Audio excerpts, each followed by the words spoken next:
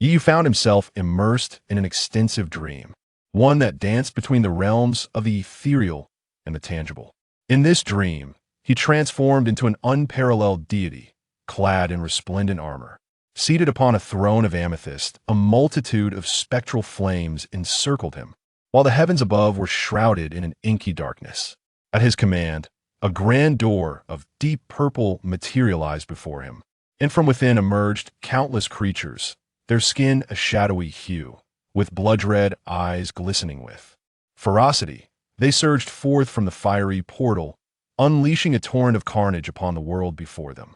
The obsidian night engulfed the sky, leaving a wasteland strewn with corpses, their anguished cries echoing through the void. In an instant, the land was reduced to desolate ruins, flames swirling amidst a sea of lifeless bodies. Resembling a hellscape, the air was thick with the scent of blood, staining the very fabric of existence. Countless fiends trampled over the remains of the fallen, their guttural roars akin to wild beasts, bowing reverently before the figure on the throne, their gazes filled with devotion and respect. Yu rose from his seat, standing aloft in the air, surveying the expanse with an imperious glare. Extending his hand, as if to encompass the very world itself, he intoned in a deep, commanding voice. From the 8 desolations, all tribes shall submit. Below, the horde of dark creatures echoed in unison. From the 8 desolations, all tribes shall submit. Layer upon layer of shouts and roars reverberated through the cosmos, heralding the arrival of an exalted deity. Nightfall, District 11, Eastern Capital Medical University Hospital. A cool evening breeze flowed through the open window, causing the delicate white curtains to flutter gently. On a hospital bed lay a young man, perhaps 17 or 18 years of age. Though not strikingly handsome, his features were well-defined and quite refined. Suddenly, the young man jolted upright from his slumber, his tightly shut eyes flinging open to reveal deep, enigmatic violet irises that a flicker of purple light pulsated at his chest, while his gaze appeared vacant. He approached the window and leapt into the air as he soared. A swirling mass of darkness enveloped him, suspending him above the ground, before he transformed into a wisp of ethereal light, materializing on the rooftop of the hospital. The gentle breeze tousled his hair as he stood at the edge of the towering building. Gazing down at the cityscape illuminated under the cloak of night, bathed in the soft glow of the moonlight, he raised his head, the violet light in his eyes slowly fading, clarity returning to his expression. What is happening? Yu awoke from the depths of a profound dream, instinctively lowering his gaze to behold the towering structures below. Wah! Startled, he gasped, stumbling backward in shock, his heart racing as beads of cold sweat formed upon his brow. Keek, have you finally awakened? Just as Yu's mind raced, an eerie voice pierced the air. He looked down to find a palm-sized, dark purple box materializing on his chest, adorned with crimson patterns and a blood red eye inscribed above, its glow pulsating ominously as if harboring a fearsome entity. With a sudden whoosh, a plume of black mist erupted from the box, revealing a pair of blood-red eyes that fixated on Yu, a mischievous glint dancing within them. After waiting for so long, you have finally awakened. Yu. What? What are you? Yu staggered back, his expression one of bewilderment. The being before him clearly transcended the boundaries of ordinary life. What am I? Kikik. The black mist swirled around him, coalescing into a basketball-sized creature, its form adorned with a pointed tail. What matters is not who I am, but who you are. The creature's voice was peculiar, an androgynous tone that seemed to resonate with an electronic cadence. Yu wished fervently that this was merely a prank orchestrated by a television network. However, the bizarre occurrences he faced were far too surreal. Take a closer look at what you possess. Possess? Instinctively, he glanced at the dark purple box floating before him, its blood red eye still flickering with a faint glow. As he reached for the box, a wave of blankness washed over his mind, visions from the dreamscape flashing before him like a slideshow. What you hold is the supreme treasure of the demon realm, known as the Wraith Box. The black creature paused before extending a small hand, pointing confidently at Yu. And you You have been chosen to become the new lord of the demon realm, succeeding the 9th Dark Lord, the 10th Dark Lord. He furrowed his brow, his gaze wavering for a moment as he anxiously surveyed his surroundings. Could this possibly be another elaborate prank by the television network? A teenage boy standing on a hospital rooftop, experiencing a midnight crisis. Fear not, young one. I am a spirit of the Wraith Box. You may call me Chi Mei. The creature, identifying itself as Chi Mei, seemed oblivious to Yi Yu's bewilderment as it continued. 8 years ago, the lords of the demon realm decided to summon a new Dark Lord to lead the demon army in an invasion of the human realm to dominate mankind. The gateway connecting the two realms lies concealed within the Wraith Box. Yi Yu instinctively glanced at the peculiar box inscribed with bizarre patterns in his hands. However, due to certain unforeseen circumstances, the demonic energy contained within the Wraith Box has dissipated, leaving the gateway in a sealed state. Chi Mei leaned closer, revealing a pair of sharp fangs amidst its dark visage, speaking in a chilling tone. Your task is to gather the scattered demonic energy to reopen the sealed gateway, and to lead the demon army in an invasion of the human realm. In doing so, you shall become the supreme ruler of both realms. The Dark Lord? Yi looked down at the Wraith Box in his grasp. Indeed, you are the new generation of Dark Lord. Chi Mei affirmed with a vigorous nod, exuding conviction. I refuse, before Chi Mei could utter another word. Yi Yu, standing high upon the rooftop, flung the box away with a decisive motion. The dark purple box arced gracefully through the air, taking Chi Mei with it, only for the box to erupt into a cloud of black mist, reappearing before Yi Yu in an instant. The magical display compelled Yi Yu to gradually accept the veracity of Chi Mei's claims. Are you insane? This is a golden opportunity to become the sovereign of both realms. Chi Mei's form solidified from the mist, its lantern-like red eyes fixated on Yi Yu in disbelief. What madness was this? Countless individuals would yearn for such an opportunity, yet he dismissed it so readily. Yi Yu shrugged, having regained his composure after the initial shock. However, he remained resolute in his decision to reject the so-called Dark Lord position. Let us set aside the question of whether he can ascend to the position of the Demon Lord.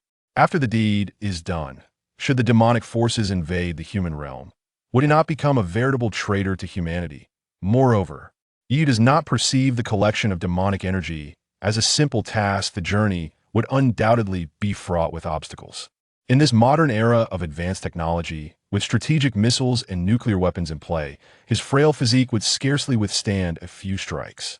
Yi Yu is a pragmatic realist, prioritizing his own safety above all else. After careful deliberation, he concludes that the role of the Demon Lord is not one he wishes to undertake. Please extend my gratitude to the esteemed leaders of the demon realm. But alas, my abilities are insufficient to fulfill the position of Demon Lord. Implore you to seek a more capable candidate. Our paths may not cross again. With that, Yi Yu clasped the box and bowed in apology. Then, with a swift motion, prepared to launch it once more in a perfect arc. Useless. The spirit, known as Chi Mei, interrupted.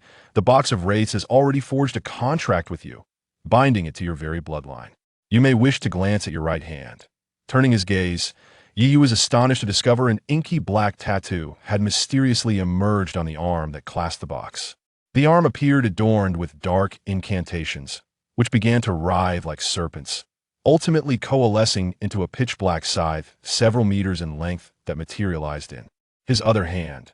The scythe, as dark as ink, felt weightless in his grasp, yet upon closer inspection, one could see the blade shimmer with a sanguine glow, resembling the menacing claws of a demon. What is this?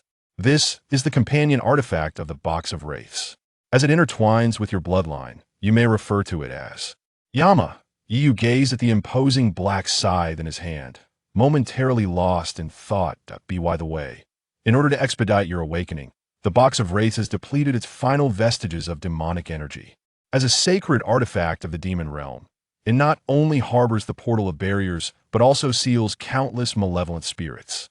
Should you fail to inject new demonic energy into it periodically, the Box of Wraiths will inevitably collapse, releasing the malevolent spirits contained within to wreak havoc upon the human realm. Consequently, you, the bearer of the box, will be the first to suffer The spirit, identifying itself as Chi Mei, nonchalantly revealed the dire consequences of negligence. Having resolved to ensnare Yiyu aboard the demonic ship, this revelation, the corners of Yiyu's mouth twitched as he regarded the obsidian scythe in his hand, a bitter smile gracing his face. So, if I choose to disregard this, I am still bound for doom. Precisely.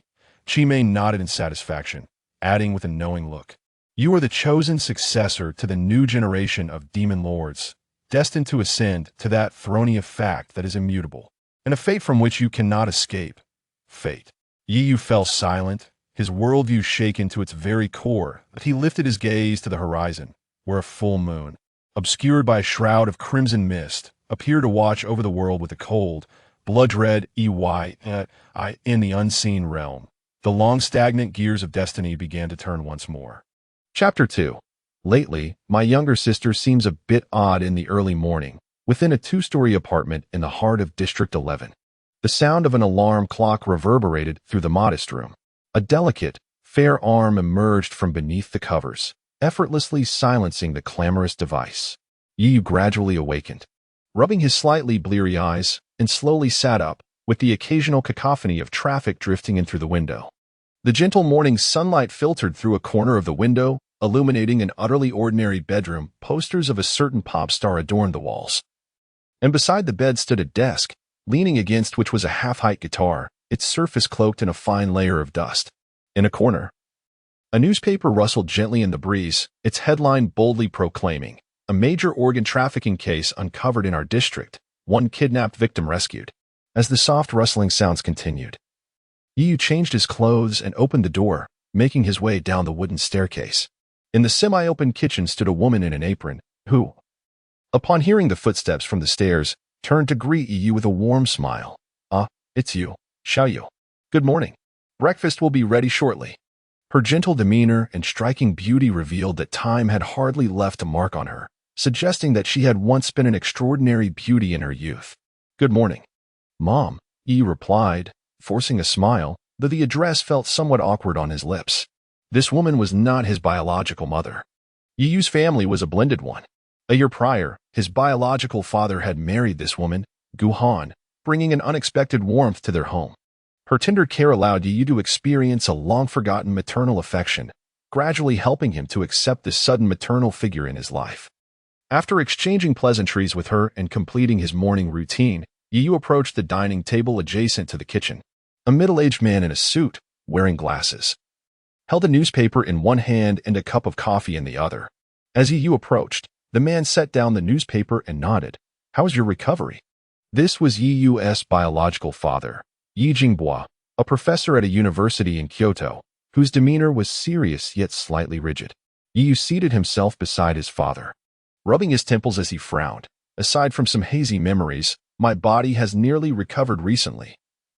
Yiyu had unfortunately found himself embroiled in a heinous kidnapping case but was rescued by the police. After timely medical intervention, his physical health was largely restored. The only serious aftermath was a trauma to his brain sustained during the ordeal, which had caused him to lose some memories. Although he had gradually recalled most of his past, certain fragments remained frustratingly elusive despite his efforts to remember. "Rest well, and don't exert yourself too much. You can get checked again in a while," Yi Jinghua said, giving Yiyu's shoulder a reassuring pat, which he deemed the best way to console his son. Yiyu forced a smile. His father's earnest tone resembled that of a stern principal lecturing a failing student. Just then, a flurry of footsteps echoed from the staircase leading to the second floor. A girl clad in a white JK uniform rushed down, a shoulder bag slung across her body. "I'm going to be late. I'm going to be late," she exclaimed, a red hair tie clutched in her mouth. While her hands busily gathered her loose hair into a ponytail, she wore a delicate gold bracelet, and her pure, sweet appearance, even without makeup, could easily rival that of contemporary internet celebrities. Upon closer inspection, she bore a striking resemblance to Gu Han. This girl was Gu Baiying, 16 years old, Gu Han's biological daughter, and Yiyu's half-sister, a true prodigy in beauty. "Showing, at least take your breakfast with you," Gu Han called out. Observing her daughter's frantic demeanor, Gu Baiying hurried to the dining table, slightly bowing. "I'm going to eat now." She quickly grabbed a piece of toast. greeted her father and Yu, then dashed to the entrance to change her shoes and leave. Be careful on your way, Yijingwa said, setting down the newspaper. A subtle smile gracing his face as he exchanged glances with Gu Han, who sighed in resignation. At this moment, Yu stood up and addressed them. I should be heading to school as well. Like his sister Gu Baiying, Yu was also a student at the East Capital Private Academy's high school division. Due to his hospitalization, he had not attended school for some time. Shall you isn't going to rest a bit longer? Gu Han inquired, concern etched across her face, fearing that the traumatic kidnapping incident might leave psychological scars on him. Yijingwa nodded knowingly at her apprehension. No, I've been lying in bed for too long and am getting a bit bored. It's time for me to return to school, Yu replied with a smile. After a brief farewell, he donned his long-lost school uniform and stepped outside, carrying his bag. As the doors swung open, the brilliant morning sunshine poured in, prompting Yu to instinctively shield his eyes while inhaling the slightly humid air. The sounds of honking cars and bustling crowds filled his ears as he stood bathed in the soft light, exhaling softly and gazing towards the illuminated distance. This simple and tranquil life is truly delightful. A deep purple box hung gently from his neck, swaying slightly. Xiaoying. You're heading to school so early. Good morning, Uncle Yinshan. Baiying, do you want to have some breakfast?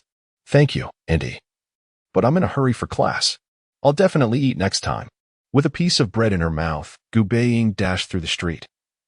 Greeted by neighbors who offered their morning salutations, all of which she returned with a cheerful smile. Unlike when she left home. A petite white cat now nestled in her arms. As she sprinted through the alleys, she soon arrived at an intersection, where a short-haired girl in a pleated skirt stood waiting, holding a bag. Recognizing her familiar silhouette, Gu Baiying waved enthusiastically. Xiaoyi, over here. The short-haired girl turned, a playful smile appearing as she placed her hands on her hips and teased. Honestly, Xiaoying, you're late again. Sorry. I accidentally overslept. Gu Baiying bent down in apology, lifting the small cat overhead in a gesture of supplication with her hands pressed together. Well then, this time, I'll punish you by making you treat me to ice cream from Yishuas. Of course, no problem. But you should take care of yourself too. Why are you staying up so late lately? The short-haired girl frowned. No, it's just that I was reviewing my studies quite late. Gu Baiying chuckled lightly. Regardless of how much one studies, one must pay attention to their health. The short-haired woman shifted her gaze to the white cat nestled in Gu Baiying's arms. You seem to have developed quite an affection for this feline, carrying it with you everywhere. Meow. The white cat in Gu Baiying's embrace let out a soft meow, its vibrant eyes glimmering with life. Oh dear, I find this stray cat rather pitiable. The other day, I encountered it by the roadside. The two young women whispered to each other, gradually drifting away. At a nearby intersection, Yu hoisted her shoulder bag and watched as Gu Baiying's silhouette was gradually engulfed by the passing vehicles, momentarily lost in thought. Why does it feel like this girl is a bit different from usual? It's hard to pinpoint the oddity, but Yu sensed something peculiar about her sister's recent demeanor. Oh, Yu. As Yu pondered, she suddenly felt a tap on her shoulder from behind. Turning, she was greeted by a radiant smile. It's been so long since we last met. You didn't even tell me you were discharged. The newcomer was a tall young man clad in the same school uniform as Yu, adorned with a pair of gold-rimmed glasses and possessing a refined appearance. Zhuge. Yu instantly recalled the identity of the young man before her. He was a close friend from her past. Due to brain damage, Yu had lost many significant memories, leaving her with only the names of familiar faces. You still remember my name. It seems your recovery is progressing quite well. Zhuge beamed, naturally draping his arm around Yu's shoulders as they walked forward. Let us go. It's time to announce the return of our school's illustrious figures. Chapter 3. Is the system here? In a classroom of the high school division of the Eastern Capital Private Academy, located in District 11, 3 centuries ago, Neon officially came under the jurisdiction of the Huaxia Federation. With various regions renamed using numerical codes, the rich cultural heritage of Huaxia gradually supplanted the Yamato culture, leading the Yamato people to fade into the annals of history.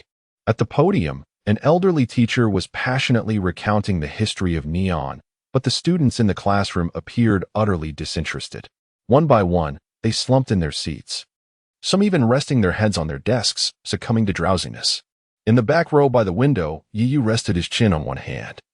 Twirling a fountain pen with the fingers of the other, his gaze drifting toward the horizon. Outside, the faint sound of cicadas chirped, and the withered yellow leaves swayed gently. The autumn breeze carried a hint of chill, while a dull yellow hue tinged the distant sky. Everything felt utterly mundane. The violet box hanging on his chest swayed gently. The blood-red eye etched upon it flickering with a flash of crimson light, deepening Yiyu's gaze. Everything seemed so ordinary, except for, "Young man, do not forget the mission that rests upon your shoulders." At that moment, a sinister electronic voice suddenly echoed in Yiyu's ears, reverberating through his mind like a clap of thunder. Still lost in thought, Yiyu turned his head, only to behold a basketball-sized black tadpole floating beside him, its lantern-like red eyes staring intently. Yiyu stumbled as he stood up from his seat, exclaiming, "What are you doing here?" He hadn't expected the creature to manifest so openly in this setting, but as soon as he uttered those words, a realization struck him, and he stiffly turned away. Countless astonished gazes were fixed upon him. Even the teacher at the podium dropped his chalk in shock. Instinctively, Yiyu swallowed hard and glanced at the floating black tadpole beside him, which appeared to relish the spectacle, revealing two sharp fangs as it sneered, "Fear not. Ordinary people cannot perceive my presence." Just as Yiyu began to relax, the teacher adjusted his glasses and coldly remarked, "Yiyu, if you cannot sit still in class, you may leave." The lethargic demeanor of the students had long since angered the teacher, and now he merely used Yiyu as a scapegoat to set an example. While many students expected Yiyu to beg for mercy, he merely shrugged, grabbed his satchel from the chair, and, amidst a sea of astonished stares, nonchalantly turned and exited through the door. Clang. Even after the back door closed, the expressions on their faces remained frozen in shock, disbelief evident in their eyes. Zhuge Wenxuan dropped his pen, staring at the empty seat by the window, muttering, "This kid is getting bolder by the day. Was Yiyu truly so brave?" The answer was no. However, his experiences were beyond the realm of ordinary imagination, and the daunting task of saving, or rather, destroying, the world loomed before him. Even with immense composure, it was impossible for him to maintain the demeanor of a typical student in class while facing such monumental pressures. In front of a thicket at the base of the teaching building, Yiyu gazed at the scene unfolding before him, involuntarily inhaling sharply.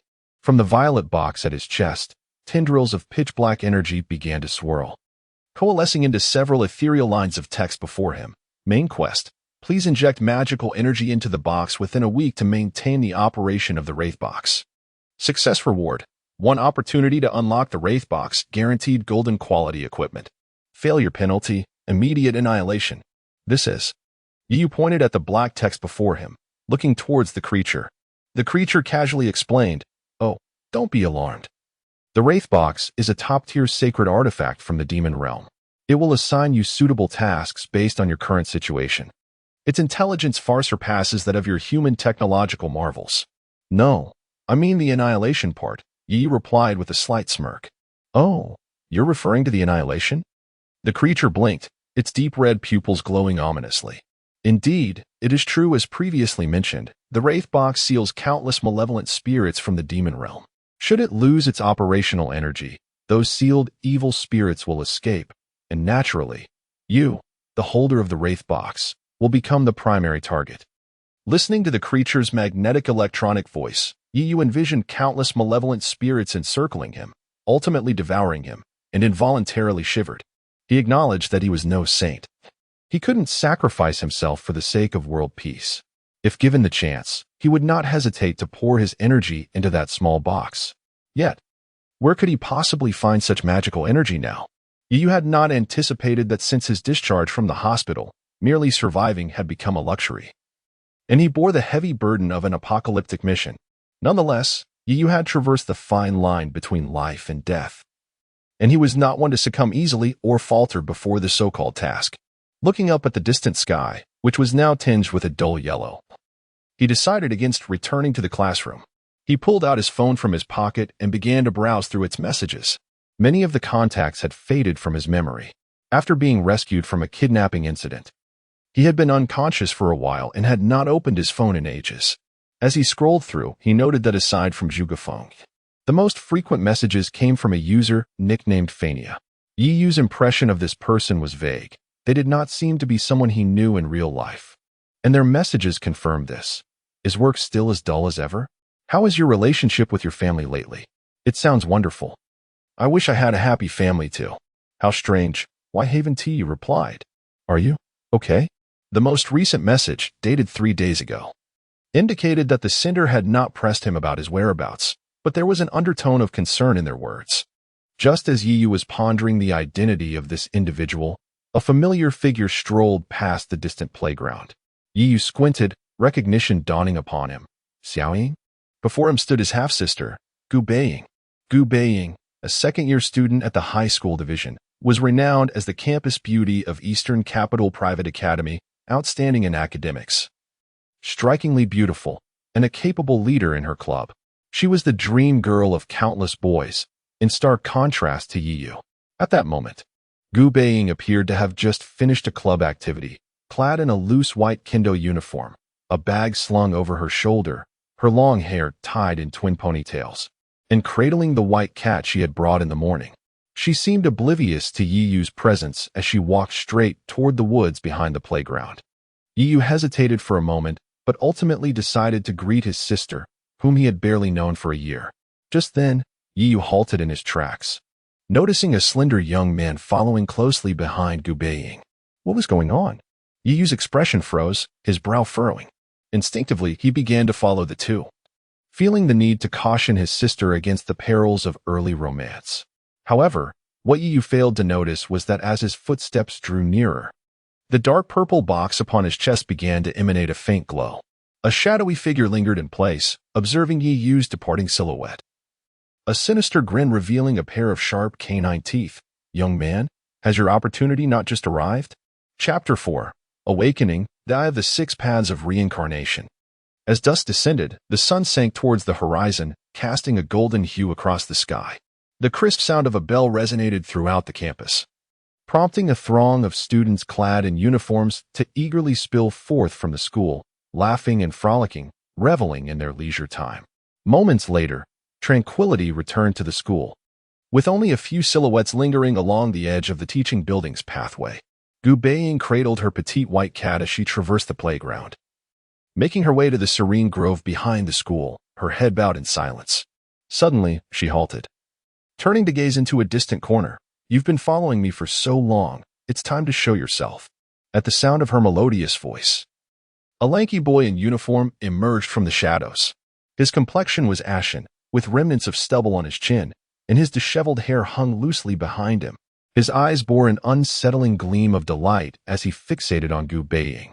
Ing-chan. Gu Baiying appeared to recognize the boy, her brow furrowing slightly. Yamahara, have you really been stalking me all this time? Yamahara, unperturbed by her accusation, stepped closer, his bloodshot eyes fixated on her figure, swallowing hard. Under his invasive gaze, Gu Baiying frowned in displeasure. Yet, what followed was utterly unexpected. He produced an envelope from his pocket and, resembling an awkward boy, bowed before her. Ing-chan, I have liked you for a long time. Please go out with me. Me, the white cat in Gu Baiying's arms mute. Its human-like gaze fixed on the gaunt figure of Yamahara, a glimmer of light flickering in its eyes. Gu Baiying exhaled heavily, opened her palms decisively, and replied, I'm sorry.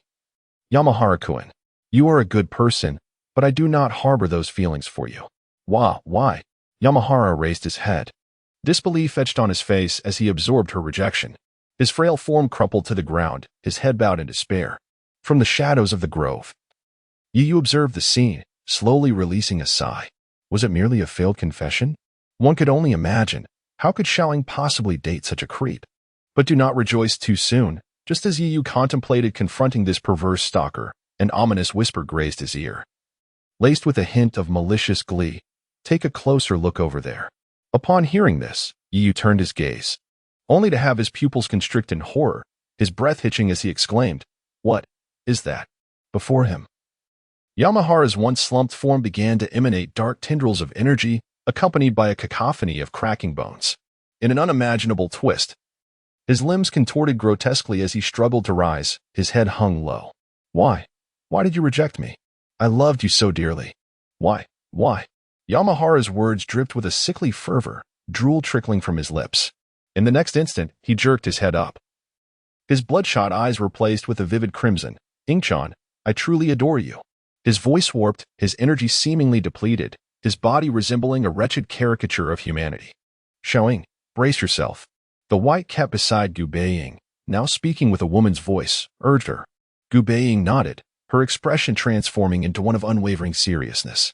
Yamahara emitted a guttural roar, his body ensnared in dark miasma, lunging ravenously towards Gu Baiying. She deftly leaped aside, dodging his assault, as the ground beneath her cracked ominously. Ingchan, Ingchan. Yamahara crawled back up, his eyes blood-red, the darkness surrounding him intensifying. Xiaoying, use that. The white cat declared, its slit pupils gleaming with sharpness. As Yamahara prepared to pounce again, Gu Baiying unfastened a bag from her shoulder, revealing a slender wooden blade. Closing her eyes, the bracelet on her wrist radiated a brilliant golden light. Suddenly, Gu Baiying exuded a soft golden glow, her hair transforming into a cascade of gold. The light flowing down her body and enveloping the wooden blade in her grasp. In the next heartbeat, she opened her eyes, a fleeting glimmer of gold flashing within them. And with a fierce cry, she swung the golden blade. In an instant, two brilliant arcs of golden light surged forth, striking Yamahara as he lunged. His body halted abruptly, emitting a sound akin to ice plunging into boiling water. His expression contorted in ag, however. Unlike the original figure of Yamahara, this visage is far more distorted and grotesque, bearing an unabashedly lewd expression. It appears that your sister has been somewhat careless, failing to cleanse it thoroughly. Yet, this inadvertently benefits you, as there is now a ready source of magical energy for you to absorb. The mysterious purple box before him began to pulsate with an unusual crimson glow, reminiscent of a famished child yearning for sustenance. Seeing Yu standing motionless, the malevolent spirit smiled with a sinister curve at the corners of its mouth and sneered. What is the matter? Are you afraid? Do not forget, your sister's identity has been exposed to the adversary. If you do not act swiftly to eliminate him, your sister will surely suffer the brunt of their wrath, as will your parents and kin. The chilling timbre of the spirit's voice echoed in Yu's ears, akin to a demon's seductive whisper. With a sharp crack, Yu clenched his fist, a faint glow gradually surfacing in his eyes as he replied expressionlessly, such matters require no reminder from you. As his words fell, dark, arcane tattoos re-emerged upon his arm, and a stream of shadowy light coalesced in his grasp, forming a pitch-black trident. Though forged from the same dark runes as before, this trident radiated a sharper, more menacing aura, entwined with streaks of sanguine light. The essence of Yama resides in the malevolent spirit's blood soul, encapsulated within the box of specters. Its form is a manifestation of its wielder's emotions. The spirit interjected, timely in its explanation. Compared to the side's subtlety, the trident in Yu's hand exuded a more pronounced sharpness. You have grown somewhat, Yu.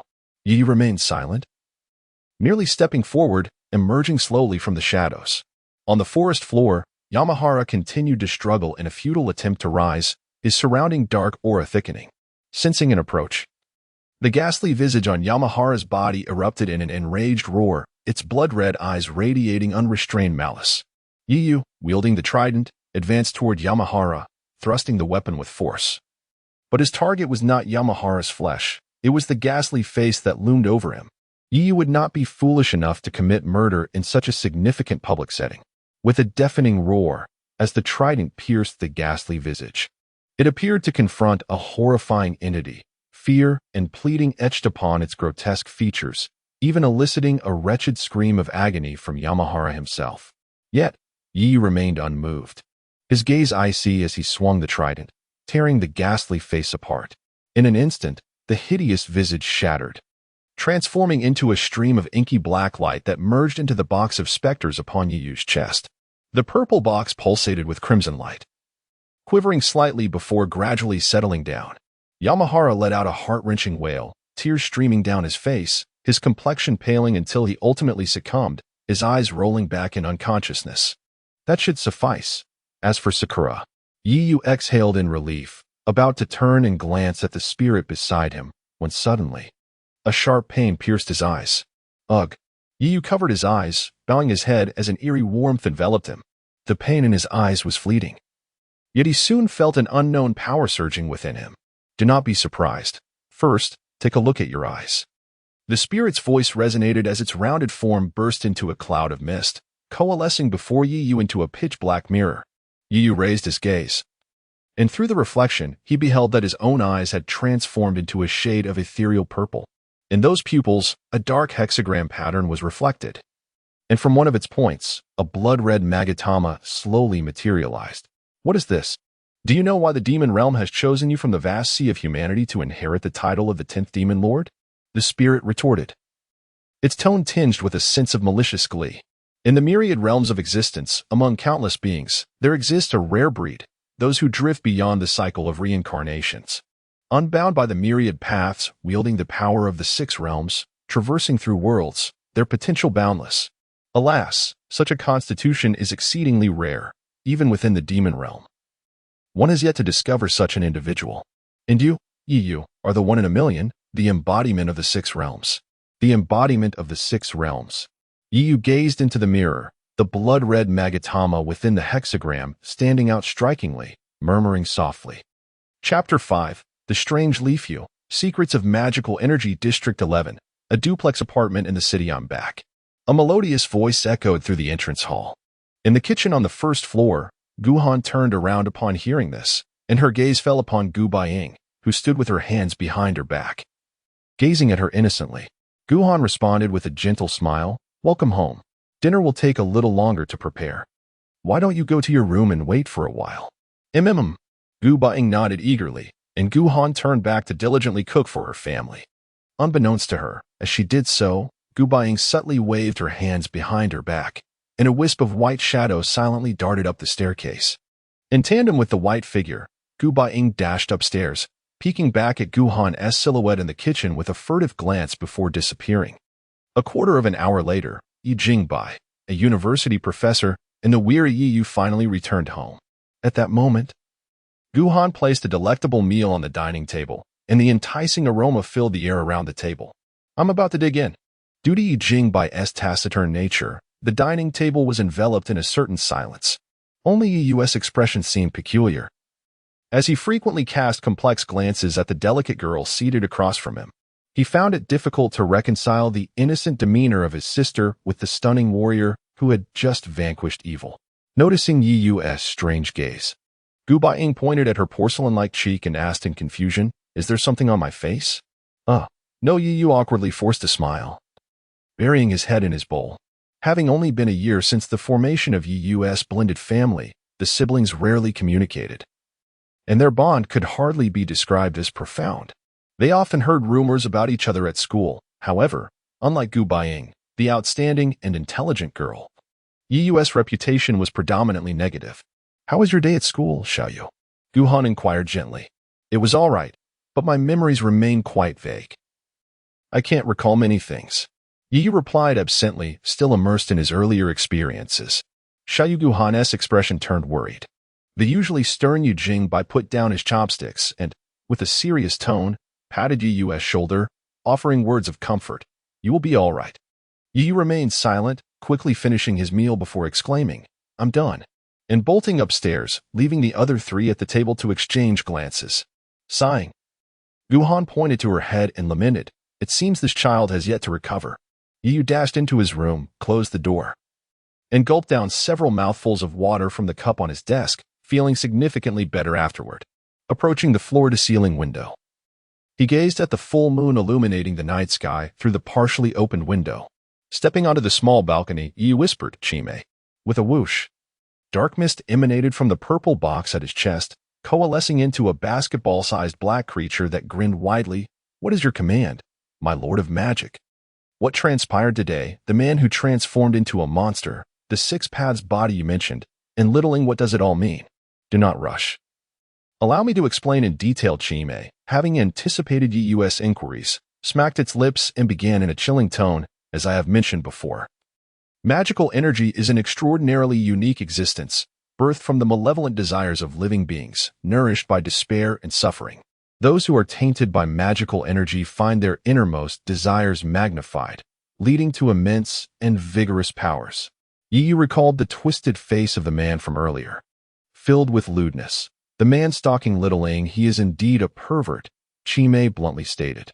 Their abilities are the manifestation of their own desires, those afflicted by magical energy. While gaining extraordinary power, will find their inner cravings amplified under its influence, causing them to shatter their own boundaries, inflicting pain and despair to satisfy their insatiable desires. Desire Yu glanced down at the box on his chest, realizing that magical energy had such a profound effect. What happens if one suppresses their desires? Chimei let out a scoff, as if amused by a jest, then teased Yu.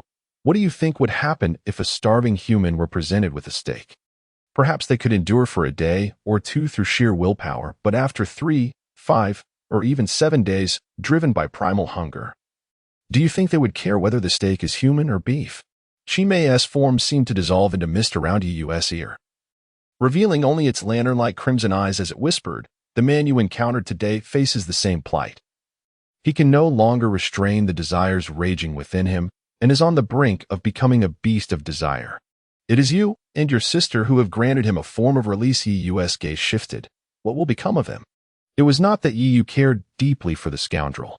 Rather, he was concerned that any fallout from the man's actions might endanger himself and his sister. Chimei answered gleefully, "Once magical energy merges with a human's desires, it becomes part of them. Forcibly extracting magical energy from such individuals can lead to severe consequences. At best, their soul suffers a grievous blow, and they lose their memories. At worst, they perish entirely." Yu inhaled sharply, recalling the grotesque visage. "So, I can only find magical energy from these monsters, correct?" Chimei chuckled. "You need not feel pity for them. Under the sway of their desires, they can hardly be considered human anymore." Yu grasped the black box in his hand. "Since I have infused it with new magical energy, I should be safe for the time being, correct?" Seemingly reading Yu's thoughts, Chimei's eyes twinkled with mischief. "I've mentioned before, becoming the 10th Lord of Magic is a fate you cannot escape." Chimei conjured a black mist before Yu, forming a mirror that reflected the twisted face he had encountered earlier. Upon seeing the visage, Yu's breath quickened, a familiar power surged within him, and warmth spread through his eyes. In the dark mirror conjured by Chimei, Yu's eyes transformed into a profound purple, and the image of a 6-pointed star slowly emerged, one corner adorned with a blood-red magatama. "Furthermore, look at yourself now. How do you differ from the monsters you speak of?" Chapter 6. The First Lottery, the Azura Mask. A refreshing autumn breeze wafted through the window, brushing against the tips of Yu's hair, yet all she could feel was an icy chill penetrating her bones. Gazing into the mirror, her violet eyes reflected a profound silence. At that moment, a voice beside her, enigmatic as a specter, broke the stillness. "Have you ever heard of the 6 realms of reincarnation? The so-called 6 realms are the 6 great destinations for all sentient beings, encompassing the realms of Devis, humans, Azuras, animals, hungry ghosts, and hell. Every being that departs this world must endure the torment of reincarnation until they completely lose their soul and memory, forever sinking into the cycle of existence. However, your constitution is exceptionally rare. You possess a unique soul capable of traversing these 6 realms without being tainted by karmic burdens. Can you perceive the change in your eyes? This marks your awakening of the first realm of reincarnation, the hungry ghost realm. The hungry ghost realm can erode malevolent souls in this world, consuming countless evil obstructions, including those humans infused with demonic energy, thus allowing you to effortlessly extract the demonic energy from within them. Once you awaken the abilities of the remaining 5 realms, your power will undergo a monumental transformation, qualifying you to inherit the title of Demon Lord and become a true sovereign of this realm." As Yu pondered the astonishing revelations imparted by the specter, the mysterious box of ghosts at her chest suddenly flickered with an eerie crimson glow. Amidst the pulsating light, she sensed a familiar essence, akin to that radiating from the masked man with the ghostly visage. It was the aura of demonic energy. "Do you remember the task bestowed upon you by the mysterious box of ghosts?" As the specter continued, the ethereal purple box before Yu levitated mysteriously in the air. As a premier artifact of the demon realm, the mysterious box of ghosts not only seals countless evil spirits and demons but also stores treasures collected by its previous users. Each time you accomplish a task assigned by the box and infuse it with sufficient demonic energy, you shall be granted an opportunity to draw from the sealed treasures within. What you ultimately receive, however, is contingent upon your fortune staring at the box that continuously exuded an ominous crimson light. It bore an uncanny resemblance to a stunning beauty reclining on a bed, her shoulders partially exposed, casting seductive glances in his direction. Ultimately, unable to resist temptation, Yu pressed his hand upon the blood-red eye of the box. In an instant, the box's purple exterior erupted with a surge of bloodlight, and faint wails reminiscent of souls from the underworld echoed within. Yu's room was instantly bathed in a deep crimson hue, accompanied by a flash of golden light. A fearsome demonic mask materialized in Yu's grasp. Simultaneously, dark mist coalesced before her, forming a line of text. The Azura mask of the first demon lord. Quality: golden, a mask once worn by the eternal Night Lord, the founder of the Night Clan, who reigned supreme over the demon realm and subdued all races. However, following the mysterious disappearance of the first demon lord, this mask, which once instilled terror in all beings, also vanished from sight. Ah, Yu, your luck is quite remarkable to have drawn such a treasure, the specter exclaimed in surprise. The first master of the mysterious box of ghosts was the first demon lord, and this mask accompanied him on his conquest through the demon realm, compelling all races to submit and causing gods and ghosts to weep. It has now come into your possession. Truly a testament to your destined inheritance of the demon lord's title. Yu ignored the specter's flattery, lifting the oddly textured mask that felt somewhat akin to an animal hide.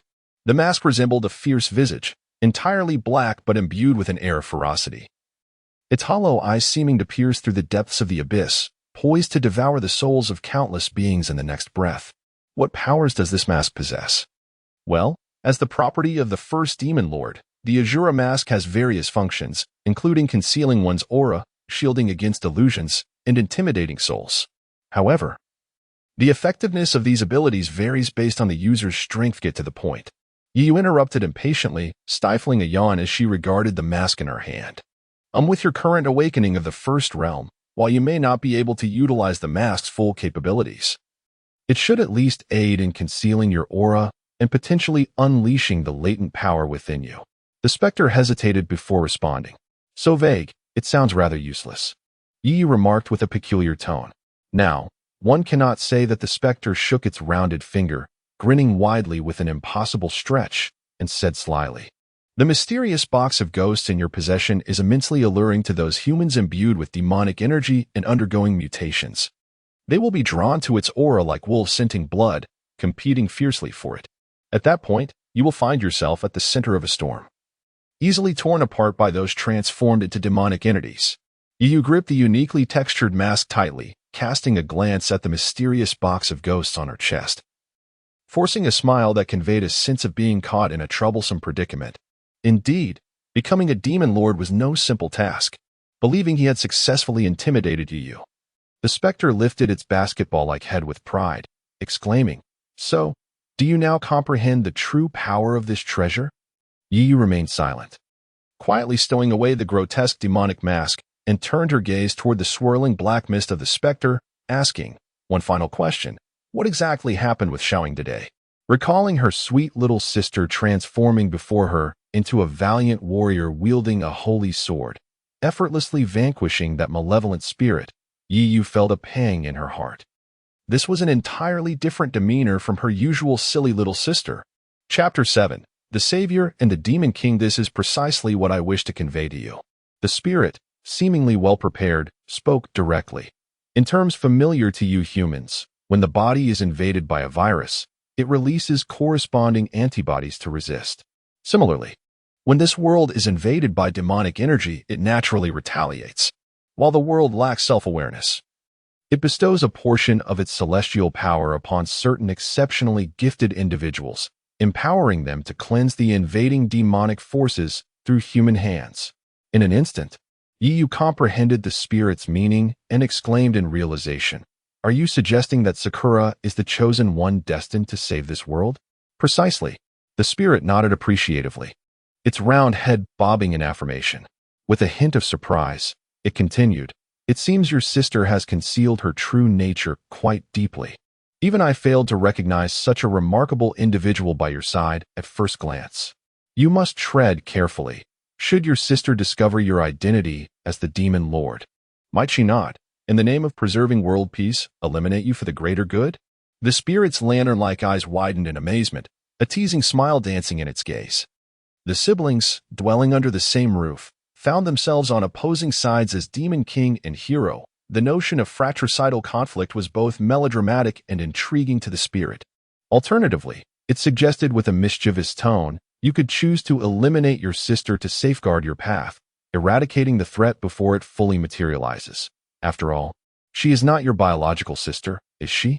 As if to echo the spirit's words, dark mists emanated from the box of specters, swirling before Yu to form ominous subtitles. Main quest: eliminate a chosen one. Absorb celestial luck. Upon success, gain 10 chances to unlock the specter box. In stark contrast to the bounty placed on the ghost-faced man, the reward for Gu Baiying within the box was astonishingly 10 times that amount. It is worth noting that absorbing such a chosen one would greatly benefit the specter box.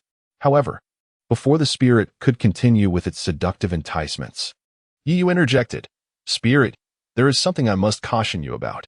"What is it?" The spirit, thinking Yu had reconsidered, turned around, only to be seized by a large hand gripping its head. It was met with an icy glare from Yu, followed by a chilling voice. "Do not attempt to interfere with my life, nor seek to manipulate me with your notions. Otherwise, I will not hesitate to shatter the dreams of your demonic realm into mere illusions." With that, Yu exerted force upon its arm, and the sound of tearing air resonated as the spirit was crushed into a cloud of black mist. Subsequently, Yu casually tossed the palm-sized black box aside and turned to leave, unfazed. "Ah, indeed you exhibit some semblance of a demon lord, Yu."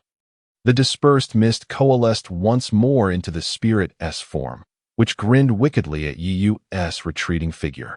"If you wish to protect yourself or your family from unforeseen calamities, it would be wise to conceal your identity, especially in the presence of your sister, the savior." Yu paused momentarily but remained silent, eventually resuming a slow walk back into the room. Meanwhile, in another room on the second floor where Yu resided, Gu Baiying, clad in a flimsy nightgown, had just finished her evening rituals. She lay on her soft bed, cradling a life-sized plush toy, her delicate legs rhythmically tapping in excitement. "Hey, Sister Yin, I did quite well today, didn't I?" Gu Baiying exclaimed, her plush toy nestled in her embrace. Before her lay a small, pure white cat. "Not bad, but..." The white cat suddenly spoke, licking its paws before leaping gracefully to the windowsill, its keen eyes locking onto Gu Baiying. "But, little Sakura, you have been overly lenient with that individual." The cat's voice was reminiscent of a melodious woman, sweet and enchanting. Gu Baiying sensed a hint of reprimand in the cat's tone, pouting slightly as she playfully replied, "I sensed something amiss with that mountain dweller. But I never imagined he would turn out to be such a monster. If it were any other creature, it would be one thing. But discovering that our enemy is a classmate was unexpected, and I held back. You must never underestimate those monsters." The cat's gaze turned to the vast night sky, reflecting a human-like emotion as it continued, for in a certain sense, they are no longer human. 8 years prior, a mysterious virus erupted across the globe, with Neon suffering the most severe consequences. To this day, researchers have yet to determine the origin or means of transmission of this virus. Those infected undergo varying degrees of mutation, acquiring supernatural abilities. However, alongside these powers, the inner demons of the afflicted are exacerbated, leading them to recklessly indulge their desires and commit acts that threaten societal stability. We refer to those whose malevolent thoughts spiral out of control during their transformations as demons. As the havoc wreaked by these demons intensified, authorities took notice of the monsters masquerading in human guise, establishing specialized organizations to eradicate them, thus maintaining a facade of societal tranquility. The white cat gazed at the starry sky before turning to look at Gu Baiying. Yet, countless demons remain hidden among the populace. The friends and classmates you converse with during the day may transform into ravenous beasts by night. You must remain vigilant. Recalling her recent experiences, Gu Baiying nodded thoughtfully, raising her hand to reveal a faint golden glow shimmering in her palm. "Then you are different from those monsters," the cat interjected, Little Sakura, your heart has not nurtured any inner demons. You are a unique existence among the demons. Your abilities can effectively counter those who have lost their reason, suppressing the virus within them. If you continue to grow, I believe one day you will uncover a means to purify these demons. You are the savior destined to rescue this world. Gu Baiying had never considered that she bore such a monumental mission, but clenched her tiny fist, resolutely declaring, I will do my utmost. Moreover, you must remember, your abilities and identity must remain a secret. The white cat warned earnestly, fixing its gaze upon Gu Baiying. Not even your parents or that brother of yours must learn a thing. It is for their safety. I understand, Gu Baiying assured, nodding emphatically. She hugged her plush toy close, leaning against the wall, her clear eyes glimmering with a hint of golden light. In a dimly lit room at the end of the second floor, a faint glow flickered above the bed where Yi Yu lay, engrossed in his phone. One hand cradling his head, his expression focused yet lost in thought. Beside him, the box of phantoms was enveloped in swirling streams of black and crimson, as if harboring some exceedingly terrifying entity. Within the same floor of the attic, the occupants of two adjoining rooms were tormented by their own thoughts, tossing and turning, unable to find solace in slumber. Chapter 8. The Eyes That See Through Desire. Oh no, I'm going to be late. In the early morning, the melodious voice of Gu Baiying shattered the tranquility of the household, quickly followed by the sound of hurried footsteps descending the stairs. When the disheveled Gu Baiying rushed down, she realized she was still clad in her cartoon-patterned pink pajamas. Meanwhile, at the dining table not far from the staircase, Yi Yu and his companions gazed at her with unwavering attention. A deep blush crept onto the girl's cheeks as she stepped back, stumbling her way back upstairs. Gu Han, shaking his head in resignation, supported his chin with one hand. Such impetuousness, this child Baiying. Only Yi Yu looked at Gu Baiying with a glimmer of something different in his eyes. He set down his plate and, smiling at Gu Han and Yi Jingbai, declared, I'm off to school. Is Xiaoyu really okay? Gu Han asked with concern, recalling Yi Yu's unusual behavior the day before. Yi Yu forced a smile, acknowledging that his reaction had indeed been strange. After all, anyone would be taken aback to discover that their sister is a magical girl destined to save the world. Wouldn't they? He reassured Gu Han about his health once more, and with Yi Jingbai's support, he managed to leave the house. Meow. As soon as Yi Yu pushed open the door, he was greeted by the soft meow of a cat. Turning his head, he spotted a pure white kitten perched on the wall, its enchanting green eyes fixed on him. Wasn't that the white cat that had followed Gu Baiying yesterday? Sensing the cat's gaze, Yi Yu met its stare without hesitation.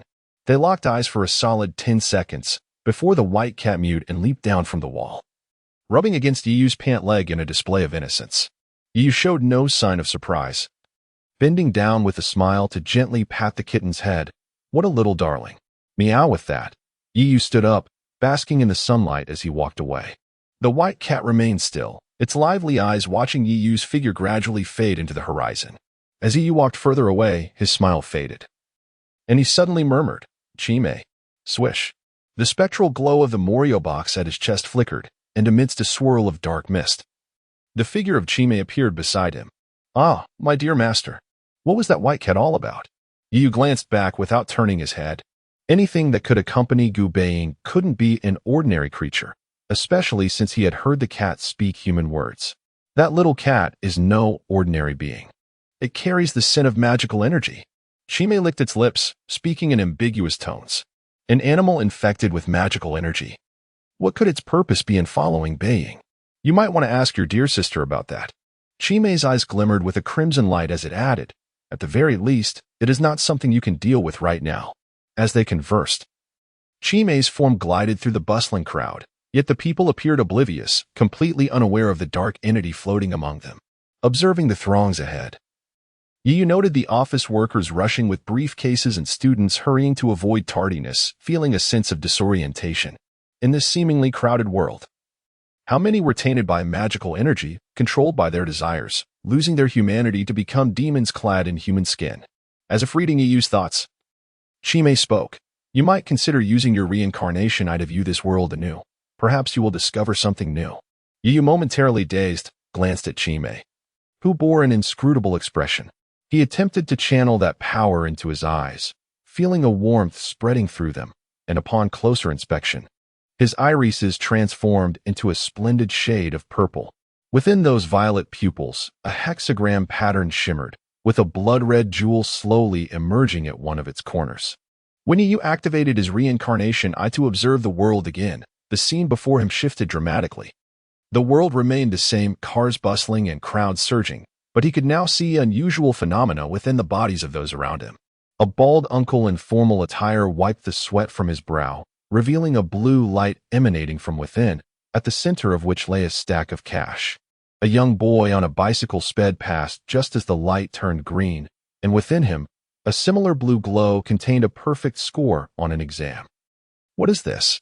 Yu marveled, noticing that everyone around him harbored these blue orbs of light, enclosing various desires, piled cash, exquisite clothing, sharp blades.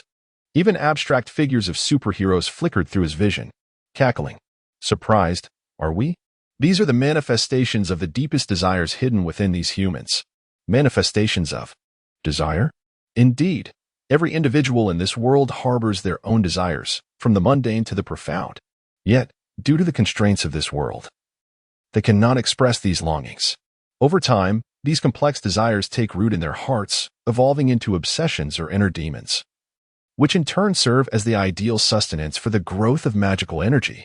Chimei's form once again dissipated into a cloud of darkness, swirling around Yu as its tone remained ominous. Behold, this is the true nature of the world. And this is another ability granted to you by your awakened Reincarnation Eye, the eyes that see through desire. Yu's gaze flitted through the crowd, observing a husband and wife smiling at their child, seemingly a harmonious family, yet a knife was already forming within the husband's body. Nearby, a vivacious female student was corroded by greed, her pure exterior concealing a trove of glittering jewelry. Suddenly, Yu felt an indescribable pain in his eyes, accompanied by a throbbing in his head. The agony compelled him to instinctively shut his eyes, and when he reopened them, they had reverted to their usual appearance. A word of caution. With your current strength, you cannot maintain the Reincarnation Eye for long, unless you can utilize the abilities of the Hungry Ghost Path to consume more magical energy. Every word from Chimei lured Yu to devour more magical energy. Yet he remained unfazed. Covering his slightly aching eyes, Yu pondered a possibility, abruptly asking, "If my eyes see nothing but blankness, what does that signify?" Chimei grinned. If the Reincarnation Eye reveals only blankness, there are two possibilities. One is that the opponent's strength far surpasses yours, rendering you incapable of probing into their desires. As for the other, Chimei suddenly turned to the bustling crowd, where the myriad of human experiences unfolded, and spoke in a teasing tone. It means that this person harbors no desires. But how could that be possible? Within the heart of every individual lies a caged beast known as desire. Chapter 9. The Goddess Chio, the peeping Tom of the campus. Good morning, Yu. Morning, good morning. In the corridor of the East Capitol Private High School's teaching building, Yu was greeting unfamiliar classmates with a professional smile. It was not that he was pretending to be aloof. Rather, he was not acquainted with these so-called friends at all. The bizarre kidnapping incident not only confined him to a hospital for an entire month, but also led to the loss of a significant portion of his memories. However, in order to lead a semblance of a normal life, he had to present himself as a regular person, rubbing his slightly stiff lips caused by the forced smile. Yu pushed open the classroom door. As soon as he stepped into the classroom, the once boisterous environment fell into silence. The classmates who had been chatting moments before all turned their gazes towards Yu, their expressions a mix of shock, surprise, and perhaps a hint of admiration. His actions the previous day had been extraordinarily audacious. Without a word of protest, he had simply walked out, leaving a profound impression on these naive students. Hey, Yu. You actually decided to come back. Suddenly, Yu felt a pat on his shoulder from behind. Turning around, he found Gu Baiying, wearing gold-rimmed glasses, grinning widely at him. Seeing you yesterday, I genuinely thought something was wrong with you. Gu Baiying scrutinized Yu for a moment before breaking into a hearty smile. Naturally, he draped an arm over Yu's shoulders and whispered, "But I've never liked that old hag, and you did what I never dared to do. Well done." Yu forced a smile, feeling speechless at Gu Baiying's rather unsettling expression of approval. Who would have imagined that beneath such a refined exterior lay a comedic soul? As he was pulled back to his throne by the window in the back row by Gu Baiying, the classroom erupted into chatter once more. Almost as soon as you sat down, a gentle and melodious female voice reached his ears. Are you all right? A waft of fragrance approached, and when you looked up, he was taken aback to find a remarkably beautiful girl standing before him. She wore the standard high school uniform, a navy blue sailor shirt paired with a pleated skirt, her slender legs clad in dark stockings. She sported a pair of light blue glasses that augmented her delicate features with an air of intellectual beauty. However, what captivated you the most was her cascading hair, which was not black, but a lustrous sky blue. Chio-san, you blurted out instinctively. Anyone who could leave such an impression on his amnesiac mind was surely exceptional, and the girl before him was memorable precisely because of her outstanding qualities. This girl was Chio Riegetsu, the class representative of Yu's class, excelling in academics, possessing exquisite beauty, and radiating a gentle personality. Not only was she the class flower, but she also held the status of a goddess at East Capital Private High School.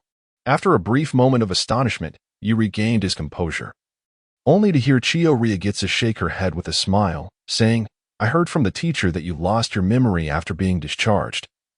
But it seems we worried too much. Immediately, a stack of books was placed in front of you. Even so, you mustn't forget to review your lessons. Chio Riegetsu winked at you, her smile imbued with encouragement.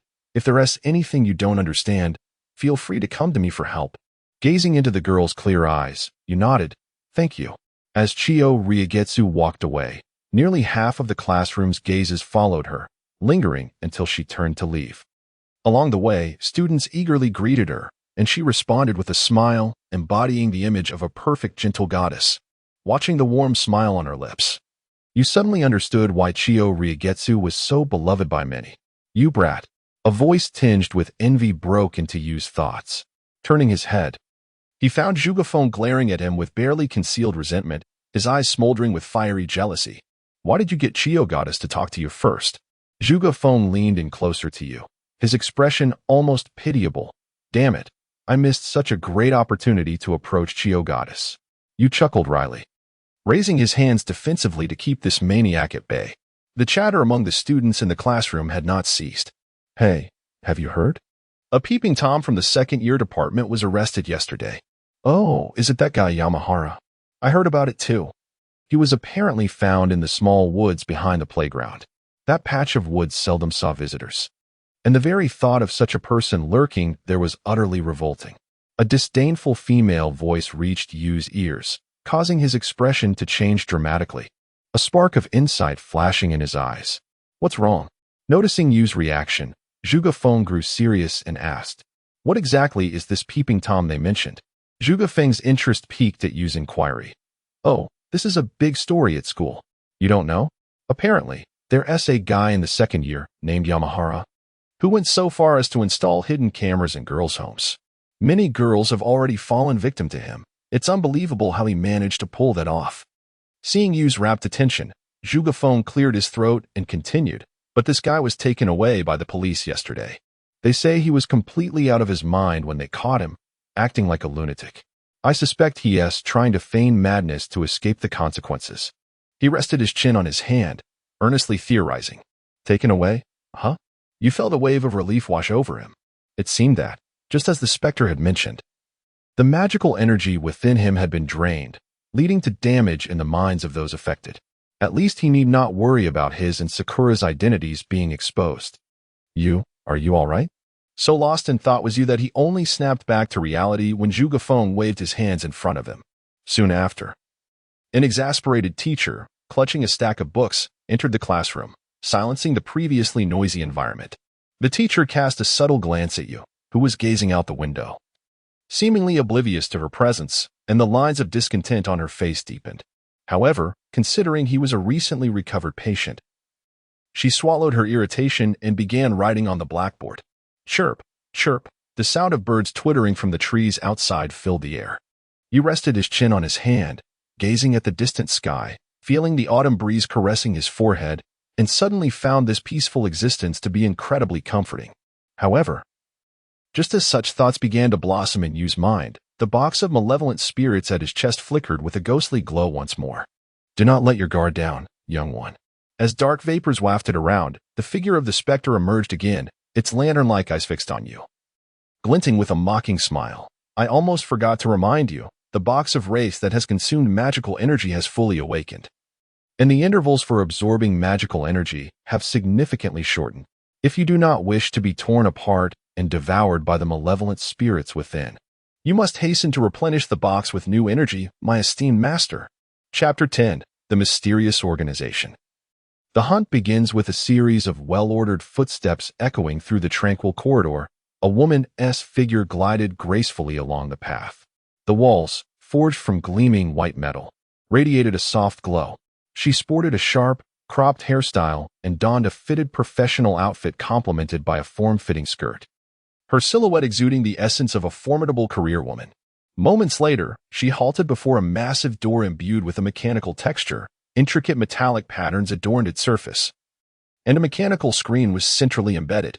With a swift motion, a crimson laser beam emanated from the door, scanning the woman's pupils before emitting a mechanical voice. Iris verification complete. Welcome, Inspector Aoyasu. Subsequently, the heavy door creaked open, allowing the short-haired woman to step inside.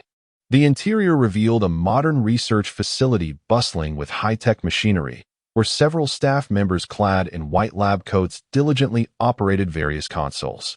Through a colossal monitoring screen ahead, one could observe a chamber resembling an interrogation room, its walls composed of impenetrable white metal. In the center of this room sat a gaunt man, his limbs shackled.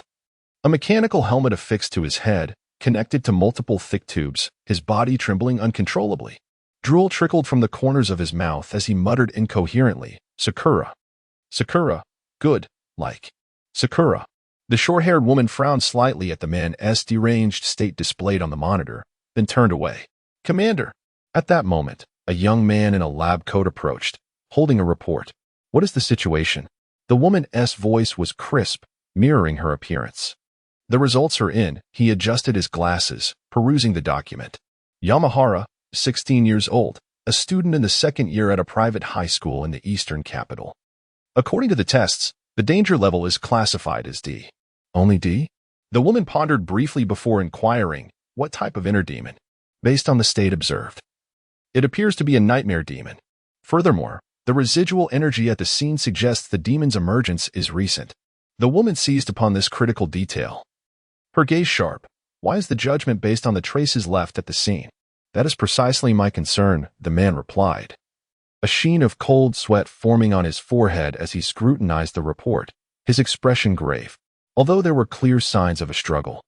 By the time our team arrived, Yamahara was already unconscious, bearing various injuries, and upon regaining consciousness, he exhibited signs of madness. A thorough examination revealed. He lifted his gaze to meet the woman's, his eyes trembling as he finally uttered the shocking revelation. The magic core and energy fluctuations within him have vanished. What? At the man's words, the woman's eyes widened in horror, her expression finally betraying her shock. As night fell, the cool evening breeze swept through, casting fleeting shadows beneath the moonlight.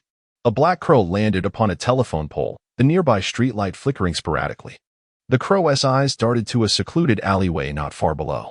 Suddenly, rustling sounds emanated from the opposite end of the alley as a man clad in a tank top trudged into view, a burlap sack slung over his shoulder. He was robustly built, yet a faint, putrid odor clung to him, mingling with the stench of refuse piled in the alley, creating an unbearable miasma. In the dim alley, the man dragged the sack to his feet, abruptly glancing at a nearby dumpster. Within its depths, a patterned wild dog was voraciously consuming scraps, occasionally licking its hind legs, oblivious to the looming threat.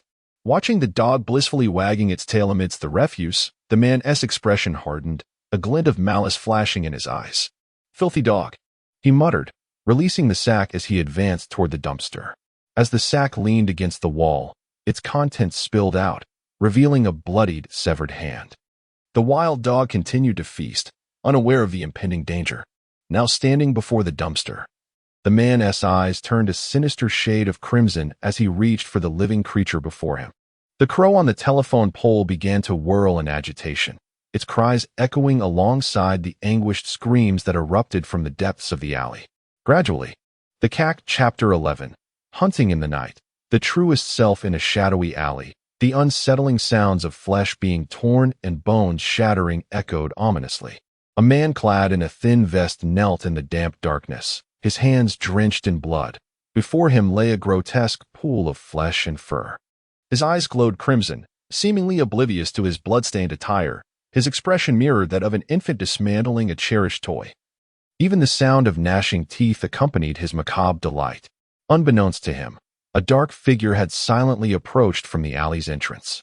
It was only when the measured sound of footsteps reached his ears that the man turned, his bloodied gaze now fully suffused with a sinister red hue. Remnants of blood still staining his lips. Under the flickering yellow streetlight, a tall figure emerged from the depths of the alley. Slowly advancing toward him, a man clad in a black hoodie, his face obscured by a grotesque demon mask, through which only a pair of indifferent eyes could be seen. As this masked figure approached, he suddenly halted beside the man, revealing a severed hand, bloodied and lifeless, lying at his feet. In that moment, the eyes beneath the mask flickered with a hint of emotion, quickly overshadowed by a surge of crimson energy. The figure that had materialized in the alley was none other than Yu, summoned by the cryptic guidance of the Box of Phantoms. Upon seeing Yu's presence, the man in the vest gradually rose, but rather than panic or shame at his exposed deeds, his face was filled with murderous intent and a perverse thrill. "I must kill you." The man's eyes blazed with bloodlust as he roared, unable to contain the surging desire for slaughter. Fixating his gaze hungrily upon Yu, the pure act of homicide ignited a primal desire within him, a flavor that resonated deeply with the essence of demonic power. "I will transform you into the finest delicacy." With a primal growl, the man succumbed to his bloodthirst, unleashing a thick cloud of dark energy that surged toward Yu. As the distance between them diminished, the man began to undergo a grotesque metamorphosis, his skin rapidly peeling away, revealing decaying flesh beneath, muscle contractings, and his back arching like that of a ravenous wolf, transforming him into a lifeless husk. Yet, in the face of this onslaught, Yu's demeanor remained eerily calm. He retreated a few paces, skillfully evading several lunges from the decomposing creature. Undeterred, the mindless monster lunged again, its clawed hand seeking to rend Yu asunder. With a swift tilt of his head, Yu narrowly escaped a fatal strike, retreating several meters away. The creature's claw struck the wall behind Yu with such force that it embedded itself within. Instead of fleeing, Yu remained resolute. Extending his hand as dark incantation swirled around his arm, gathering a dense aura of shadowy energy around him. Suddenly, a massive, sinister scythe, several meters long, materialized in his grasp. This was the symbiotic weapon, Yanma, housed within the Box of Phantoms. As the emblem of a hexagram appeared in his eyes, a swirling jewel within it began to rotate slowly. He brushed his palm across the blood-red blade, causing eerie purple flames to ignite along its edge. Has it finally appeared? Chi Mei mused, observing the flickering violet flames with intrigue. This is the most formidable attack from the realm of hungry ghosts. Legend spoke of this as the ultimate means to dispel karmic burdens, quell all evils, and incinerate illusions, the supreme fire of the underworld. Meanwhile, the man-turned monster had extracted his arm from the wall, roaring as he charged at Yu once more. With a flash of crimson in his eyes, Yu chose not to evade this time. The scythe, now enveloped in ghostly purple flames, cleaved through the air, resonating with an otherworldly wail. Splash! In the darkness, warm blood splattered as the creature's arm was severed cleanly, causing it to instinctively clutch the gushing wound and wail in agony. Its fleeting semblance of reason was drowned in the waves of pain, and just as it teetered on the brink of madness, another chilling force struck. In an instant, the monster's thigh was cleaved off, and it lost its balance, collapsing to the ground, its decaying form drenched in its own blood, its mouth gasping for breath. In the next moment, Yu leapt into the air, the massive scythe dissolving into tendrils of dark energy, only to reassemble into a trident. The trident, ablaze with ghostly fire, plunged downwards, piercing the creature's body and pinning it to the ground, eliciting a wretched howl from the beast. The air was thick with the metallic scent of blood, and in this dim world, the creature's anguished cries resonated like a haunting symphony through the night. Yet, this was far from over. The trident withdrew from the creature's back, only to impale it once more, its shrieks growing increasingly harrowing. Again and again. The blackened mask, illuminated by the crimson glow, appeared all the more terrifying, while the monster's pitiful screams filled Yu with an intoxicating delight. If one were to peer beneath that fearsome mask, they would witness Yu's expression, which now rivaled that of the man's earlier madness. His lips curled into a wild grin, his eyes a deep, haunting purple, intoxicated by the ecstasy of piercing flesh. I will sever your limbs, drain your blood, decapitate you, reduce your body to mere pulp. A cascade of frenzied thoughts erupted within Yu's mind, manifesting in the increasingly dense dark energy surrounding him, and the blood staining his hands grew ever more vivid. Gradually, the ghostly purple flames enveloping the trident consumed the dark essence within the monster, and the corpse beneath Yu transformed back into a human form. Yet, this once mighty figure was now a mangled mass of flesh, limbs severed, breath faint and labored. Not enough, not nearly enough. Kill, kill. Yu's eyes flared with bloodlust once more as he raised the trident, this time targeting the man's head. At that crucial moment, a jolt of clarity surged through Yu's mind, akin to a thunderclap, awakening him from his frenzy. The ghostly light in his eyes faded, his gaze sharpening as the trident dissipated in his grip. What is happening to me? Yu stared incredulously at his blood-soaked hands and the man beneath him, barely clinging to life, his body riddled with wounds. Chime's figure emerged from the shadows, amusement dancing in his blood-red eyes. Yu, this is the truest version of yourself, the most authentic version of yourself that you have consistently shied away from confronting. Chapter 12. The gruesome murder and dismemberment incident in the early morning. A cacophony of piercing police sirens echoed through the bustling city, prompting numerous onlookers to curiously lean out of their windows, gazing in the direction the squad cars had sped away. At a secluded alleyway in the suburbs, a gathering of police officers had already amassed, cordoning off the entrance with conspicuous yellow and white tape. A police vehicle rushed into the scene, halting at the edge of the alley, from which a solemn middle-aged man in uniform emerged and inquired of his arriving subordinates, "What is the situation?" One of the detectives, visibly distressed, replied, "Sir, the scene is rather complex. It would be best for you to see it for yourself." The middle-aged officer frowned at the response and proceeded into the narrow alley ahead. As he stepped inside, a nauseating stench of blood assaulted his senses, causing him to instinctively cover his nose. After years in the field, he had never encountered such an overwhelming odor of blood. Advancing a few more steps, he froze as if struck by lightning. Blood, a gruesome pool of it, lay everywhere. The walls were splattered with crimson stains like a grotesque, demonic mural, and the concrete floor appeared to be drenched in dark red, resembling paint splatters. On the ground lay a mangled corpse, and beside it, a bulging burlap sack that seemed to contain chunks of bloody flesh. A few rookie officers, unable to withstand the horrific sight, hurriedly retreated to a corner to vomit. Even the seasoned middle-aged officer was horrified by the scene before him. Such brutality was something he had never witnessed. "Sir," a senior officer, hurrying over from the crime scene, began to brief the middle-aged officer on the details of the case. "The male victim is Iwasaki Shin, a butcher from the nearby slaughterhouse. The female victim is his wife, Matsui Aya. The scene was discovered by a middle-aged woman returning from the morning market." The officer hesitated noticeably when mentioning the female victim, casting his gaze toward the gruesome pile wrapped in burlap. Based on the conditions at the crime scene, it appeared that Iwasaki Shin had, for some reason, murdered his wife and then dismembered her body in a savage manner, intending to dispose of it here.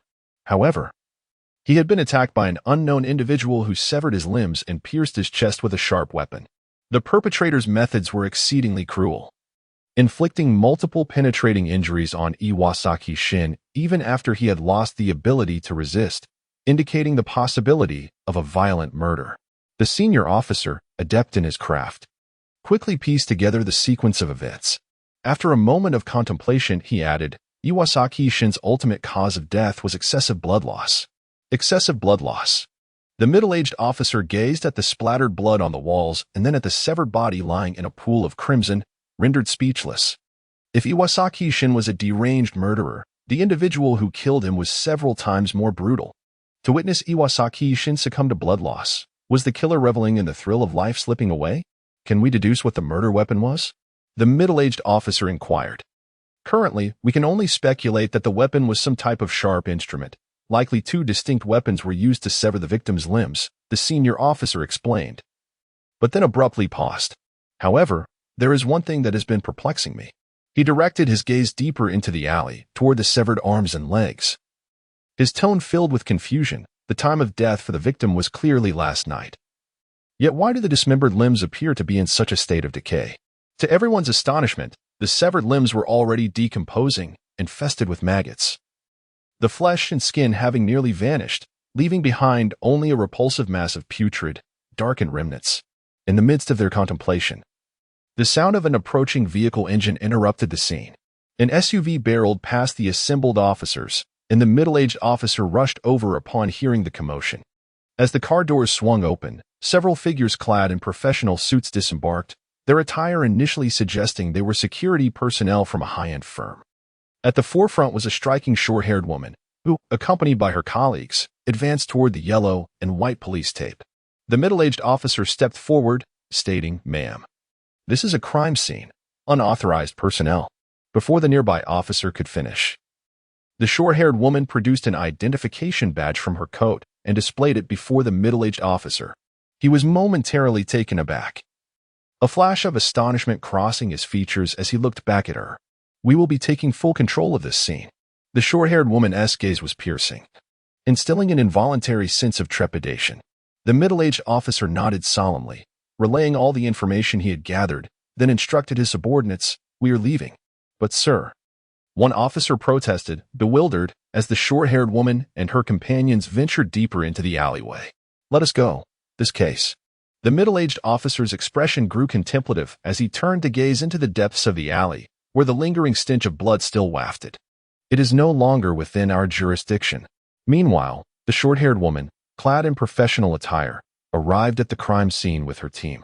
Although she displayed surprise at the sight of the bloody ground and dismembered bodies, her reaction was more one of shock and a certain unexplainable excitement, devoid of the typical horror or nausea one might expect. "Wow, this is quite a spectacular scene. It seems our suspicions were not far off," exclaimed a curly-haired man. Astonished by the sight before him, his hand pressed to his forehead in disbelief. "We have certainly stumbled upon something significant here." The short-haired woman gestured to a bespectacled man in their group to approach the body for examination, while the others began to survey the area. The bespectacled man's method of inspection was oddly unconventional. He knelt beside the corpse, producing a sharp scalpel with practiced ease before plunging it into the barely intact heart of the deceased, with a splatter of blood. A thumb-sized diamond-shaped crystal emerged into the man's hand. The surface of the crystal was smooth and crystal-like, yet its interior appeared dull and murky, as if it had lost its luster. The bespectacled man approached the short-haired woman, presenting the blood-stained crystal, and murmured, "It can be confirmed that the victim was an infected demon." The short-haired woman regarded the crystal in his hand and nodded. "What type?" The bespectacled man hesitated for a moment, based on the scene. "It appears to be an aberrant demon. The danger level is likely at a high C class, and the individual capable of killing him poses a threat level no less than B class." "B class?" The short-haired woman's expression shifted. A demon of such caliber lurking within Area 11 posed a considerable threat. They must locate and contain it promptly. At that moment, the curly-haired man's excited voice rang out from deeper in the alley. "Boss, look what I've found." He crouched on the ground, unashamedly lifting a severed arm. The putrid, decaying limb crawling with wriggling maggots, yet his expression was one of sheer delight. The others turned to where he pointed, noticing a charred mark at the clean-cut edge of the severed arm, indicating it had been scorched by flames. Chapter 13: The Mask That Manipulates Hearts. Upon hearing this, the crowd gathered around the curly-haired man, fixated on the severed arm he held. The cut was clean, clearly severed by a sharp weapon, and the surrounding area bore the scars of scorching flames. A fire-wielding demon, indeed. This poses quite a challenge. A being endowed with such elemental powers is several tiers above the average demon in terms of destructive capability and threat level. The group exchanged glances, fully aware that they had encountered a formidable foe. "Boss, I've discovered something intriguing." The bespectacled man approached the short-haired woman, holding a crystal extracted from the heart of the corpse. "The energy within this magic core has been depleted." "What?" The short-haired woman furrowed her brow, her gaze darting between the crystal in the man's hand and the severed arm beside him. She turned to her subordinates and commanded, "Set this demon's danger level to B. Everyone, maintain close vigilance over the surrounding areas and the city. Report any findings immediately." "Yes."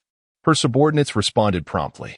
As her words faded, a sudden sensation of dampness washed over her from above. She extended her hand, and a single, glistening raindrop fell. As it started to rain. Drip, drop, dark clouds began to gather overhead, casting a shadow over the city as a gentle drizzle commenced. As the rainfall intensified, it washed the streets, where hurried pedestrians scurried about and vehicles sped past, leaving only fleeting silhouettes behind. Amidst the cool drizzle, a solitary figure strolled leisurely around a corner, moving at a languid pace, starkly contrasting the frantic crowd. This figure was cloaked in a deep black hoodie, the hood obscuring his forehead and concealing his features. Curiously, he clutched a grotesque demon mask in his hand. "Chimera." The figure beneath the hood whispered suddenly, "Honorable Lord Demon, what brings you here?" A formless black mist coalesced, revealing Chimera before him. "What transpired last night?" Chimera's expression momentarily faltered before breaking into a smile. "Clearly, you killed that man." The tone was nonchalant, as if he were casually crushing an ant. "There's no need to feel remorse for your actions. After all, he was a hopeless murderer to begin with. Your actions have merely rid the world of a menace." Hearing this, the figure paused, slowly raising his head. The gaze beneath the hood was as dark as water.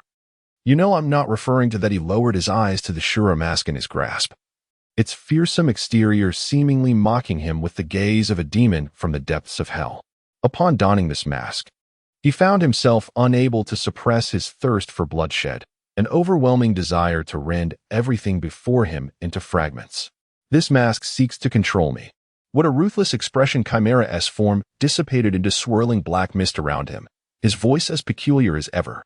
"I've mentioned before, the Shura mask not only conceals your aura but also maximizes your potential." However, his lantern-like eyes fixated on him, revealing a startling truth. While it grants you power, it also unleashes your most primal nature, your instinct to plunder. Recalling the deranged killer from last night, he gazed at the mask, under the sway of a murderous intent. "What differentiates me from those monsters? Humanity is indeed in a constant state of plunder." Chimera chuckled softly, as if a demon were whispering in his ear. "Life is a perpetual struggle for dominance, seizing time, power, wealth, and even life. That man, too, took lives. Now you are merely reclaiming his own. It is an unquestionable act, is it not?" Chimera's tone was exceptionally gentle, attempting to persuade him to embrace the power of the Shura mask.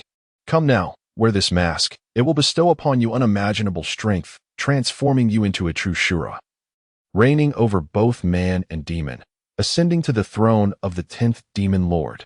He stood still, lowering his head as the rainwater pooled at his feet, forming a mirror. In that reflection, he saw his visage morphing into something grotesque and loathsome, ultimately becoming the fearsome face of a Shura. In the depths of his being, it felt as though an invisible hand was guiding him, urging him to wear this mask, a symbol of the devil. Would he succumb to the desire for slaughter, or would he heed the call of his own heart? "Thank you for your kind offer," he said, a slow smile creeping onto his lips as he lowered his arm. "However, I shall walk my own path, unyielding to anyone." As for this mask, he held the Shura mask to his chest, and the ethereal glow of the Wraith Box enveloped it, drawing it within. Let it forever slumber in the depths of the netherworld. Chimera's mouth opened slightly, contemplating the myriad expressions of surprise, anger, disappointment, and submission that Leafew might display. Yet he had never anticipated such indifference, even in the face of the Shura mask's temptations. Watching Chimera's speechlessness, Leafew felt a sense of ease wash over him and began to move forward. Suddenly, a flurry of hurried footsteps caught his attention from behind. Turning, he was met by a graceful figure approaching him swiftly.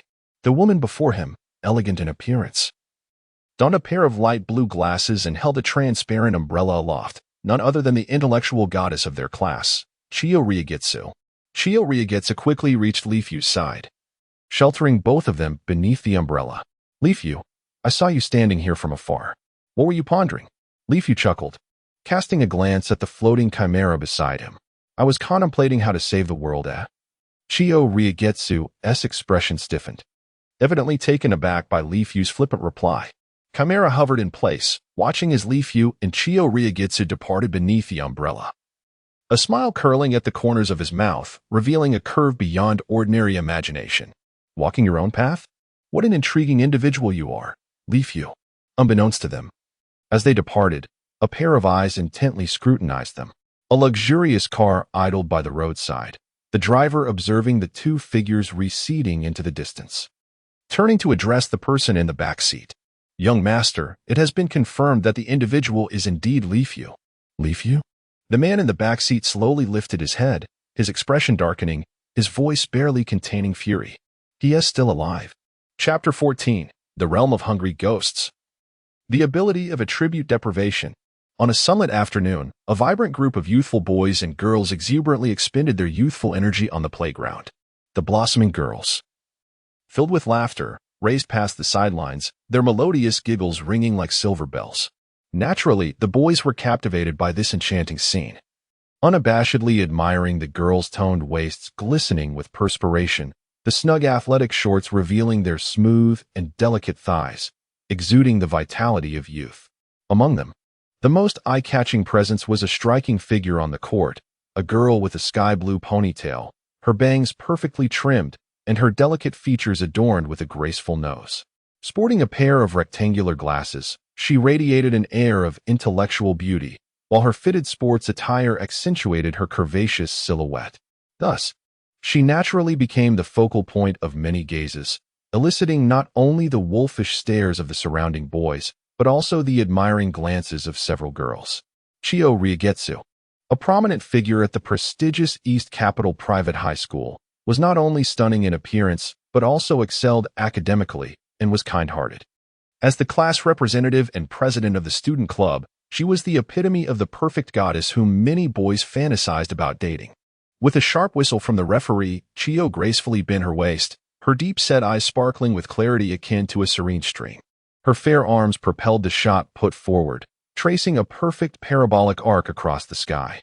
Instantly, the air was filled with exuberant cheers from both boys and girls, all enchanted by the prowess of this seemingly flawless campus deity. However, not everyone was captivated by Chiyo's brilliance. Amidst the crowd, a few students near Yu were engaged in a fervent discussion that momentarily distracted him. Hey, did you see the news today about the perverse murderer being bizarrely killed in an alley case? Really? Can it be that coincidental? Oh, it's true.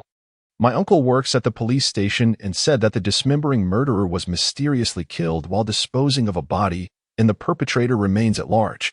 One girl, placing her finger on her lips in contemplation, mused. So, that murderer isn't a good person, right? Are you kidding me, you fool? Her companion quickly countered, dispelling the notion. Anyone capable of killing a perverse murderer must be even more deranged. And that murderer met a tragic end. I heard his limbs were severed, and a huge hole was gouged in his chest. The companion spread her arms in a mock scare, causing the girl to tremble like a startled rabbit. Things have been chaotic in the neon lights lately. I heard that the 13th district is also. The students delved deeper into discussions of gruesome and bizarre cases, sending shivers of fear among the more timid students nearby. Yu, having overheard the entire conversation, felt his expression change, frozen in place. Had he been discovered so soon? Did they notice that the man was a monster tainted by dark energy? Was his true identity exposed? No, that location was very concealed, and he wore the Azura mask. No one should have recognized him. Moreover, a myriad of possibilities raced through Yu's mind, only to be swiftly dismissed, leaving his thoughts in disarray. His genuine concern lay in the exposure of the Wraith Box. Facing the world's wrath would be inevitable. Yu, a voice tinged with urgency, broke through his thoughts. Lifting his head, he saw Gu Baiying urging him from behind. Turning around, he realized he had unwittingly stepped into the center of the court.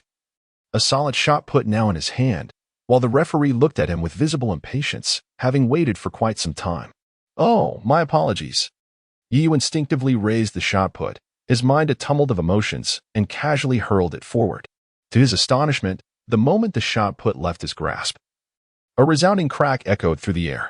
The shot put shot forth like a cannonball, traversing half the court's length before crashing into the tennis net on the opposite side, bringing it down along with itself. Even from half the court away, the dull thud of the shot put hitting the ground resonated clearly. Instantly, silence enveloped the scene, as if a pin could be heard dropping. Countless astonished gazes were fixed upon Yu, with some boys' mouths agape, large enough to fit an egg. How long has this guy been training those arms to achieve such a feat? Yu, equally incredulous, gazed at his seemingly unimposing arms in a daze.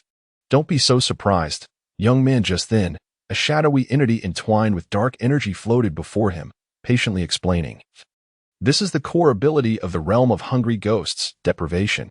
While siphoning magical energy, it also strips away certain attributes from your opponent, enhancing your own power. Your strength has multiplied several times over. Yu recalled the muscular, deranged murderer, whose magical form possessed the strength to punch through walls. Did that mean he had absorbed a portion of that power? He also recalled the monstrous figure emanating malevolence during his first absorption of magical energy. Why hadn't he experienced such a pronounced effect then? Seemingly perceiving Yu's thoughts, the entity grinned maliciously. Haven't you noticed? Since your first absorption, you've been waking up more frequently every morning. That time, it had enhanced your kidney function. You should feel quite pleased, young man. Yu, turning stiffly, he addressed the bewildered referee. This should suffice, right? The referee swallowed hard, his expression a mix of complexity, before nodding in agreement. Amidst the myriad astonished stares, Yu discreetly blended back into the crowd. He had not forgotten his mission to maintain his anonymity. Low profile, he must remain unobtrusive. Honestly, how many times have you secretly trained those arms to throw so far? Is that truly something a human can achieve? Inside the teaching building, a hurried Yu walked alongside Gu Baiying down the sparsely populated corridor, where Gu Baiying looked at him with astonishment, having once again reshaped his worldview. Yu's lips twitched slightly as he forced a smile, explaining, everyone has a moment when their potential bursts forth. What just happened was merely a coincidence. You've been acting a bit strange lately. As they conversed, several figures approached from a distance. One of them brushed past Yu, then abruptly halted, a provocative tone escaping his lips. Oh, isn't this Yu? I heard you were gravely ill not long ago, yet you survived against all odds. How unfortunate. The figure turned, a glint of coldness flickering in his eyes. Chapter 15. Enemies of Memory. Suddenly, Yu halted his steps and turned to gaze at the man behind him. The gentleman was clad in an opulent black suit, appearing to be in his 20s. If one disregarded the somewhat sinister triangular eyes, he could be deemed handsome. However, at this moment, those eyes brimmed with resentment and hatred, fixated intently on Yu's face, as if attempting to glean something from his expression. Noticing the man's hostile glare, Yu furrowed his brow and inquired with confusion, "Who are you? Why don't you go somewhere more comfortable?" The man's demeanor suggested ill intentions, and Yu had no inclination to greet him with a warm smile. Following that kidnapping incident, Yu had lost many memories, and he genuinely could not recall who this triangular-eyed man was. TCH. The man interpreted Yu's disregard as a provocation. He clenched his teeth, rage simmering in his eyes. I hope that calamity did not exhaust your last bit of luck. Otherwise, you shall learn the consequences of crossing me. After leaving behind this cryptic threat, the triangular-eyed man turned away, accompanied by several subordinates, leaving Yu perplexed. Who on earth is this guy? He mused, observing the man's retreating figure. He had never encountered such an eccentric individual in a suit at school. When Yu turned his gaze to Gu Baiying beside him, he found the latter's expression one of astonishment. You truly do not remember him? What is that expression supposed to mean? Yu frowned. Gu Baiying scratched his head. I thought you would never forget him. After all, he is someone you dealt with personally. Adjusting his gold-rimmed glasses, Gu Baiying explained. That triangular-eyed fellow is named Tianchang. He is quite a notable figure at school. His family is reputed to be one of the prominent conglomerates in Neon, making him a quintessential rich heir. Coupled with his decent looks, he initially garnered much admiration from female students. However, over time, his arrogant and tyrannical nature surfaced. He wielded power in school, colluding with delinquents from outside, soon becoming a campus bully whom no one dared to provoke, oppressing classmates and intimidating girls. Even the teachers kept their distance from him.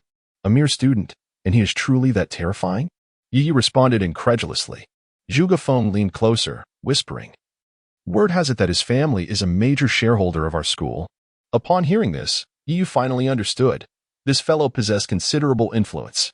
Until one day, a heroic figure emerged at school, shattering in Tion's long-standing pride. Gu Baiying shook his finger with an enigmatic expression, his eyes gleaming with mirth as he looked at Yu. Can you guess who this hero is? Yu pointed at himself. You're not suggesting it's me, are you? Exactly. Gu Baiying nodded vigorously, tilting his head as he recounted the scene from that day. It's a rather cliché story. One where a wealthy young master attempts to assault an innocent girl, only for Yu to make a dazzling entrance, rescuing her amidst Tion's henchmen. It is said that Yu gave Tion a thorough beating, and then dragged the humiliated Tion through the school, revealing his disgraceful act to all, effectively leading to a public shaming. TSK, a male high school student heroically rescues a pure girl from a bully. This sensational incident even made it to the news. Yu thus became a celebrated figure at East Capital Private High School. After sharing this, Gu Baiying draped an arm around Yu's shoulder, grinning. So, has our great hero remembered anything? Regrettably, not long after, you were hospitalized. Otherwise, you would have become the campus heartthrob, charming countless girls, just like me. Gu Baiying feigned a distressed expression, tousling his hair. Yu looked at the self-satisfied Gu Baiying, incredulously stating, You mean all of this was done by me? Upon receiving an affirmative reply, Yu's astonishment lingered. If all of this were indeed true, then why did he possess no recollection of it? As dark clouds gathered around him, Chimei appeared, a mocking smile gracing his features. Quite the sense of justice, our great hero Yu. In the dead of night, the sky was a tapestry of stars, while searchlights flickered atop distant towers, and the lights of nearby skyscrapers gradually dimmed. The streets were sparsely populated, with only a few vehicles traversing them, aside from the distant sounds of construction and the roar of passing engines. An eerie wind whispered through the air, akin to the growl of a beast. Compared to the bustling daytime, the 11th district exuded an unsettling tranquility under the cloak of night. Clad in a worn sweatshirt, Yu wandered through the nocturnal streets, his head bowed and the black hood obscuring his visage, making it difficult for anyone to notice his presence. In his eyes, wisps of dark energy emanated from the maw of apparitions at his chest, coalescing into a pitch-black map. Daily task. Please reach the designated location within the stipulated time to collect magical energy. Task reward. Obtain one opportunity to unlock the maw of apparitions.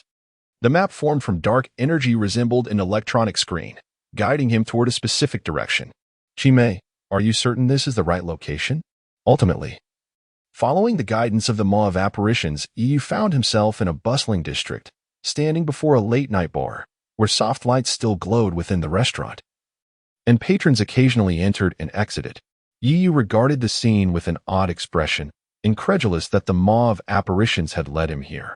Now well into the night, Yu, who should have been sound asleep, had been abruptly awakened by Chimei, only to receive a new task from the maw of apparitions to collect magical energy from this destination.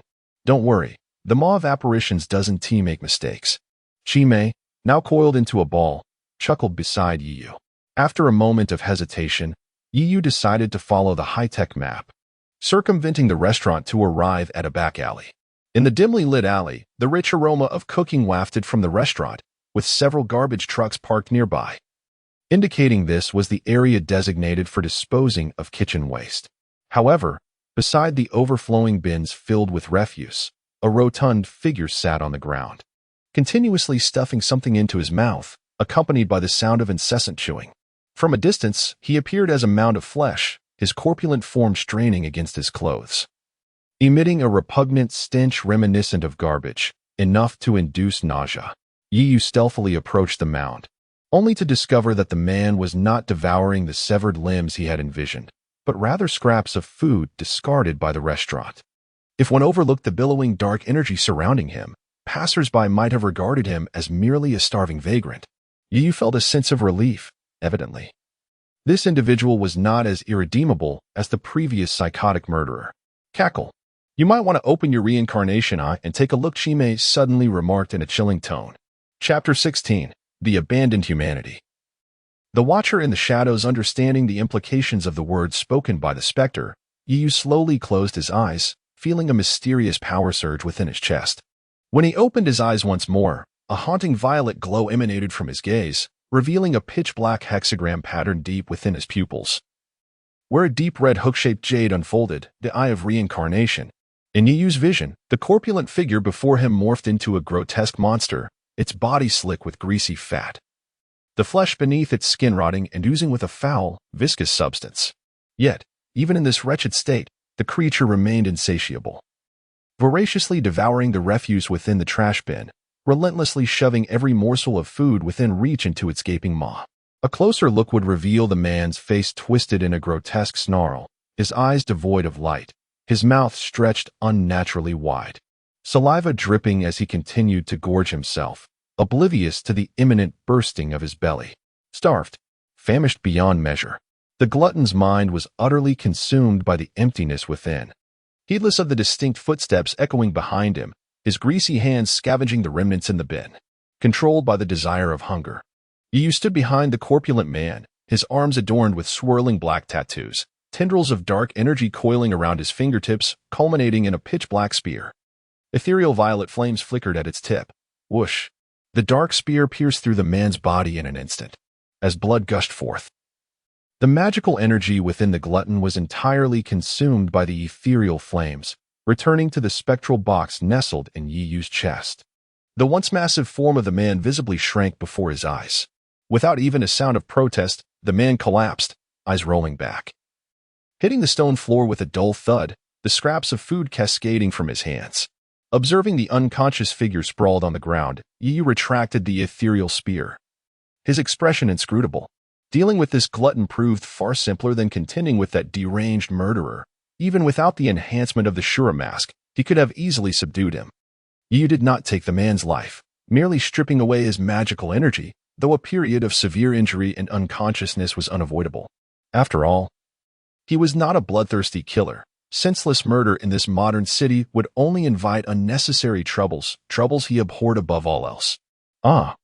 I strongly advise against harboring any pity for such a creature. At that moment, the voice of the specter whispered in his ear, observing the fallen man. Those who fall prey to magical energy are invariably twisted in psyche, driven by overwhelming desires. This fellow, you see, is merely in the early stages of magical corruption. Yet even so, he has devolved into a ravenous beast consumed by hunger. Yiyu's gaze fell upon the gradually emptied trash bin beside him, the ghostly light in his eyes dimming. Do you realize what he would become if left unchecked? The specter's tone shifted, a sinister smile creeping onto its face. He would gradually lose appetite for ordinary food, seeking ever more bizarre sustenance, raw flesh, carrion, and human flesh, when he reaches a craving for human meat. The danger he poses will be exponentially greater than it is now. Yiyu suddenly lifted his head, locking eyes with the specter's lantern-like orbs, retorting, "Are you insinuating something?" The specter, caught as if its secret had been revealed, cleared its throat nervously, stammering, "What are you talking about?" The anxious specter cast a glance at Yiyu before dissipating into a cloud of smoke, merging with the spectral box within his chest. Watching the spectral box calm down after absorbing the magical energy, Yiyu's gaze deepened. He understood that the specter, as the vessel's spirit, was continually tempting him towards further carnage, aiming to ensnare him in a web of murderous intent, transforming him into a true fiend. Yet, Yiyu had no aspirations for the so-called position of the Demon Lord. His actions were solely for self-preservation. Besides, if he were completely dominated by the lust for slaughter, would he still be the person he once was? Standing at the street corner, Yiyu slowly lifted his gaze to the moon above, so pure and untainted. As he donned his hood and silently made his way home, the night was long past its halfway point. In just a few hours, the sun would rise, heralding a new day, stifling the fatigue that threatened to overwhelm him. Yiyu was about to turn the corner when he suddenly noticed a shadow lurking beneath the gate of his residence. Upon recognizing the figure, his expression shifted dramatically, and he halted in his tracks. What on earth was his half-sister, Gu Baiying, doing here? Upon closer inspection, he saw that the figure, sneaking about like a thief, was indeed his sister. Clad in light athletic wear, she sported dark sunglasses that concealed her face, a wooden sword slung over her shoulder, with a small white cat trailing closely behind. Gu Baiying first scanned the surroundings, ensuring the lights on both the first and second floors were extinguished before she patted her chest in relief. Then, with a nimble leap, she vaulted over the fence, stealthily climbing the wall to the second-floor window. It was evident that this was not her first foray into such antics. Clearly, your sister has returned from her own haunt. The specter reappeared beside Yu, chuckling. Your sister's aura has grown more composed. Yu observed as Gu Baiying skillfully opened the window to her room without making a sound. No wonder she appeared so lackluster during the day. She was moonlighting as a vigilante at night. Shaking his head, Yu resolved to conclude his absurd task for the night. However, suddenly sensing something amiss, he turned his gaze in another direction. Since absorbing magical energy a few times, his abilities, including perception, had significantly heightened. Across the street, a car had quietly parked beneath the Yi residence, several figures in black suits inside, quietly observing a particular room on the second floor. Only after Gu Baiying's figure disappeared entirely from view did their gazes retract, and with the roar of an engine, the vehicle vanished into the depths of the neighborhood. Once the car had departed, Yu cautiously peeked out from the corner, his expression filled with intrigue. Who were they? Chapter 17, The Second Lottery. A tangled nightmare. Yu watched as the silhouette of the car gradually faded into the profound night, his gaze laced with vigilance.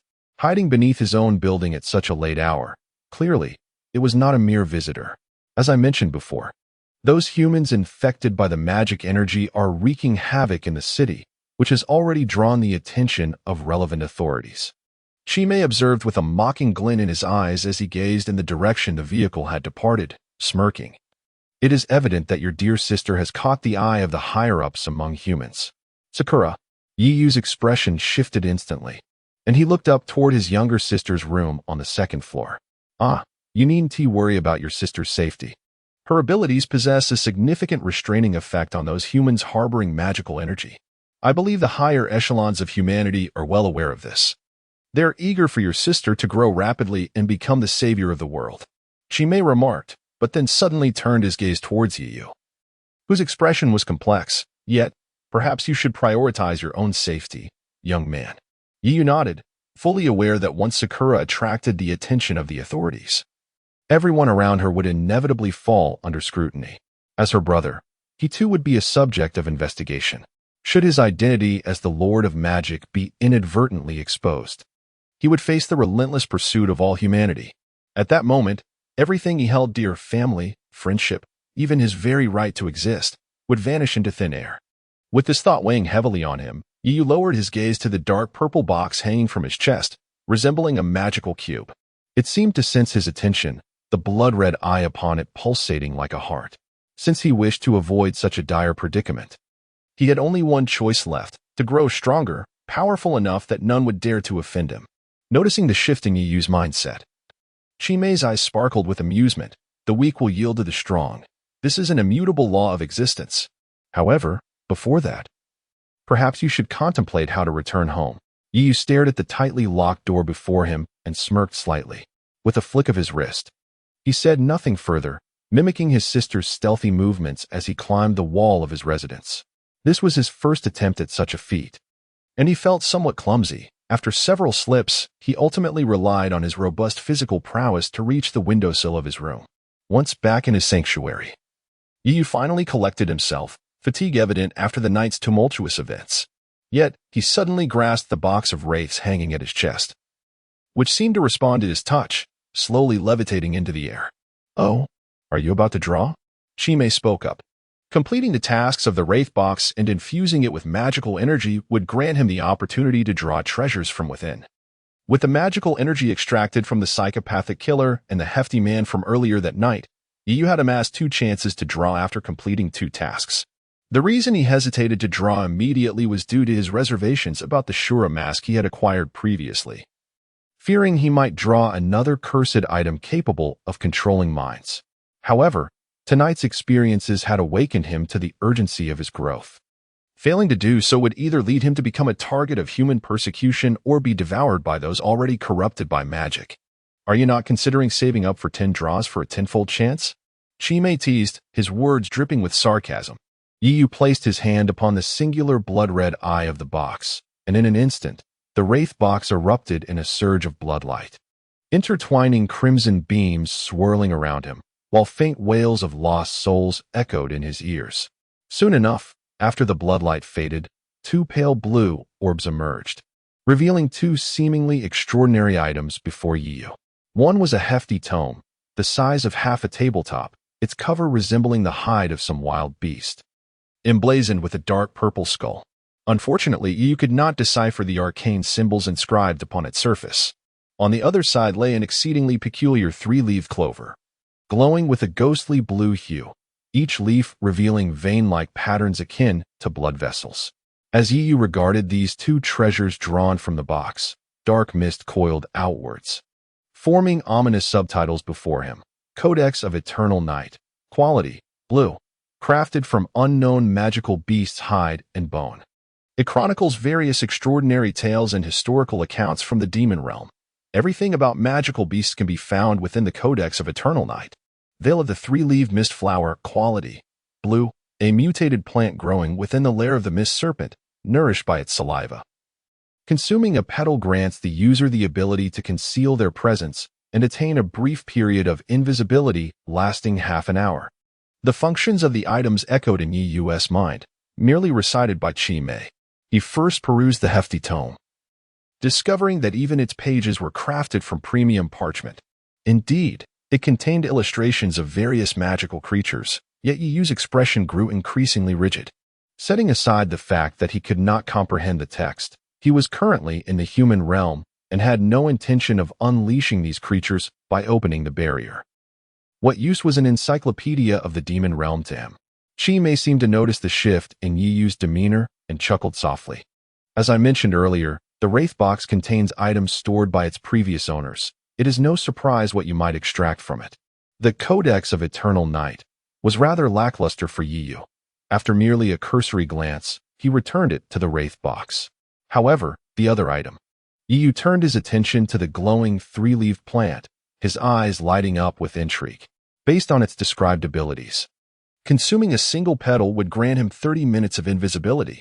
Such an ability was invaluable for espionage or a hasty escape. Regrettably, this item was a consumable, usable only 3 times. Otherwise, Yu would have truly wished to fulfill some of the dreams he once harbored but never completed.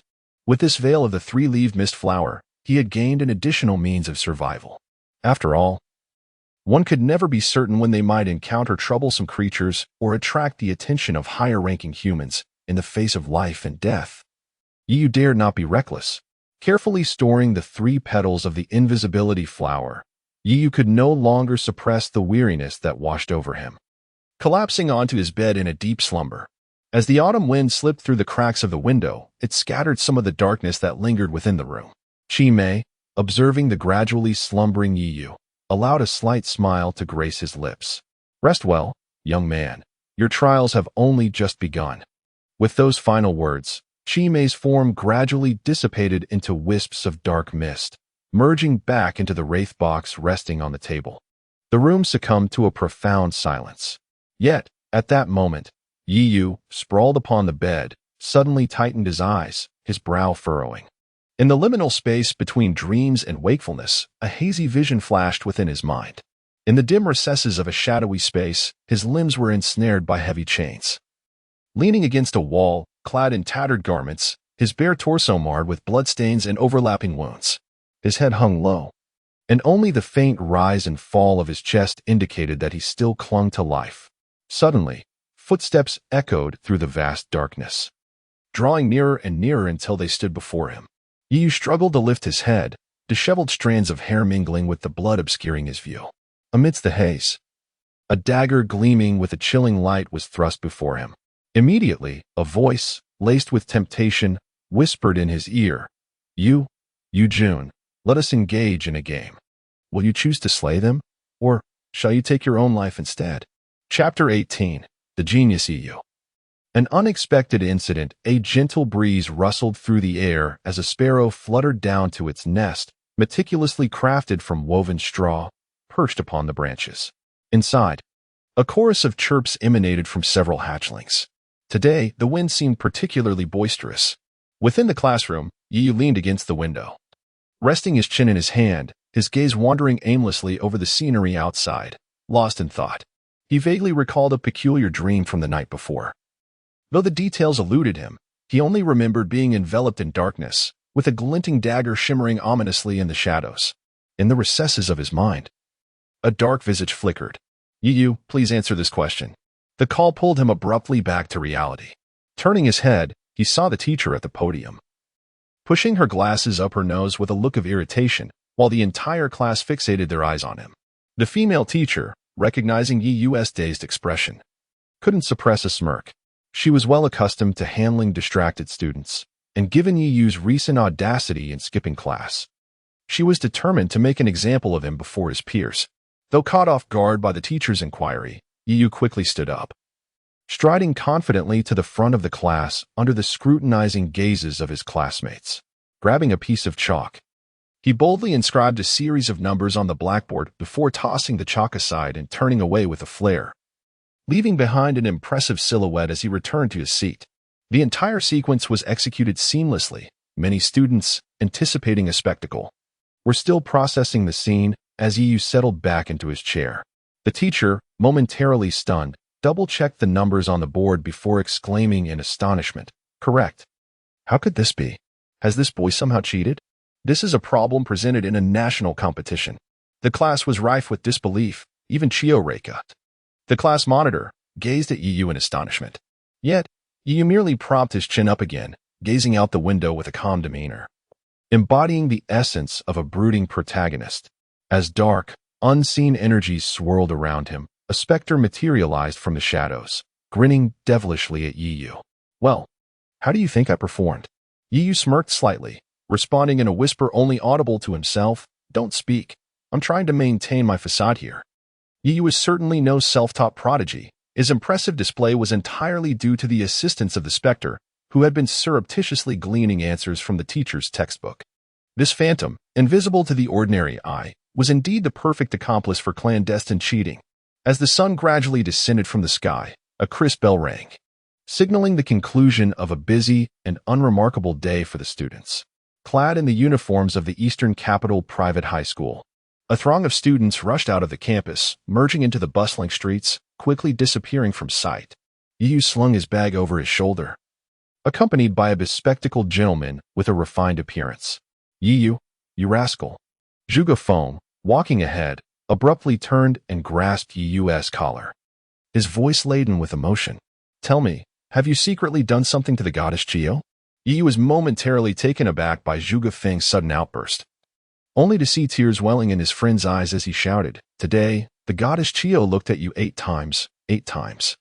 Gu Baiying's gaze was filled with jealousy as he added, "She only glanced at me twice." Yu forced a smile, instinctively stepping back, wishing to distance himself from this erratic behavior. Despite Gu Baiying's seemingly cultured facade, he was, in truth, a rather foolish individual. The two engaged in playful banter, appearing like ordinary high school students heading home after class. And indeed, that was precisely what they were. Eventually, at an intersection, Gu Baiying waved goodbye to Yu, his figure receding into the distance with a certain flair. Such spirited youth. The specter commented in a tone that belied its ancient wisdom. Yu had grown accustomed to the intermittent appearances of this dark entity, and he chose to remain nonchalant towards its jests. Aside from the occasional display of bravado, he preferred to live as an inconspicuous, ordinary person. After all, if he so desired, he could effortlessly seize the top prize in any national competition. I wonder what the previous users of the Box of Wraiths were like. Able to endure your incessant chatter, Yu mused aloud as he strolled down the street, appearing as though he were conversing with himself. Well, after spending so much time inside, it's only natural to crave fresh air, the specter replied, pausing briefly before its eyes gleamed with a sudden insight. But on another note, you must have noticed something, haven't you? Yes. Yu subtly nodded, maintaining an exterior of calm. Earlier, he had sensed several figures stealthily trailing him, and after parting ways with Gu Baiying, he discerned an increase in the shadows that followed him. Having absorbed magical energy through the abilities of the Hungry Ghost Path, Yu's attributes had been enhanced, allowing him to easily detect the lurking gazes. Who could be monitoring him from the shadows? Was it a clue related to a deranged murderer, or had his identity as a demon lord been compromised? In an instant, myriad possibilities flooded his mind, yet his expression remained unperturbed. He understood the importance of maintaining composure during such precarious moments, ensuring he exhibited no signs of distress. That said, Yu discreetly altered his course, veering down a secluded alley, while the figures behind him persistently followed in close pursuit. Upon entering the dim alley, Yu suddenly halted, slowly turning to face the entrance. The pursuers, caught off guard by his abrupt stop, froze in their tracks. At that moment, Yu was finally able to discern the appearances of his followers. They were a group of young men, clad in flamboyant, tattered jackets, likely in their 20s. Sporting a disreputable demeanor, some even adorned with tattoos. "What do you want following me?" Yu inquired, his heart slightly relieved to realize they were not police officers. Still, he remained on high alert. Their intentions were clearly not benign. Having been discovered, the group of ruffians showed no signs of retreat, their faces twisting into sinister grins. One of them clapped his hands, and from the mouth of the alley emerged a dozen more similarly dressed thugs, brandishing makeshift weapons and glaring menacingly at Yu. Chapter 19. An unexpected encounter. A group of ruffians, dressed in a menacing manner, emerged slowly from the alleyway, totaling over a dozen, wielding clubs, completely blocking Yu's escape route. "It seems you're in quite a predicament." Chi-Mei couldn't resist teasing Yu at that moment. It was only then that Yu realized these individuals had been conspiring behind him all along. In the narrow alley, the fierce-looking thugs surrounded Yu tightly.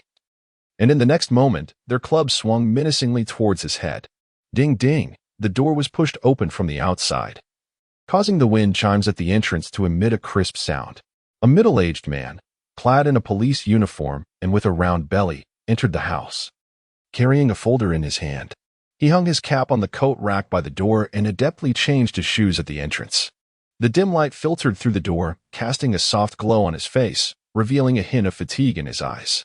At that moment, Gu Baiying, still in the kitchen, peeked out upon hearing the noise and smiled. "Welcome home, Dad." After exchanging simple greetings, Gu Baiying removed his apron and took out rice balls from a box, placing them on a plate. The middle-aged man, unable to withstand his hunger, sat at the dining table without bothering to change out of his police uniform. As Gu Baiying entered the dining area with the rice balls, he saw his father seated at the table, placing sushi on it, and asking, "Do you have any tasks later?" The middle-aged man picked up one of the rice balls and took a bite, responding with a mouthful, "Well, you know the 11th district hasn't been very stable lately." He spoke of the bizarre cases occurring in the 11th district, clearly troubled by them for quite some time. The more he spoke, the more disheartened he became, wishing to avoid discussing work further. Instead, he turned to Gu Baiying, inquiring, "The rice balls taste a bit different today." Gu Baiying paused, then smiled. "I was delayed on the way with Yu, so I bought the rice balls from the convenience store around the corner." At the mention of Yu, the middle-aged man abruptly set down his food. "That kid just got out of the hospital not long ago, and he's already going back to school?" It was evident from his tone that he was familiar with Yu. Gu Baiying chuckled. "That guy not only went back, but is full of energy." He then moved to the side, pouring water for his father. The middle-aged man fell silent for a moment before turning to Gu Baiying, saying, "Tell the kid to be careful. The 11th district isn't exactly peaceful right now. The leader of the gang that kidnapped him is still at large. Those ruthless lunatics might still have thoughts about him." He furrowed his brows and sighed heavily, adding, "After all, he is the only survivor of that incident." Gu Baiying halted his pouring, seemingly recalling something, and shrugged indifferently. "If it's Yu, he should be fine."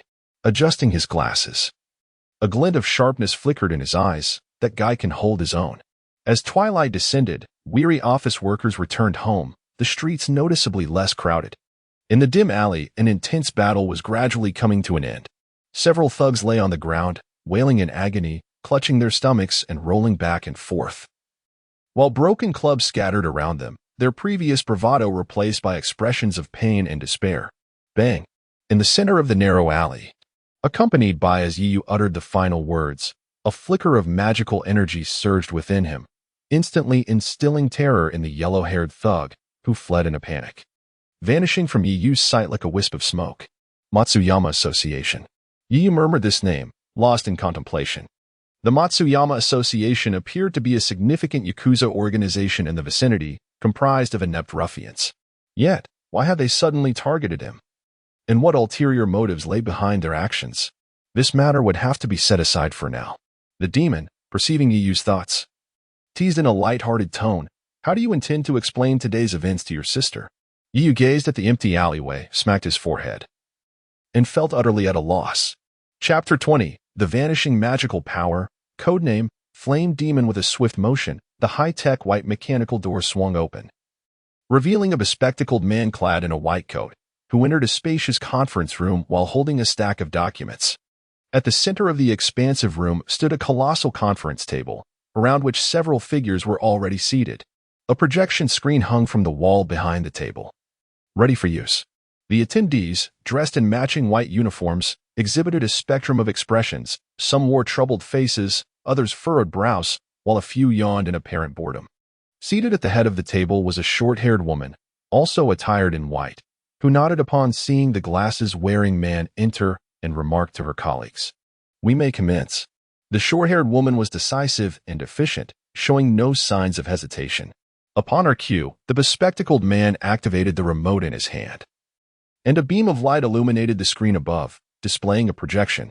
The image revealed a dimly lit alley, ominously adorned with blood-soaked graffiti on the walls, while a grotesquely mutilated corpse lay on the ground. The victim's limbs had been severed at the joints, and multiple gaping wounds marred his chest. His face contorted in agony and despair, reminiscent of a malevolent spirit risen from the depths of hell. The deceased was identified as Iwasaki Shin, whose background investigation indicated a severe propensity for violence. Having subjected his wife to repeated domestic abuse, he was indeed a despicable individual. As the bespectacled man continued, he clicked the remote, causing the screen to flicker through various images of the man in life and the grisly details of his death. Should Yu have been present, he would have recognized the corpse as that of the deranged killer he had personally dispatched. The type of inner demon within the deceased was classified as. But apart from the heinous act of murdering and dismembering his wife, no other manifestations of his inner demon had been uncovered. Even the analysis of the corpse's demonization traits indicated that Iwasaki's danger level was merely rated as Class C. The bespectacled man adjusted his glasses and divulged the findings. "Are we to assume that the perpetrator is merely a misguided vigilante?" quipped a young man with curly hair, casually propping his leg over the other. "Humph. It is impossible for any of those brutal demons to be good. They are all scum lurking in the shadows," retorted a burly man, his voice echoing with palpable animosity toward the demons. "Let us not be so hasty, Okita," interjected a portly man seated next to the curly-haired individual, attempting to mediate with a chuckle. "After all, our mission is to eradicate those monsters hidden among the populace." "Enough chatter," the short-haired woman commanded, and the room fell silent immediately. The bespectacled man glanced at her once more before proceeding. "However, there remains a point of contention regarding this case." The projection shifted again, revealing a black crystal the size of a thumb. Gazing at the dimly colored crystal, the bespectacled man murmured, "Before we extracted the magical core from the deceased, the energy within it vanished into thin air." "What? How could the energy simply disappear?" gasped the attendees, their expressions turning to shock. At this moment, the bespectacled man pressed the remote again, and the screen transformed to display a video. It depicted a gaunt man bound to a chair, his face a mask of madness, drooling uncontrollably, his body convulsing, and his lower half in a state of involuntary release, all while muttering incoherently. This individual was a recently apprehended demon, a student named Yamahara Noah from District 11, who had been found unconscious. Yet, upon conducting a thorough examination, it was discovered that the magical energy within this boy had inexplicably vanished. This meant that he had reverted from being a demon back to a human. What? How could such a virus simply vanish? The crowd's expressions grew even more horrified, with some leaping from their seats in agitation.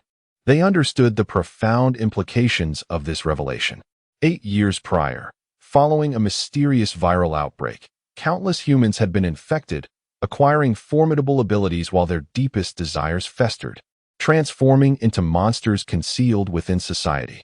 Experts had determined that the changes inflicted upon the infected were irreversible, and even the nature of the unknown virus had yet to be fully deciphered. They could only watch helplessly as these individuals morphed into demons driven by their desires, ultimately being consumed by their own inner demons. Their organization was established precisely for this purpose, to maintain societal peace by containing and controlling these monsters before they could be discovered. If necessary, they were authorized to eliminate particularly dangerous demons. Now, this discovery suggested that those infected with the virus might have an opportunity for redemption, which was nothing short of astonishing. We have observed Yamahara Noah for some time and found that, aside from suffering irreversible psychological trauma, there are no signs of his inner demon resurfacing. A glint of determination flashed behind the bespectacled man's lenses. In conjunction with the Iwasaki case, we surmise that someone has artificially stripped or cleansed the magical energy from them. Gasps of astonishment echoed throughout the room. Such an extraordinary ability was unheard of. However, one thing remained unequivocal: the possibility of healing for those transformed into demons existed. This discovery was of monumental significance, and I have reported it to the headquarters. The short-haired woman rapped her fingers on the table, her eyes gleaming with a steely resolve. The headquarters has issued directives to spare no effort in identifying the individual responsible. If necessary, special measures may be employed. Before the attendees could fully recover from their previous shock, the bespectacled man continued, "Our prior findings have proven fruitful." The screen displayed an arm, neatly severed by a sharp instrument, with charred remnants at the cut. Based on the examination of the corpse and the scene, it was evident that multiple burn marks were present on the body, and the walls and floor bore signs of scorching, indicating that the assailant likely possessed fire-related abilities. Fire abilities, you say? The short-haired woman closed her eyes, pondering for a moment before abruptly opening them. Teams A and B are to conduct a thorough investigation into recent occurrences in District 11, verifying whether any demons with fire abilities have emerged. They are to collaborate with the local police to ensure no stone is left unturned. Understood. The two individuals at the conference table promptly acknowledged her command, their demeanor exceedingly respectful in her presence. She then turned her gaze back to the image of the charred severed arm, her voice cold and resolute. "The danger level is provisionally assessed as Class B. This demon shall be designated with the codename Flame Demon." Chapter 21. Deep sibling affection and harmonious family relations. A strategic meeting concluded in haste, leaving the attendees with expressions of complexity and gravity as they exited the conference room, burdened with heavy thoughts. The information conveyed during the meeting was overwhelmingly significant, prompting many to plunge into profound contemplation. If the matters discussed today were validated, it would signify the possibility of healing for the infected demons, undoubtedly marking a transformative upheaval for the entire world. As the crowd gradually dispersed, a short-haired woman remained fixated on the screen before her, her penetrating gaze glinting with intensity. At that moment, a man clad in military attire entered, announcing, "Several corpses have been discovered near the Shikawacho in District 11. He produced several photographs and placed them before the woman. The images captured her attention, and her expression shifted dramatically. The photographs depicted several grotesquely disfigured bodies, their blood seemingly drawn from them, rendering them as mere desiccated remains. Each corpse bore distinct signs of mutilation, and their contorted faces evoked a sense of unimaginable despair experienced in their final moments. The locations of the fatalities varied, as did the victims' identities, ages, genders, and manners of death. The singular commonality among them was the eerie absence of blood, transforming them into horrifying mummies. Is it the cult of the deities? These fiends are becoming increasingly brazen. The short-haired woman appeared to recognize the perpetrators, her brows furrowing, a chilling glint emerging in her eyes. What discoveries were made at the scene? The man in military garb shook his head, as with previous incidents. There are no traces left behind, and surveillance in the surrounding area failed to capture any suspicious individuals. Moreover, the methods of killing vary, suggesting the involvement of multiple assailants. Preliminary assessments indicate it is a new sect of cult of the deities. We cannot allow this sinister cult to continue its expansion. Order Team A to swiftly ascertain the stronghold of the cult of the deities. The situation in District 11 can endure no further turmoil. Understood. Sakura, you mustn't. Nightfall enveloped District 11, its residential area aglow with lights. Within a two-story house, Guhan's voice resonated with discontent. Seated at the dining table, the usually gentle Guhan exhibited her stern demeanor, her brow slightly furrowed, her expression displeased. Before her stood Gu Baiying, her legs crossed, head bowed, cradling a pure white kitten in her arms. Did we not agree previously that no pets would be allowed in the house? Guhan gazed at the feeble white cat in her daughter's embrace, suppressing her sympathy, yet resolutely opposing her daughter's desire to keep the kitten. However, Gu Baiying displayed an unusual stubbornness, clutching the kitten tightly, her cherry-like lips pouting, her eyes glistening with unshed tears. But it has been wandering outside for so long. As she spoke, the kitten's eyes sparkled with a human-like gleam, and it leaped from Gu Baiying's arms to affectionately nuzzle against Guhan's trousers. Observing the obedient and gentle kitten, Guhan felt her heartstrings tugged, and her gaze softened as she knelt to stroke its fur. Seeing her mother's reaction, Gu Baiying's spirits lifted, a smile breaking through her previously tearful visage. Though she feigned sorrow, this little cat has been lingering at our doorstep for days. It seems so pitiful. Let's adopt it. Meow, the white cat chimed in, lifting its small head, its eyes brimming with innocence and charm. The soft mew instantly awakened Guhan's maternal instincts, and she gently remarked, "But Sakura, look at how clean and well-behaved this kitten is. It must belong to someone else. Perhaps we should help find its owner?" Gu Baiying's lips twitched. She hadn't expected her mother to be so resolute about the matter of adopting a pet. Meanwhile, the white cat turned its head, narrowing its eyes with an expression of disbelief directed at Gu Baiying.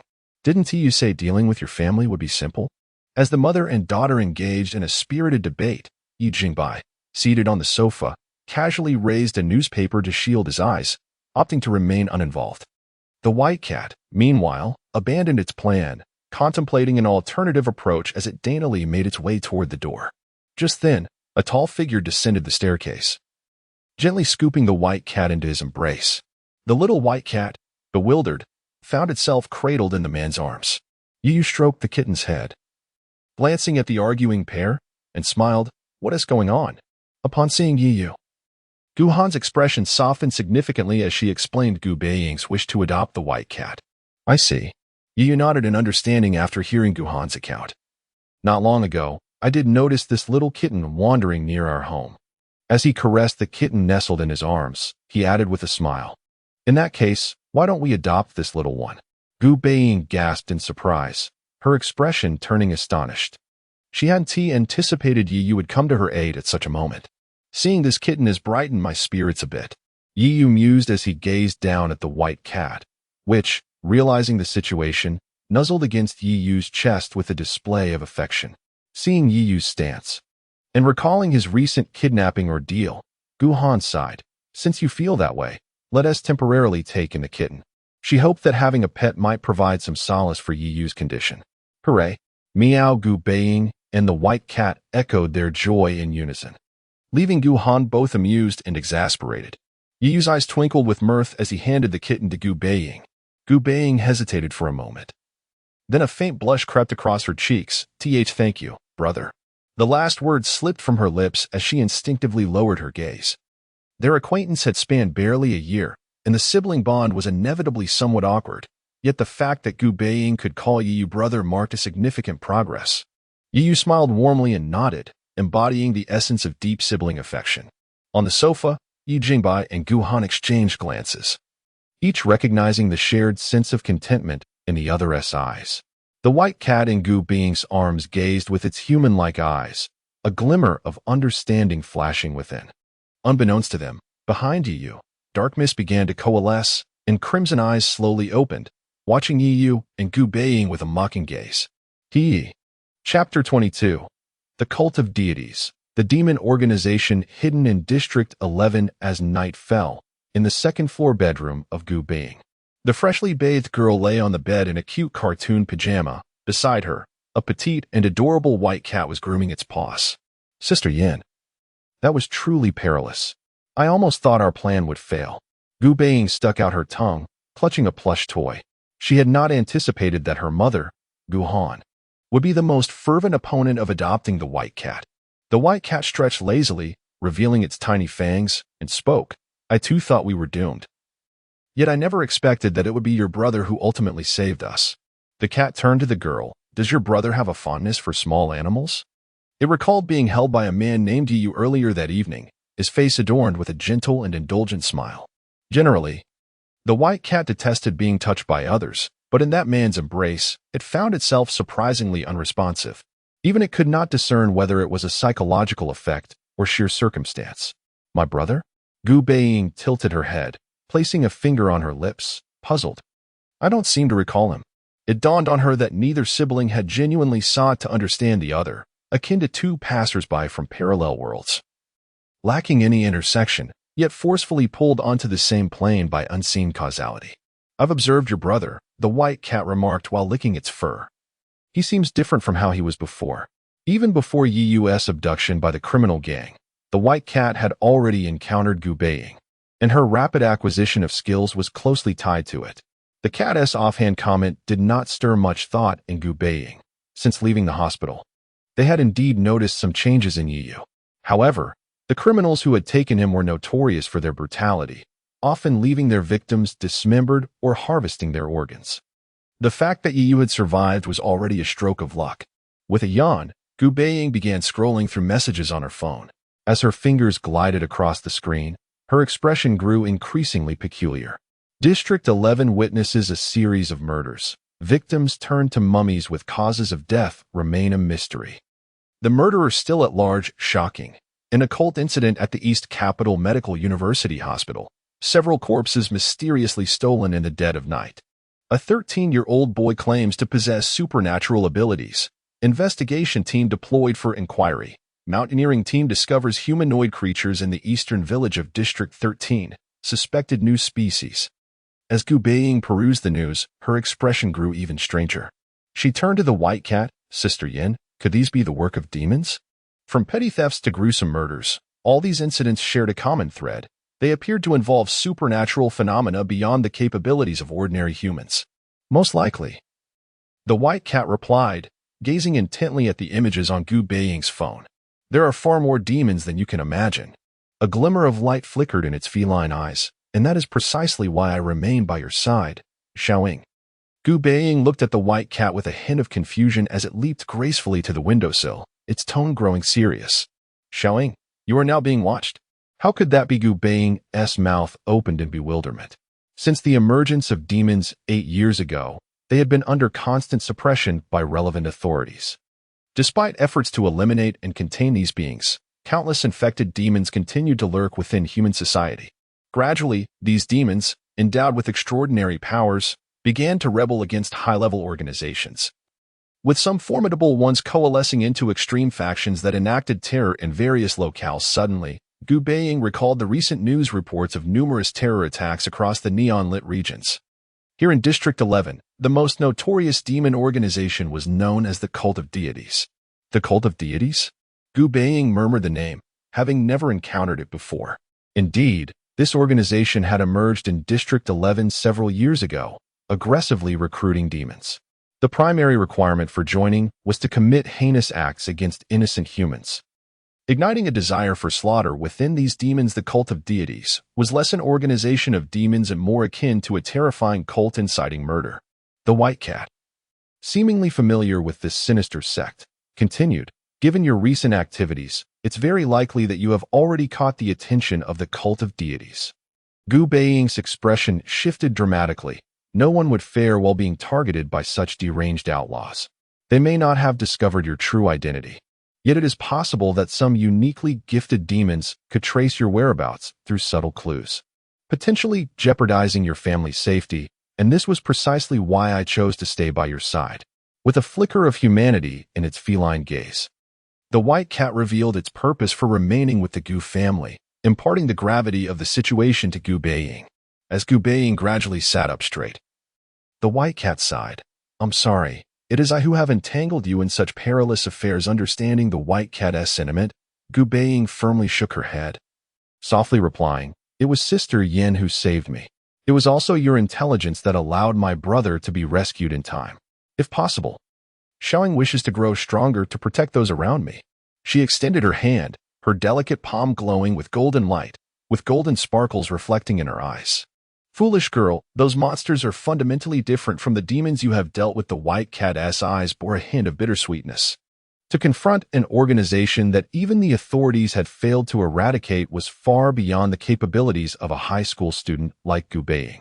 Then, with a bright smile, Gu Baiying declared, "As long as I continue to eliminate demons, my strength will undoubtedly grow. Moreover, with Sister Yen's assistance, I believe those fiends will soon no longer be my match." With that, she playfully threw a few mock punches, eliciting laughter from the white cat. Yet, in the next instant, Gu Baiying leaped forward, enveloping the petite body of the white cat in a warm embrace, nuzzling her face against its head, cheerfully saying, "But I must thank Sister Yin for your kindness. From today onward, you are part of our family." Family? Upon hearing this word, the white cat felt a sudden strangeness, its body stiffening. It slowly raised its head, catching a glimpse of the obscured full moon through the window, shaking its head with a bitter smile, uttering words that were hard to comprehend. "Creatures like us are no longer worthy of such precious things." Chapter 23. The Hunter. In the night, the full moon was shrouded by clouds, and the evening breeze swept through District 11, bringing a whisper of chill. As the deep night approached, the flickering lights of the skyscrapers in the city gradually dimmed, and the bustling metropolis briefly succumbed to slumber, interrupted only by the occasional honking of horns warning passers-by. Suddenly, a shadow darted through the air, moving like a streak of lightning between the towering buildings. This figure moved with astonishing speed, so swift that even the casual observer would mistake it for an ordinary stray cat, offering no further thought. Even you could not have anticipated the substantial enhancement his body would experience after continuously absorbing magical energy. Not only had his strength multiplied, but his speed also surpassed that of an ordinary human by several times. For instance, standing beside a wall, Yu paused momentarily, then crouched and leaped, effortlessly clearing a wall several meters high, leaving even seasoned parkour athletes in his wake. Yet, even this did not satisfy him. He continued to weave through the rooftops of several high-rises in mere moments. Glancing up, he saw the hazy full moon, the howling wind rushing past his ears, transforming the hurricane into a mere backdrop to his prowess. As he traversed between the skyscrapers, Yiyu's gaze remained fixed ahead. Before him, dark mist coalesced into a black map resembling an electronic screen. His marker danced across the map, advancing towards a specific direction. Clearly, this was yet another daily task issued by the box of demons to extract magical energy. At this moment, Yiyu's face bore no trace of gentle mirth. Instead, it was overshadowed by an air of indifference. "Chimei, here, my lord of magic," he called out. With a summons, the swirling dark mist transformed into a shadowy tadpole, crimson eyes peering from within. Like the most loyal of servants, Chimei always appeared at Yiyu's side upon call. Can animals also be infused with magical energy? Yiyu pondered, recalling the white cat he had adopted that day, which he had previously heard speak human words. This, combined with the mysterious figure he had observed lurking beneath his building, led Yiyu to suspect that his sister had caught the attention of certain authorities, and perhaps that white cat was an undercover agent sent to monitor him. Upon hearing Yiyu's inquiry, Chimei contemplated briefly before replying. The likelihood of ordinary animals being host to magical energy is minimal, yet not entirely impossible. Why? Yiyu noted the occasional human-like expressions on the white cat, clearly indicating a level of intelligence comparable to that of humans. Because. Chimei paused, then with a wicked grin added, "The desires of animals are pure, far less complex than those of humans. Magical energy is birthed from the desires of its host, nourished by despair and suffering. The more intense and intricate the malevolent thoughts within the host's heart, the more potent the magical energy that emerges. By the way, you humans seem to refer to such beings harboring magical energy as demon humans." Chimei unabashedly admired the complexity of humanity, calling it the ideal breeding ground for magical energy. Absorbing Chimei's explanation, Yi remained silent, yet his pace quickened. If he and his family were indeed under surveillance, fleeing would be futile. Such erratic behavior would only invite trouble. It would be wiser to keep the white cat close, perhaps even extract useful information while disarming any suspicions. With this thought, Yiyu accelerated, his form a mere shadow beneath the veiled moonlight. Before the impending unknown dangers could strike, his only recourse was to grow stronger, formidable enough that even the most monstrous entities would dare not encroach upon him. In the dead of night, the final subway train arrived at its station. As a few silhouettes stepped out of the subway doors, the station fell silent moments later. A young girl, dressed lightly, emerged from the subway, humming a cheerful tune as she walked along the deserted street.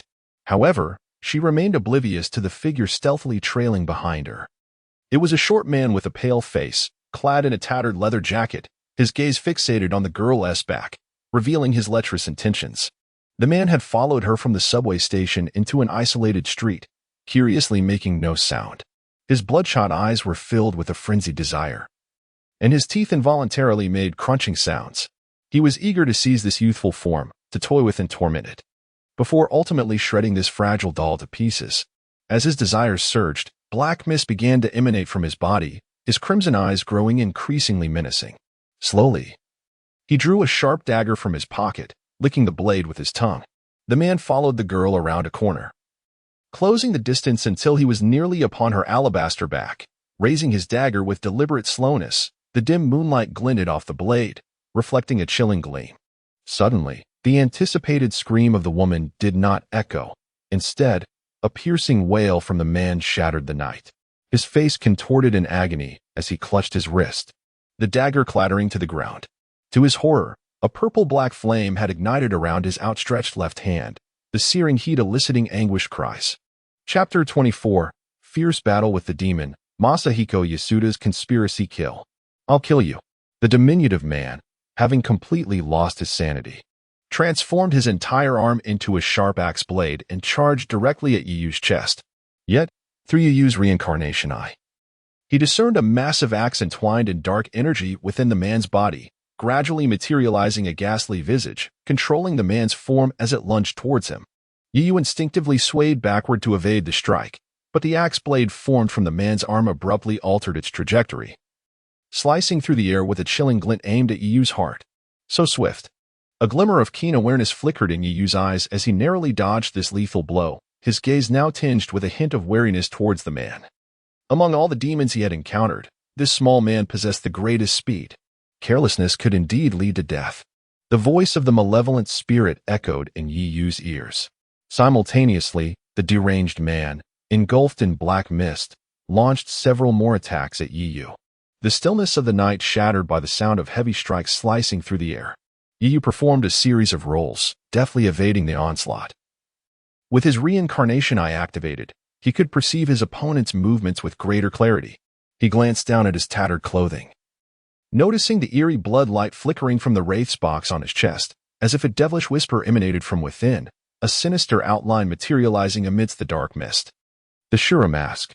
A voice brimming with temptation resonated in Yuyu's mind, luring him to accept its power, to shred the monstrous figure before him and unleash a massacre. Yuyu's gaze hardened, unresponsive to the mask's invitation, instead slowly extending his arms, the talisman of the hungry ghost path swirling within his pupils. Dark incantations slithered like serpents along Yuyu's arms, coalescing into a massive scythe, entirely shrouded in ebony. Yama. With a subtle movement of Yuyu's lips, the pitch-black scythe suddenly ignited in ethereal violet flames. Almost instantaneously, the demonized man in front, instinctively sensing an impending threat, let out a piercing scream, his blood-red eyes wide with terror.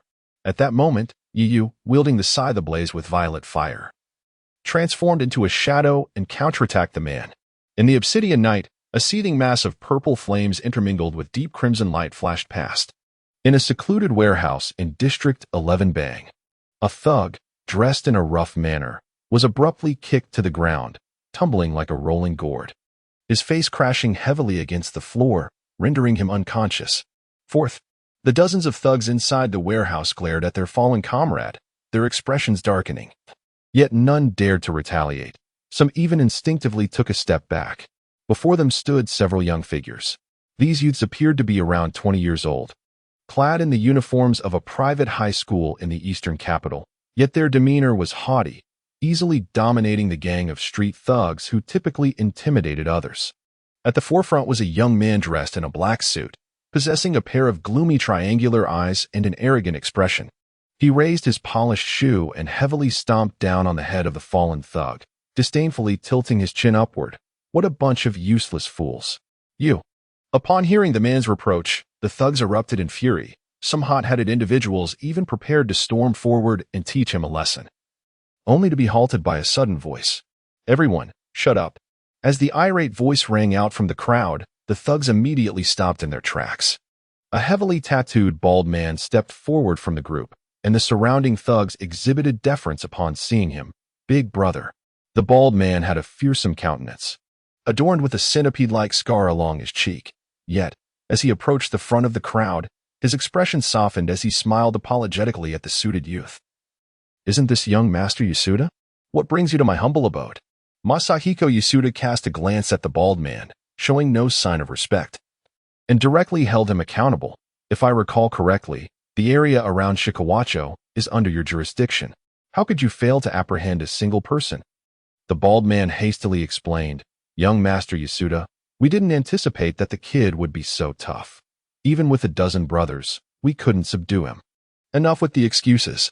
If you can't manage such a trivial matter, does that mean my Yasuda family has raised a pack of useless trash?" The thugs surrounding the bald man exhibited expressions of indignation. The Matsuyama Association had always been a dominant force in District 11, and they had never faced such humiliation. "You know that there have been many issues on the streets lately, and we simply cannot spare more manpower. Otherwise, we would definitely handle that kid." The bald man wore a bitter smile.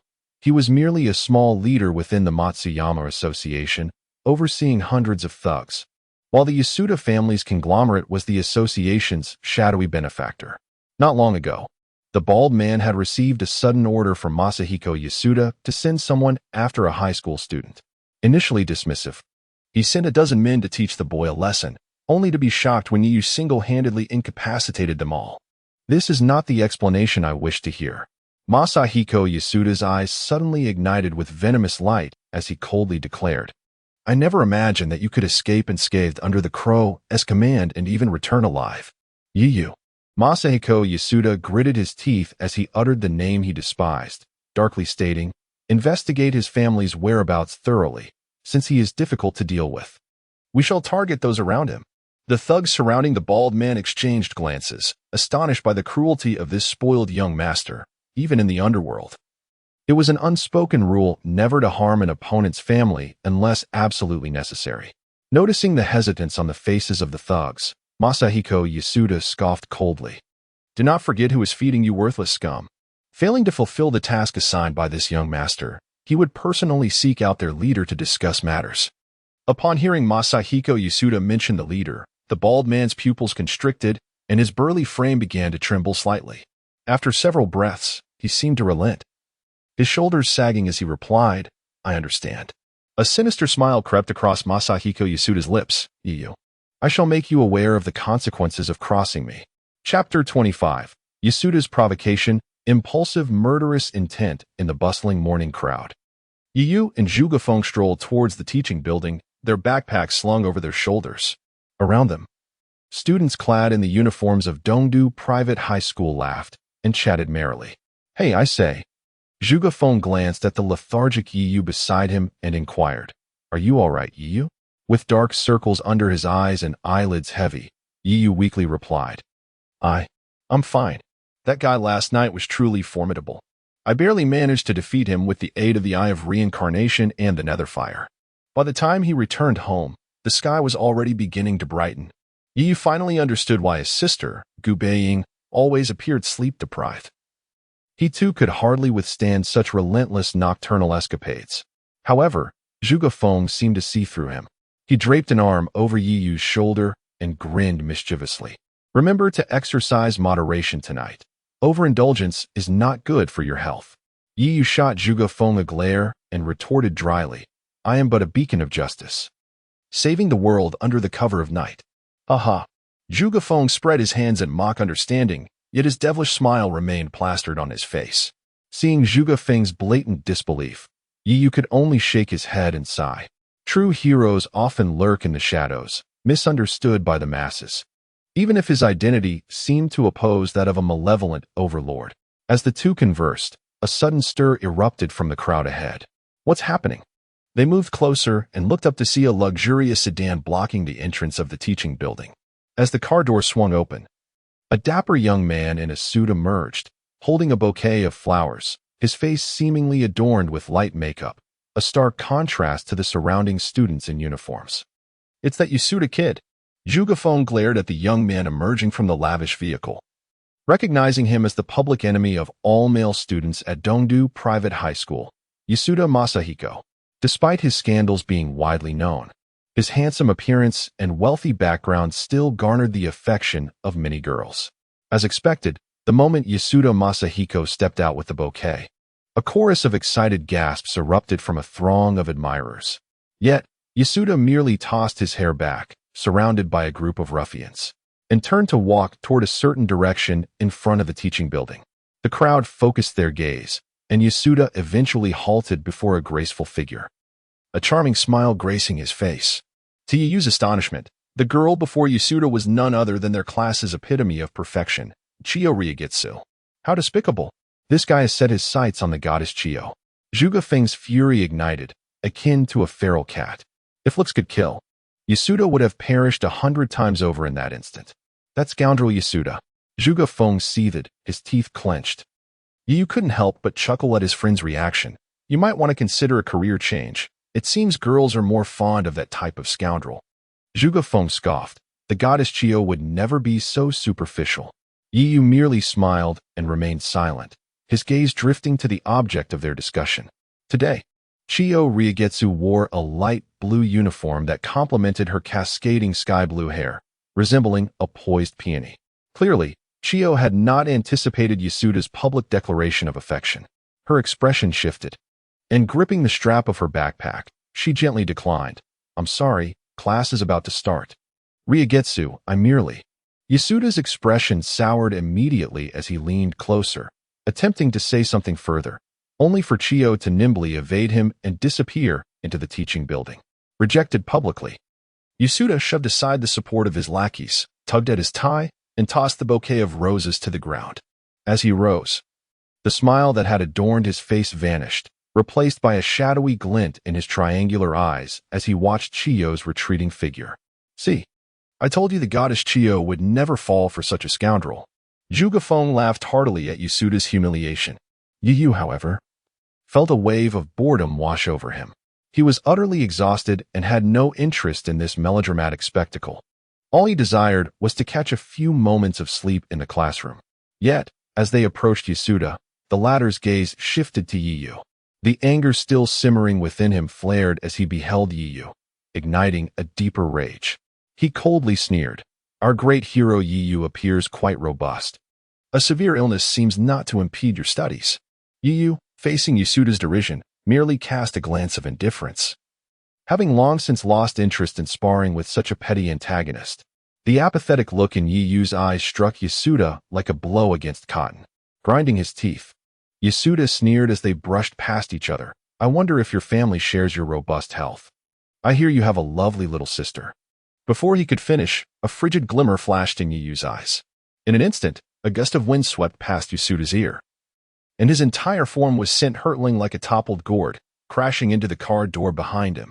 The crowd erupted in shock, countless astonished gazes fixed upon Yuyu. Yuyu retracted his fist, the bloodlust still glinting in his eyes, and, disregarding the shocked stares surrounding him, turned indifferently to enter the teaching building.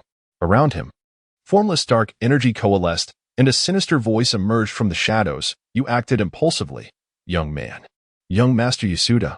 The ruffian by his side finally regained his composure, hastily rushing to assist the fallen Yasuda. Get away. Yasuda spat, clutching his reddened cheek. Leaning against the car door with a particularly grim expression. Notify Matsuyama-kai. Within 3 days, I will obtain what I desire. Chapter 26. Kidnapping. The crisis emerges. Near a bustling subway station in District 11, the air was filled with the murmur of curious commuters peering out from the train windows. In the distance, the streets were cordoned off by a series of warning lines. Deep within the confines of the blockade, a group of individuals clad in white uniforms surrounded a street corner, where a gruesome sight lay before them, a dismembered corpse. The body bore the marks of a particularly brutal death, with several deep lacerations crisscrossing its chest, and signs of severe burns marred its surface, rendering some areas unrecognizable. A grotesque head was cast aside on the opposite side of the road, its half-burned visage revealing eyes filled with terror and despair. It was unfathomable what tortures this individual endured in life. Captain, The results are in. At that moment, a bespectacled man rushed out of a nearby police vehicle, clutching a stack of forensic reports. Hearing his call, the short-haired woman standing before the corpse slowly turned around. The man reported, although time was limited, the residual fingerprints indicate that this body belongs to the C-class demon recently active in District 11, the Frenzied Axe. A demon? The short-haired woman gazed at the horrific remains on the ground, where clear signs of a struggle were evident. The ability to slay such a demon and inflict this level of devastation clearly suggested that the perpetrator was also a demon. However, what troubled her most were the burn marks on the corpse's wounds. "Boss, we found something." A curly-haired youth began to rummage through the remains, eventually extracting a thumb-sized black crystal from the shoulder of the corpse. After wiping the blood off the crystal, he examined the dimly glowing object, his expression revealing his certainty. The energy within the demon core has vanished. There's no mistake. Upon hearing this, the short-haired woman's demeanor shifted to one of gravity. With the information gathered from the scene, the identity of the assailant became glaringly clear. It was the Flame Demon. As this title left her lips, the expressions of those around her changed dramatically. The Flame Demon? Has he become so active now? Based on his combat techniques, his power has evidently grown stronger. Can we truly apprehend him? Amidst the rising speculation, the curly-haired youth noticed something. Have you all realized? The Flame Demon targets only other demons. From the mountain field discovered at the school to the recent serial killer, and now this frenzied axe, every target has been a demon. A demon that specifically hunts other demons? The short-haired woman murmured, contemplating the remains before her. Have any leads emerged from the surveillance footage? The bespectacled man produced a photograph from his documents. The suspect was cautious. The footage only captured this one set of images. The short-haired woman took the photo, revealing a dark, shadowy figure dressed in black, obscured by a hood. Apart from inferring that the figure was likely male based on physique, the surveillance footage yielded no further useful information. The short-haired woman scrutinized the silhouette in the photograph, as if attempting to pierce the hood to uncover the enigmatic visage hidden beneath. "Boss, what about the orders from headquarters?" The curly-haired youth reminded her. The short-haired woman snapped back to attention, her gaze sharpening once more. "Notify the police department in District 11 to increase patrols and leave no stone unturned. We must swiftly locate the Flame Demon." With her command given, the short-haired woman turned her gaze toward the dimming sky, the day waning. The somber twilight crept in, and soon the night would descend, bringing forth the lurking demons concealed in the shadows. "Wait, are you saying that person was truly Sakura's brother?" Beneath the setting sun, Gu Baiying was walking home with her best friend after school. The golden rays illuminated their slender figures clad in uniforms. While her friend looked at Gu Baiying with disbelief, shock evident in her eyes. Gu Baiying's lips twitched in embarrassment, but she ultimately nodded. "My brother. He's not usually like this." Gu Baiying attempted to defend you. "How impressive. Sakura's brother is a member of an underworld organization? He single-handedly took down so many people." Her friend exclaimed, seemingly oblivious to the gravity of the situation, her eyes sparkling with curiosity. As the girl leaned closer, Gu Baiying instinctively shielded the white cat cradled in her arms, stepping back in haste. Observing Gu Baiying's flustered demeanor, her friend shifted from playful teasing to genuine curiosity. "It's rare to hear you mention your family. If I hadn't witnessed that scene in the alley, I wouldn't have known you had a brother." Gu Baiying opened her mouth to respond, but found herself at a loss for words. Her family's circumstances were rather unique, and she had never shared such details with her friend. Meow the white cat in Gu Baiying's arms let out a lazy meow, clearly uninterested in the conversation between the girls. Suddenly, a revving engine echoed from the distance, disrupting their exchange. A convoy of punk motorcycles raced down the overpass, driven by a group of oddly dressed street thugs. The motorcycles darted along the riverbank like cheetahs in the wild, swiftly encircling Gu Baiying and her friend. "What is happening?" The short-haired girl instinctively pulled Gu Baiying behind her, her expression alarmed. Just then, a car approached, cutting off their escape route. A tattooed brute emerged from the vehicle, fixated on Gu Baiying's face, grinning maliciously. "You must be Yu's sister, right? Come with us. Our young master has been waiting for you." As the brute's words fell, the thugs on the motorcycles fixed their gaze on the two girls, all sharing a sinister smile. Gu Baiying instinctively bit her lip. taking several steps back while reaching for the wooden sword behind her. Chapter 27. The Disappearance of Sakura and the Mysterious Email I Have Returned. As the front door swung open, Yayo, who had just come home from school, stepped inside. "Oh, welcome back, Yayo." Guhan, the housewife still busy in the kitchen, poked her head out with a smile. "You're home quite early today. Did you see Sakura on your way back?" Yayo yawned, dark circles faintly visible around his eyes. Stretching lazily, he replied with little energy, "Sakura? She hasn't returned yet?" The chopping sounds from the kitchen paused, and Guhan looked up in confusion. "Strange, Sakura is still not back." With a helpless smile, she added, "This child, it's really hard to manage her." Yayo couldn't help but picture Gu Baiying wielding a golden long sword, unleashing brilliant sword energy to vanquish demons possessed by magical powers. Surely, that girl has gone off hunting again?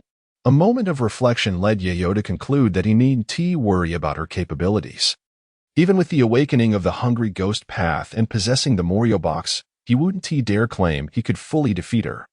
Especially since he had only acquired the Morio box a mere fortnight ago. Shaking his head and dismissing such impractical thoughts, Yayo decided to cover for her. "By the way, I think Sakura mentioned there was a club activity today, so she might be home late." "Oh, I see. Tonight's dinner is kimbap. So Yayo, why don't you head back to your room and wait a bit?" Guhan didn't ponder further and simply encouraged Yayo to rest. After bidding farewell to Guhan, Yayo hoisted his backpack and returned to his room on the second floor. As he opened the door, he leapt onto his bed. Fatigue etched across his face. His sleep had been severely lacking, and he felt utterly exhausted. He glanced at his phone to check the time, intending to take a quick nap, but a message caught his attention. It was from a user named Fania, whose identity had become increasingly obscure in his memory. Since Yayo's amnesia, he had forgotten much, including the origins of this Fania.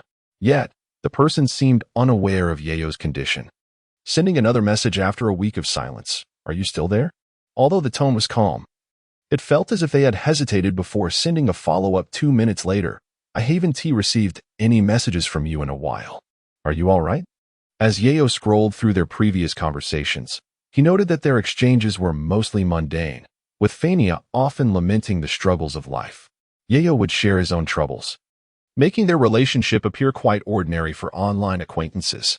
After a moment's hesitation, he replied, "I'm fine. Just spent some time in the hospital, but I'm out now." Having sent the message, Yayo turned off his phone, burying his head in the pillow, ready to indulge in sleep.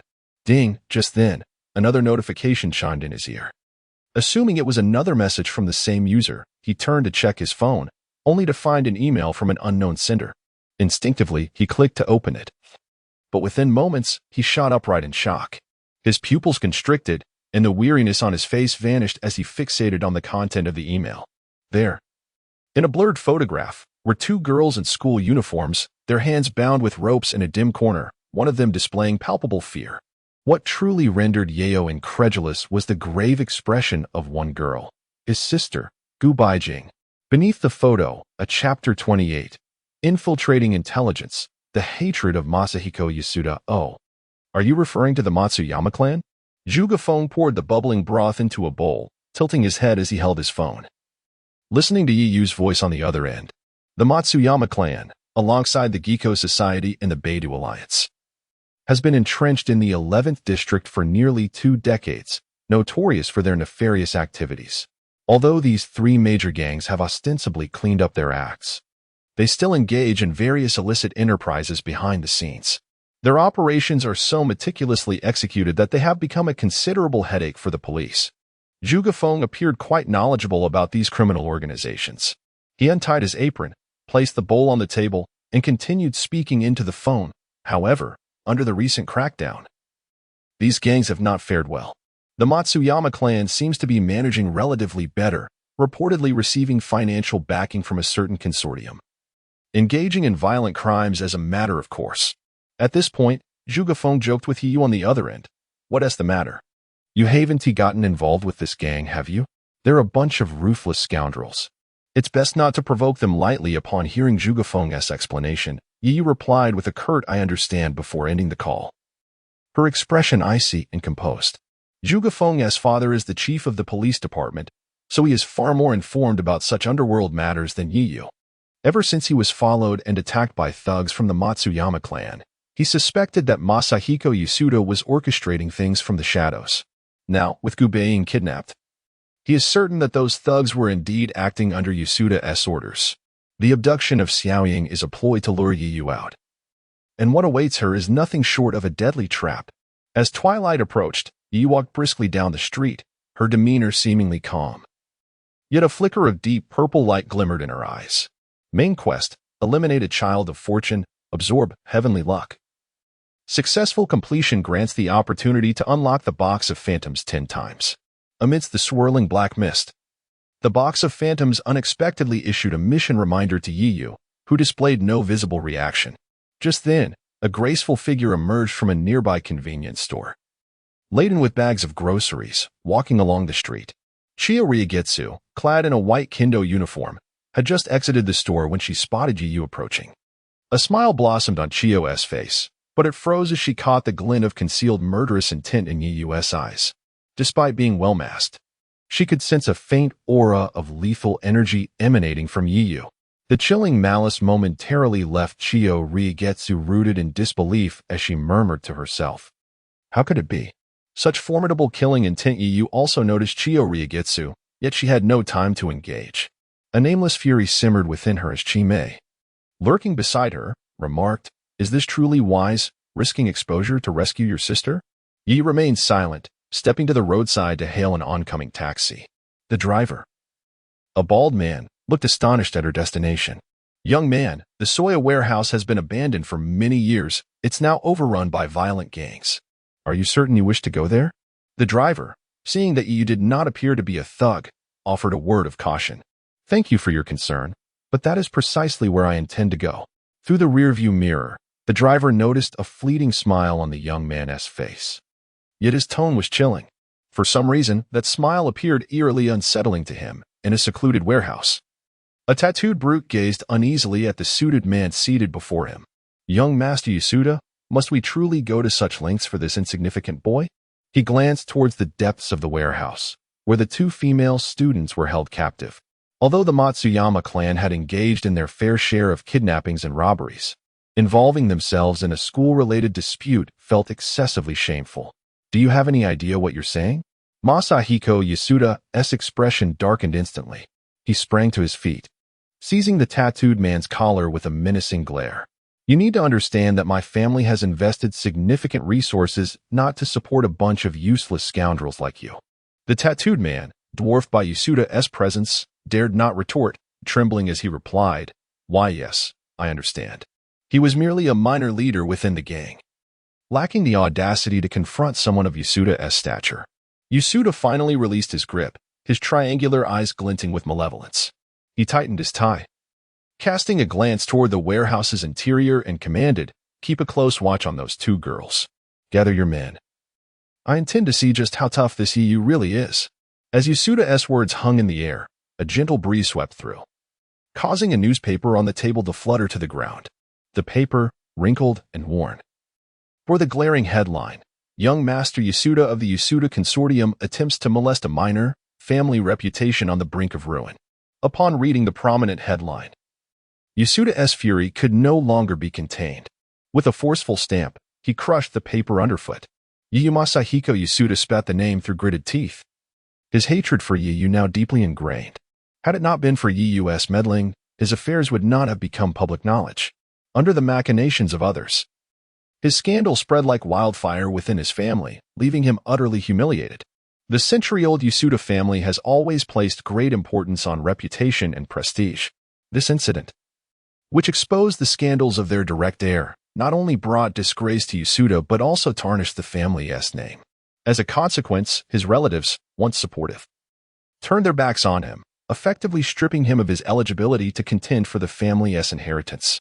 "The crow failed to eliminate you, so I, young master, shall take matters into my own hands." A glint of bloodshot rage flickered in Yasuda's eyes, as he resolved to make the world aware of the dire consequences of opposing the Yasuda family. Chapter 29 Crisis.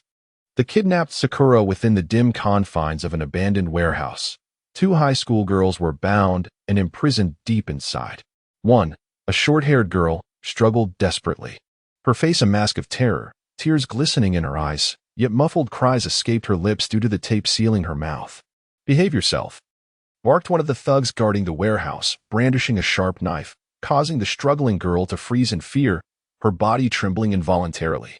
In stark contrast to her panicked companion, the girl beside her appeared far more composed, her eyes reflecting a sense of confusion. Gu Baiying remained perplexed about who had orchestrated their abduction. If she unleashed her powers, those ruffians would be no match for her. But she had allowed herself to be captured in order to uncover the mastermind behind this act. She had initially suspected that this was a revenge plot orchestrated by the demons she had previously defeated.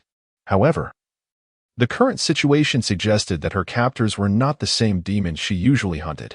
Glancing at her companion, Gu Baiying realized that escaping without revealing her abilities would be quite challenging. Just before them, a group of flamboyantly dressed thugs began discussing the bound girls. "What's wrong with the boss? He called us all here to deal with these kids." One scoffed. "Humph. This is a direct order from the second young master of the Enneada family. If you have a problem with it, take it up with him." Another retorted. "Not him again. Are we to keep cleaning up after that brat from the Enneada family?" A third grumbled. "Enough. I heard this one is tough, last time. Even a dozen of our guys couldn't handle it." As their conversation deepened, Gu Baiying observed their movements while subtly working to loosen her bindings. At that moment, a thug wearing sunglasses stepped forward, leering at the two girls. "I must say, the second young master of the Enneada family has excellent taste. These two are rare gems." His companion, sensing his intentions, cautioned him, "They've already been claimed by the young master. You best keep your hands to yourself." Unfazed, the sunglasses thug grinned lewdly. "What does it matter? A little touch won't cost me anything. I'm already sick of those old hags in the red light district. Let's see which one to start with." As he reached towards the slightly swollen chest of the girl, the short-haired girl emitted frantic, muffled cries. Gu Baiying's eyes narrowed, a flicker of golden light shimmering within them, her shoulders trembling slightly. Yet before she could act, the thug's hand was suddenly intercepted by another thug. "Hound, don't ruin my fun." The sunglasses thug angrily shook off the hand gripping his arm, ready to lunge at Gu Baiying again. Pow! A fist struck the sunglasses thug's face, sending his glasses flying and him crashing to the ground. Gu Baiying looked on, recognizing the assailant as a similarly dressed thug with yellow hair, his clothes tattered, and earrings adorning his ears. "Hound, are you trying to get yourself killed?" The sunglasses thug shouted, rising to retaliate, but was quickly restrained by several other thugs. "What are you yelling for?" The yellow-haired thug snapped, casting a glance at Gu Baiying on the ground. "The boss said to behave until the EU arrives. Spare me the lecture. Weren't you just scared witless by EU not long ago? Now you're defending his sister?" The sunglasses thug, clutching his swollen cheek, suddenly smirked. "Oh, I get it. You must be thinking of your sick sister in the hospital and feeling sorry for this little girl, huh?" The yellow-haired thug's expression darkened, fury igniting in his eyes. "You want to die? I'll oblige." As tensions escalated, the surrounding thugs hurriedly intervened to prevent a brawl. At that critical moment, another thug burst through the warehouse door, panting heavily. The EU has arrived. The boss wants everyone to hurry." Upon hearing this, the yellow-haired thug's anger subsided somewhat. He shot a glance at the sunglasses thug before turning to leave the dark warehouse. "The boss has given orders. We're leaving." The remaining thugs rushed out of the warehouse, leaving behind only two guards. Before departing, the sunglasses thug cast a lingering glance at Gu Baiying, smirking, "What a pity. I won't get to savor such a tender little morsel. Little girl, don't blame us. Blame your unfortunate brother." Chapter 30, The Lost Memory. Under siege, Masahiko Anada, accompanied by a throng of thugs from the Matsuyama gang, emerged within the warehouse, gazing down from an elevated position at the figure illuminated by the spotlight. As their eyes met, an eerie silence enveloped the abandoned warehouse, so profound that one could hear a pin drop. "Ah, we meet again, Yu." Anada's triangular eyes glinted with unmasked malice as he beheld Yu, who stood mere feet away. This very boy had tarnished his reputation, leading to the loss of his status as the heir to his family. The honor he once held, the distinguished position, and the endless wealth, all of it had crumbled into nothingness overnight. The stark descent into despair had rendered him restless for countless nights, and he vowed to make Yu pay dearly for it. Where is Sakura? Yu coldly surveyed Anata and his entourage before speaking directly. TSK, what a considerate brother you are. Anata suppressed his tone, suddenly shifting his gaze to the depths of the warehouse. If you are referring to that pretty little girl, she is quite well. However, Anata licked his lips, a sinister grin spreading across his face. I cannot guarantee that she will remain whole after tonight. Observing the fury etched on Yu's face, Anata's satisfaction grew exponentially. Had I known you had such a lovely sister, perhaps I would not have endured so much suffering, just like that dead girl, Shireen, for reasons unbeknownst to him. The moment Anata uttered Shireen's name, it resonated like thunder in Yu's mind. Shireen. Hidden memories flickered like film, scenes replaying in the recesses of Yu's consciousness. A dark prison, rattling chains, mocking eyes, glimmering blades in the shadows, blood splatters, and bodies strewn across the floor. A myriad of images that had never resurfaced before intertwined in Yu's memory, threatening to overwhelm him. In the haze, a diminutive figure flitted through Yu's mind, accompanied by an ethereal voice. Brother. In an instant, the familiar yet foreign voice yanked Yu back to reality. He instinctively clutched his head. Beads of sweat forming on his forehead, murmuring, "What is this?" He could not comprehend the origins of the memories that had suddenly emerged, nor the source of that familiar voice. Unbeknownst to Yu, as he bowed his head, his once deep eyes began to glimmer with a trace of crimson. What a display of sibling affection. Meanwhile, Anata, observing Yu's reaction from a distance, assumed that the latter was struggling to cope with the shock and clapped his hands with malicious delight, a wicked smile creeping into his shadowy eyes. This was his plan, to make Yu experience the agony of losing what he cherished most. Let me see, shall I break one of your legs first, or... Although causing a fatality might bring complications, for him, rendering a person crippled and suffering was an exceedingly straightforward task. As he spoke, one of the thugs at Anata's side brandished a weapon, inching closer to Yu. More and more ruffians emerged from the depths of the warehouse, and soon, over 100 fierce-looking thugs had gathered in the vast space.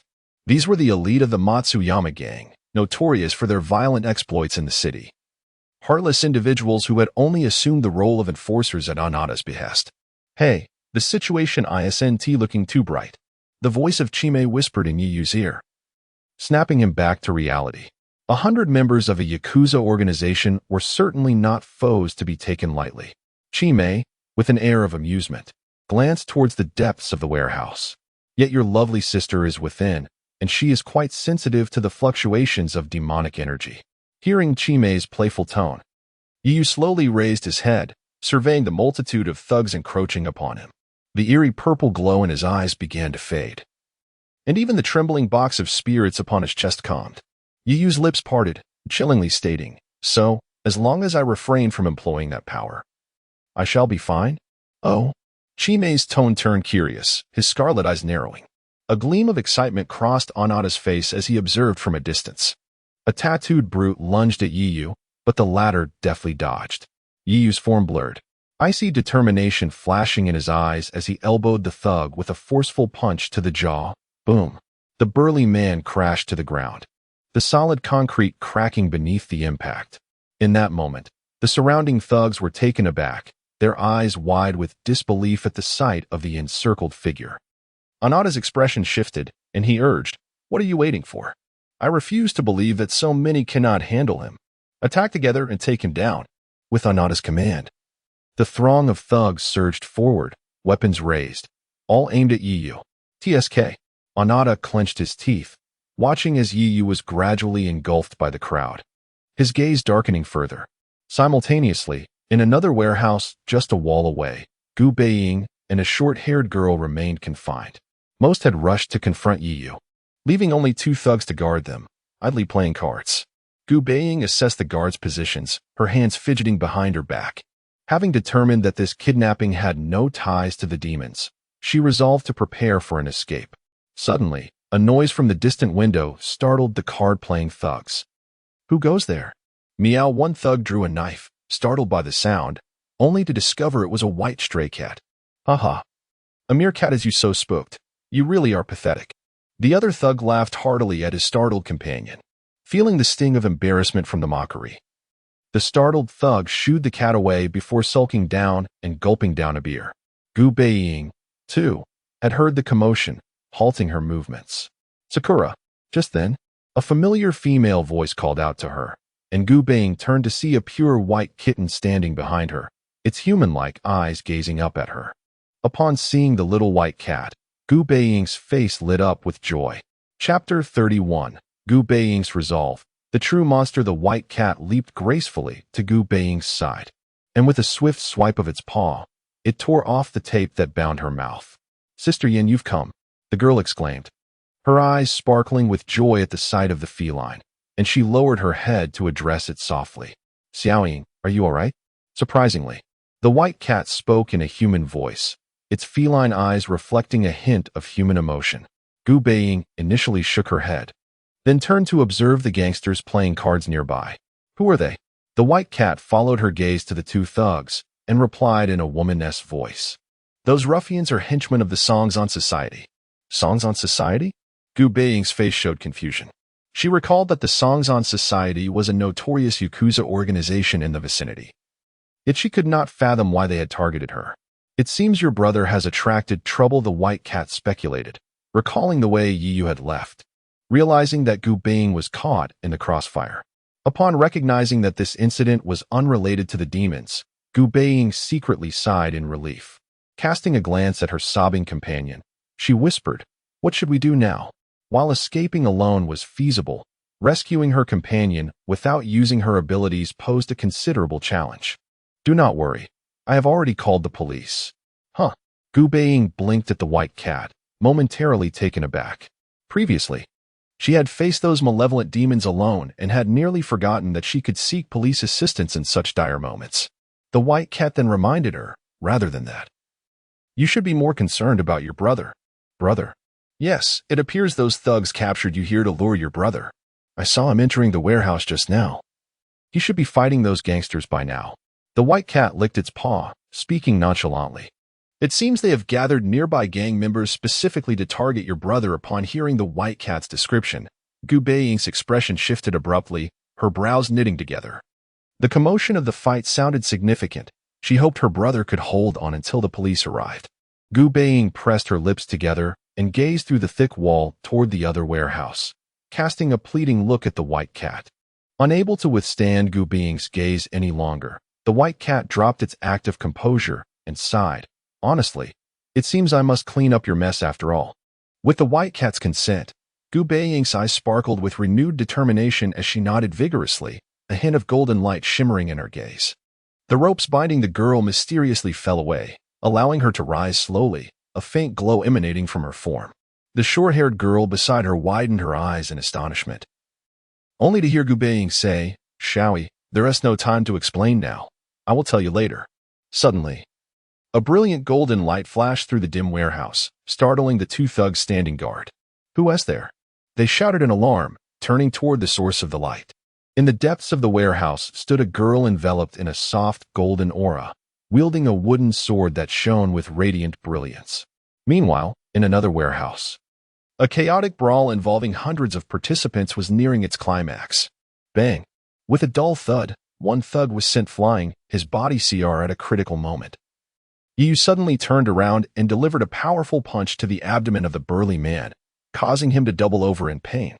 With a swift motion, Yu seized the opportunity and struck the man's face with an elbow, the sharp crack of shattering bones resonating through the air as he collapsed to the ground, bloodied and defeated. Just then, the door at the far end of the warehouse was abruptly opened from the other side, and amidst a flicker of light, two young women emerged from within. Chapter 32. Secrets Between Siblings. The chains of family. Two young girls gradually approached the entrance of a warehouse. Among them, the short-haired girl moved slowly, her eyes still reflecting the shock that had yet to fade. Cradled in her arms was a petite, pure white kitten, while beside her stood a girl in a school uniform with a ponytail. To everyone's astonishment, the ponytail girl held a long knife that radiated a brilliant light, her entire being seemingly enveloped in a faint golden aura. "Sakura, should we call the police?" The short-haired girl hesitated, gazing at the rusted warehouse door before them. However, Gu Baiying shook her head, shedding her usual playful demeanor. Under the glow of the aura, her expression grew solemn. Stepping back half a pace, she inhaled deeply and closed her eyes. Placing her hand on the hilt of the knife, she opened her eyes again.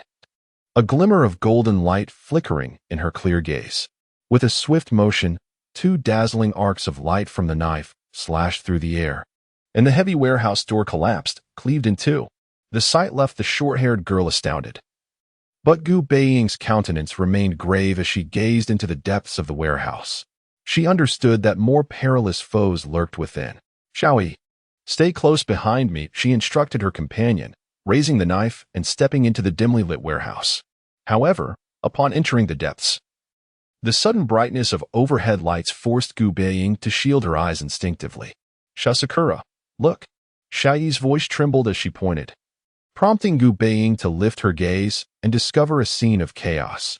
Thugs lay curled on the ground, surrounded by scattered weapons, while the bodies of muscular men writhed in agony, some even unconscious, yet still emitting faint groans of pain. It was difficult to fathom the brutal battle that had unfolded here. In the glaring light stood a robust figure at the center of the warehouse. A man, bare-chested and muscular, displayed his well-defined physique. He extended his arm, grasping a battered figure, while a heap of moaning thugs lay sprawled at his feet. At that moment, the solitary standing man sensed the newcomers and slowly turned his head to regard them. His cold, profound gaze was reminiscent of a fearsome creature emerging from the abyss, instilling a sense of dread in those who met his eyes. "Brother," Gu Baiying exclaimed in surprise as she recognized the figure before her as her brother, Yiyu. Upon seeing him, her realization dawned. Her pupils widened, and the golden glow emanating from her dissipated. Even the light from the wooden sword vanished. "Shasakura?" Yiyu's demeanor shifted upon seeing his sister. The terrifying aura surrounding him abruptly softened, the coldness in his eyes disappearing in an instant. Gu Baiying then noticed the large pile of fallen thugs at his feet, realizing that he had single-handedly dealt with all the members of the Songzon society. It was hard to believe how Yiyu had managed to vanquish so many elite thugs with his own strength. As she approached slowly, her vision clarified, and she gasped in shock, covering her mouth. Yiyu's clothing was tattered from the brawl, his bare skin smeared with blood, making it difficult to distinguish whether it was his or that of the thugs. Yet, what truly shocked Gu Baiying were the gruesome scars that marred his entire body. Some were fresh wounds, bleeding profusely from cuts made by sharp instruments, while others were old, jagged scars that twisted around him like a centipede. The sight of these scars evoked a chilling sense of terror, leaving one to wonder what torment he had endured to be left with such permanent marks. "Shasakura, are you all right?" A smile finally graced Yiyu's face as he stepped closer to his sister, concern evident in his voice. The faint scent of blood accompanied his approach. Gu Baiying glanced at the moaning thugs on the ground before returning her gaze to Yiyu. Did all this happen during that time? She was aware of his recent kidnapping, but had not anticipated the inhumane suffering he had endured. Yiyu, noticing her gaze lingering on his scars, chuckled lightly. "These are nothing. I'm just glad you're safe." Gu Baiying, taken aback by his nonchalant tone, found herself at a loss for words. Though she did not fully comprehend the events that had transpired, the truth remained that these scars were a testament to his efforts to save her. Thank you," she murmured, her voice dry as she lowered her head, realizing that if not for his determination to rescue her, he would not have suffered such severe injuries. Suddenly, she felt a gentle warmth on her shoulder, accompanied by Yiyu's soothing words. "Silly girl, it's only natural for a brother to protect his sister." He affectionately stroked her hair, smiling as if he were oblivious to the blood still trickling down his body. When Gu Baiying looked up, she met his affectionate gaze, and an unexpected warmth surged within her, causing her eyes to glisten with unshed tears. The realization struck her, to unreservedly cast everything aside to protect you. Perhaps that is the essence of family. At that moment, Gu Baiying felt Yiyu's arm drape across her shoulder. "Now, would you kindly take me home?" He winked, fatigue evident on his face. This was not an act. Despite his enhanced physical capabilities, the exertion of defeating the gang had pushed his body beyond its limits. "Of course," Gu Baiying replied with a bright smile, nodding vigorously. The short-haired girl, cradling the white kitten, followed closely behind.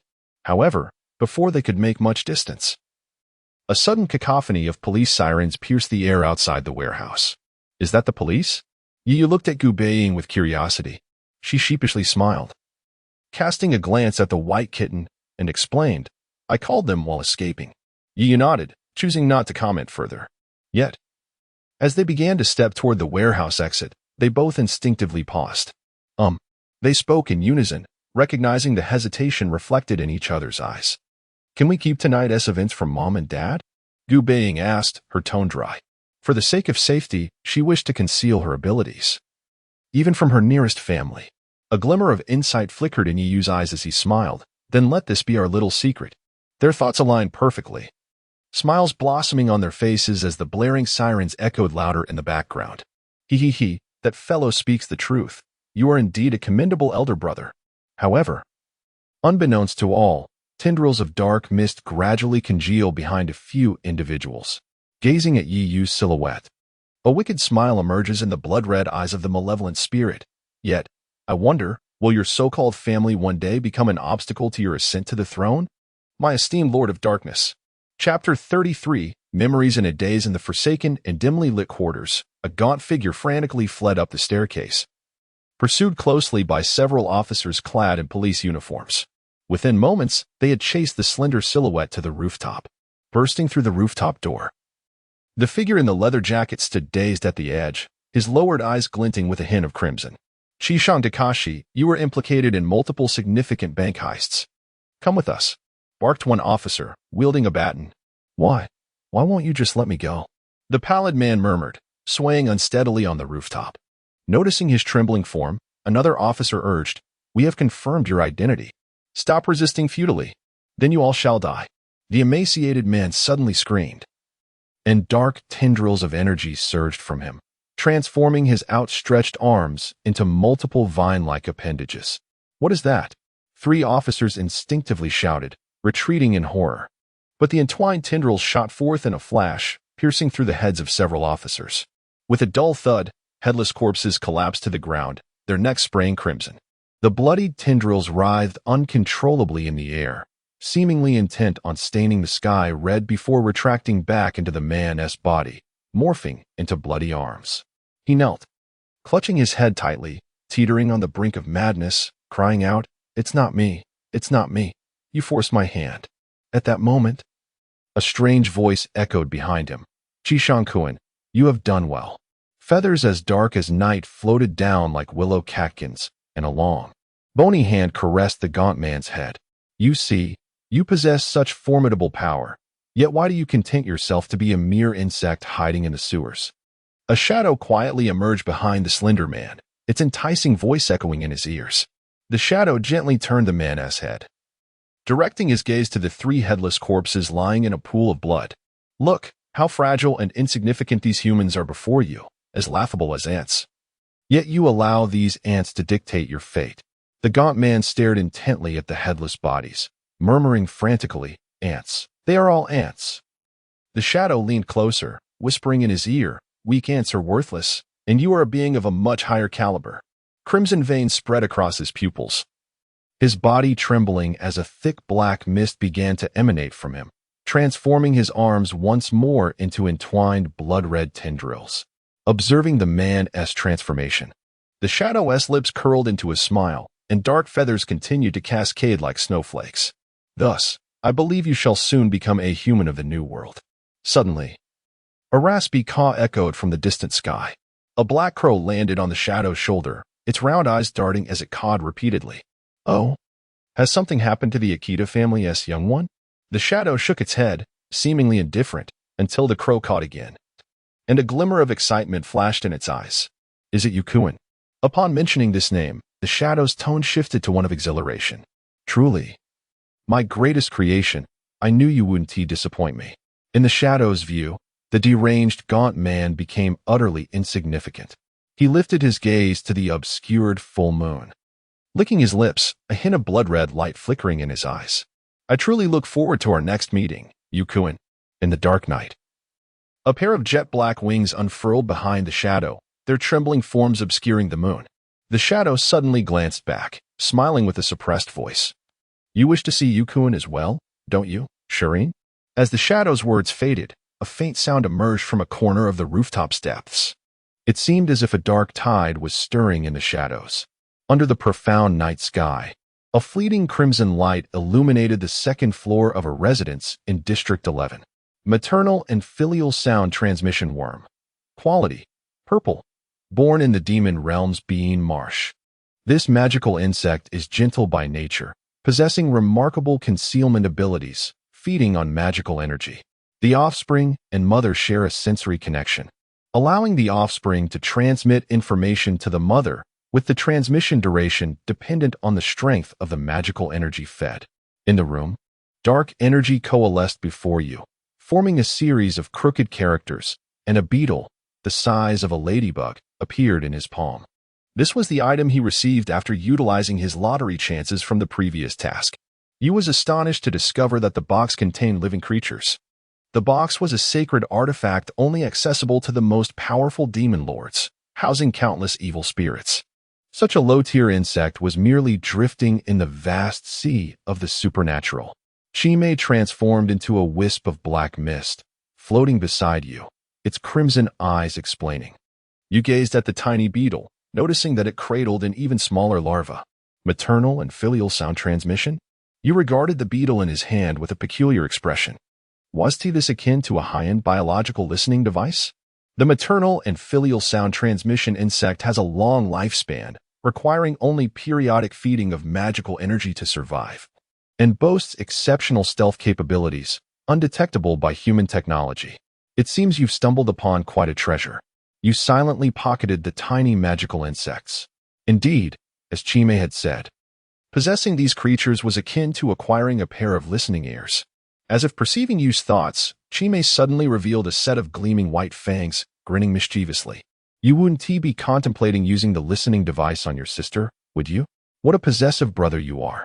You, accustomed to Chimay's sharp tongue, chose to ignore the verbal jab and unbuttoned his shirt. As the white fabric fell away, his well-defined muscles were exposed to Chimay's gaze. Ah, Chimay gasped, observing Yu's fair skin, marred with jagged scars that twisted across his body like a centipede, with some wounds still faintly visible and unhealed. Last night's heartfelt sibling drama truly moved me. You bore such wounds to protect your sister. That fellow named Akita spoke the truth. You are indeed a commendable brother. I believe you may be mistaken. You calmly replied, donning a dark blue, open front robe. I merely worry about my own affairs being exposed. With Sakura's abilities, she requires no assistance from me. Moreover, a glimmer of insight suddenly flashed in Yu's eyes. That fellow, Intion, must know something. From his dialogue with Intion, Yu had discerned that the latter was undoubtedly connected to the recent kidnapping incident. Shireen. Yu murmured to himself. For some unknown reason, whenever Intion Masahiko mentioned that name, a chaotic array of unfamiliar memories surged into his mind like fragmented shards, as if they threatened to shatter his consciousness. What exactly transpired during his abduction? Yu was eager to extract more clues regarding his kidnapping from Intion Masahiko. Yet the latter had been taken away by the police since last night and was currently confined to a hospital bed due to severe injuries. Although Yu's abilities had transcended those of an ordinary mortal, he refrained from openly confronting the police, especially since an official organization had already set its sights on Gu Baiying. He needed to proceed with caution. With this in mind, Yu retrieved a luminescent 3-leaf clover from the box of phantoms, his eyes glinting with determination. This was a mystical item he had won in a previous draw, capable of rendering its user invisible. Intion Masahiko had already committed a grave transgression by targeting those close to him. Yu could not afford to leave such a potential threat unaddressed.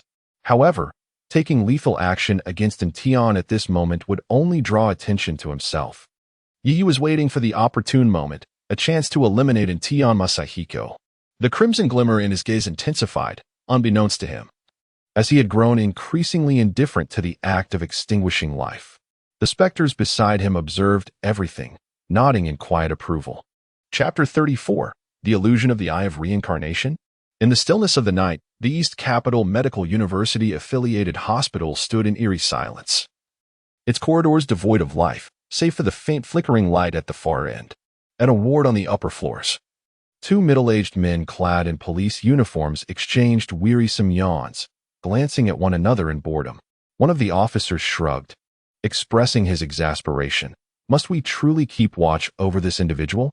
The higher-ups have instructed us to monitor him closely. I heard he has the heir of a wealthy conglomerate. How did he end up in such a state? You have no idea how wretched he looked when he was brought in. I remember. Their whispers floated through the door, separating them from the patient within. The room was filled with advanced medical equipment, the sterile silence occasionally broken by the rhythmic hum of machines.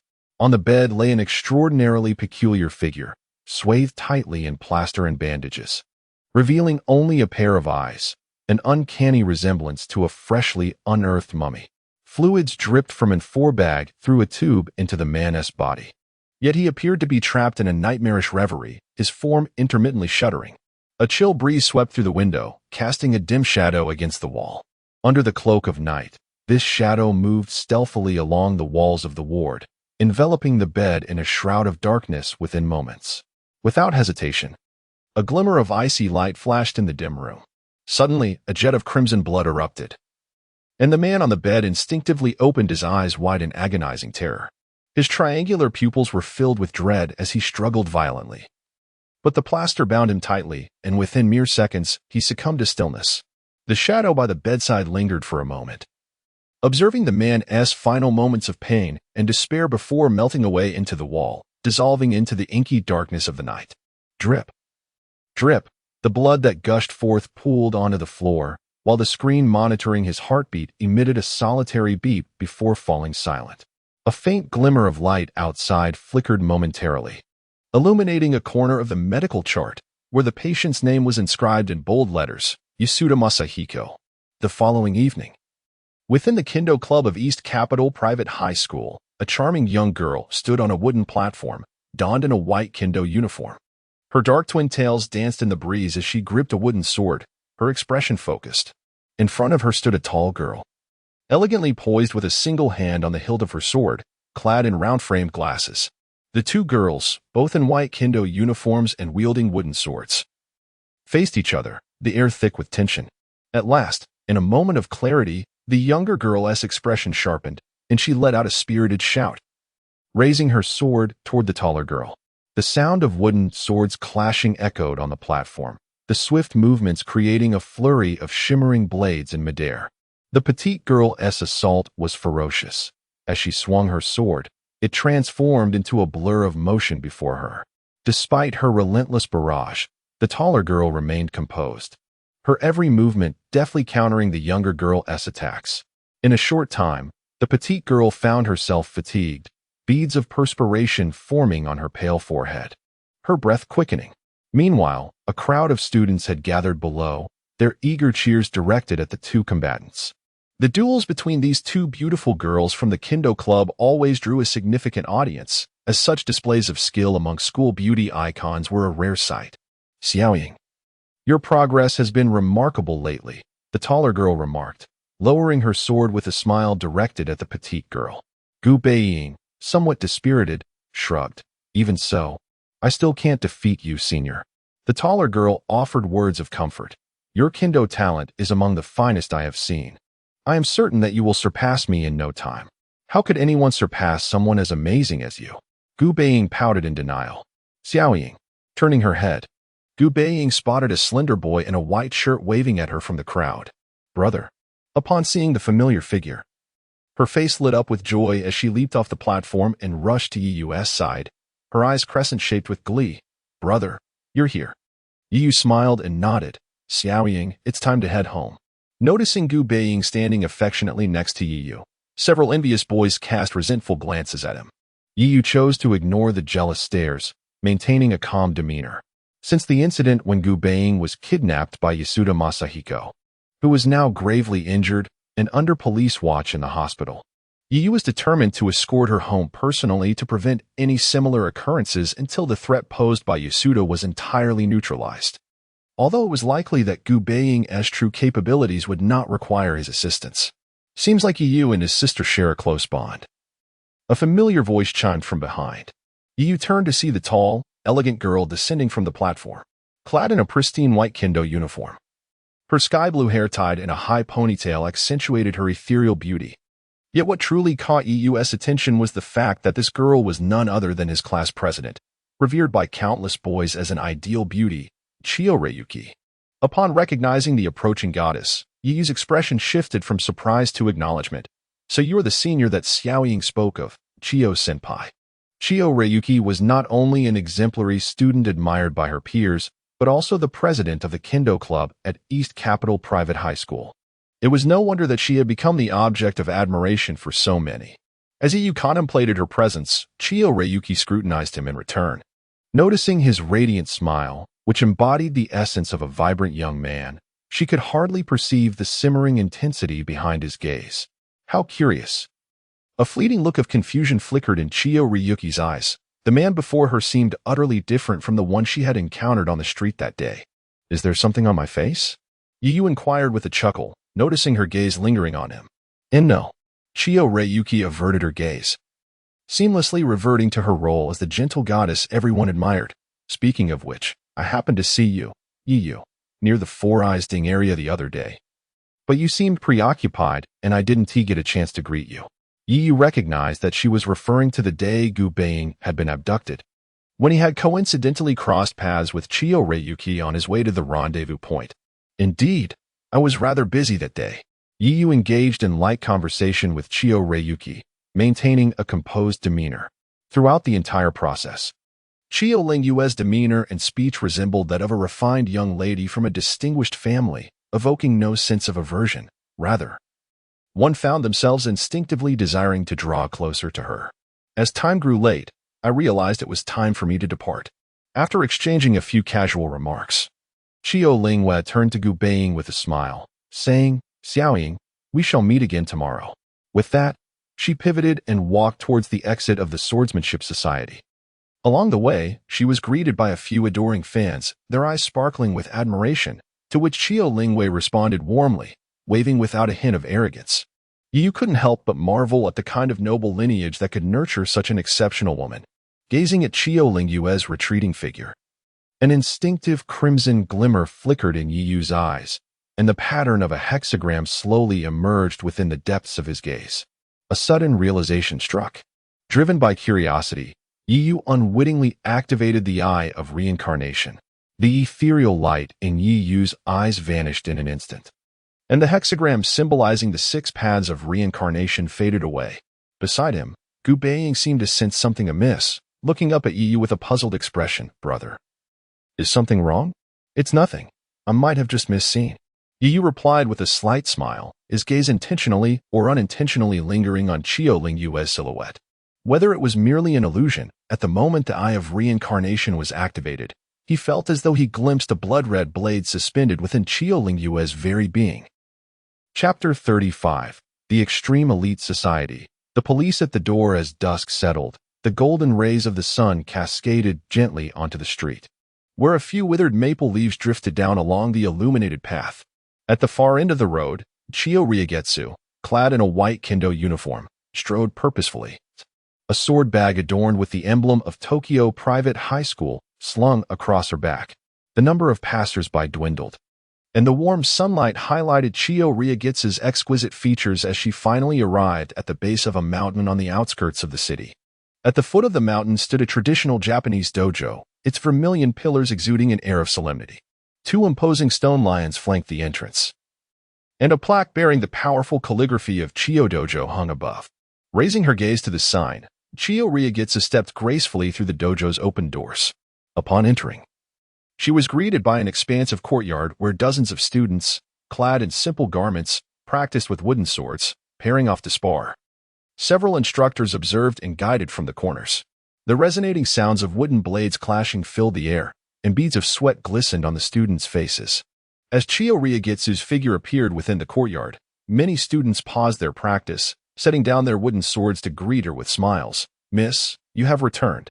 A gentle smile graced Chiyo Ryugetsu's lips as she acknowledged each greeting with a nod.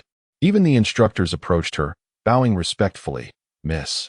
Chiyo Ryugetsu nodded silently before making her way deeper into the dojo. Deeper within the dojo lay a row of traditional Japanese residences, surrounded by flora that muffled the lively sounds of training. Pushing open a large door, Chio Ryugetsu entered one of the rooms. "Sister, you're back?" A soft voice floated from within, and through the shoji screen, a woman could be seen reclining on a bed. Upon hearing this voice, Chio Ryugetsu's expression softened, and she replied softly, "I'm home, Koyuki." With that, she set her sword bag aside and began to untie the sash at her waist. As she moved, the crisp sound of fabric rustling filled the air, and her pristine kendo uniform slipped down her legs, the translucent screen outlining her graceful silhouette. "Grandfather told me the hydrangeas in the garden have bloomed, but this year's flowering is quite late. I heard the chirping of birds this morning from the eaves." It sounded like sparrows. With Chio Ryugetsu's arrival, the gentle voice behind the screen began to recount the day's events in detail. The sisters engaged in casual conversation, discussing the trifles of daily life, with Koyuki leading the dialogue while Chio Ryugetsu offered soft responses. "I wish I could see the hydrangeas blooming in person." At this, Chio Ryugetsu paused, gently reminding her, "Koyuki, don't forget to keep up with your treatment." The voice behind the screen hesitated, losing the earlier excitement. "Sister, I don't want to go to the hospital anymore." "What?" Chio Ryugetsu's brow furrowed in rare displeasure, her tone sharp. "You cannot afford to delay your condition any longer." As her words echoed, silence enveloped the room, the atmosphere thick with tension. Sensing the gravity of the moment, Chio Ryugetsu sighed in resignation, choosing to say no more. She retrieved a white bandage from somewhere and wrapped it around her chest, then turned to grab a white coat from a nearby hanger. Just then, a deep voice resonated from outside. "Captain, the students outside have already dispersed." Chio Ryugetsu did not respond verbally. Instead, she donned the coat, the bandage tightly restraining her figure, revealing only her flat, smooth abdomen beneath. Removing her glasses, her gaze transformed from gentle to piercing, her once soft eyes now exuding a fierce intensity. She approached the corner of the room where a finely crafted katana lay on the table. With a swift motion, she drew the blade from its resting place, the cold steel glinting ominously in the dim light. Gripping the blade, her aura shifted dramatically, becoming as sharp as the weapon in her hand. Casting a glance back at the screen, Chio Ryugetsu pushed open the room's door. Outside, dozens of robust men had gathered, bowing in unison as she emerged. "We salute you, Captain." One man stepped forward. "Captain, according to reports from our subordinates, the Matsuyama Society base near Shimamatsu has been cleared by the police. It is the perfect moment for us to act." Standing on the steps, Chio Ryugetsu surveyed her eager subordinates, their eyes gleaming with anticipation. It seemed they had not engaged in such significant operations for a long time. She nodded slightly, her demeanor now icy and resolute, a stark contrast to her earlier gentleness. With her left hand gripping the hilt of the katana, she swept her right hand through her high ponytail, her sky blue hair cascading down to her waist. Her voice rang clear in the courtyard. "Notify everyone. We move out immediately. Target, take Shikawacho." "Yes." As her subordinates echoed her command, Chio Ryugetsu strode confidently towards the courtyard's exit, followed closely by the group of strong men. A gentle breeze stirred, tousling her sky blue hair alongside the flowing hem of her coat, which bore the bold characters, "Extreme Elite Society." "I'm back." As the door swung open from the outside, a melodious voice chimed from the entrance. The aroma of fried eggs wafted through the air, and Gu Han, busy chopping vegetables in the kitchen, poked her head out with a smile. "Welcome home." At the entrance, Gu Baiying, one hand carrying a satchel while the other slipped off her shoes, was followed closely by Yi Yu, who casually shut the door behind them. Witnessing the siblings return home, Gu Han beamed with maternal pride, covering her face with her hands as she remarked, "Look how much closer they've become." Seated on the sofa, Yu Jinghua glanced up from a newspaper, nodding in acknowledgement of the sound. As a strict professor, he typically wore a solemn expression. Yet he rarely smiled except in the presence of Gu Han and their daughters. Yi Yu and Gu Baiying exchanged knowing glances, a silent understanding passing between them. Both harbored a shared secret, unspoken yet binding them closer together. Noticing the siblings' harmonious rapport, Gu Han's mood brightened considerably. Humming a cheerful tune, she continued her culinary endeavors. The kitchen soon filled with the enticing aroma of a sumptuous dinner. The family gathered around the dining table. Even their white cat, affectionately named Xiaobai by Yi Yu, had found its way onto its designated cushion. Gu Baiying eagerly recounted her school day experiences, to which Yu responded with warm smiles. Meanwhile, Yi Jingbo savored tea imported from the east, while Gu Han watched over them with a heart full of contentment. The television nearby was broadcasting recent news reports, which detailed a peculiar case involving a pickpocket who mysteriously vanished after fatally assaulting several pursuing police officers. Observing the harmonious family scene, the white cat nestled in the corner yawned languidly. It had yet to adapt to this tranquil existence, had it not been for the need to safeguard Gu Baiying. The savior, it might still be locked in a fierce struggle against demons in some shadowy corner. Suddenly, a cacophony of loud knocking erupted from the front door on the first floor. The commotion, coupled with the ringing doorbell, captured the family's attention. Gu Han promptly approached the entrance to open the door, revealing several officers clad in standard police uniforms. The leading officer held up an identification badge and inquired, "Is this the Yi residence?" Hearing the unusual disturbance, Yu and the others hurried to the door, coincidentally witnessing the officers standing at the threshold. "Are Yu and Gu Baiying here? We currently suspect their involvement in a significant criminal case. Please accompany us." Chapter 36. The Death of Masahiko Yasuda. Suspect Yu? With a resounding click, the blinding white light illuminated the narrow room, transforming the formerly dim space into one as bright as day. Inside the interrogation room, Yu gazed up at the glaring ceiling, his expression one of inexplicable perplexity. Since the kidnapping incident that had caused his amnesia, he had visited the police station once as a victim. Little did he expect that upon his return, his status would shift from that of a victim to that of a suspect. "Do you recognize this individual?" A young man clad in a police uniform sat across from Yu, separated by a stark table. Yu occupied a metal chair, feeling as though he was merely a step away from being the fugitive portrayed on television, save for a pair of silver handcuffs. Taking the photograph handed to him by the officer, Yu observed a young man in a suit, standing tall with a proud demeanor, his dark, triangular eyes radiating arrogance. This visage was one Yu remembered all too well. He had recently dealt with this very person, Masahiko Yasuda. The young officer noted Yu's puzzled reaction and nodded. Indeed, last night, the second son of the Yasuda Corporation was murdered in the intensive care unit of the Eastern Medical University Hospital, despite multiple police safeguards. What? Yu furrowed his brow, his tone laced with disbelief. Initially, he had assumed the police were investigating him due to his identity being exposed, and he had already begun contemplating escape strategies. However, he never anticipated that they sought him out because of Masahiko Yasuda. Upon hearing this news, Yu's immediate thought was that someone was framing him. While he harbored thoughts of eliminating Yasuda, he would never act upon them at this moment. The true murderer lay elsewhere.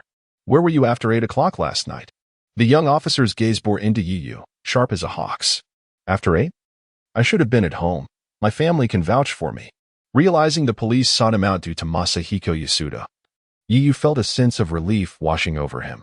While he could not escape the suspicion of being a murderer, it was far preferable to having his identity compromised. With this thought, Yu's anxious heart settled. "What is your relationship with Masahiko Yasuda?" The young officer pressed again, while another officer busily typed on a computer nearby. "Relationship?" Yu pondered briefly before responding honestly. "If I must categorize it, I suppose it would be as enemies." "Enemies?" "Indeed. Not long ago, Masahiko Yasuda kidnapped my sister and used her as leverage against me. I subsequently retaliated, landing him in the hospital, and he reported the incident to the police." Yu calmly recounted the recent events, realizing there was no need for further concealment at this juncture. Upon hearing Yu's account, the young officer furrowed his brow. "What led to the animosity between you and Masahiko Yasuda?" "Regarding that," Yu shrugged helplessly. "I am uncertain. I suffered a head injury during the kidnapping, resulting in amnesia. The police should be aware of this." His words rendered the officers opposite him momentarily silent. Yu's situation aligned precisely with their findings. However, if amnesia could be used as an excuse, their scarce leads might come to an abrupt halt. Observing the officer's serious expressions, Yu suddenly chuckled. "While I am unaware of who killed Yasuda, I assure you, it was not me. I am the one with whom Yasuda had conflicts, and I am the one who injured him. Even I am not foolish enough to eliminate him at this juncture and invite trouble upon myself." This had been Yu's initial thought. The young officer continued to bombard Yu with questions, to which he responded with meticulous detail, leaving nothing concealed. Yet, unbeknownst to them, a surveillance camera in the corner of the interrogation room recorded every moment. In a nearby room, a large screen displayed the events unfolding in the interrogation room. Several figures clad in standard police uniforms were gathered around the monitor, led by a portly middle-aged man. Upon witnessing the scene, the middle-aged officer remarked, "I am somewhat familiar with Yu's case. He is the sole survivor of that kidnapping incident, having lost most of his memory upon rescue." As the middle-aged officer spoke, his gaze inadvertently drifted backward. Indeed, as his words concluded, a clear female voice resonated from behind him. "Yu? Is he the brother of Gu Baiying?" The middle-aged man turned to face a tall, short-haired woman who was intently scrutinizing Yu's image on the monitor. "Ah, but he is not Gu Baiying's biological brother." The portly officer began to explain, but stopped short, noticing the short-haired woman was fixated on Yu's face. The middle-aged officer's tone turned serious as he inquired, "What? Is there something wrong?" The short-haired woman shifted her gaze from Yu's visage, responding, "Do you not think his demeanor is oddly composed?" Realizing the implication in her words, the middle-aged officer's expression shifted, and he suddenly understood. He redirected his attention to the screen, where Yu, in the face of the officer's inquiries, maintained a calm smile, exuding an air of tranquility that was hardly characteristic of a mere high school student embroiled in a police investigation. Something is amiss. With the short-haired woman's reminder, the middle-aged officer recognized the anomaly. How could a person marked as a prime suspect exhibit such composure, effortlessly recounting the details of that day in the face of relentless questioning? Such nonchalance was something he had only seen in the most deranged criminal masterminds. Typically, individuals such as these possessed either extraordinary psychological fortitude or an unfounded confidence. Just as the middle-aged officer was about to voice his thoughts, the door behind him swung open, and a man in a white lab coat entered, disregarding the seated officers entirely. The bespectacled man approached the short-haired woman, holding a document in hand. "Madam, the investigation results are in. Masahiko Yasuda died from a swift cut to the throat, a single fatal strike. The entire incident transpired within mere seconds, and there are no indications of tampering from the surveillance or the officers on duty." After speaking, the bespectacled man glanced at the officers behind him and added in a hushed tone, "However, although the perpetrator was meticulous in covering their tracks, we still detected traces of residual magical energy on the walls of the ward. It can be concluded that the one who killed Masahiko Yasuda was one of those monsters." Upon hearing this, the short-haired woman's expression sharpened, her gaze suddenly icy. She tightened her grip on the fabric of her clothing, a ring adorned with a gem-like brilliance shimmering ominously on her slender finger. "I understand," the short-haired woman said coolly before turning to exit the room. As the officers exchanged bewildered glances at her retreating figure, she coldly declared, "This Yu shall be interrogated by me personally." Chapter 37. Interrogation. The enigmatic ring. As the crowd observed the surveillance footage and engaged in animated discussions, the atmosphere within the interrogation room descended into a palpable stalemate. The seasoned detective posed a barrage of questions, yet Yu's responses were impervious, revealing no signs of anxiety or deceit. The composed demeanor of the individual seated across the table left the veteran officer somewhat bewildered. "Do you have any further inquiries, officer?" Yu inquired with a smile, casually resting his hand on the table, his fingers tapping lightly as if he were merely a patron placing an order in a restaurant. Strangely, upon locking eyes with Yu's profound gaze, a bead of cold sweat trickled down the detective's forehead. At that moment, another officer, seated at the computer, approached the younger detective, whispering something in his ear. The latter's pupils dilated with shock as he cast a lingering glance at Yu before rising silently to follow his colleague out. With a dull thud, the door closed behind them, and Yu's smile gradually faded, his expression shifting into contemplation. Who could have been responsible for Akihiko Anzei's demise, and what were their motives? Was it an attempt to frame him, a vendetta from the Anzei family as enemies, or something else entirely? As Yu pondered these myriad thoughts, the door to the interrogation room swung open once more. He instinctively looked up, only to find not the young detective but a woman in a professional attire with short hair entering. The woman appeared to be in her 20s. With an attractive visage and a tall, slender figure, her sleek black suit exuding a sense of competence, complemented by a white badge adorned with an interwoven pattern. The short-haired woman approached Yu, bending slightly to extend her hand with a gentle smile. "Pleased to meet you. My name is Aliasu, a special consultant hired by the police department." Despite the woman's cordial demeanor, Yu felt as though her gaze was akin to a sharpened blade, poised to pierce through him at any moment. He hesitated briefly before reciprocating the handshake, their fingers parting almost immediately. Aliasu then pulled out a chair beside her and sat down, seemingly casually inquiring, "Kuwabara Sakura, is she your sister?" At the mention of his sister's name, a glimmer flickered in Yu's eyes as he began to suspect the purpose of her visit. Putting on a facade of panic, he hastily replied, "Sakura has nothing to do with this. It was because of me that man, Anze, kidnapped her." It appeared that only upon invoking his sister's name did Yu revert to the persona of an ordinary high school student, his previous composure seemingly a mere act. Observing his reaction, Aliasu suddenly smiled, redirecting her inquiry. "I heard that you displayed remarkable bravery after your sister's abduction, single-handedly neutralizing dozens of Matsuyama gang members and even sending Akihiko Anze to the hospital." Aliasu noticed that Yu's build was not particularly imposing. In fact, the loose shirt he wore made him appear somewhat frail. It was hard to fathom that such an unassuming student could confront a multitude of gangsters alone. "Oh, perhaps I possess a somewhat unique constitution, and I've been keeping fit, so dealing with some low-tier thugs isn't too challenging." Yu chuckled awkwardly, scratching his head, embodying an innocent demeanor. At that moment, an unseen darkness began to coalesce around Yu, a sinister figure whispering, "It seems you are under suspicion." "Oh." Aliasu regarded Yu with a seemingly amused expression, naturally resting her hands on the table. A ring on her finger, resembling a gem, shimmered with an unusual brilliance. Gently caressing the surface of the ring, she murmured, "One last question. What is your relationship with the entity that killed Akihiko Anze?" As her words fell, a pink beam of light erupted from the ring, causing Yu's gaze to turn vacant.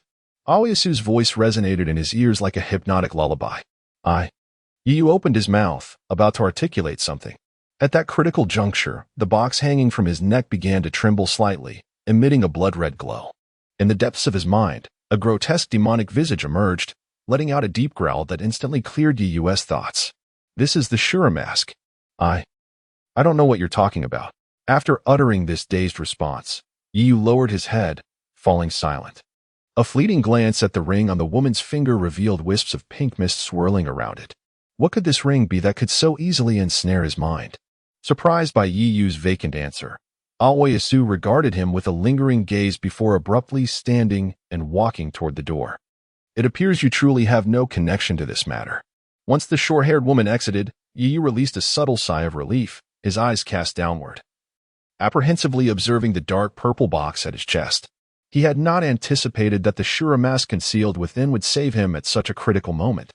"I told you not to underestimate the artifacts of the original Demon Lord." The sinister figure chuckled in Yu's ear. "Have they even mobilized?" Watching the direction in which the woman departed, Yu's expression grew pensive. Initially, he had presumed Akihiko Anze's death to be an ordinary act of vengeance. Yet it was evident that the situation was far more intricate than he had imagined. The bizarre ring capable of ensnaring one's mind, coupled with the mention of Sakura's name right from the start. There could be no doubt. The individual was undoubtedly linked to the official organization pursuing the demons. This was Yu's first encounter with a member of that organization, and upon realizing this, he became more guarded, striving to project an image of harmlessness. Yet he had nearly fallen into their trap. To confront those who had transcended ordinary human limits, this organization must possess their own formidable means. Casting a glance at the corner surveillance camera, a flicker of determination ignited in Yu's eyes. It seemed he had already caught their attention. Chapter 38. The mysterious organization emerges. Dawn. Within the luminous corridor, a symphony of orderly footsteps echoed, drawing nearer as two figures, one tall and one petite, advanced deeper into the passage. Where exactly are we headed?" Gu Baiying inquired hesitantly, glancing at the short-haired woman before her. Moments ago, she had been in the interrogation room of the police station, inexplicably escorted out by this woman, leaving her in a state of bewilderment. Upon hearing her question, Aseo Aoi paused, turning to meet Gu Baiying's gaze, a flicker of a smile dancing in her eyes. You'll find out soon enough. Gu Baiying, still perplexed, followed closely behind the woman. After a brief interval, they arrived at a large white mechanical door. Following Aseo Alway's verification of her palm print, the door began to open slowly.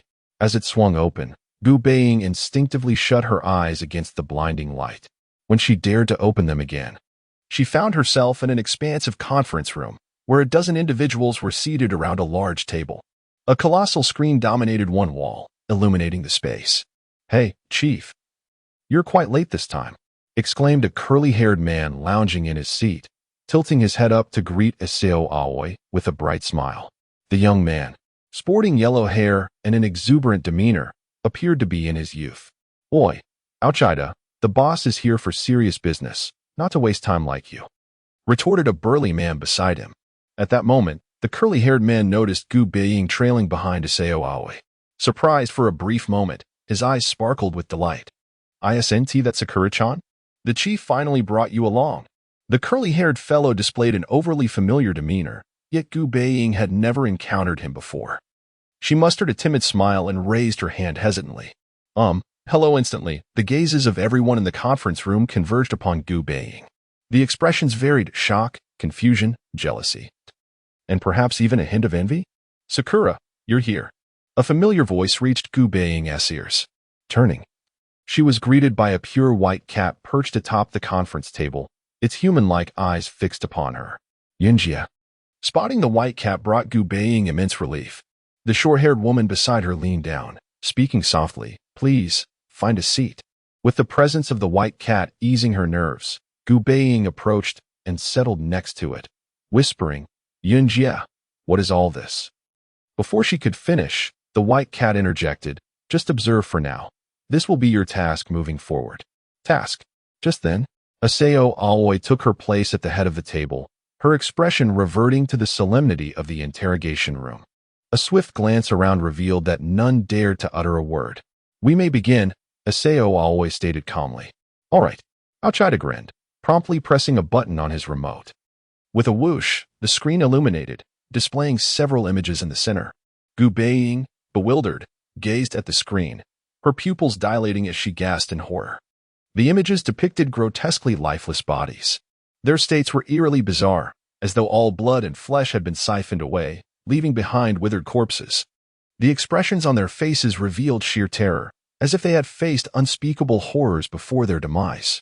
"Apologies if this frightens you," Ouchida remarked, noticing Gu Baiying's reaction. He scratched Chapter 39, The Invitation of Dawn, Gu Baiying's Choice Dawn. For reasons unknown, upon hearing this name, Gu Baiying's eyes narrowed. Her gaze blankly sweeping across the dozen figures gathered around the conference table, all of whom were looking at her. Suddenly, she realized that as soon as she entered this meeting room, she had keenly sensed that each person here exuded an extraordinary aura. Is this the special department for handling demons that Sister Yin mentioned? While Gu Baiying was lost in thought, no one noticed the tiny beetle, barely the size of a thumb, quietly resting at the edge of her garment.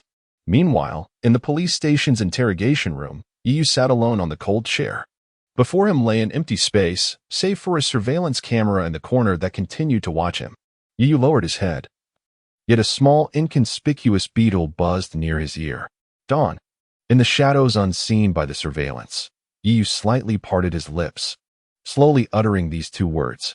The dim light obscured any expression on his face. "We have observed your abilities, and you have flawlessly passed the assessments directed at you these past few days," said a curly-haired man, shaking his finger with a radiant smile. "Assessments?" Gu Baiying stared in astonishment at the white cat beside her. Could it be that the demons she had defeated recently were merely a test? "You possess the formidable power to restrain demonic energy, precisely the type we are searching for." At that moment, Aseo Alway turned towards the astonished girl with twin ponytails and solemnly declared, "Gu Baiying, I hereby formally invite you to join us under the auspices of the Dawn District 11 Bureau to uphold the civilized order of human society, eradicate demons, and become a beacon of hope for humanity." As Gu Baiying gazed at the outstretched hand before her, she turned to the white cat beside her, her eyes shimmering with golden light as she nodded decisively. All her efforts have been aimed at using this power to save more people, hadn't they?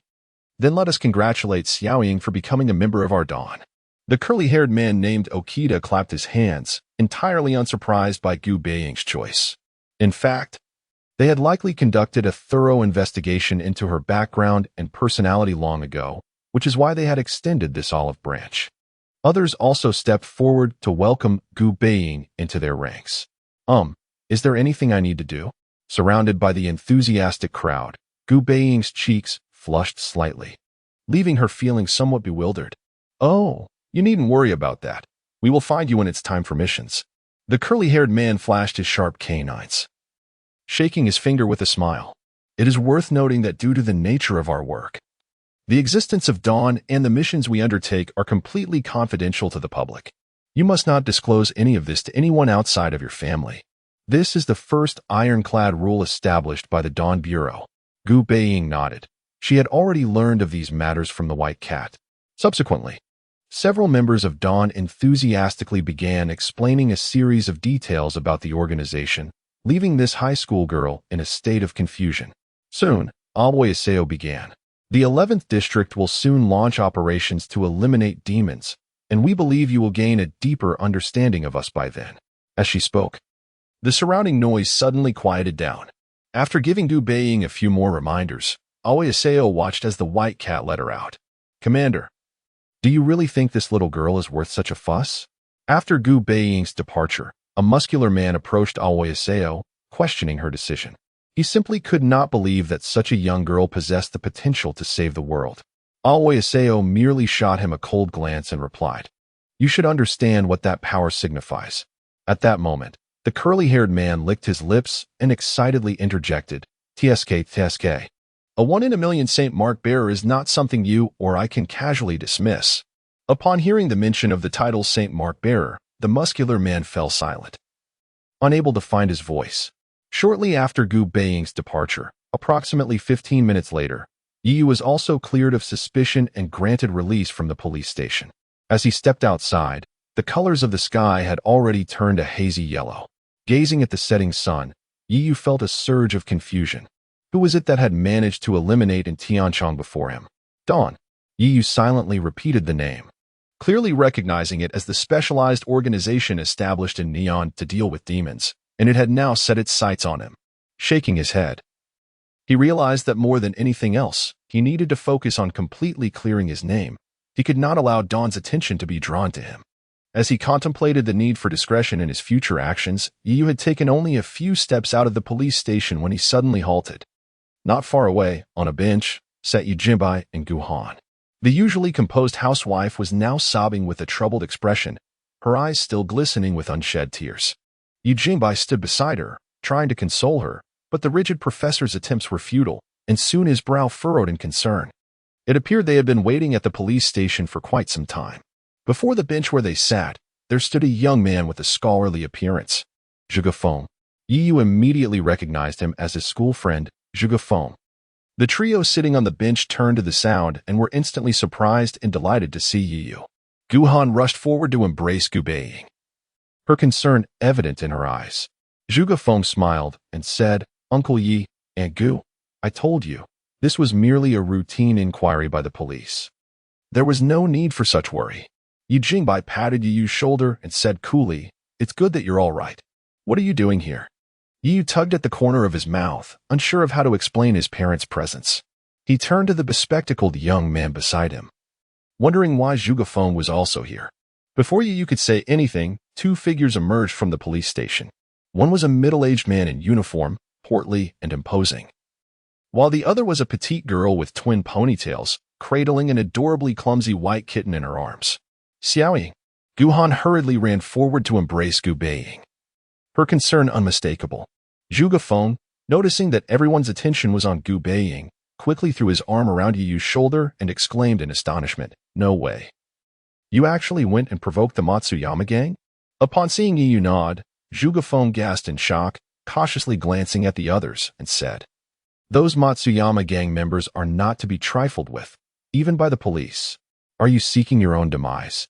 Yet, Yu merely smiled faintly, shrugging nonchalantly. "How would I know without trying?" With that, Yu stepped forward, greeting the portly middle-aged officer, Uncle Zhuge. Thank you for your hard work today. The middle-aged man turned to Yu and smiled, saying, we are merely following standard procedures. It is you who should strive to comprehend our position. The middle-aged officer before them was none other than Zhuge Feng's father, Gu Baiying, the head of the Public Security Department at the Metropolitan Police Department. The fact that Yu and Gu Baiying were able to leave the police station signified that both had cleared their suspicions. Moreover, considering the circumstances surrounding Xiaoying's father. Enough said. Zhuge Baiying glanced at Gu Baiying, intending to express something, but was abruptly interrupted by Gu Han. Noticing Gu Han had fallen silent, Zhuge Baiying quickly apologized. I am sorry. His words suggested that he was already familiar with Gu Han and her daughter.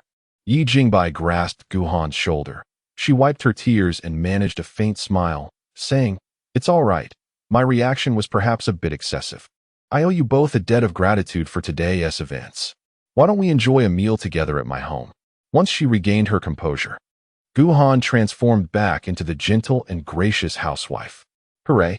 It has been ages since I savored Aunt Gu's miso soup. Before Zhuge Baiying could respond, Zhuge Feng raised his finger from behind, his face alight with excitement. Gu Baiying chimed in. Uncle Zhuge, you are warmly invited to our home. Even the usually reticent Yu Jingbai proclaimed his intent to personally prepare the meal, earning a look of disdain from Gu Han and her daughter. After a brief moment of surprise, Zhuge Baiying sighed softly. In that case, it would be impolite to decline. Meow the white cat in Gu Baiying's arms let out a disdainful yawn. Thus, the six of them, engaged in light-hearted conversation and laughter, headed towards the Yi residence. The atmosphere exceedingly harmonious. However, throughout the journey, Yi remained silent, seemingly lost in thought. For he had keenly observed an inconspicuous white badge with an interlocking pattern adorning Gu Baiying's chest, beneath the white cat she held. Chapter 40. On the matter of following my sister, the news of Masahiko Yasuda's death stirred a considerable commotion within the confines of the Tokyo private high school. Perhaps due to the enigmatic nature of his demise, the police endeavored to minimize the incident's impact. Most believed this arrogant scion had merely grown tired of the institution and transferred to another school. Meanwhile, the police relentlessly pursued the assailant responsible for Yasuda's untimely end. Yet to date, they had uncovered no leads. For the time being, Yayo was exonerated from suspicion due to his sister's involvement. But he had nonetheless refrained from his hunting activities. He understood that an organization known as Dawn had already made contact with Sakura and those close to him, including his family, were now ensnared in the organization's watchful gaze. Yayo was acutely aware that his strength was insufficient to confront such a formidable entity, prompting him to adopt a more discreet approach. As the afternoon bell rang at Tokyo Private High School, students poured out of the gates, and the once vibrant campus gradually succumbed to silence. Within the dojo adjacent to the sports field, two graceful figures engaged in a spirited duel atop a wooden platform, their wooden swords slicing through the air with fervor. In due course, a girl with twin ponytails became utterly exhausted and called for a truce, exclaiming, "No more. Your swordsmanship remains unparalleled, senpai." Chiyo Ryagetsu, standing opposite, sheathed her wooden sword and smiled, saying, Sakura's prowess has indeed progressed remarkably. This statement was not mere flattery. During their sparring match, she was astonished to find Sakura's abilities had grown exponentially, making it increasingly challenging for her to defend herself. It was hard to fathom such extraordinary talent in the girl before her, leaving even the president of the Kendo Club somewhat humbled. Sakura, it is time to return, Yayo remarked, approaching the platform after waiting for a while. He smiled at Chiyo Ryagetsu, adding, "Thank you for practicing with Sakura for so long, Chiyo-senpai." Chiyo Ryagetsu shook her head slightly, her demeanor gracious and polite. "It was merely a routine practice, and I learned much from Sakura." As she spoke, she raised her hand to stow her wooden sword back into its sheath. However, Yayo keenly noticed a slender wound on her fair arm through her sleeve. It appeared to be a laceration from a sharp object, faint traces of crimson still visible. "Your hand. Are you all right?" Yayo inquired, sensing Chiyo Ryagetsu's sudden change in demeanor as she hurriedly concealed the injury with her sleeve. "I'm fine. This was merely an accident during practice with a friend from the dojo," she replied, her tone somewhat strained. and she made no effort to elaborate further before swiftly bidding farewell to Yayo. Sakura seemed to hold Chiyo Riegetsu in high esteem, gazing at her departing figure with admiration. I wonder what kind of man such an exceptional senpai will eventually marry. Yayo turned, ruffling Sakura's hair playfully, and chuckled. Our little Sakura is no less remarkable. Despite the bizarre assassination of Masahiko Yasuda, Sakura's abilities did not necessitate Yayo's vigilant protection. Yet, to maintain the image of a caring brother in front of those associated with Dawn and to entirely clear his name, Yayo persisted in escorting Sakura home each day. As the siblings strolled along the street, the rush hour had subsided, and the foot traffic had significantly diminished. The twilight bathed the entire street in a warm glow, with students cycling around corners, office workers hurrying home, and couples nestled together by the roadside, all sporting expressions of bliss. With a soft thud, an electric tram rolled past Yayo and Sakura, prompting the latter to suddenly halt. What's wrong? Yayo turned to find Sakura with her head bowed, standing still. The girl lifted her gaze and blinked at Yayo, saying, I just remembered that Yui invited me over to her house this morning, so I want to be going home. Is that so? Yayo noticed Sakura's gaze flitting about. Then his eyes caught the emblem on her chest, a white badge adorned with a crisscross pattern that seemed to shimmer with a hint of red light. If tomorrow is the weekend, then I want to be coming back tonight.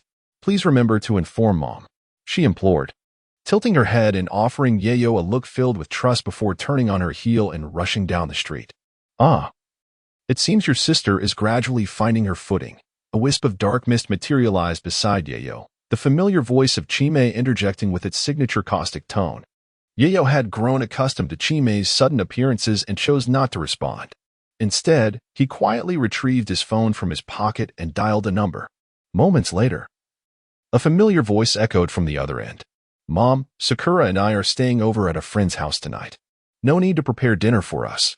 After a brief explanation, Yayo hung up, the smile on his lips fading. The vessel of the Wraith Box glimmered ominously, and in the next moment, a luminous three-leaf clover appeared in Yayo's hand. This was a tool extracted from the Wraith Box, capable of granting invisibility when consumed, the cloak of the three-leaf mist.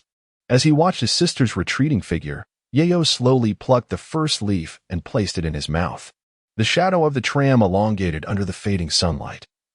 And as the last train of the evening departed, a throng of commuters spilled from the station. Sakura evaded the bustling crowd, clutching a slip of paper as she meticulously searched for the location indicated. After a quarter of an hour, she finally halted at an intersection, the familiar silhouette of a police station emerging before her. In her meandering, she found herself once again in front of the Tokyo District 11 police station. But Sakura's destination was evidently not here. She glanced at the address on the paper, then redirected her steps towards a Western-style restaurant across from the police station. The establishment bore a simple name, Dawn, accompanied by an elegant English subtitle, Light Up the Dark Dawn.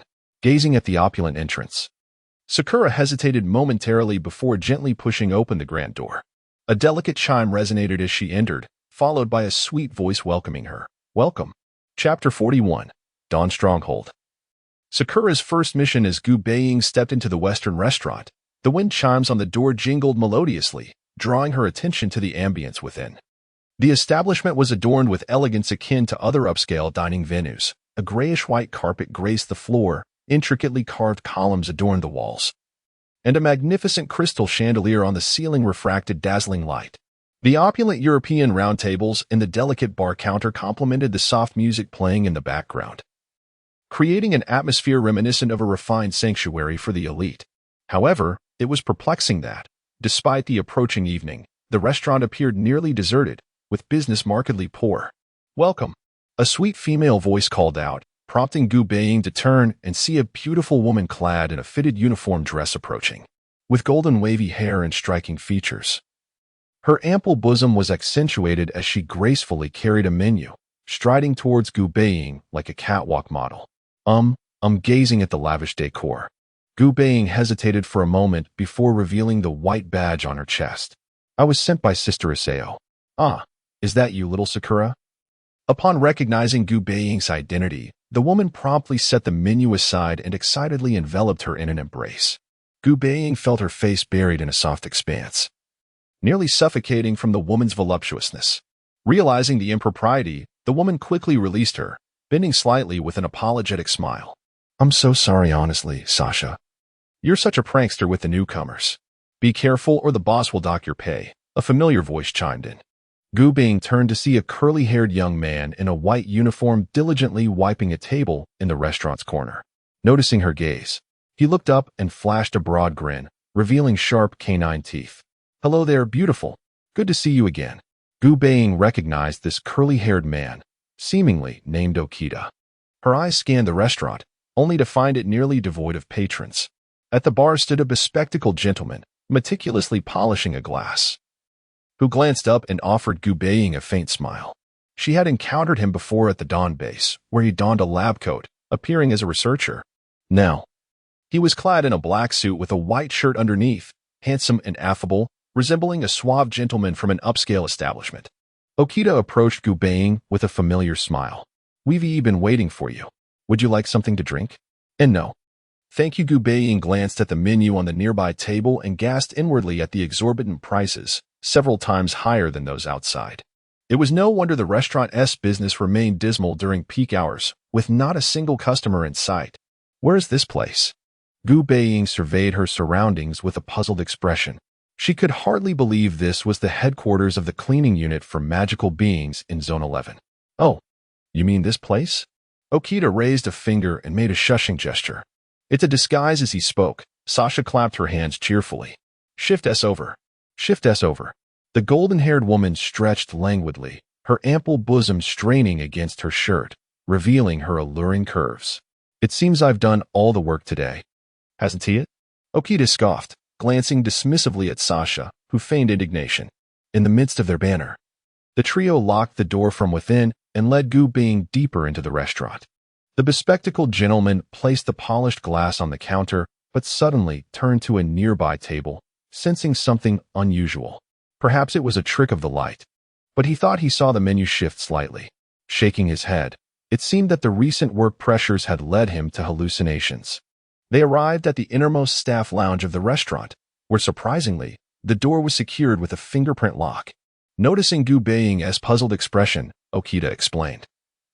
As you know, our work is rather unique and must remain undisclosed to the public, hence the need for certain disguises. He placed his hand on the recognition screen, and the door to the staff lounge slowly opened, revealing an elevator within.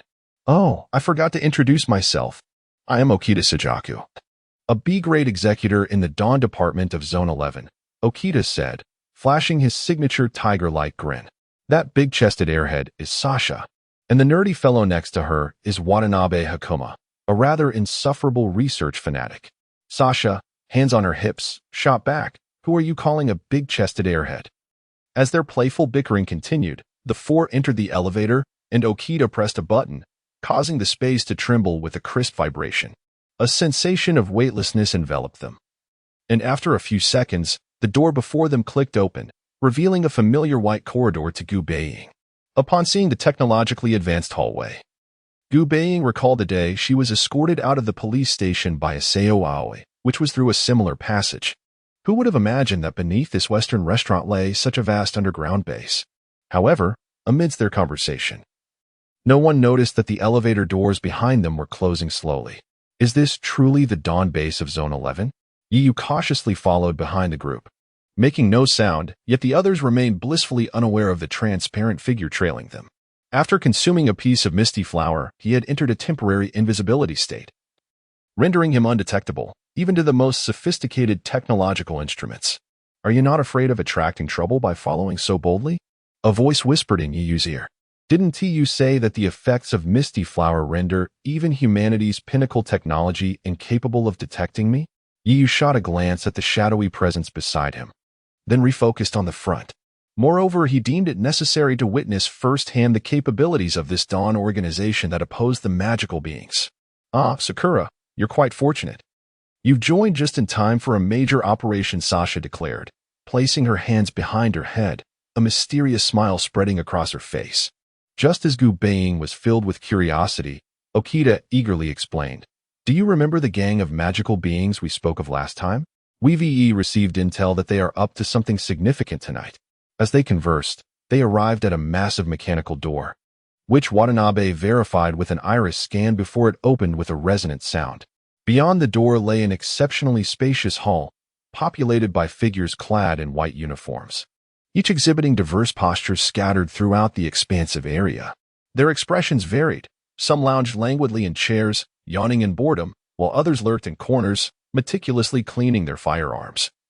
And a few scrutinized documents with serious expressions, assessing enemy intel. Arms of all kinds, guns, curved blades, hammers, pistols, and even whimsical items like spatulas, were held by these individuals.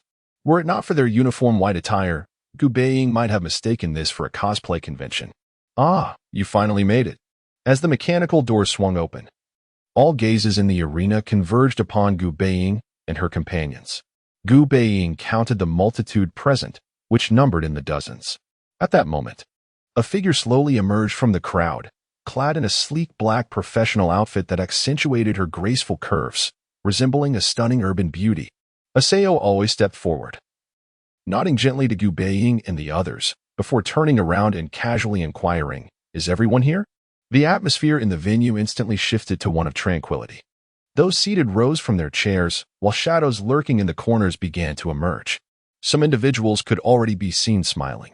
In the following second, Aseo Aoi took a deep breath, her expression resolute, and commanded the assembly, "Let the operation commence." Chapter 42, The Demon, Sovereign of the New World. As night fell, a sudden explosion erupted in front of the largest East Capital Bank located in the heart of District 11. The resounding blast startled passers-by, who immediately fled in panic.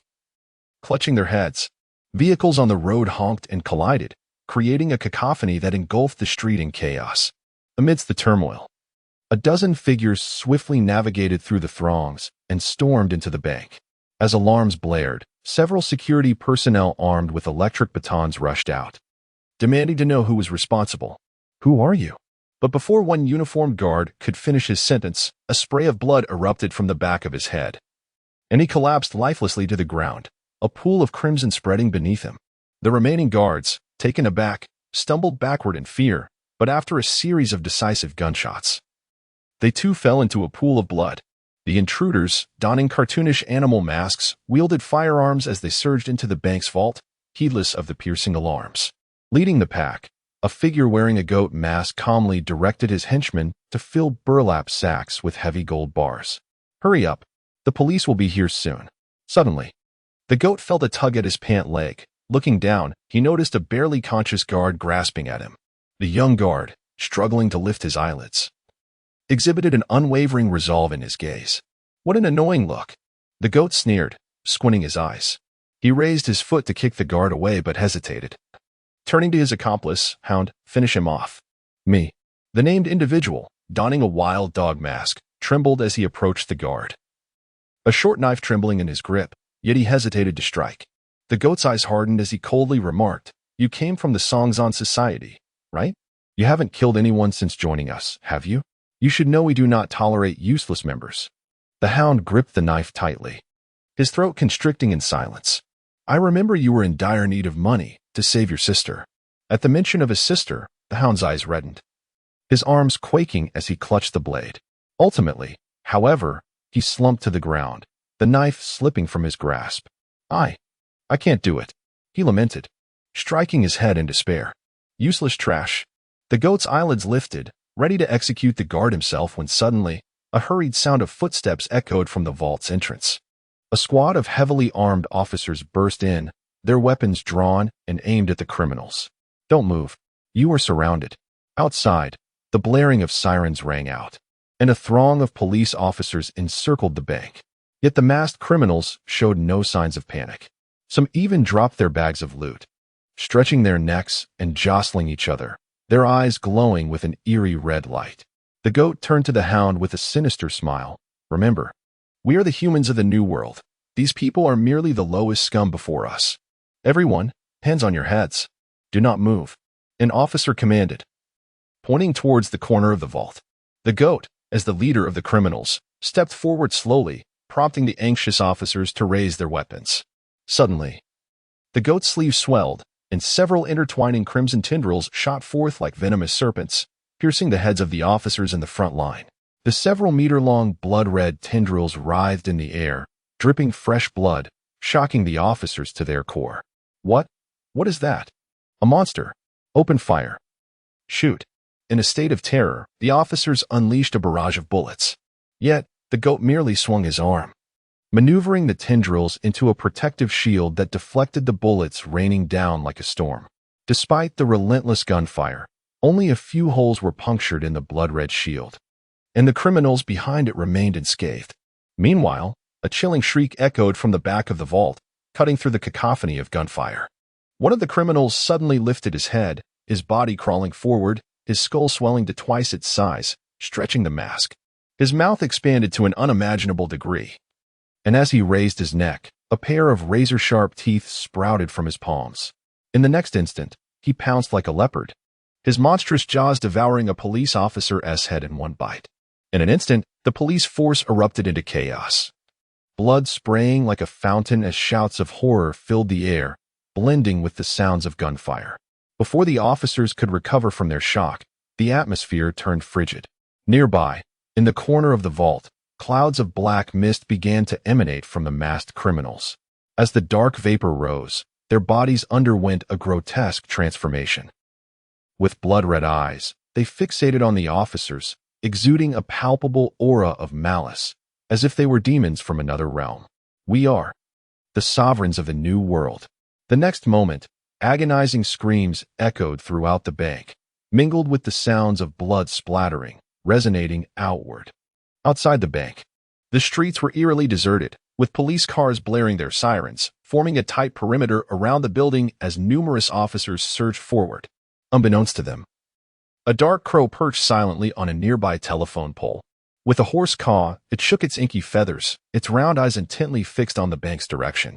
Chapter 43. The Sorcerer and the Sorceress Artifact. The tumultuous clash within the East Capitol Bank escalated with mounting intensity, as the cacophony of gunfire and the shouts of law enforcement reverberated throughout the street.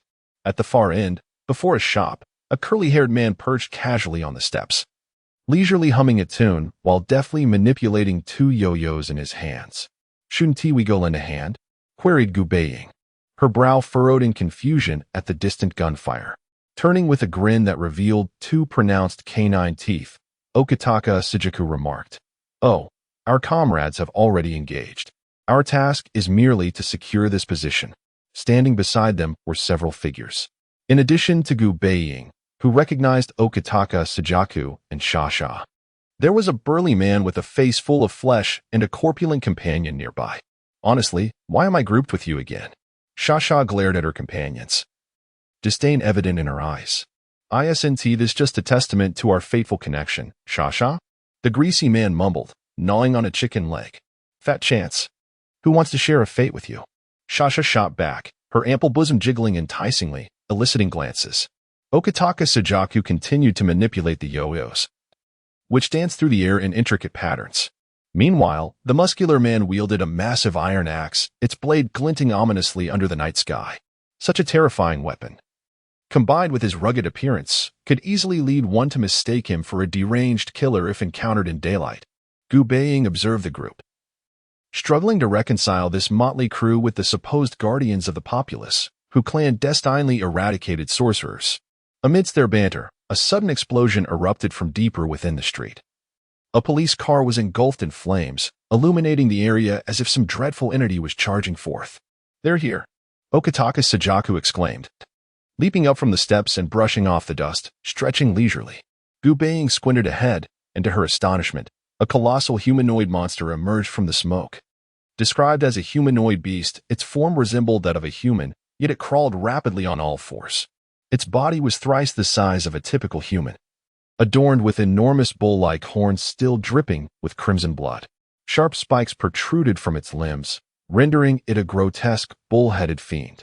A menacing black mist emanated from the creature, instilling a sense of dread. "What a nuisance. I thought we might finish early tonight," Okataka Sajaki muttered, yet his form surged forward, charging at the terrifying beast. As the sharp horns threatened to impale him, he swiftly swung his arms, and the yo-yos emitted brilliant white light. With a swift motion, dozens of silver threads shot forth from the yo-yos, ensnaring the monstrous form, which fell with a thunderous crash. 1,000 threads, 100 blades. Okitaka Sujaku landed gracefully, fists clenched. As the multitude of threads tightened, carving countless lacerations into the bull-headed monster, blood sprang forth.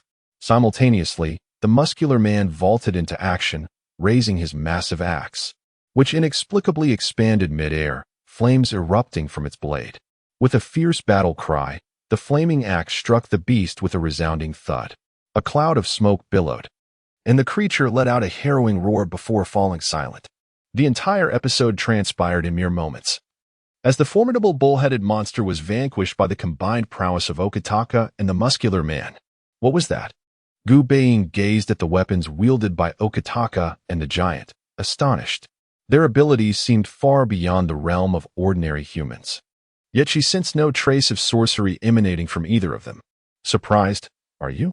Shasha smirked at Gu Baiying. To combat these devilish creatures, one must possess formidable means.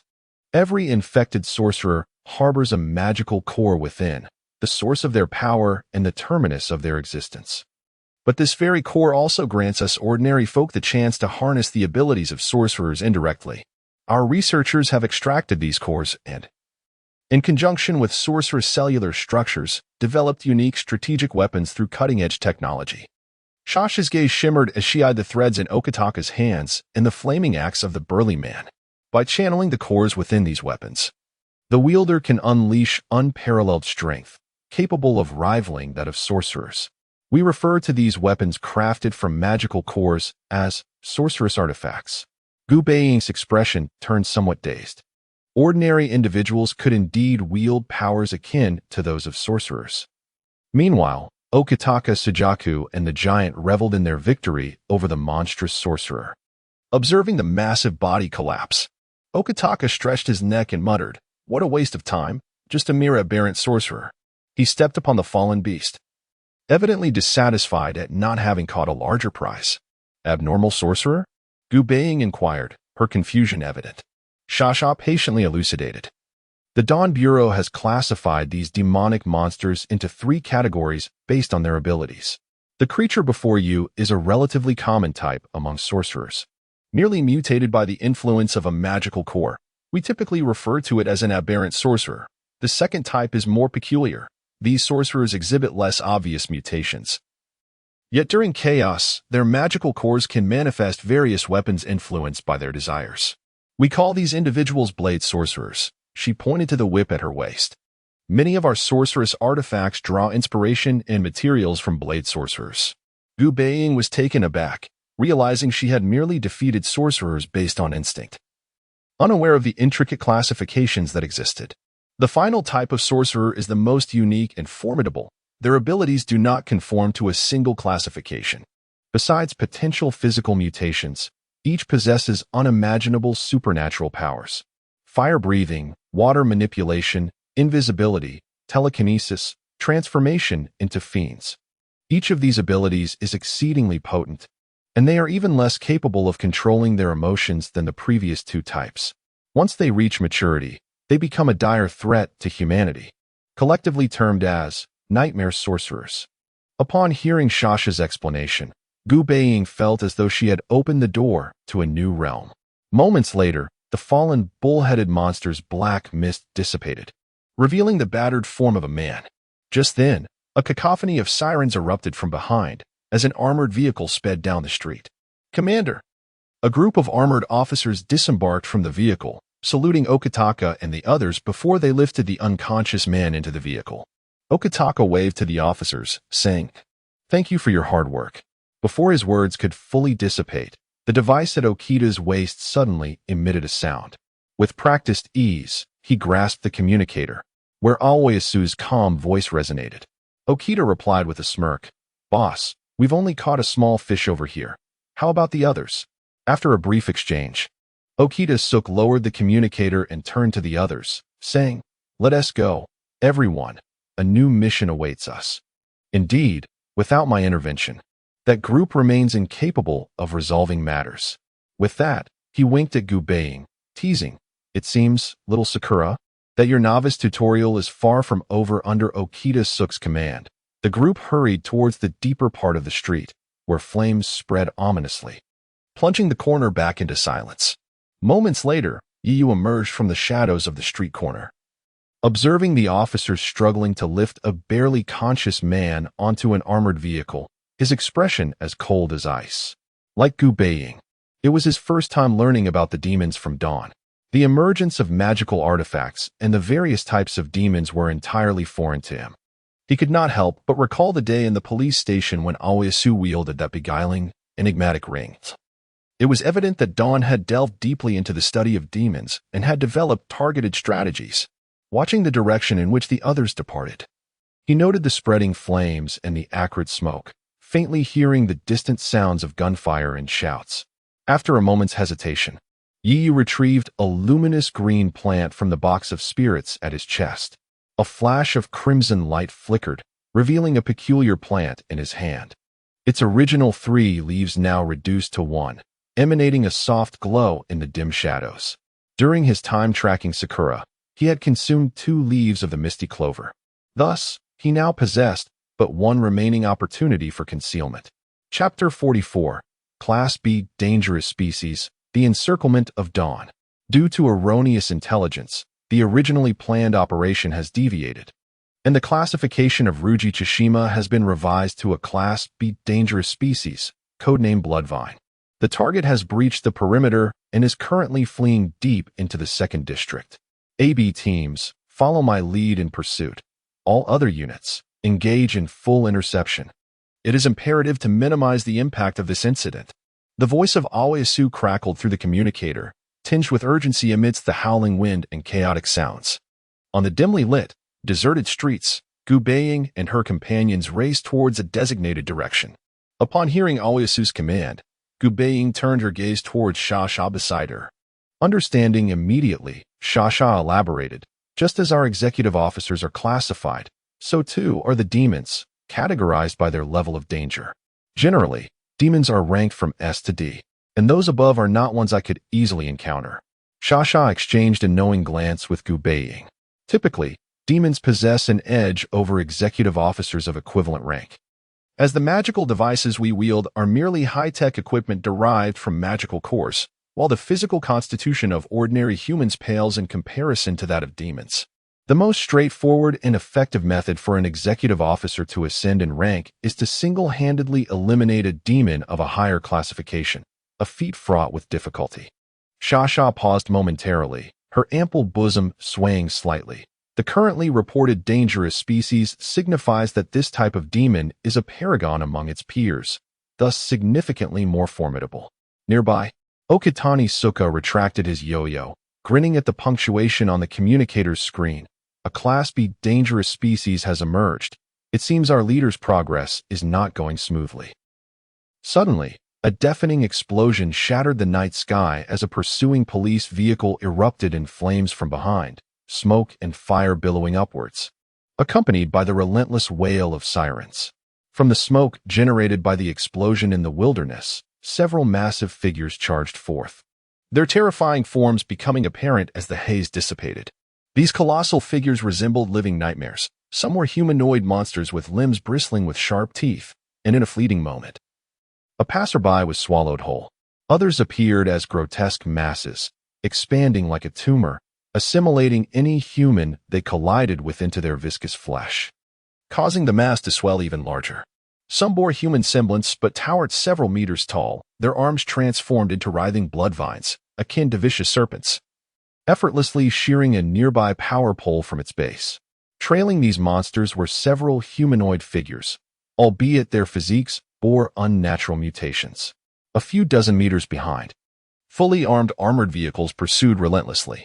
Inside one armored car, Aoyasu observed the monstrous figures as they made their desperate escape towards the bustling district. Her expression tightened, and she turned her gaze to the rear of the vehicle. In the back seat sat a gentleman with a mohawk hairstyle, clad in a white uniform akin to a suit, sporting a subtle handlebar mustache. After receiving Aoyasu's signal, the gentleman bowed gracefully and, in a polished British accent, said, "Okay, ma'am." He rolled down the car window and produced a gleaming silver cue stick from an unknown source, taking aim at the imminent target. With a flick of his right hand, he tossed a gleaming black billiard ball into the air and struck it with the Q stick. Black 8. Game over. In an instant, the surface of the black ball shimmered with intertwining arcs of electricity, the blue-white lightning illuminating the night. The arcs formed a vast net, ensnaring the black ball as it penetrated the mass of the grotesque tumor. With a thunderous explosion, the monster's immense form detonated under the electric stimulation, sending chunks of flesh and blood splattering, corroding the surrounding pavement. The nearby bloodvine creature was also caught in the residual energy, its surface singed. With a piercing shriek, it retaliated by swinging its massive, vine-like arms, striking a parked car and sending it hurtling backward. Not good. The car collided with one of the pursuing armored vehicles, resulting in another resounding explosion, the shockwave reaching Aoyasu's vehicle. Aoyasu and the gentleman deftly rolled out of the armored car, narrowly evading the deadly blast. With a steely gaze, Aoi drew a beautifully crafted azure handgun from her waist, aiming at the bloodvine creature. Pulling the trigger, a crystalline bullet shot forth with a swift whoosh. Mid-air, it exploded into a flurry of mirror-like shards that pierced the massive vines. The intertwining crimson tendrils froze instantly, shattering with a series of sharp cracks, blood gushing from the shoulder region. With another agonized cry, the bloodvine creature altered its course, retreating with its companions towards a different direction in the wilderness. Observing the demons distancing themselves from the urban area, Aoyasu exhaled a sigh of relief and commanded her subordinates, continue the pursuit. What is that?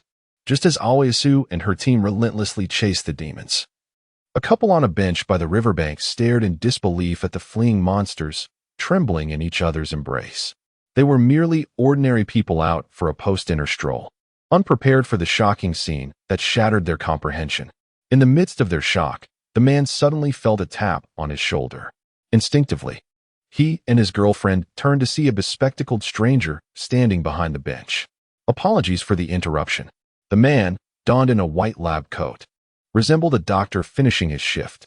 He produced a pocket watch from his pocket, shaking it before the terrified couple. Forget everything that just occurred. You saw nothing tonight. As he spoke, an eerie glow emanated from the watch's face, shooting towards the couple's faces like sound waves. Nothing was seen.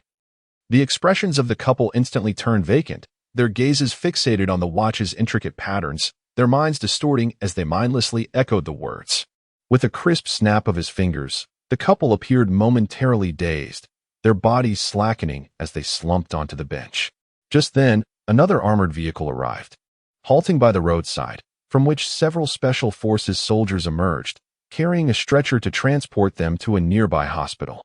Yes, Watanabe Shiro instructed the soldiers to place the couple onto the stretcher, silently pocketing the watch.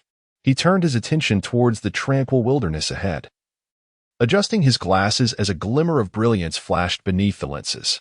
Chapter 45, The Squad's Encirclement, the suddenly frenzied demon in the dim and secluded outskirts of District 11.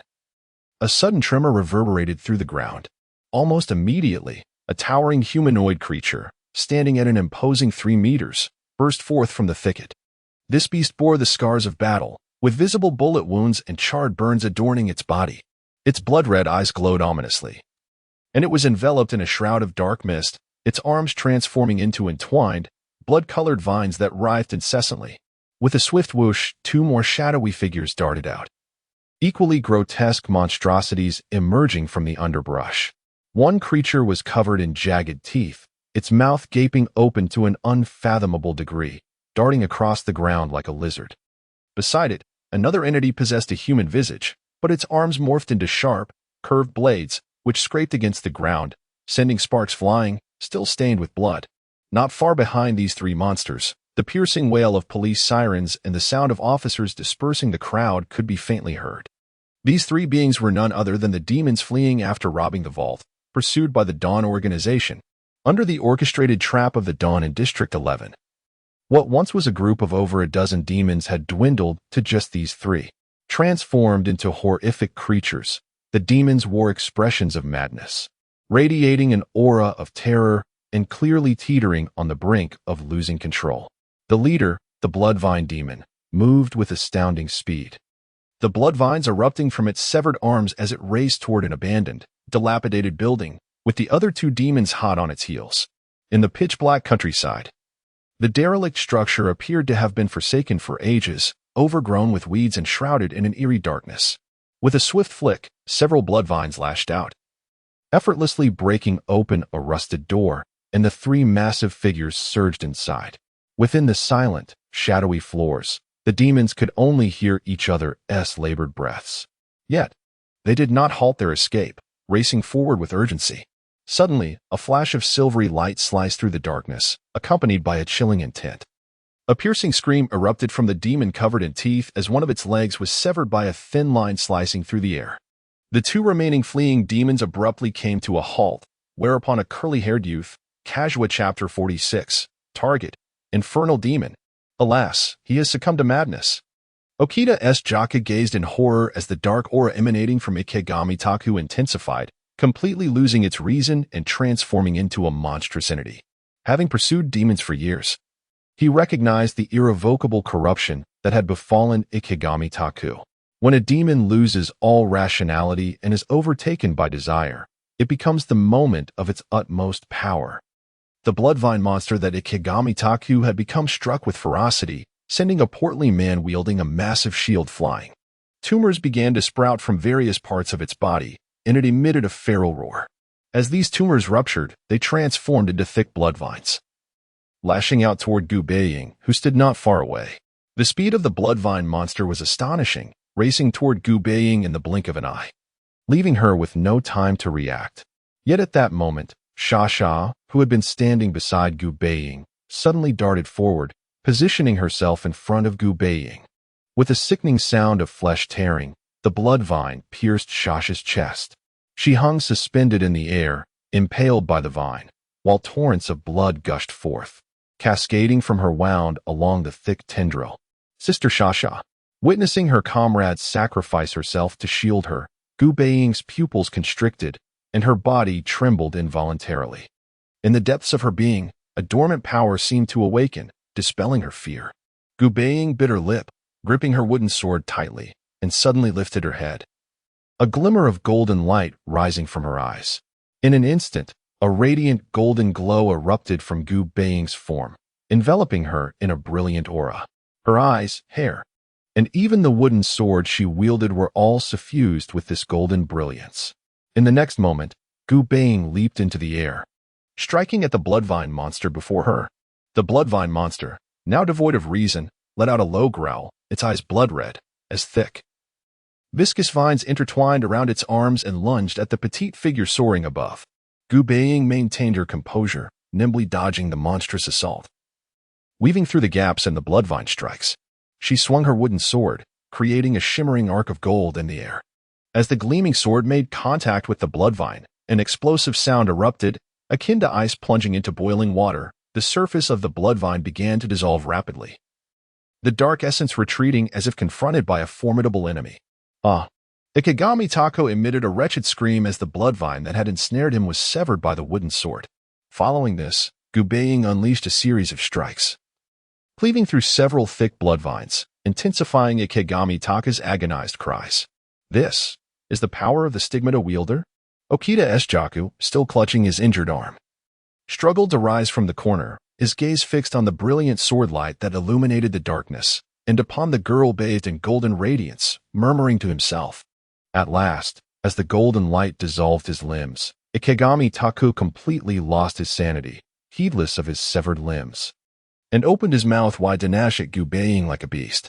Gu Baiying's gaze hardened, flashes of her swordsmanship knowledge racing through her mind. She evaded the gaping maw, gripping the hilt of her sword with one hand while forcefully thrusting the other to the base. The golden glowing wooden sword surged forth like an arrow released from its bow. In the darkness, the shadow of a long blade pierced through the monster's chest, illuminated by the golden light. Bang! Suddenly, the door to the floor was smashed open from another level as a group of over 10 figures burst through. Clad in matching white uniforms adorned with a crossed pattern badge, they wielded various weapons shimmering with an unusual glow. Leading them was Aseo Aoi, brandishing a crystalline blue pistol, hurrying forth with her subordinates of the dawn. However, upon entering, her expression abruptly shifted, raising a hand to halt her rushing subordinates.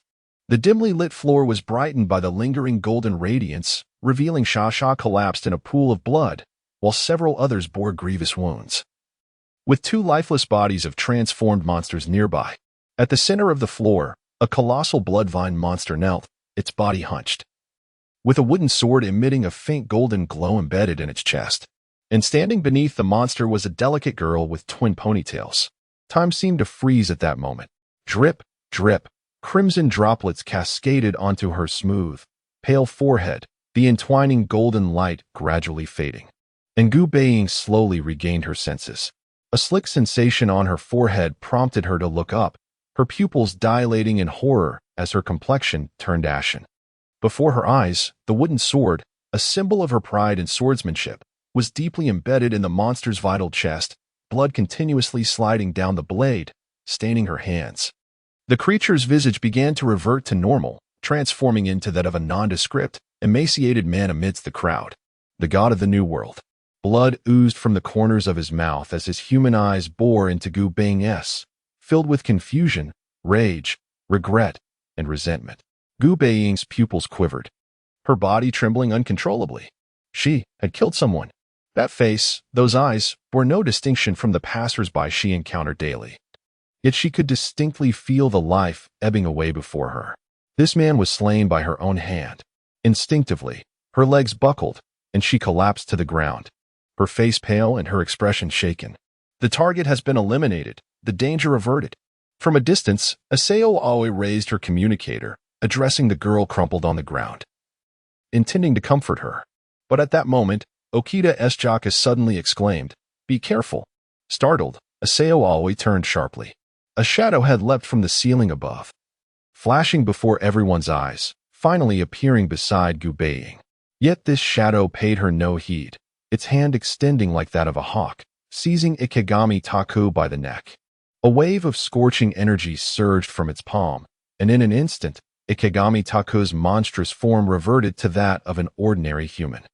With a brutal twist of its arm, the sound of shattering bones echoed as Ikegami Taku's neck was forcibly severed, his head falling away.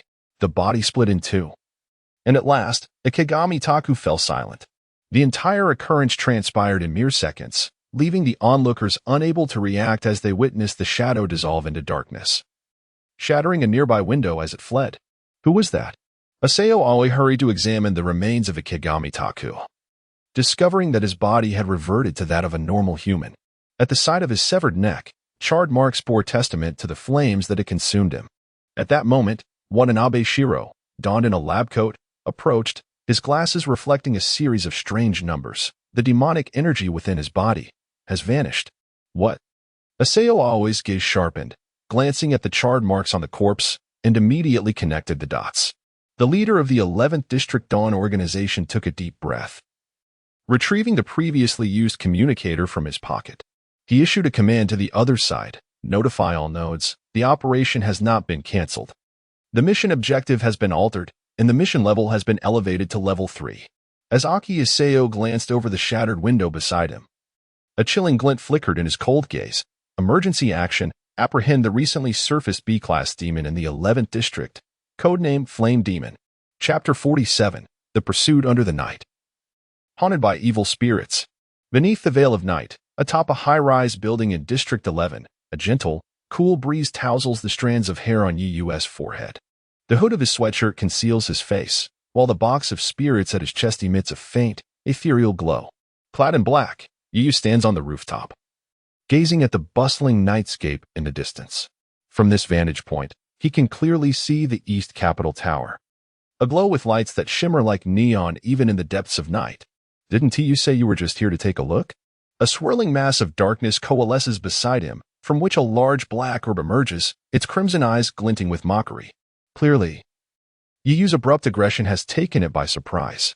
Intervening at this moment is certainly unwise. Do not misunderstand. Yu's deep-set eyes remain fixed on the distant tower as he speaks calmly. I merely seek to extract the magical energy from that sorcerer. After all, B-rank sorcerers are quite rare.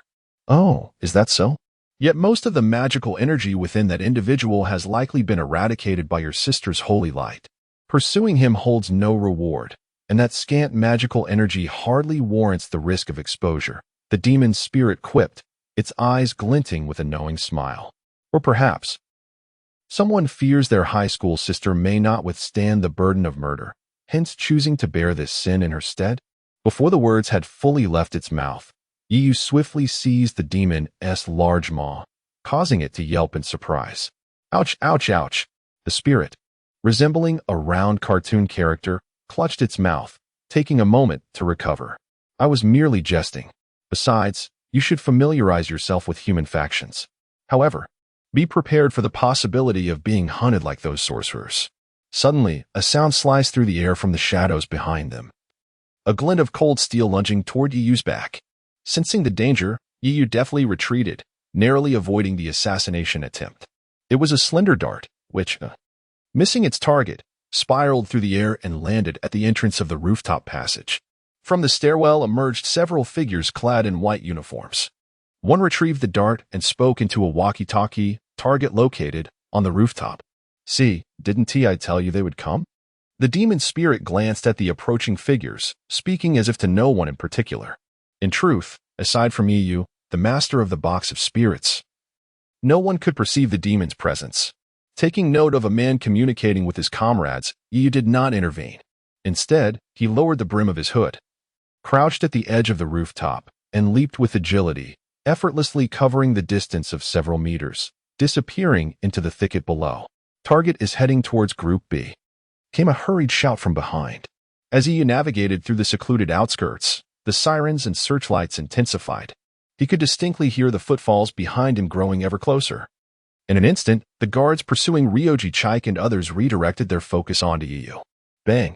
A gunshot rang out behind him, yet Yu seemed to anticipate it, swiftly evading the bullet.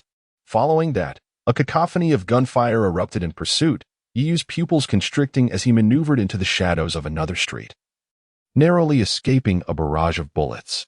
We have identified the target, now advancing towards Group C. Group B is in pursuit. He was moving too swiftly.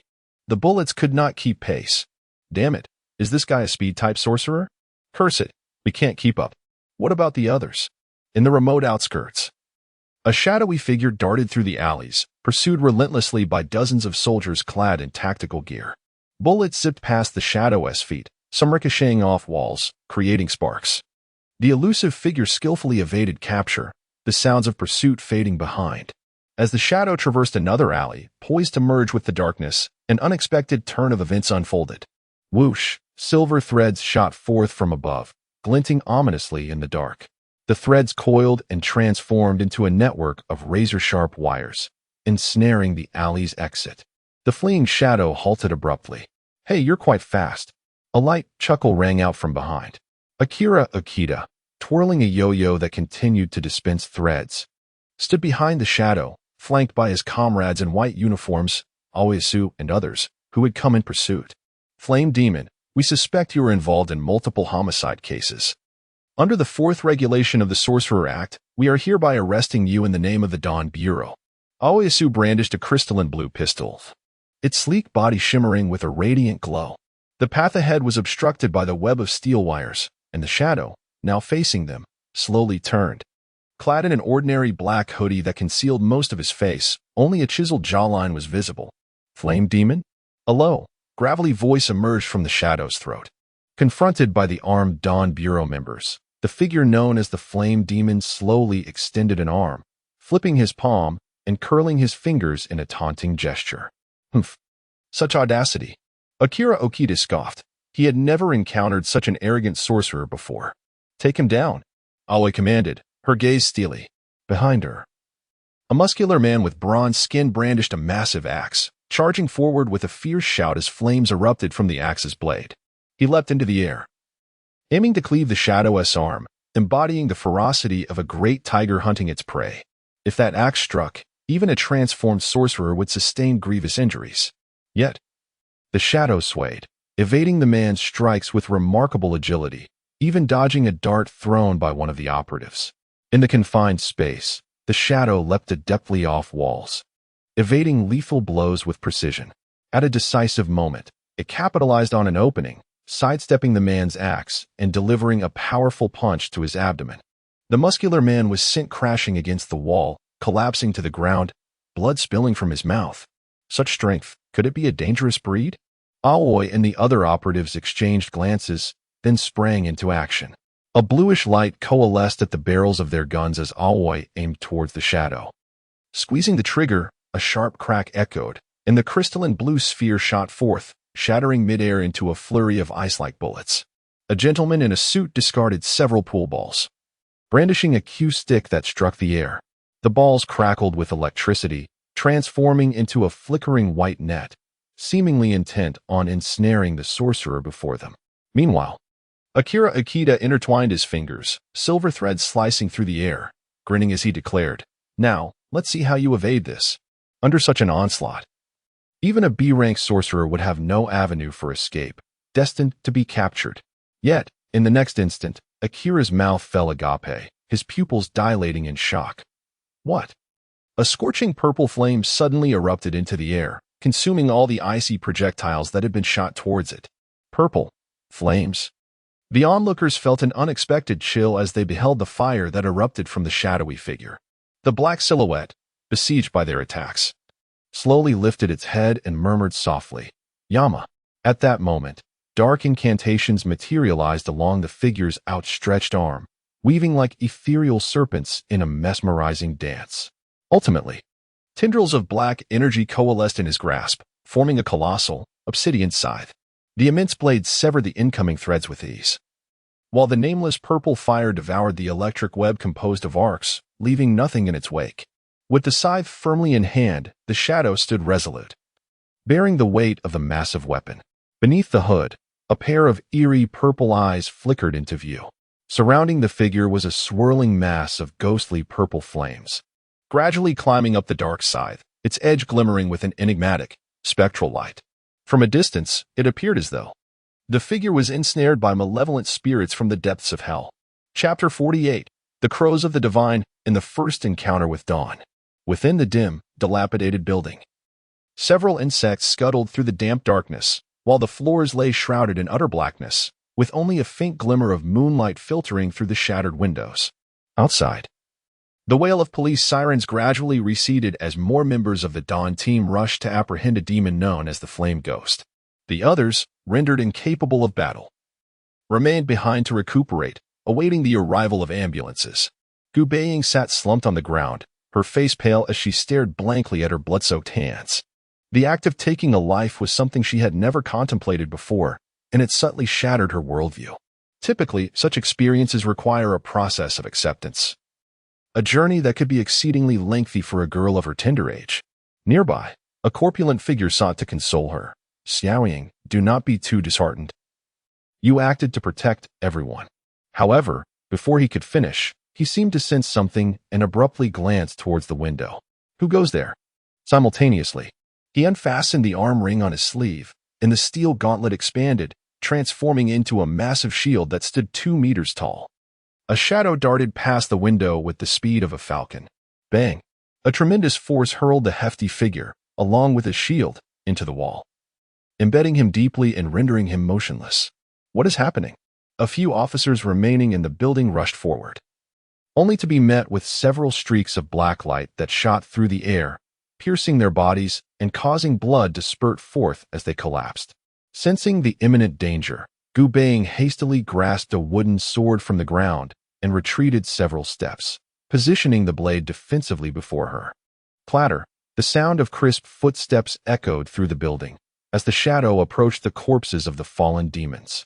It bent down slowly, extending a slender arm. What a waste of such exquisite creations. Its voice was deep yet possessed an oddly sharp quality. As the shadow touched the demon's corpse, several small, worm-like creatures crawled from its arm. These worms, resembling parasites, clung to the skin of the corpses, voraciously siphoning the blood within. In mere moments, the bodies shriveled visibly, becoming akin to desiccated mummies. The worms, having gorged themselves, swelled into grotesque maggots and crawled back into the shadow's hand, which then rose slowly, unfurling its wings in the darkness. Bathed in the moonlight, Gu Baiying caught a glimpse of the true form of the shadow, a tall figure with the head of a bird and the body of a human, its visage resembling that of a raven, and behind it stretched a pair of elongated black wings. The raven-like eyes fixated on Gu Baiying, chillingly stating, You are the newly born stigmata wielder, are you not? Truly extraordinary, as the rumors suggested. What a pity. This is where it ends. In the next instant, the creature's wings quivered, and its obsidian feathers shot forth like arrows. Gu Baiying's pupils dilated as she tightened her grip on the wooden sword, a dim golden radiance enveloping the blade once more. As she swung the sword, she managed to deflect the oncoming feathers, yet a few razor-sharp quills grazed her arm, drawing blood. At that moment, the shadow flickered and appeared directly before her, its wings striking forward like agile tentacles. Gu Baiying felt a jolt as her sword, blessed by the golden light, was abruptly shattered by the force. How powerful! The wooden sword slipped from her grasp as she fell to the ground. Fear etched across her features, a chilling sensation creeping into her heart. The demon before her exuded an oppressive aura far greater than that of the bloodvine creature encountered previously. The demon wasted no time, launching another volley of sharp feathers, this time aimed at her head. As the murderous black light magnified within her vision, Gu Baiying felt utterly drained of strength. In a critical moment, a shadowy white figure materialized before her. Crack. The oncoming black feathers were abruptly cleaved into midair, plummeting to the ground. Upon seeing this white figure, Gu Baiying's eyes brightened. Sister Yin? The figure before her was a large, ghostly white cat, unmistakably the pet she had nurtured at home. Unlike before, the white cat had increased in size severalfold, its claws elongated, resembling a majestic white lion, exuding an air of authority. The white cat cast a glance back at Gu Baiying before fixing its sharp gaze upon the shadowy figure, the crows of the divine. I did not anticipate such a formidable presence hidden within Zone 11. Unfazed by its identity being revealed, the raven leisurely scrutinized the white cat. You too are a demon? I do not believe I have encountered you before. The white cat offered no response, its fur bristling, claws retracting in a threatening manner. At that moment, the urgent wail of an ambulance siren echoed from outside. Hearing the commotion, the raven shrugged. Alas, time is running short. Therefore, let today's performance come to an end.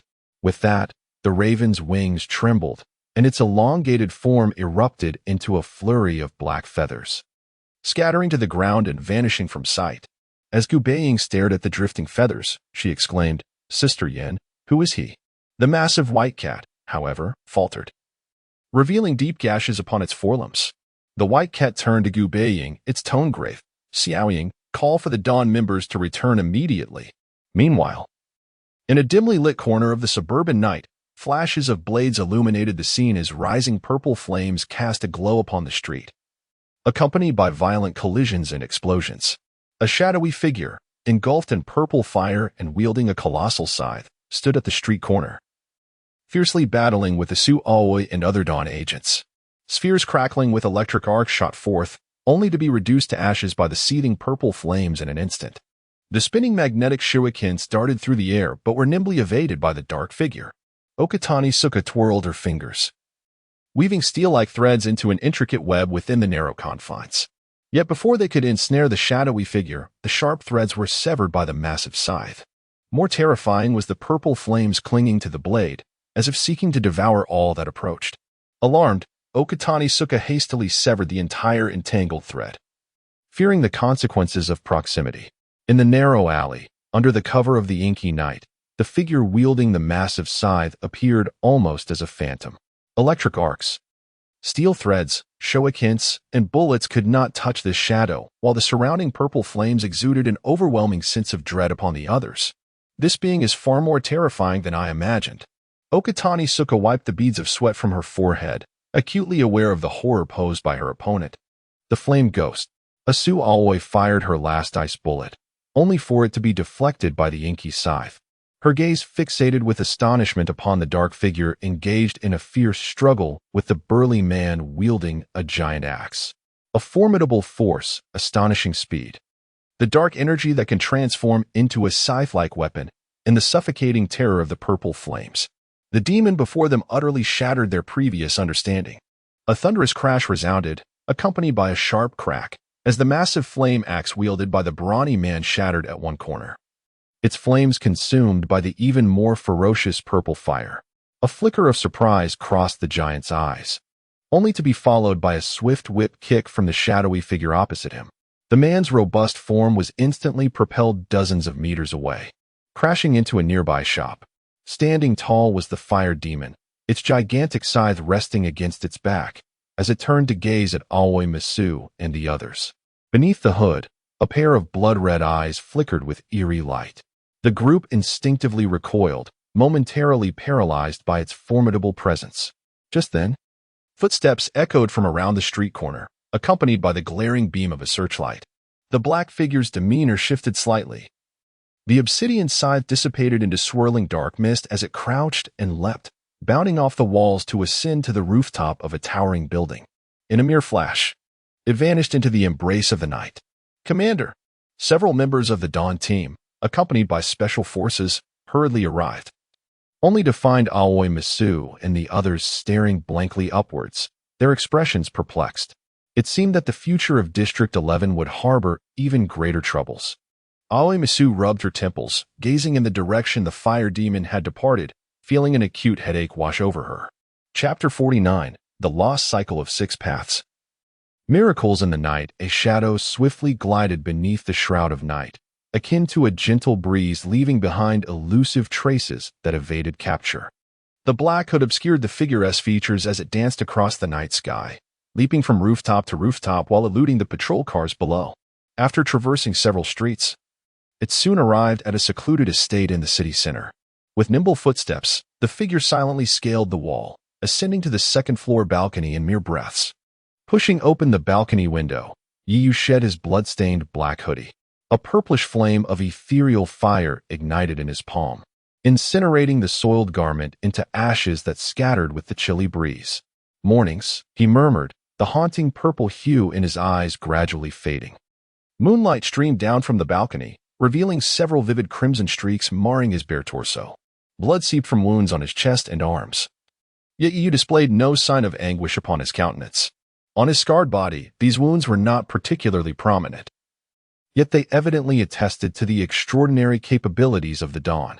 The bullets that summoned ice, the threads manipulated by will, the fiery battle axe, and the pool cue entwined with arcs of electricity. Were these magical artifacts? Weapons forged by the sorcerers, granting their bearers the power to wield extraordinary strength while maintaining the guise of ordinary individuals. This was the very essence of why the Dawn could stand against the sorcerers. Merely a coalition of a few agents tonight had left him feeling overwhelmed, and this was possibly just the tip of the iceberg for the Dawn organization. Gazing at the myriad of old and new scars adorning his body, Yu sighed deeply. Chimera. A swirling mass of black mist enveloped him as the figure of Chimera emerged from the darkness. "At your service." "Dear Lord of Demons, what of the other abilities of the cycle of reincarnation, aside from the hungry ghost path?" The initial confrontation tonight had unveiled the terrifying nature of the Dawn organization to Yu. Should his identity be inadvertently exposed, he would not only face the relentless pursuit of other sorcerers, but also the peril of being captured by the Dawn for dissection and study. To avert such an outcome, his only recourse was to continuously enhance his strength. As this thought coursed through his mind, the miasma box at his chest began to tremble subtly, as if attuned to his awareness, releasing a wave of terrifying energy. Amidst a surge of bloodlight, a grotesque mask gradually materialized. The Azura mask of the first Demon Lord. Yu's expression shifted as he commanded the miasma box to seal the mask once more.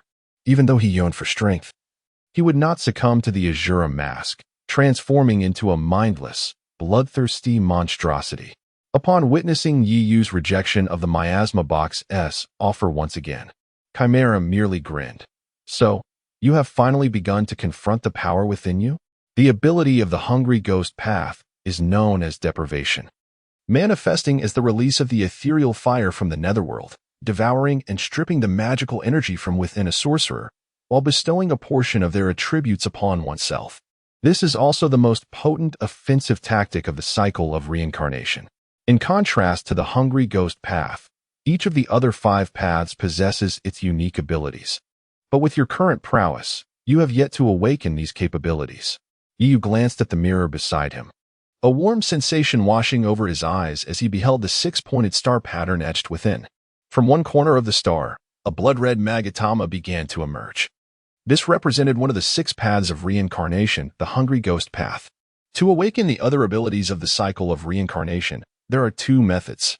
The first is to utilize the deprivation ability of the Hungry Ghost path to consume sufficient magical energy, forcibly breaking through barriers by means of the miasma box, allowing your cycle of reincarnation to evolve further. Yu furrowed his brow, merely maintaining the state of the miasma box consumed an overwhelming amount of magical energy, already causing him considerable distress. The prospect of needing vast reserves of magical energy for the evolution of the cycle of reincarnation was beyond his current capacity. As for the second method, it involves external stimuli to rekindle your memories from the cycle, thereby mastering the abilities of the 6 paths of reincarnation. Memories from the cycle. Yu pondered in confusion. Indeed, as a vessel of the 6 paths, you have traversed the cycles countless times, unbound by the rules of reincarnation. It is precisely because of this that you can bring forth the powers from the 6 paths into the mortal realm. In truth, you have long possessed the abilities of the 6 paths of reincarnation, yet in each cycle, you have lost sight of your powers. As long as you can recall the experiences from the 6 paths of reincarnation, you shall naturally regain your abilities. Chimera cast a peculiar glance at Yu before speaking. However, I advise against placing your hopes in such a method. The suffering you must endure will be beyond your imagination. Bathed in moonlight, Yu gazed at his scarred reflection in the mirror, lost in contemplation. Caw. Caw. The cawing of crows pierced the night sky, as sirens and ambulance wails echoed from the urban expanse below. The battered streets reverberated with a cacophony of sounds, illuminated by radiant neon lights. This was the area previously ravaged by a sorcerer group, now bustling with recovery efforts. A shadow streaked across the sky, finally descending onto a high platform, shedding several black feathers under the moonlight. It appears your endeavor has failed. However, creating such a commotion is certainly an improvement over before. As the crow landed, a delicate, effeminate voice echoed nearby. On the platform stood several shadows of varying sizes, all quietly observing the scene below. The crow, regarding the raucous crowd beneath, extended a dark hand, its claw-like fingertips grasping a writhing maggot, responding nonchalantly. If a toy breaks, one simply makes another. Yet, I have just discovered something far more intriguing. A new Saint Mark bearer has emerged. At this proclamation, a collective gasp of astonishment filled the air, followed by a profound silence. Are you implying that a new generation of Saint Mark bearers has manifested in District 11? The delicate voice queried uncertainly. The crow remained silent, merely fixated on the blood-sated leech in its grasp, which shimmered translucently, revealing the flowing blood within. Humph, merely a newly born Saint Mark bearer. How easily you are frightened. It is truly pathetic. In the corner, a towering shadow quivered slightly, accompanied by the sound of crisp chewing, as though consuming something, releasing a rich scent of blood. Regardless, the emergence of a Saint Mark bearer in District 11 warrants our attention. Another voice chimed in. Let us send someone to probe the matter. We cannot allow her to grow under our noses. After all, District 11 is the territory of the divine cult. Hiki. The crow suddenly lifted its head, the blood-colored leech crawling up its arm. It gazed at the moon above, tinged with a hint of crimson, and murmured, "What difference can a single Saint Mark bearer make? How can insignificant humans fathom the greatness of our existence? For before us lies the miracles." Chapter 50. The Emergence of Inner Demons, the Stained Blood Blade. Recently, a notorious robbery gang that had been rampaging through District 11 found themselves engaged in a fierce standoff with the police near Kaibashi town. The confrontation was brutal, culminating in the immediate execution of several terrorists from the criminal group. Thanks to the swift intervention of the police, the crowd at the scene did not suffer mass casualties. The voice of a reporter echoed through the television, accompanied by images and videos captured from the scene. The devastation was evident. A significant portion of the street bore the scars of gunfire, while remnants of explosions marred the ground, vividly attesting to the ferocity of the conflict. A reporter was seen holding a microphone to the lips of an eyewitness, who passionately recounted the intense exchange of fire between the police and the violent assailants. In the living room of the Yi family, Yu turned his gaze away from the television screen. He understood that the so-called crackdown on violent terrorists was merely a pretext employed by the Dawn organization to conceal their cleansing of the demonic entities. In truth, even the reports from the scene were not entirely accurate, The actual battle was far more devastating than what was portrayed in the news. Such extensive destruction could not be attributed to a mere handful of armed criminals. It must be said, however, that with the assistance of some official forces, the Dawn Bureau had effectively concealed information regarding the demonic entities, allowing society in Neon to maintain a facade of stability. Seated at the dining table, Gu Baiying, who had been reading a newspaper, remarked upon hearing the news broadcast, "Indeed, recent events in Neon have been quite tumultuous." As a university professor, he had been aware of the various incidents that had transpired in recent days. Yu nodded thoughtfully in agreement. "Yes, let us hope the chaos does not escalate further." Dressed in an apron, Guhan brought a pot of steaming curry to the table. Removing her gloves, she expressed her concerns. "Sakura and you must be extra cautious from now on. The recent kidnapping incident involving Yu had indeed alarmed her." Yu offered a reassuring smile to Guhan. Just as the television relayed another report, it has been confirmed that the leader of this violent gang is Takakami Ryoji, a resident of District 11 and a vagrant by profession. The screen then displayed the gaunt face of a middle-aged man, his vacant eyes devoid of life, his appearance unkempt. With a clatter, a spoon fell from Gu Baiying's hand, drawing the attention of the others at the dining table. The young girl stared blankly at the image of the man on the screen, her face drained of color, her shoulders trembling involuntarily. Memories flooded back. She could vividly recall the man's grotesque visage in his final moments, the vivid red blood that dripped from him heightening her senses. "Sakura." "Sakura?" Guhan's voice roused Gu Baiying from her dark reverie. She lowered her head, unable to face the television, remaining silent. What is troubling her today? Guhan furrowed her brow, initially suspecting that something distressing had occurred at school. Only Yu, who understood the truth, observed her with a flicker of concern in his eyes, letting out a quiet sigh. Although he had delivered the fatal blow to Takakami Ryoji, the man's life had already been extinguished by Gu Baiying's hand before that moment. Even had he not intervened, Takakami was already doomed. No divine intervention could have saved him. The passage of life and death had unfolded before Gu Baiying's eyes, and deep down, she understood that Takakami had perished due to her actions. Despite her resilience, she remained a mere 16-year-old girl, and the notion of taking a life was inherently terrifying to her. Overcoming this psychological hurdle would ultimately depend on her own character. The assistance you could offer was limited, especially given the gravity of life and death that lay ahead, leaving no room for error. Observing the dazed girl, a white cat curled in the corner let out an ambiguous meow. It seemed that her role as a guardian would have to persist for some time longer. In the dead of night, the sound of hurried footsteps echoed through the streets. A group of burly men clad in matching outfits charged down the street, brandishing clubs and knives, enacting a scene of street pursuit. These formidable figures exuded an air of menace, their fierce expressions and grotesque tattoos instilling fear in passers-by, who hurriedly avoided entanglement with such ruthless gangsters. The muscular men moved with purpose, relentlessly pursuing several figures ahead, who fled without looking back. A closer inspection revealed that these individuals were also injured, armed with iron rods and knives. Realization dawned on the onlookers. Two rival gangs were clashing in the streets. Recognizing the danger, the crowd scattered, desperate to avoid becoming collateral damage in the gang conflict. Damn it! Wasn't it said that the stronghold near Shermuding had been cleared by the police? How did those Matsuyama guys arrive so quickly? Where is everyone else? We need to run. They are gaining on us. The pursued figures fled in panic. Having received news that the Matsuyama gang's base in Shermuding had been dismantled by the police, seizing the opportunity to claim territory in the area. However, they had not anticipated such a swift counterattack from the Matsuyama gang, which caught them off guard that night.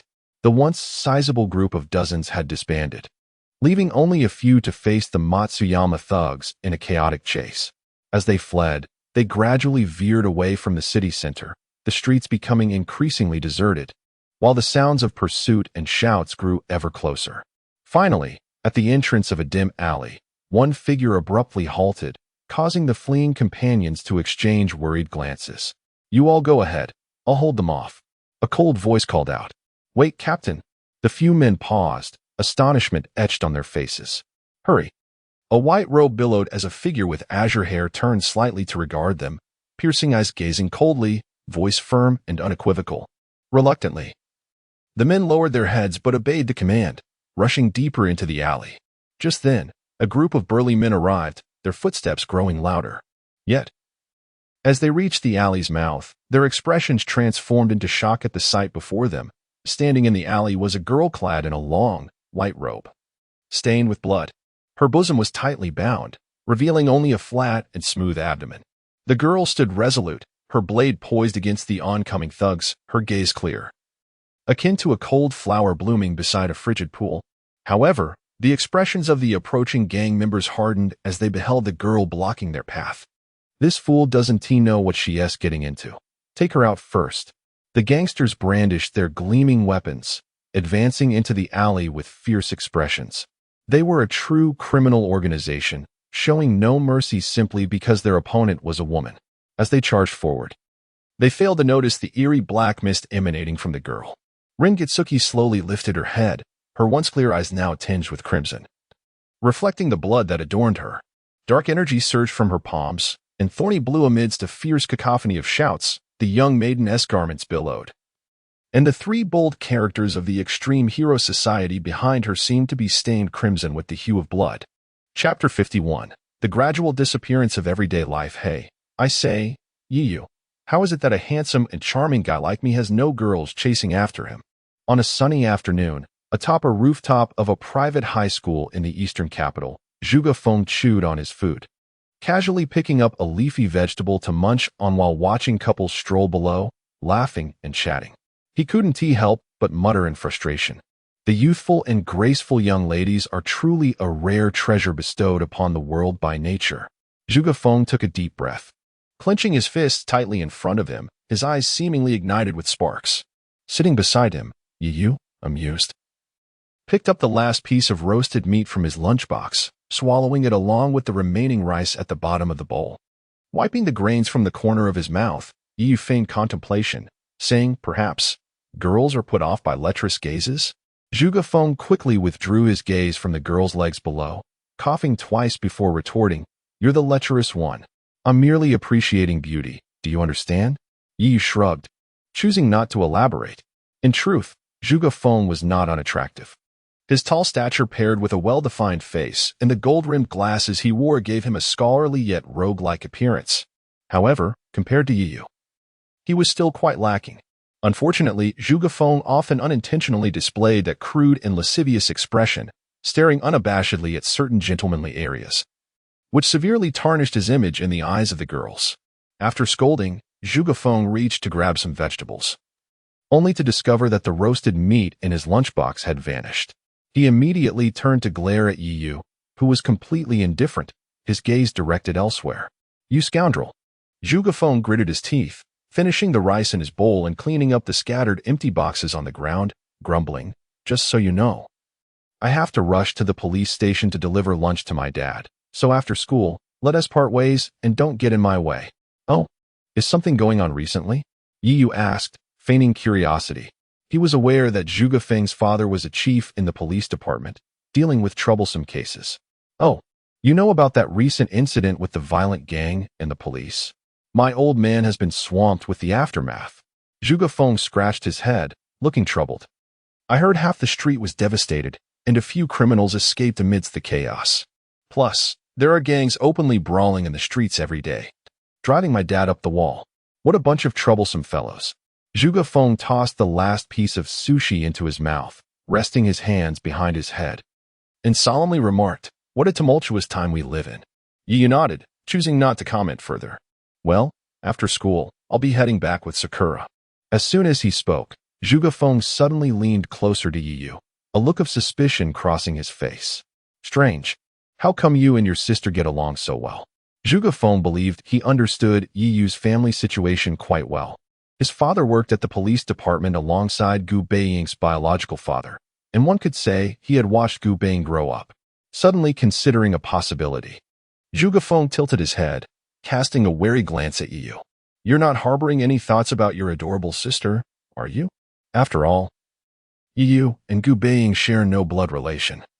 It's not out of the realm of possibility for some inappropriate thoughts to arise with the sudden presence of such a charming sister. Feeling a chill under Gu Baiying's scrutinizing gaze, Yu pushed him away, exasperated. What are you even thinking? Gu Baiying squinted his eyes, responding with skepticism, you better not. After all, Gu Baiying was like a half-sister to him, having been raised alongside her. Gu Baiying silently resolved to keep a close watch on Yu to prevent any unseemly actions. This scene was observed by a lurking specter, who wore a peculiar grin. Echoing Gu Baiying's sentiments in a strange tone, the pair is best eaten. Aside from the brief interlude of conversation with Gu Baiying at noon, the school day passed swiftly and monotonously. The blazing sun in the sky gradually dipped below the horizon, casting a golden hue.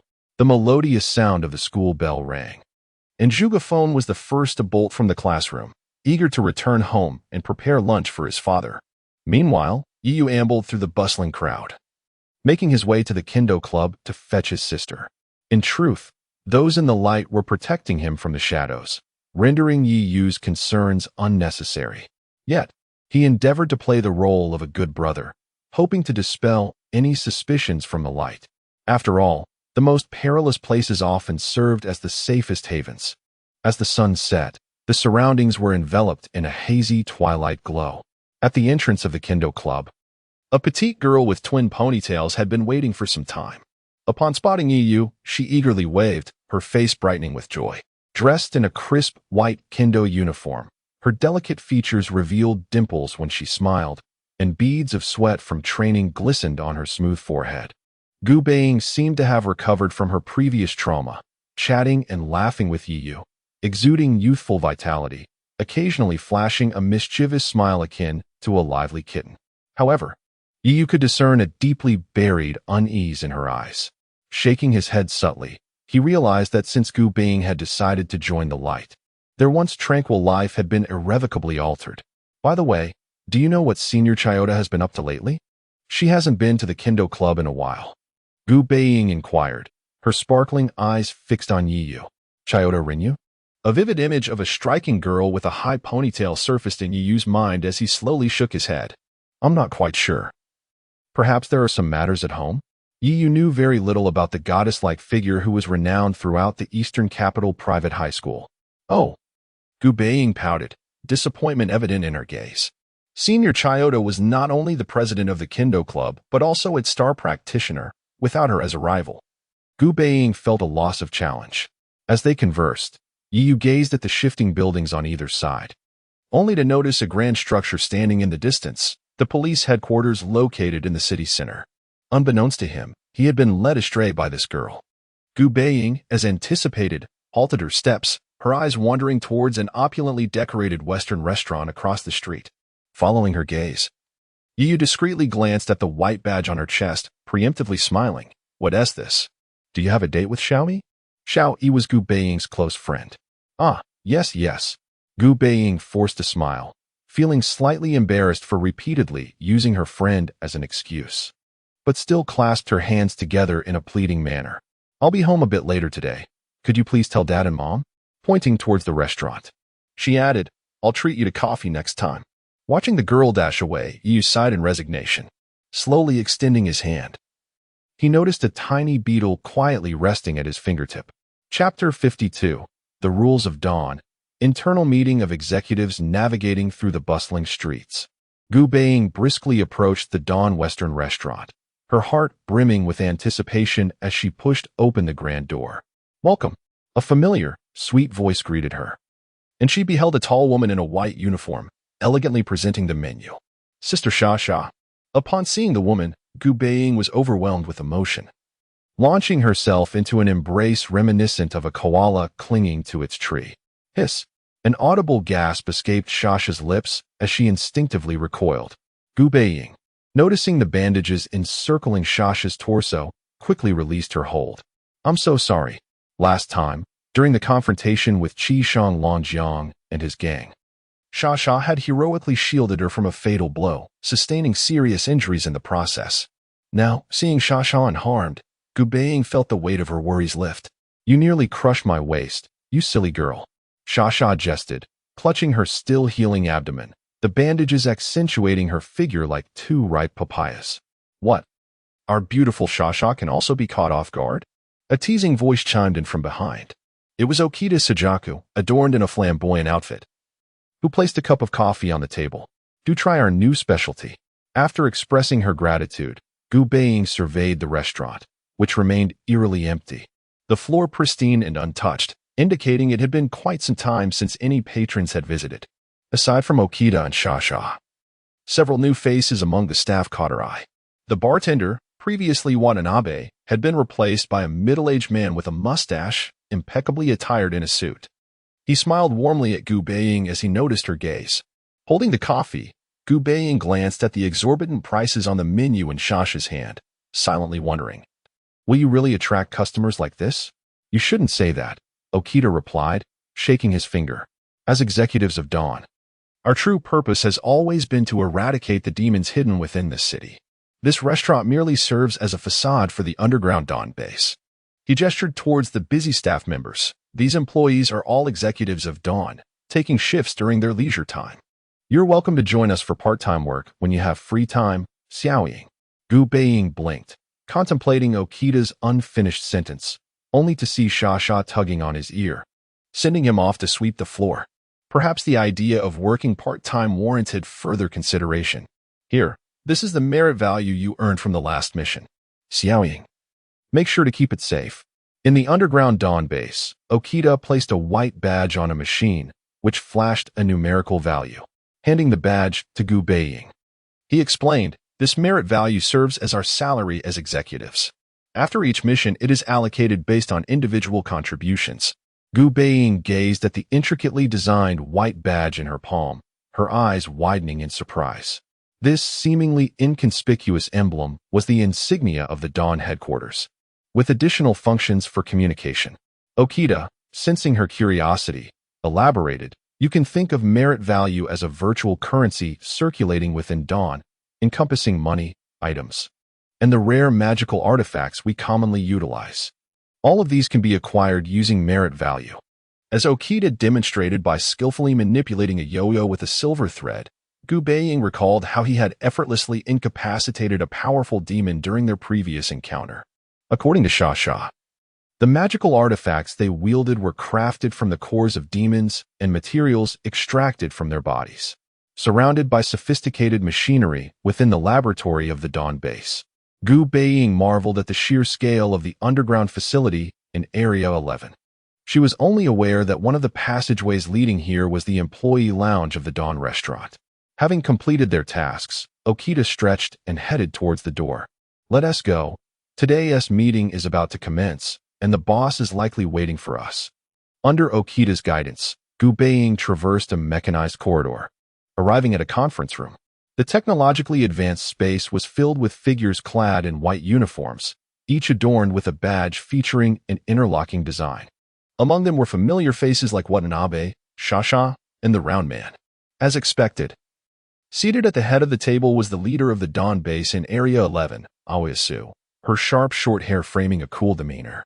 After Okita and Gu Baiying took their seats, Aoi nodded, signaling the meeting to commence. Watanabe, understanding the cue, pressed a button, and images appeared on the large screen, prominently displaying the gaunt face of a middle-aged man, Qishang Longjiang, whom Gu Baiying had personally vanquished. Upon seeing that visage again, Gu Baiying's pupils dilated, memories flooding back. Following the battle against Qishang Longjiang's demon faction, several demons managed to escape. Watanabe adjusted his glasses, speaking calmly. Regrettably, subsequent interrogations revealed that these demons were summoned by Qishang Longjiang and were unfamiliar with each other's identities. Capturing the remaining demons poses a significant challenge, and we've contacted the Metropolitan Police for a thorough investigation. The repairs at the battle site and the erasure of witnesses' memories are nearing completion. As Watanabe summarized the aftermath of the previous incident, the expressions of the other executives remained composed, as if they had grown accustomed to the post-battle cleanup. However, Aoi interjected, "This is the current situation, but it is not the most pressing matter." As her words resonated, the screen flickered, presenting two new images. One depicted a bizarre demon with wings, standing atop a tall building, shrouded in the eerie glow of the moonlight. Though its form retained human characteristics, its head resembled that of a blood-red crow, with razor-sharp talons and expansive wings obscuring the moon behind it. Upon witnessing this demon, Gu Baiying's expression shifted dramatically. Chapter 53, Dangerous Species, the Harbinger and the Flame Demon. The officials of the Divine Servants are referred to as the Harbingers, likened to crows. Gazing at the elongated silhouette on the screen, Asu always slowly began to speak. Based on relevant intelligence, the type of its inner demon is classified as an aberrant demon. Categorized as an A-grade dangerous species, exhibiting capabilities such as flight, razor-sharp claws akin to blades, remarkable speed, and the ability to create illusions. Gu Baiying listened intently to Asu Alway's introduction, memories of that fateful night flooding back to her mind. It was on the night she killed Ikigami Ruji that this demon appeared at the last moment, overpowering her with its formidable strength, nearly claiming her life. The Divine Servants. Gu Baiying had heard this name from the White Cat. It was the largest demon organization in the entirety of District 11. The Crow, designated as the Harbinger, revels in the perverse delight of being the first to uncover demons hidden among the populace, igniting their inner desires, and further guiding them toward darkness, transforming them into puppets of their inner demons, plunging them into the hell of slaughter. On the night of cleansing Ikigami Ruji's demon group, the Harbinger was also present, confirming that Ikigami Ruji and his associates had been seduced by the Harbinger and had joined the ranks of the Divine Servants. Asu Alway's words were delivered lightly, yet they struck like a heavy hammer upon the hearts of everyone present. This meant that the Harbinger was the mastermind behind Ikigami Ruji's terror attacks. The efforts they had expended that night were merely to cleanse puppets ensnared by the Harbinger. Someone sighed in resignation. Bang! A muscular man who had once teamed up with Gu Baiying slammed his hand on the table, exclaiming angrily, "These sewer rats dare only to hide in the shadows and play tricks, never willing to face us in battle. One day, I shall eradicate this filth from District 11. The man's teeth clenched, his words dripping with murderous intent toward this demon organization. Yet the officials seated around the conference table fell into a collective silence. It was evident that the troubles brought by the Divine Servants had not been a mere occurrence. One could say that the shadows of the Divine Servants loomed over nearly every demon incident that had transpired in District 11, while they harbored deep-seated hatred for this organization. Wishing to uproot it entirely, the sheer magnitude of its power, coupled with its profound concealment within the city and its multitude of members, meant that each of Dawn's operations had failed to eradicate it, instead allowing it to grow stronger, becoming a malignant tumor lurking in District 11. Was this reckless behavior of the demons driven by the Harbinger? During this period of heightened activity, what exactly were the lunatics of the Divine Servants plotting? In an instant, the officials present began to speculate, each pondering the true intentions of this cult masquerading as demons. Asu Alloy turned to the side, eyeing Watanabe Shiro, who adjusted his glasses. We are currently investigating the recent movements of the demons under the Divine Servants, and I believe we will soon uncover some leads. Upon hearing the discussions around her, Gu Baiying recalled the formidable power of the Harbinger she had encountered, and she couldn't help but feel astonished. Had the White Cat not arrived in time, she would likely have perished at the hands of the Harbinger. The terror of teetering on the brink of death still sent shivers down her spine. Besides the Harbinger, there is another individual deserving of our attention. Upon hearing Asu Alway's words, the room fell silent, and another figure appeared on the screen. It was a mysterious silhouette clad in a black hoodie, a dark hood concealing its face, revealing only a sharply defined jawline, with a faint smile playing at the corners of its mouth. Behind this figure stood a colossal scythe, towering as high as a person, its ebony blade entwined with ethereal purple flames, resembling serpentine specters slithering upon its surface. Recently appearing in District 11, another demon, the Flame Demon, whose origins and identity remained shrouded in mystery, had slain several demons lingering near District 11, reappearing during the operation to cleanse Ikigami Ruji and his group. Based on current intelligence, the Flame Demon is classified as a blade demon, demonstrating capabilities such as a massive scythe formed from demonic energy and the purple flames affixed to it. Most importantly, this individual possesses the ability to extract the magical energy from within demons. As she spoke, Asu Alway hesitated momentarily. Furthermore, this individual surpasses ordinary demons in both strength and speed, currently categorized as a B-grade dangerous species, with the potential of possessing A-grade capabilities. The flame demon? Gu Baiying's gaze flickered, staring at the shadow on the screen. From a distance, this figure emanated an oppressive aura no less formidable than that of the Harbinger. Could this also be an official of the Divine Servants? She glanced around, observing the gravity etched on the faces of those nearby, particularly the few officials who had encountered the flame demon that night, who understood the terror of this demon all too well. In a nearby CAF, Yu accidentally spewed his coffee, his expression one of utter disbelief. The name Flame Demon truly. The mother and child soundworm was synchronizing the sounds from the dawn base to him. Despite having been prepared, he could not contain himself upon hearing the official designation assigned to him. Shortly after, he heard the voice of a short-haired woman from the worm. At the last moment of the previous operation, the flame demon killed Ikegami Ruji and fled the scene. And the magical energy within Ikegami Ruji has been detected to have vanished. Currently, there is insufficient evidence to prove that the flame demon is unrelated to the Divine Servants, and the headquarters places great importance on the flame demon, urging us to find relevant leads and capture the flame demon alive. Upon hearing this, Yiyu's expression shifted, stroking his chin as he absorbed the information relayed from Gu Baiying. To his disappointment, the subsequent meeting primarily focused on the cleansing of the district's demons and the deployment of officials. After a while, when the magical energy previously injected into the worm had been nearly exhausted, the sounds from the dawn base abruptly ceased. Yiyu resignedly stored the mother worm away. While the mother and child soundworm could achieve eavesdropping, it had a flaw. It required intermittent injections of magical energy to maintain the worm's vitality. Clearly, the magical energy within the child worm had been depleted, and he needed to find an opportunity to recharge promptly. Standing up and stretching, he looked through the glass door to see the sky deepening with dusk. He knew it was time to return. Yiyu had long anticipated the Dawn Bureau stance. After all, the ability to absorb magical energy was crucial to the research on demons, and the Dawn organization would undoubtedly seize this opportunity.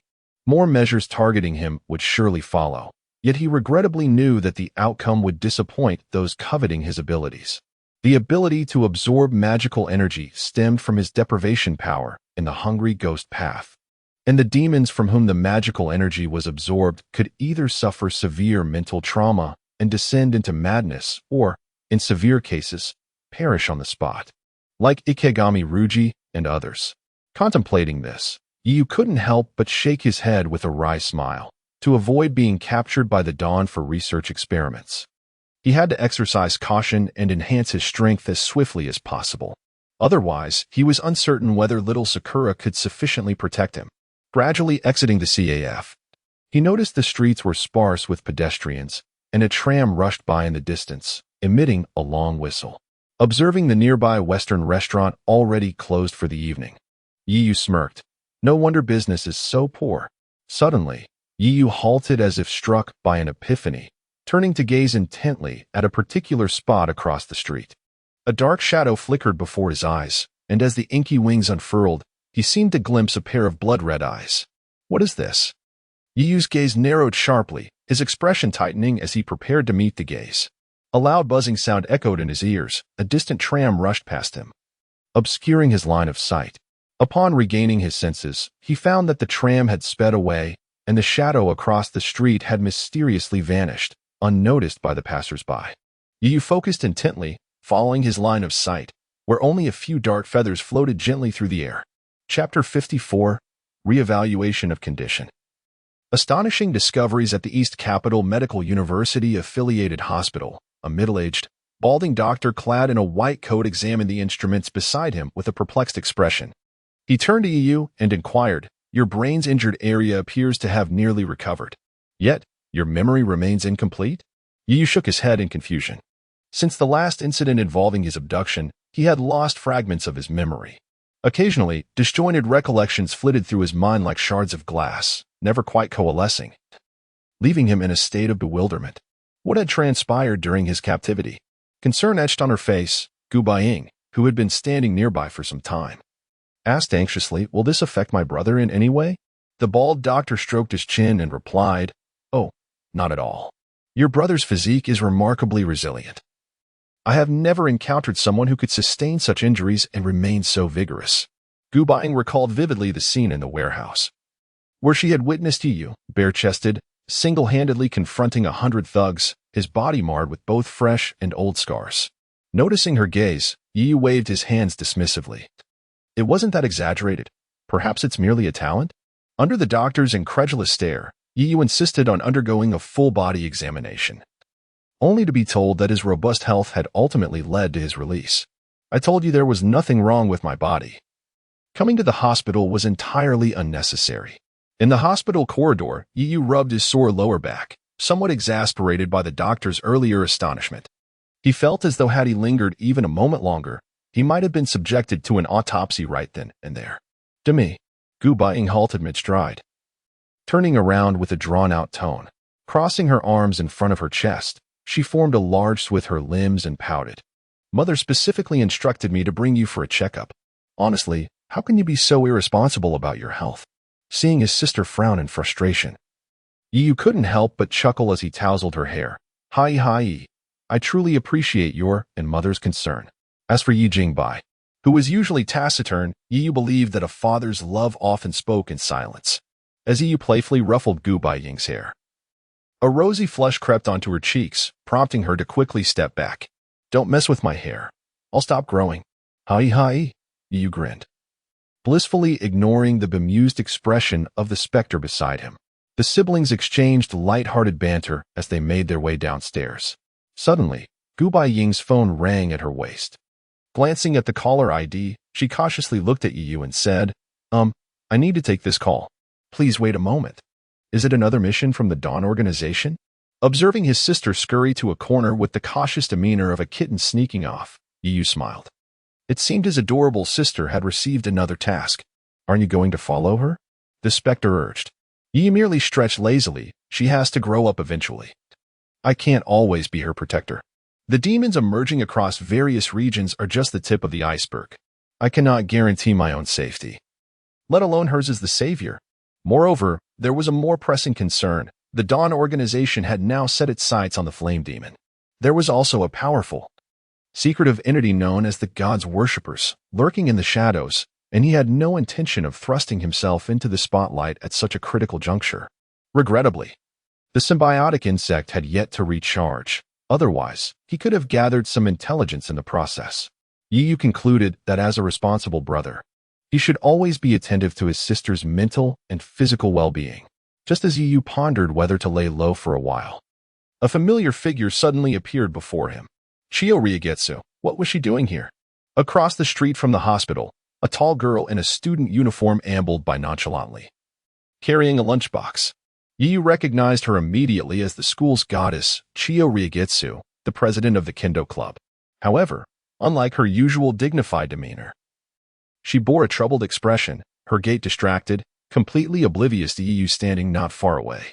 What truly moved Yu was the familiar aura emanating from her, causing the Mori no Kubo, hanging like an ornament at his chest, to emit an unusual glow. Is this the aura of demonic energy? Yu's pupils contracted as he recalled the long blade he had glimpsed within Chiyo Riegetsu not long ago, leading him to a terrifying speculation. This was a precursor to a demonic energy explosion.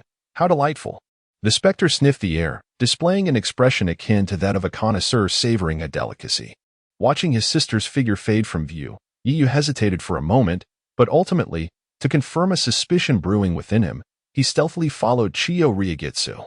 Meanwhile, Gu Baiying hastily reached a secluded corner of the hospital, ensuring her brother was not following before gently answering the call on her screen. The caller ID read, Zhuge Pingyun. Uncle Zhuge? She murmured softly. Little Sakura, I have leads on the matter you asked me to investigate last time. Really? Gu Baiying's eyes sparkled with excitement, but she quickly covered her mouth in alarm. In the office of the head of the 11th District Police Department, Zhuge Pingyun sat resolutely at his desk, a document in hand. Indeed, normally, such information is classified, but as the victim's sister, the higher-ups have extended some consideration towards you both, so it's acceptable to disclose a bit. With a serious demeanor, Zhuge Pingyun continued. We have made some preliminary progress regarding your brother's kidnapping case. Gu Baiying's expression grew unusually solemn as she listened intently to the news on the other end of the line. Recently, another murder case has emerged in the 11th district, with methods strikingly similar to those of the kidnapping and robbery gangs from earlier. The victims had their blood completely drained, and their deaths were gruesome. We have apprehended the perpetrator for questioning, but his mental state is highly unstable, resembling an extreme lunatic, claiming his actions are divinely inspired. We suspect there is a mentor guiding his criminal behavior, and subsequent interrogations have corroborated this notion. The gravity of the situation weighed heavily on Gu Baiying as he stated. The perpetrator claims that by completing a designated number of murders, he can join the ideal divine nation, referring to killing as sacrificing. At this juncture, even Gu Baiying, who had dealt with cases for many years, couldn't help but adopt a serious tone. This indicated that a far more sinister criminal lurked within the 11th district, leading ordinary individuals down the path of crime. According to the criminal's testimony, the figure guiding his killings was named Crow. Suddenly, a sound of a phone dropping to the ground broke the tension, and Gu Baiying called out in confusion, but received no response. Gu Baiying's pupils dilated, her shoulders trembling slightly, completely oblivious to the phone that had fallen. Her cherry-like lips parted slightly, her eyes filled with disbelief. How could this be? The ones who kidnapped her brother were God's worshippers. Chapter 55 Side Quest: Rescuing the Beautiful Class President? Your sister's condition is rather grim. If we estimate conservatively, there may be only a year left. I am truly sorry, Miss Chio. We are powerless to assist.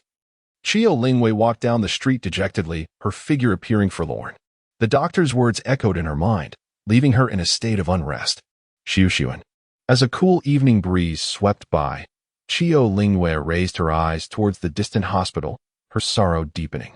The chill of the night enveloped her slender form, prompting her to instinctively clutch her clothing tighter.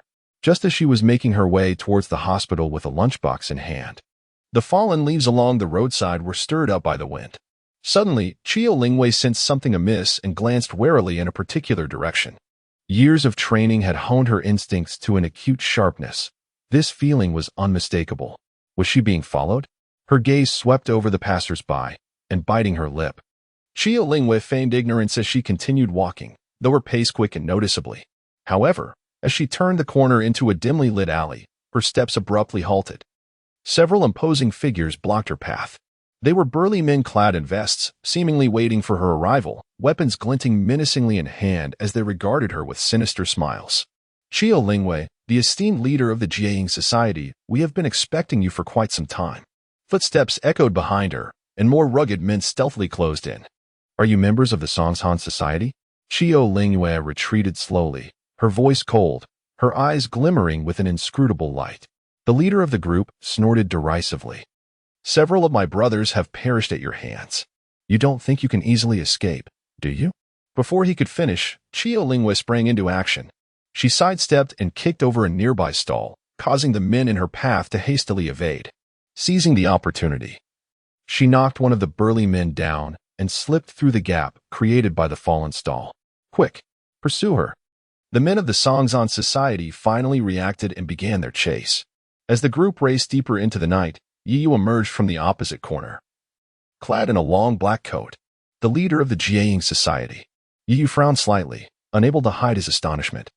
He was aware that both the Jiaying Society and the Songshan Society were among the three dominant Yakuza organizations in District 11, instilling fear in ordinary citizens.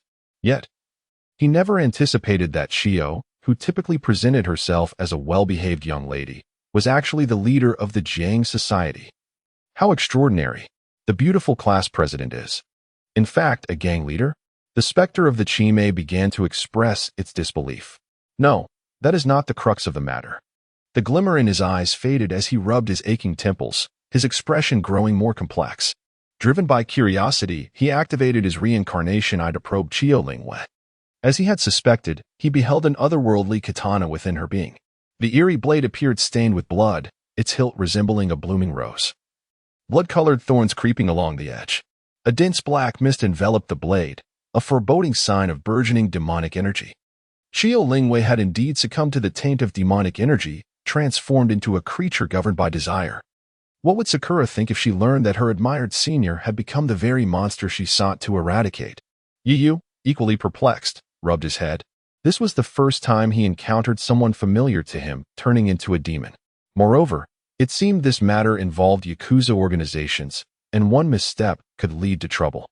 Just as he hesitated on whether to turn a blind eye, the Mori box hanging from his neck suddenly emitted a flickering light.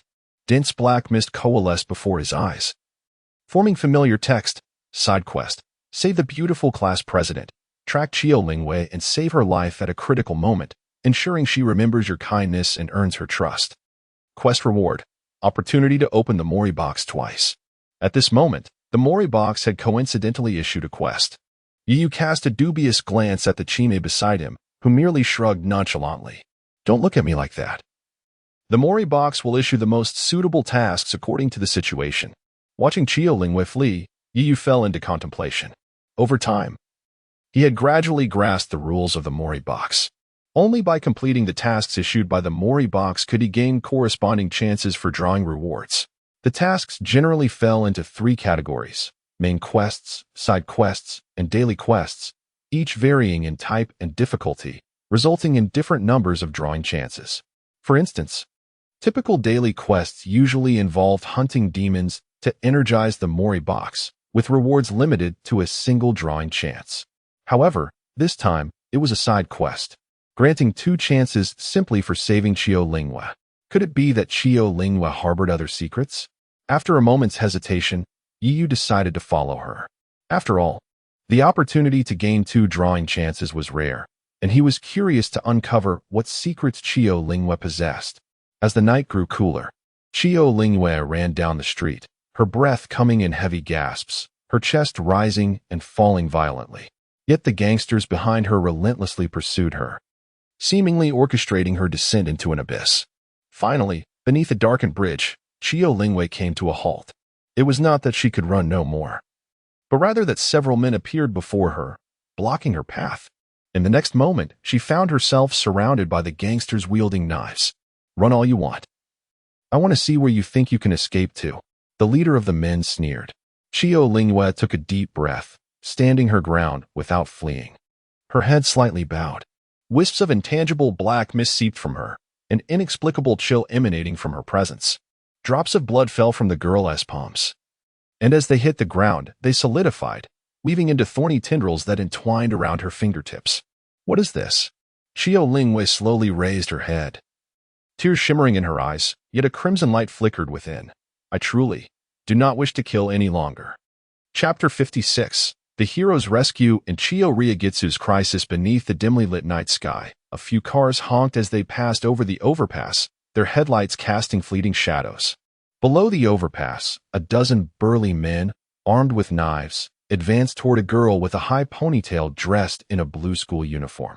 Having gathered intelligence beforehand, they were aware that Chio Ryagitsu was the leader of the Gekiyukai and a skilled swordswoman, so they remained vigilant despite her seemingly delicate appearance. One of the men charged at her with a loud shout, followed closely by several others. Their orders were to capture her alive, but they had not been instructed to bring her back unharmed.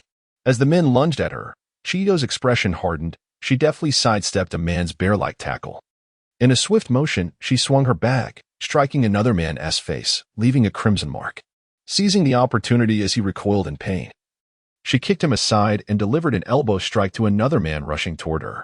Having trained in swordsmanship for years, she possessed a keen sense of danger. In a flash, she executed a whip-like kick. A would-be ambusher behind her cried out in pain as his knife clattered to the ground.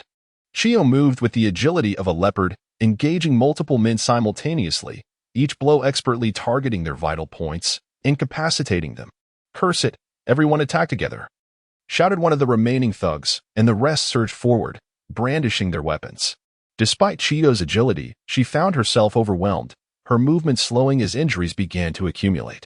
Yet, the bloodlust in her eyes intensified, her chest rising and falling as if she were stifling something within. At last, just as a cleaver was about to descend upon her, a surge of crimson light erupted from her eyes, and an unseen dark energy began to spread.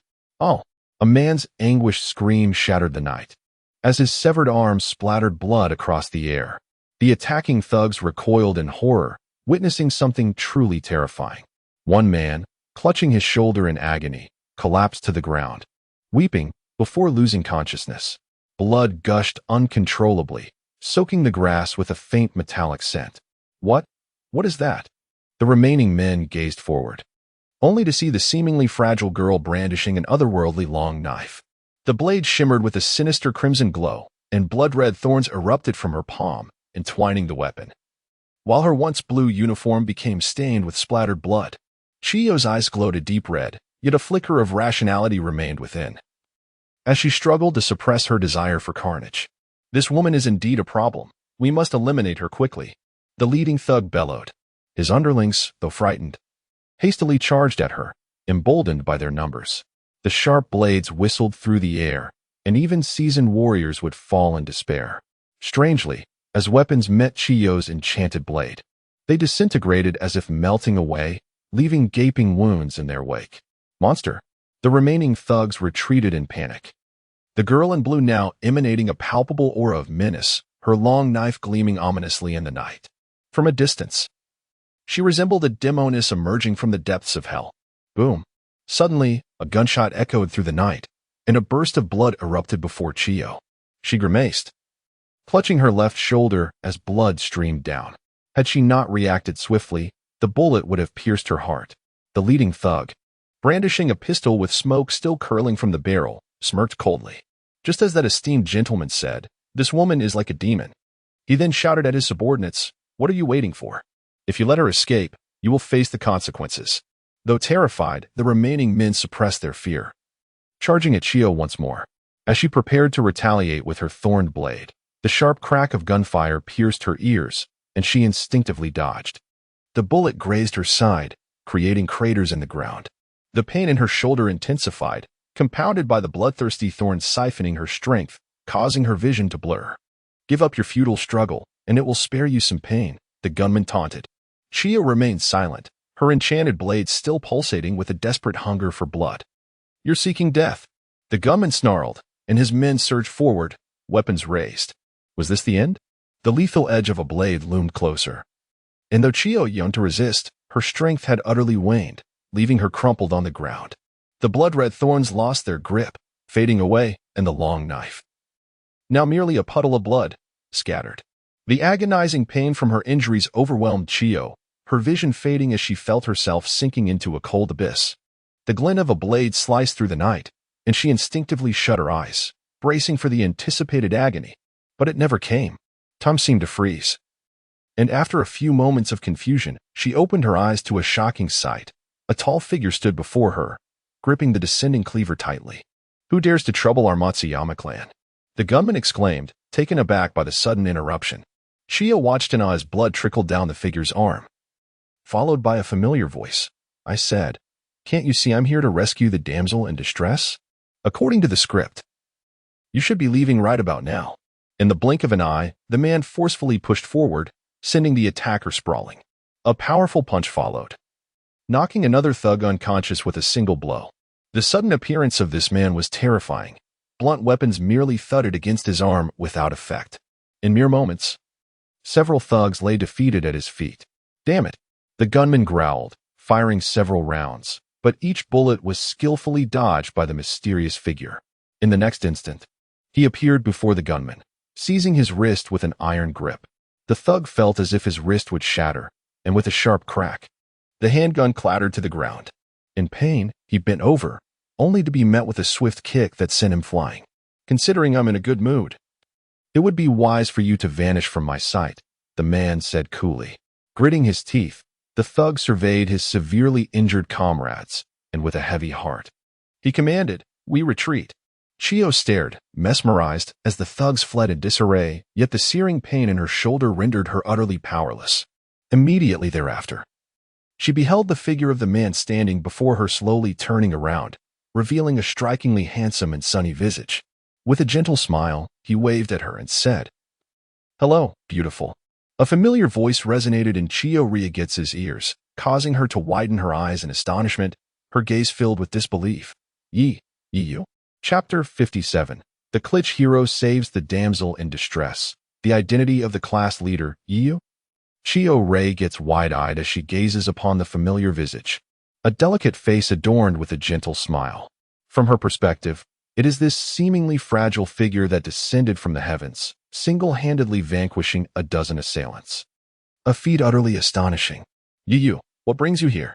Chio Rei inquires, her tone tinged with surprise, her previously feeble spirit now somewhat alleviated. I came here to seek medical attention, Yu replies, stroking his chin and gesturing towards the distant hospital building. On my way, I happened to witness you being pursued. So I decided to play the hero, Yu jestingly remarks, catching sight of the fading glimmer of bloodlust in her eyes. Thank you. The uncontrollable murderous intent within her gradually subsides, replaced by an overwhelming sense of weakness. Chio Rei's complexion pales, yet she still expresses her gratitude to Yu. Had he not appeared, she might have indeed fallen into the clutches of the Matsuyama gang. You should refrain from speaking too much in your current state. Yu kneels before Chio Rei to assess her injuries. Fortunately, she had evaded the bullets just in time, while they pierced her shoulder. They did not strike any vital areas. However, blood continues to seep from the wound, necessitating prompt medical treatment. Under Yu's scrutinizing gaze, a blush appears on Chio Rei's pale face as she struggles to rise, yet her weakened body betrays her efforts. Now is not the time to be stubborn. In the next moment, as if sensing her plight, Chio Rei feels herself lifted into the air. Wait. Yu cradles her legs in a princess carry. Observing the flush spreading across her cheeks with a hint of amusement, he had never witnessed the composed and elegant class leader display such a reaction. Compared to the usual aloof and refined Chio Rei, the girl in his arms now exuded an unexpected charm. Shaking his head, curiosity piqued, he asks, "But who were those assailants? Why were they armed?" The specter of mischief whispers in Yu's ear. Is it not obvious? Chio Rei, bewildered by being carried, nervously replies, "They are rivals in my family's business. They likely intended to kidnap me to undermine our family's interests." Family business? Surely, it cannot pertain to something within the underworld? Yu internally scoffs, though his exterior remains composed. Well? Chio Rei seems to hesitate for a long moment before finally inquiring, "You didn't see anything just now, did you?" As she speaks, she instinctively fiddles with the hem of her garment. Noticing her subtle gesture, Yu responds nonchalantly, "I arrived just in time to see that thug pointing a gun at you. Is there a problem?" No. Upon hearing that Yu had not witnessed the events that transpired, Chio Rei secretly exhales with relief. She didn't want anyone to see her in such a monstrous state. Yu observes the floating words indicating the completion of his task against the backdrop of the surreal darkness, a smile tugging at the corners of his mouth. Defeating a few ruffians had granted him 2 opportunities for a reward. He eagerly anticipated further such heroic quests. As night enveloped the surroundings, outside the East Capital Medical University-affiliated hospital, Gu Baiying paced anxiously, her gaze fixed on the phone screen, the unanswered call a source of distress. Gu Baiying's words echoed in her mind, refusing to allow her tranquility. If the divine worshippers had truly abducted her brother, what could their motives be? Was it an assault directed at her? The thought sent shivers down her spine. If her family were to suffer because of her, she would never forgive herself. Biting her lip, she cast a glance at the white badge adorning her chest, waiting for Yu to arrive. Suddenly, as if sensing something, Gu Baiying abruptly raised her head. From the shadows across the street emerged a figure, seemingly cradling another person. "Brother." Spotting the familiar silhouette, she rushed forward, her heart finally at ease. Yet, upon reaching Yu, she noticed a crimson gash on his arm, blood trickling down his palm onto his clothing. To her astonishment, he was also holding a pale woman, whose exquisite features were also familiar to Gu Baiying. She gasped, "Senior." Outside the emergency room, Yu winced as Gu Baiying diligently wrapped bandages around his arm. "My injury doesn't require such tight binding, does it?" He chuckled at his sister, who was binding his arm as if preparing a dumpling, feeling a mix of pain and amusement. His injury was minor, yet her rough treatment was excruciating. "Serves you right." Gu Baiying shot him a glare, her voice tinged with indignation. "Who told you to run off without informing me?" "I acted in the heat of the moment. I didn't think it through," Yu replied, scratching his cheek, having focused solely on his task while neglecting his sister. "What on earth is going on?" Gu Baiying shot him a look, her gaze unintentionally wandering behind her. She noticed a throng of burly men had gathered outside the emergency room, clad in dark blue robes, their intimidating presence looming as they whispered among themselves. It seemed one of them noticed her glance, causing her to quickly avert her gaze, feeling a wave of fear wash over her. They're terrifying. Well, about that. Yu recounted the events to Gu Baiying, omitting Chiyo Rei's connections to the underworld. Even so, the tales left her in shock, struggling to comprehend the dangers endured. Regardless, promise me you'll inform me if something like this occurs again. Gu Baiying clenched her fists, seemingly to herself, insisting, I'm capable too. Yu chuckled softly, reaching out to ruffle her hair with one hand. Indeed, our little Baiying is the strongest. He raised a finger playfully. But let us keep this matter between us and Mom and Dad, shall we? Seeing the sincerity in her brother's eyes, Gu Baiying smirked but extended her finger to seal the pact. This is a one-time deal. Just then, the door to the emergency room swung open, and a doctor emerged, informing them that the patient's condition had stabilized. Before the siblings could fully process the news, the group of robust men surged forward, crowding into the emergency room. Chapter 58. The background of Chiyo Garden and the Chiyo sisters. My dear miss. A band of burly men, their faces etched with concern and anxiety, jostled into the emergency room. Currently, Chiyo Rinyu lay propped against her hospital bed, her pallor less severe than before, indicating a marked recovery. Her shoulder was also swathed in bandages, yet the dressing was executed with far greater skill than that of Sakura. Thank goodness you're all right, miss. One of the men exclaimed fervently. Those rascals from the Matsuyama gang have taken audacity to new heights. Just give the word, and we shall avenge you without hesitation. Miss. Sob sob. The emergency room, once spacious, was now teeming with these imposing figures, who surrounded Chiyo Rinyu's bed, tears streaming down their faces. Their sorrowful demeanor struck a peculiar contrast against their robust physiques. When Yu and Gu Baiying entered the emergency room, this was the scene that greeted them. Chiyo Rinyu, irritated by the ruckus, finally smiled upon seeing Gu Baiying enter. Sakura, you've come. Relieved to see Chiyo Rinyu in stable condition, Gu Baiying jested, I'm glad you're fine. I was looking forward to our swordplay practice. Chiyo Rinyu smiled gently, but as Yu approached, a strange blush crept onto her cheeks. Memories of being held in Yu's arms lingered in her mind. It was the first time another man had embraced her. Shaking off those scattered thoughts, she turned to Yu once more, expressing her gratitude. I owe my safety to you, Yu. Yu chuckled, shaking his head. I merely happened upon the scene. I trust that class leader Chiyo could have dealt with those ruffians on her own. Before he could finish, one of the burly men suddenly fell to his knees before Yu, fervently exclaiming, Thank you. Thank you for saving our young lady. The chorus of gratitude from the other men echoed in unison, startling a nearby nurse into a hasty retreat. You saved our lady. You are our benefactor. From now on, should you need anything, I, Okamoto, will gladly face any peril. Count me in as well. Another added. Yu smiled wryly, taken aback by the sight of these men kneeling before him, resembling a field of wheat ready for harvest. Was he receiving a Good Samaritan card from the gang? Just then, a doctor, who had been lingering outside, entered hesitantly. The wounds appeared to resemble gunshot injuries. Are you sure we shouldn't report this? What did you say? Before he could finish, one of the men stood up, looming over the doctor with an intimidating glare. Why, yes, I apologize. Under the scrutiny of the fierce gazes, the doctor, bewildered by the scene, stumbled out, resolved never to meddle again. The expressions of the siblings turned somewhat awkward as they glanced toward Chiyo Rinyu, who blushed in embarrassment. They're always like this. Please do not take offense. At that moment, a commotion erupted outside once more. Miss, you cannot go in there yet. Footsteps thundered down the corridor, and a slender figure, disregarding the objections of those behind her, burst into the room. Yu turned to see a young girl, clad in a hospital gown.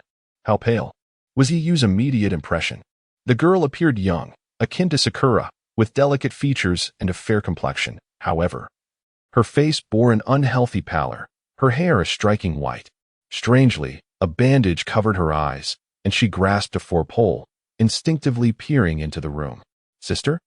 Her voice was as frail as her appearance, a delicate flower seemingly on the verge of wilting. Upon seeing the girl, Chiyo Rinyu's expression shifted. Akane, what brings you here? I dreamed. I dreamed something happened to you. The girl, seemingly fatigued, clutched her heaving chest, beads of sweat forming on her smooth forehead. Before she could finish, several men rushed in behind her, bowing deeply to Chiyo Rinyu. Young lady. Chiyo Rinyu shot them a cold glance. Did I not instruct you to keep an eye on Akane? Ignoring the sweating men, she turned to the pale girl, speaking softly. Akane, I am perfectly fine here. Do not worry about me. The girl, seemingly reassured by the warmth of Chiyo Rinyu's hand, approached her bedside, though her unhealthy pallor remained unchanged. So, Chiyo Senpai has a younger sister? Gu Baiying remarked, her mouth agape, having never heard Chiyo Rinyu mention her sibling. Chiyo Rinyu gently patted her sister's head, introducing her to Yiyu and Gu Baiying. This is my sister, Chiyo Ankyo. Due to her health, she seldom appears. It turned out that Chiyo Rinyu and her sister had lost their parents in an accident during their childhood, leaving the two to rely on one another. Tragically, Akane suffered from a severe illness that rendered her blind and frail, forcing Chiyo Rinyu to shoulder the responsibility of caring for their family from a young age. Their visit to the hospital was for Akane's treatment, while the assailants were sent by competitors in their family business. Family business? Competitors? Yiyu mused, his lips twitching. The so-called competitors Chiyo Rinyu spoke of couldn't possibly be other Yakuza organizations, could they? Had he not overheard her conversations with those gang members? He might have believed her words. While Chiyo Rinyu's claims were not entirely credible, one fact remained indisputable. Before him stood a genuine Yakuza leader. However, Gu Baiying appeared quite persuaded by Chiyo Rinyu's narrative, gazing at her with admiration. In her eyes, Chiyo Rinyu was a noble young lady. Tragically orphaned yet bravely supporting her ailing sister and managing family affairs. Most strikingly, she was beautiful and academically accomplished, an epitome of the modern independent woman.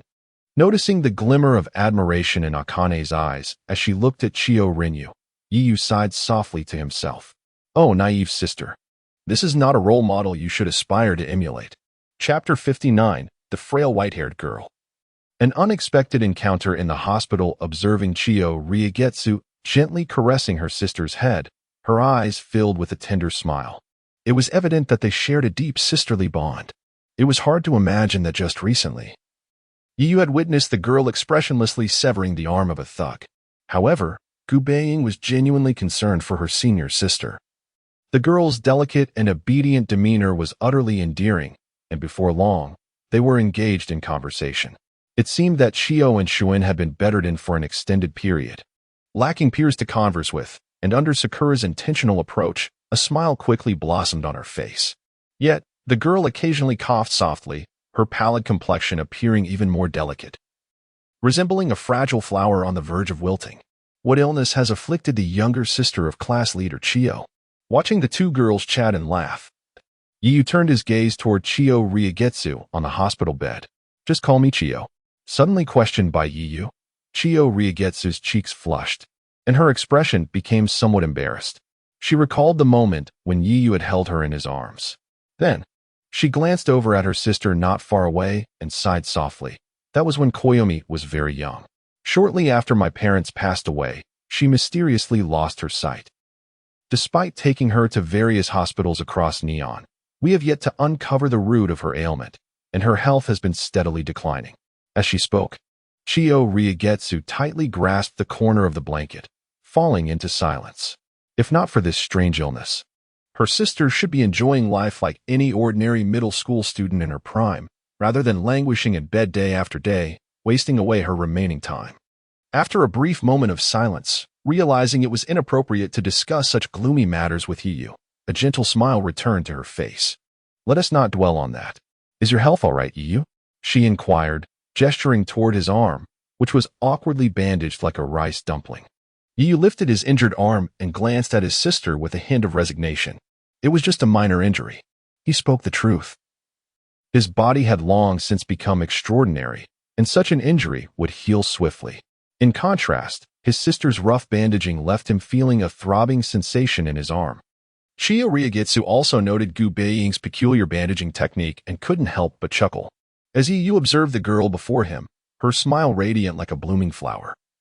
He found it difficult to reconcile her with the image of a gang leader he had previously envisioned. After a brief exchange, Yu and Gu Baiying prepared to take their leave. After all, their purpose for visiting was to have Yu re-examined. And lingering in the hospital for too long would only worry their parents.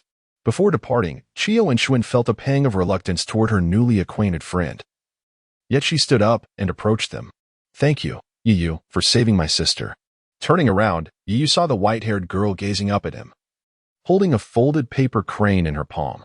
Though her eyes were covered with gauze, Yu could sense her sincerity as he accepted the paper crane with a smile. "It's my pleasure. You have a wonderful sister." He cast a knowing glance toward Chio Ryagitsu on the hospital bed. "I believe your sister will recover soon." As they exited the ward, the siblings walked through the hospital, but Yu noticed his sister had grown quieter. "What's wrong?" he asked, noticing her despondency. Gu Baiying shook her head, her voice tinged with sadness. "Koyomi is so pitiful. At such a young age, she suffers from illness and can only rely on her sister." She empathized with Chio and Xuan's plight, losing her parents, becoming blind, and spending each day on a hospital bed, experiencing solitude. Such a life was truly chilling. Yu nodded thoughtfully, gently ruffling Gu Baiying's hair. "Indeed, but at least Koyomi has a caring sister. The burden Chio carries is no light matter." "Yes, our senior is remarkable." Gu Baiying nodded vigorously, then suddenly seemed to realize something and quickly dodged Yu's hand. "No head pats." Seeing the little girl return to her usual lively self, Yu couldn't help but smile. Just then, a figure hurriedly passed by them, heading deeper into the corridor. "Huh?" Noticing the figure, Gu Baiying suddenly exclaimed, catching Yu's attention. It was a young man clad in a black vest, sporting wild yellow hair and adorned with earrings, exuding an air of delinquency. "I think I've seen him before." Gu Baiying stared at the man's back for a while before recalling. "He was the one who saved me that day in the warehouse when I was kidnapped." She vividly remembered how this man had intervened when Matsuyama's underlings had attempted to harm her. Although she was confident in her ability to handle a few thugs, his unexpected intervention had taken her by surprise. Now, following the bizarre death of Matsuyama, she had almost forgotten about it. Oh, hearing Gu Baiying's mention, Yu too recognized the yellow-haired delinquent. Wasn't he one of the thugs who had sought trouble with him, but ended up getting thoroughly beaten instead? What left a lasting impression was the fact that this yellow-haired thug had been so frightened he had nearly soiled his pants. After a moment's hesitation, Yu paused. Turning to Gu Baiying, "I need to use the restroom. Wait here for me." He instructed his sister to remain where she was and stealthily followed the yellow-haired man. The hospital was bustling with people, and with Yu deliberately slowing his pace. He managed to tail the man without drawing attention. The yellow-haired man walked hastily, seemingly preoccupied with something urgent, soon arriving at a secluded part of the floor. Yu trailed behind him, only to be drawn to a sign on the wall, "Intensive Care Unit." The strong scent of disinfectant and medication filled the air as Yu noticed the yellow-haired man stepping into one of the ICU rooms, seemingly in such a hurry that he neglected to close the door behind him. Yu approached the door, peering through the gap to observe the interior. It indeed appeared to be an intensive care unit, with various sophisticated instruments beeping beside the bed and a drip bag continuously supplying fluids to the patient. He could vaguely see a young girl lying on the bed, frail and gaunt, wearing an oxygen mask, her eyes tightly shut. The yellow-haired thug was seated beside her, pulling out 2 lunchboxes from his coat. He placed one on the table beside the bed and ravenously devoured the other. This was not what Yu had anticipated. Frowning, he shifted his focus back to the yellow-haired man, whose deep-set eyes flickered with a hint of bloodlust, hinting at something more profound. Chapter 60, The Special Artifact. The malevolent spirit trapped in the box of phantoms within the second-floor bedroom of the Yi family mansion. Yu helplessly rubbed his arm, which had grown sore and numb from the constricting bandages. A deep scar on his arm had begun to scab over. On his return from the hospital, he had feigned concern for his family's reaction to the bandages, leading him to remove the tightly wrapped bindings his sister had applied. Nevertheless, Gu Baiying insisted on re-wrapping the wound with a layer of gauze, and thanks to the long sleeves, neither Yi Jingbai nor Gu Han noticed anything amiss. TSK. Are you just going to discard your sister's heartfelt bandaging so casually?" Chimei remarked sarcastically from the side, only to be swiftly dispersed by Yi Yu's fist. As the black mist coalesced back into Chimei's rotund form, it glared at Yu with its large, lantern-like eyes and exclaimed, "So stingy." Ignoring Chimei's theatrics, Yu picked up the purple black box hanging from his chest. After upgrading from his first mission, this palm-sized black box had undergone a transformation. It had shrunk further, now resembling a trinket that would go unnoticed when worn. Seemingly responding to Yu's presence, the box of phantoms emitted a buzzing sound and floated mid-air, its surface flickering with an eerie glow. This was his greatest gain of the night, 2 chances to draw from the rewards after completing a task. Although he was uncertain why the mission's objective was to save Qiulingwei, the allure of a mid-tier side quest reward was enough to pique his interest. Whether it was the listening device, the mother and son sound Gu he had drawn previously, or the 3-leaf mist flower that granted him temporary invisibility, both had proven invaluable for gathering intelligence. As long as he did not draw something beyond his control, like the Shura mask from his first draw. Placing his palm over the pulsating crimson eye of the box of phantoms, the box glowed ominously, casting a rich crimson light that illuminated the entire room. Gazing at the humming artifact, Yu felt a twinge of anticipation. What wondrous treasure would he draw this time? As 2 violet light orbs flared, 2 small objects materialized before Yu. Upon seeing the colors of the light orbs, his eyes brightened. He knew that the colors of the orbs correlated with the quality of the drawn items. Blue orbs typically yielded low quality, often single-use items, while purple items were undoubtedly more precious, akin to the mother and son sound Gu he had used to extract information from Sakura. As the purple orbs gradually dimmed, black mist formed subtitles in front of him. Blood rosemary. Quality. Purple. Using blood as a lure, it creates the shackles of love that bind us. This perfume, crafted from the secretions of the mist butterfly inhabiting the southern mountains of the demon realm, activates its effects when one's blood is dripped into it, greatly enhancing the affection of nearby individuals of the opposite sex. Yu held an oddly shaped incense burner, its texture akin to ceramic.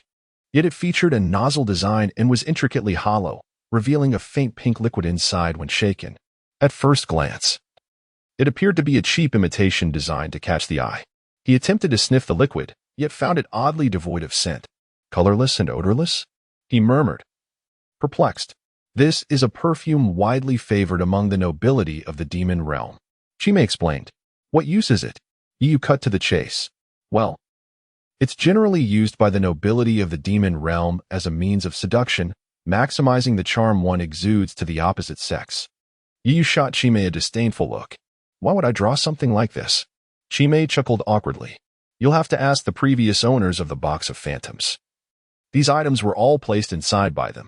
The items drawn from the box of phantoms varied widely, and even if Yu drew something seemingly useless, he could only accept his fate.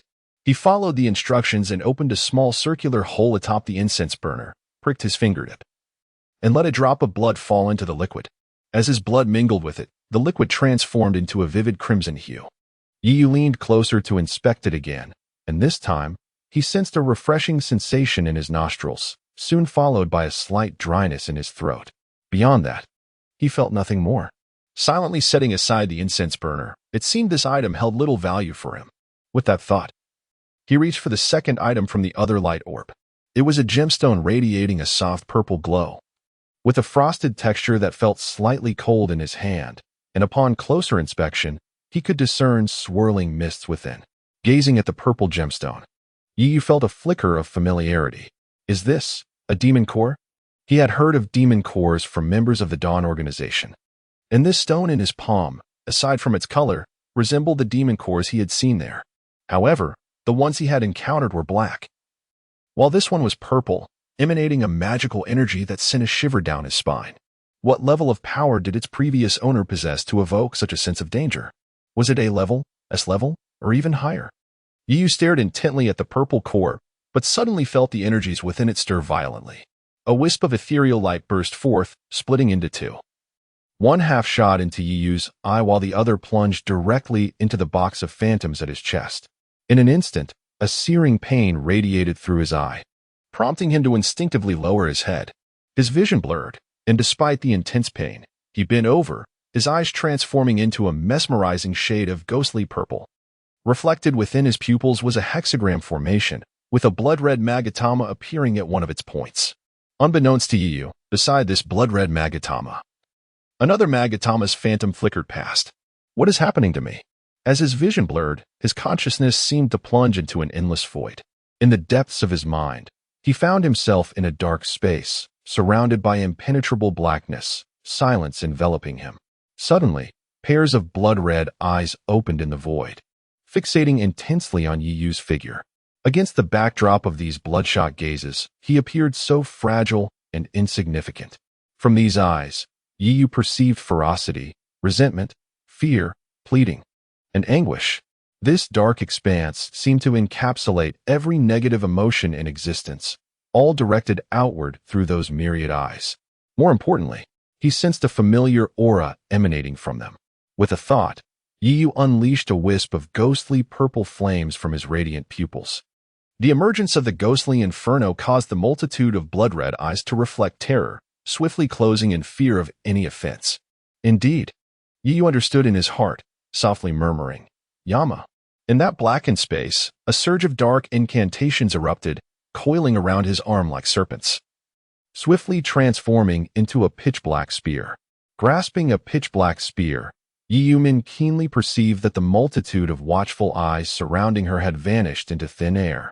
Upon reopening her eyes, the dark spear in her hand dissipated into black smoke, and slowly, pairs of crimson orbs emerged from the void.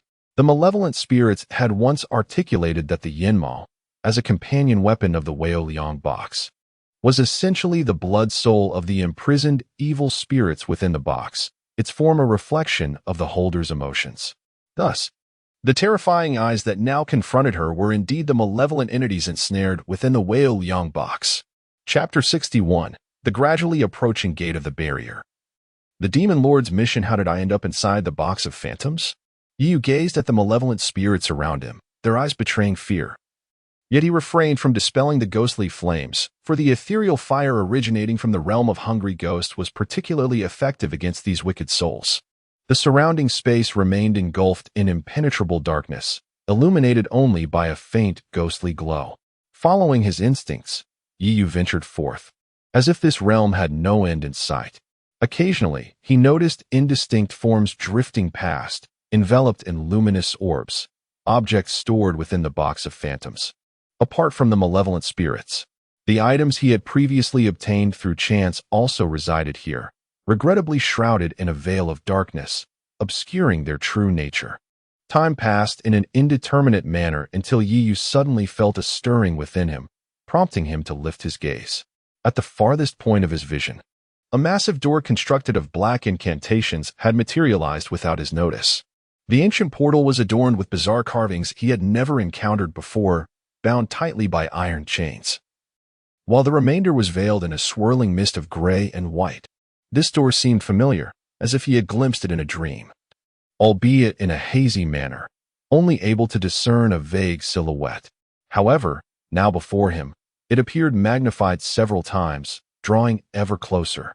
In the next moment, he witnessed one of the chains entwined around the ancient door snap suddenly. The sound of the chain breaking reverberated in his mind, instantly pulling Yu back to reality. Regaining his senses, he found his forehead slick with cold sweat, clutching his heaving chest as he surveyed his surroundings. The inky blackness had dissipated, and the menacing crimson eyes had vanished, replaced by familiar sights. He had returned to his own room. Almost instinctively, Yu cast his gaze upon the ethereal violet box hovering before him. Had he truly entered the box of phantoms? Observing the silent yet smiling presence of the malevolent spirit beside him, Yu's thoughts clouded. If the myriad eyes he had seen in that dark space belonged to the malevolent spirits imprisoned within the box, then surely the ancient door, etched with peculiar patterns, was none other than the barrier connecting the human realm with the demon world. Yu pressed a hand to one of his stinging eyes, the violet hue in his gaze gradually fading. Could this, too, be part of your design?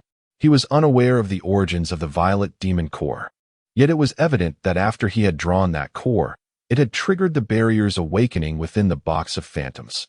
If one broken chain brought the barrier closer, did it not imply that once all chains were severed, the barrier would be unsealed, fully opened?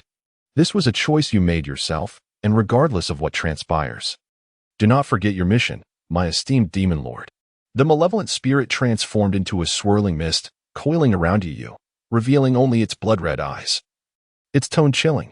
Yu discerned the underlying meaning in its words. The reason he was chosen by the box of phantoms was to unlock the seal within it, thereby unleashing the monsters of the demon world to invade the human realm and dominate humanity. Are you reminding me? Yu rose, tilting his head slightly, the violet gleam in his eyes beginning to surge. That is not my intention. The malevolent spirit, having caught on to Yu's insinuation, refrained from jesting. Retreating into the black mist from whence it came, no longer glancing at the blood-red eyes lurking in the shadows. Yu donned a flowing, dark blue robe, absent-mindedly toying with the now dim box of phantoms, deep in contemplation. He harbored no interest in war, nor did he desire to become the demon lord as described by the malevolent spirit.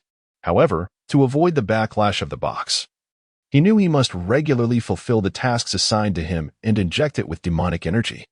Yet it was evident that the opening of the barrier was becoming increasingly inevitable. He was not one to sacrifice himself for the greater good of humanity, nor did he wish to become a pariah among men. Furthermore, even in his absence, the box of phantoms would simply select another host, merely a change of candidates. He could only strive to delay the opening of the barrier within the limits of possibility, safeguarding that which he cherished. It was a selfish yet pragmatic thought. As for the rest, that would depend on the fate of humanity. Yu lifted his gaze to the pitch-black sky, where it seemed an immense beast from the abyss was fixated upon him, preparing to unleash its cavernous maw and devour all living beings below. Shaking his head, he cast aside the tumultuous thoughts swirling in his mind and flopped onto his bed. There remained a considerable interval before the box of phantoms would open. These matters were not his concern at present. Sleep. The following morning, Yu was roused by the chirping of birds outside his window, the blinding light streaming through illuminating his vision. As per his usual routine, he arose, changed his clothes, made his bed, and stretched. While changing, he noticed a palm-sized ceramic vial of perfume resting on his desk. The crimson liquid within shimmered brightly under the sunlight. After a moment's hesitation, he decided to spray a little on himself and tuck the vial into his bag. After all, it was a reward from a previous lottery draw, and it would be a waste not to use it. During breakfast, Yu paid close attention to the reactions of the girl beside him, Xiaoying. The blood's midsummer night's dream fragrance was said to enhance the favorability of the opposite sex, and he was curious to see if it would affect Xiaoying, the child of destiny. To his surprise, she seemed utterly oblivious, her attention solely on the delectable food before her. He decided to inquire directly. Xiaoying, do you smell anything on me? Only then did Gu Baiying, somewhat belatedly, lean in to sniff him. There seems to be a faint, pleasant aroma. What brand of perfume are you using? Recommend it to me. Her eyes sparkled with curiosity about the fragrance's brand. Noticing the perfume's apparent lack of effect, Yu was not taken aback. Perhaps the essence of the demon realm had no impact on a child of destiny. Oh, has Xiaoyu begun to care about his appearance? Gu Han, carrying a plate to the dining table, remarked with a hint of teasing in her voice. Could it be that Xiaoyu has encountered a girl he fancies at school? And no, not at all. Yu's lips twitched as he hastily waved his hands. Yet, Gu Baiying seemed to have an epiphany, her eyes lighting up as she exclaimed, could it be that you have a crush on Senior Chio? Oh, the girl Xiaoyu likes is named Chio? Gu Han's curiosity piqued. High school students should prioritize their studies. Matters of romance can wait. Yu Jingbai interjected nonchalantly as he set down his newspaper. Meow the white cat on the cushion chimed in agreement. Even the malevolent spirit joined in the banter, teasingly remarking, Chio Lingwe is not bad, but to match our esteemed demon lord, she still falls a bit short. Yu slapped his forehead, feeling increasingly unable to clarify his position. Chapter 62. Chio Ryugetsu's request, the ineffectual potion? Good morning, Yayo-san. Good morning. In the early morning, Yayo strolled through the corridor of the teaching building, greeting passing classmates with a gentle smile. It was not until he settled into the noisy classroom that his smile gradually faded. He placed his bag down and inexplicably scrutinized the bottle of perfume in his hand, shaped like a ceramic jar. To test the effects of this blood rosemary, he had deliberately sprayed some on himself, observing the reactions of the girls around him. Although it might sound somewhat inappropriate, this potion, designed to enhance one's appeal to the opposite sex, was a reward he had obtained through a lucky draw. If utilized wisely, it could yield unexpected results in certain special circumstances. Yayo. At that moment, a voice filled with resentment echoed from behind him. Instinctively, Yayo turned to see the accusing eyes of Gu Baiying staring back at him. Last night, I invited you to buy Yu Xiangchan's physical album, but you didn't respond to my messages. Yayo momentarily lost his train of thought, vaguely recalling that Gu Baiying had indeed sent him a message the previous night. However, he had been preoccupied with a task from the Wraith Box, rescuing a damsel in distress, and had forgotten about it afterward. I'm sorry. Sakura took me for a follow-up appointment at the hospital yesterday, and I forgot to reply. Yayo explained apologetically. You certainly don't look sick. Gu Baiying scrutinized Yayo for a moment before tilting his head back, pulling out a stack of album covers featuring some idol, but I managed to snag a limited edition album signed by Yu Xiangchan. So don't even think about asking me for it. Who would covet your idol's signed album? Yayo's lips twitched as he observed Gu Baiying clutching the album as if it were a treasure. He felt an urge to activate his Reincarnation Eye to see if this guy was solely driven by desires for women. Suppressing that thought, he reminded himself that using the Reincarnation Eye to peer into others' hearts was an exhausting endeavor. He wouldn't use it lightly. Ding, the melodious school bell rang. And before the teacher entered the classroom, the students who had been whispering among themselves returned to their seats.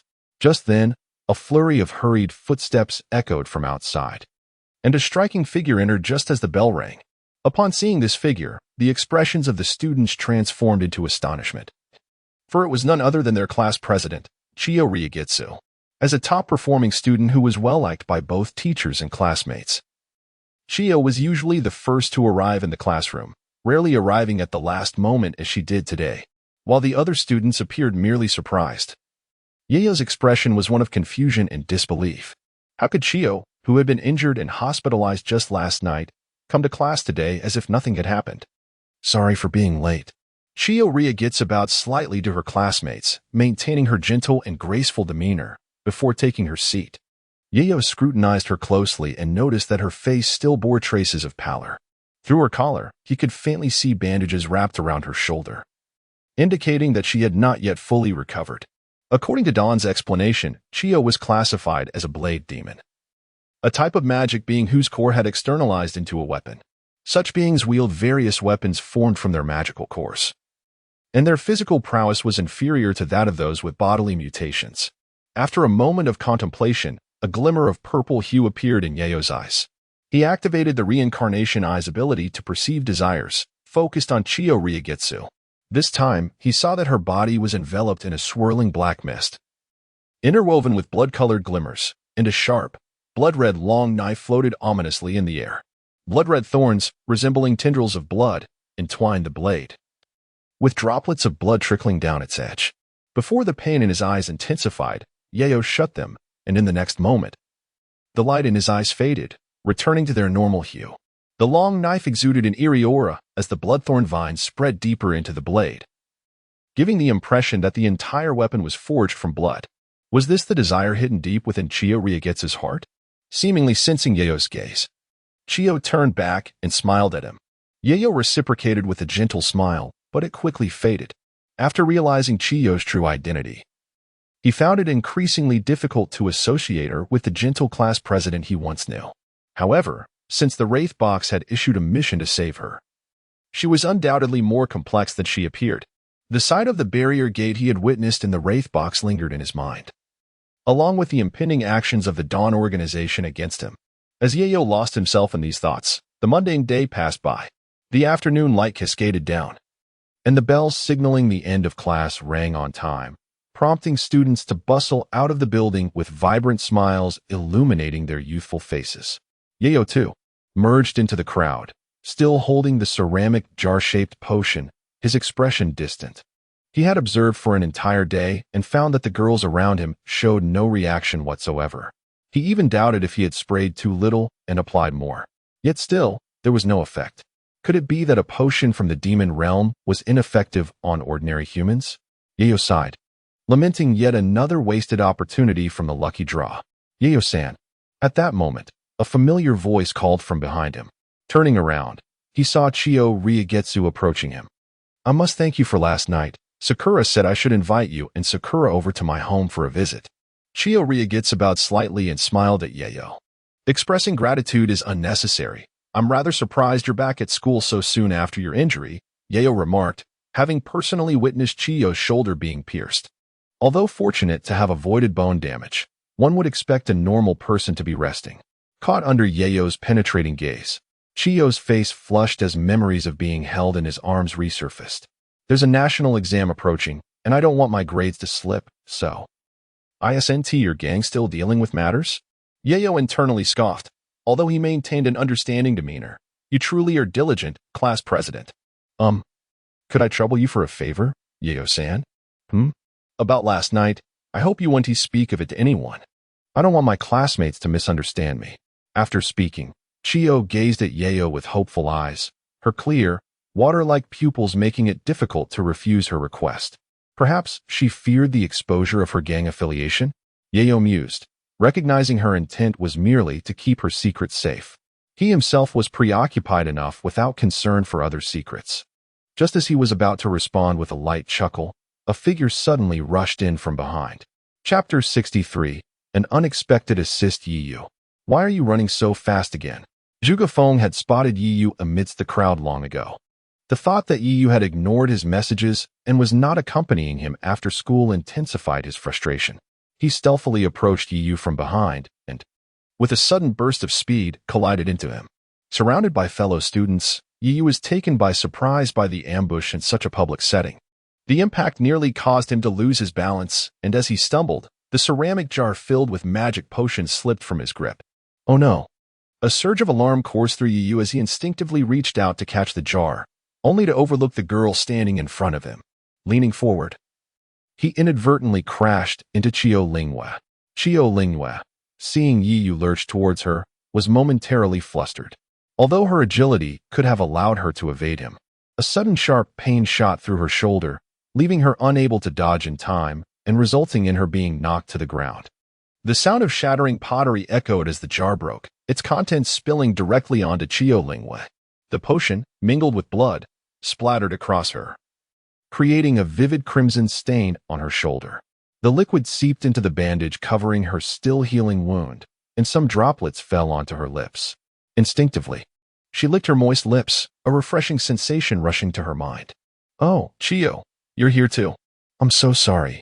Zhuge Feng only then noticed the presence of the girl behind Yiyu, his surprise quickly morphing into an earnest apology for the mishap. Truly, I am deeply sorry. Once Yiyu regained his balance, he shot Zhuge Feng a scornful look. Great, now the item I drew is gone. What a loss. Suppressing his discomfort, Yiyu extended a hand towards the fallen Chiyo Lingwe. Are you all right? Do you need to see the nurse? Thud, thud. Upon hearing Yiyu's gentle voice, Chiyo Lingwe felt her heart race violently. The irregular rhythm echoed in her chest, her breaths growing noticeably quicker. What is happening to me? She instinctively glanced up, locking eyes with Yiyu's concerned gaze. The dimming light cast a warm glow on his features, accentuating his sharp jawline. Tousled hair dancing in the breeze, and deep-set eyes that seemed to mirror the brilliance of countless stars, exuding an irresistible charm. His magnetic voice reached her ears, causing a faint blush to creep onto her fair cheeks, and the outline of hearts flickered in her eyes. Chiyo, are you okay? Noticing Chiyo Lingwe's prolonged silence, Yiyu frowned and stepped closer to help her up. But the moment his hand brushed against hers, she recoiled as if shocked, her body trembling. Her heart raced, intensifying. The blush spread like wildfire, reaching her ears, and the heart-shaped glimmers in her eyes became more pronounced. And no, I'm fine. Chiyo Lingwe stammered, hastily rising to her feet, avoiding Yiyu's gaze as she suppressed her fluttering emotions. I need to attend to Koyuki, so I'll take my leave. Her voice trembled, breath still uneven, and before she could finish, she turned and fled into the distance. Is she really all right? Watching Chiyo Lingwe hurriedly depart, Yiyu glanced down at the shattered jar, a peculiar expression crossing his face. Could the magic potion have taken effect? How strange, what is up with Chiyo today? The true instigator, Zhuge Feng, straightened up, scratching his head in confusion. He had never witnessed Chiyo lose her composure like that. Perhaps something happened at home? Yu offered defensively. Really? Gu Baiying replied, utterly bewildered. The two walked a short distance until they reached a crossroads, where Gu Baiying bid farewell. Heading home to prepare dinner for his father at the police station. All right, I'll let you off the hook this time for bailing on me. Next time, remember to take me to see Yuka's concert. As Gu Baiying walked away with a grin, Yu couldn't help but grimace. Hey, how can something I didn't agree to be considered bailing? What was up with Qiao Lingwei earlier? Once Gu Baiying left, Yu stood at the intersection and suddenly turned to voice his thoughts. Isn't magic potion ineffective on humans? From the unseen shadows, a pair of large, luminous eyes emerged. TSK, Blood's Rosemary, is indeed a potion used by the nobility of the demon realm for flirtation, but it has yet to be tested on humans. Yu pondered today's events. None of the girls at school had reacted. Wait, he suddenly recalled that if Qiao Lingwei differed from the others, it was because she had been infused with magical energy, becoming an entity with special abilities. Exactly. The mischievous spirit chuckled. While Blood's Rosemary seems ineffective on humans, don't forget that your class leader is not an ordinary human. With her body or soul infused with magic energy, she has fundamentally changed, making her a part of the demon realm in a certain sense. Listening to the spirit's explanation, Yu recalled the properties of that potion. If used merely as a fragrance, it could enhance attraction. However, he had witnessed the entire jar spill onto Qiao Lingwei. Considering the situation, what would happen to Qiao Lingwei? The spirit, emerging fully from the shadows, shrugged. I don't know. Why not? Yu frowned. This potion is exceedingly precious in the demon realm, with rare materials. Even nobles only use it on their wedding day. And typically, it's just a spritz in the bedroom to ignite passion. Never has anyone bathed in it like that girl. Yu's eye twitched. Is it truly that valuable? The spirit looked at Yu with amusement. That dosage will significantly boost her affection for you, igniting desire. In severe cases, it could lead to obsessive attachment, compelling her to keep you by her side at all times, even desiring to claim every part of you as her exclusive possession. Yu felt a chill run down his spine, realizing the gravity of the situation. How long does this effect last? He asked, voicing the crucial question. The spirit chuckled. That depends on the individual. Those with strong willpower may recover after a while. Those with weaker wills, however, may become possessive for life, constantly seeking opportunities to claim you. Yu's forehead creased with worry. If Sakura found out about this incident with her beloved senior, she would surely kill him in an instant. Given Qiao Lingwei's willpower, she should be fine, right? Yoshin mused to herself, for this was the only way she could find solace. Chapter 64, Arta's Explosion. Qiao Lingwei's inner thoughts in the bustling streets of the city. The dim light cascades down as cars honk and whiz by. Just off work. Weary employees disembark from the train, while groups of students pass by, laughing and joking. Couples intertwined emerge from convenience stores, their faces adorned with sweet smiles. Mingling with the crisp chimes of bicycles, a myriad of life-esque expressions unfolding here. As a tram rushes past the street, a staggering figure makes its way toward the most vibrant thoroughfare. The man's steps are slow, blending into the throngs of people, yet no one notices anything amiss. Unbeknownst to them, the tattered man is bound with tape, his bloodshot eyes bulging with sheer terror. After advancing several hundred meters, he halts at a crowded intersection. The green light illuminates, and the vehicles ahead, having waited patiently, begin to honk impatiently, yet the man remains rooted in the center of the road. Get out of the way, you fool! A driver yells, leaning out of his window. The man stutters anxiously, his body trembling unnaturally.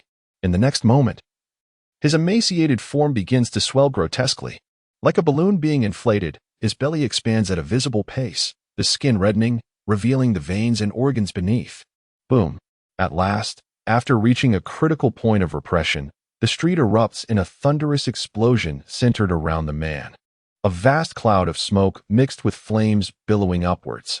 The cacophony of screams, the sound of collapsing buildings, and the howling winds from the blast echo outward, creating an astounding spectacle. Not far from the scene, on an overpass, a few figures watch the violent explosion unfold below. Bang! A black-skinned youth clad in overalls sits at the edge of the overpass, framing the epicenter of the explosion with his hands, narrating the unfolding chaos. Oh dear, how terrifying! Even the cars are flying. Beside him stands an elderly woman with gray hair. Curiously, despite her wrinkled skin and white hair, a soft male voice emanates from her. Observing the terrified crowd scattering in panic and the vehicles colliding uncontrollably, the youth chuckles with satisfaction. As dark feathers drift down, a shadowy figure looms above them, creating such a ruckus. Are you attempting to lure the Dawn folks over? A raspy voice questions, devoid of any hint of fear. Honestly, Crow, when did you become so sentimental? The elderly woman replies in the soft male voice. Isn't it perfect if the Dawn people come? Let Brother Crow capture them all at once. The youth grins, seemingly unfazed. Ignoring the flattery, Crow turns to the elderly woman. What is the situation with the stigmata user? A soft male voice murmurs, it appears to be normal. It's a shame I've been watching for so long, I've even tanned. Crow stares at the exploding street below, the distant wail of ambulances approaching, his indifferent slit pupils swiveling. Then we shall seek an opportunity to test the waters. Blasting. This matter is entrusted to you. Leave it to me. The youth replies, saluting. Let you and Shireen continue the investigation regarding the stigmata user. Crow glances at the elderly woman before turning his gaze to a petite shadow standing nearby. I believe Shireen would also appreciate this task, wouldn't she? The small figure, previously savoring a hot crepe, pauses her chewing upon hearing this. Her mouth slightly agape, she hesitates before responding coolly. Oh. As night falls. At the Eastern Medical University affiliated hospital, in a patient room, Chio Anka leans against the bedside, delicately nibbling on a rice ball. Sensing something amiss, she tilts her head and inquires, Sister? Sitting beside her, Chio Lingwei fiddles with her clothing, instinctively lifting her gaze, her cheeks flushing slightly. A hint of dazedness in her eyes.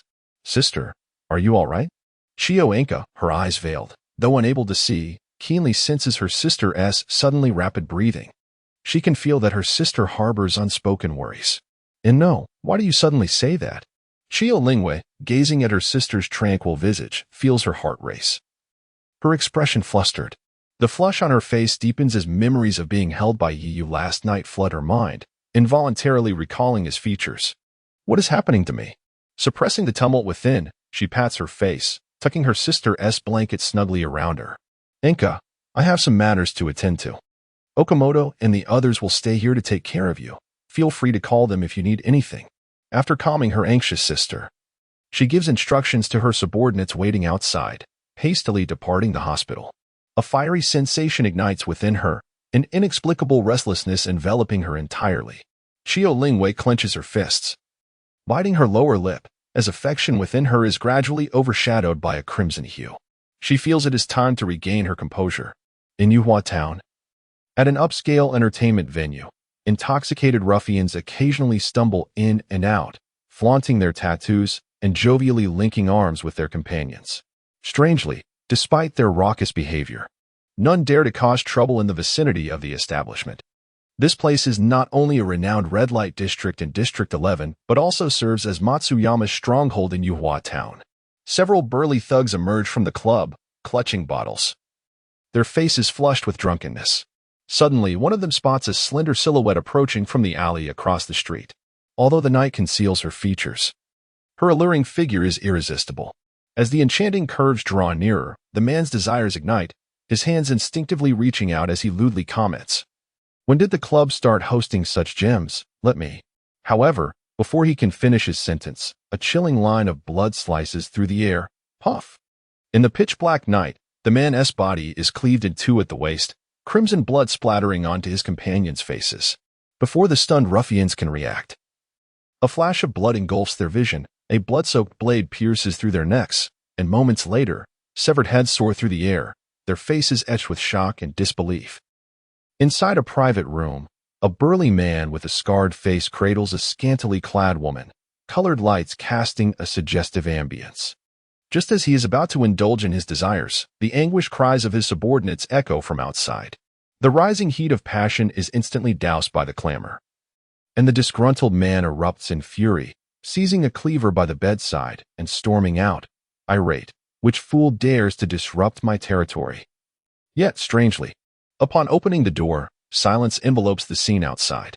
In the next moment, the burly man's pupils constricted, and an expression of shock and dread emerged on his fierce visage. Before him lay a gruesome scene in the center of the hall, where the shattered remains of numerous corpses were strewn about.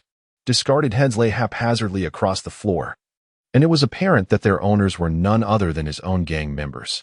A few trembling dancers huddled in the corner, their bodies quaking uncontrollably, as blood spread like a crimson carpet beneath them.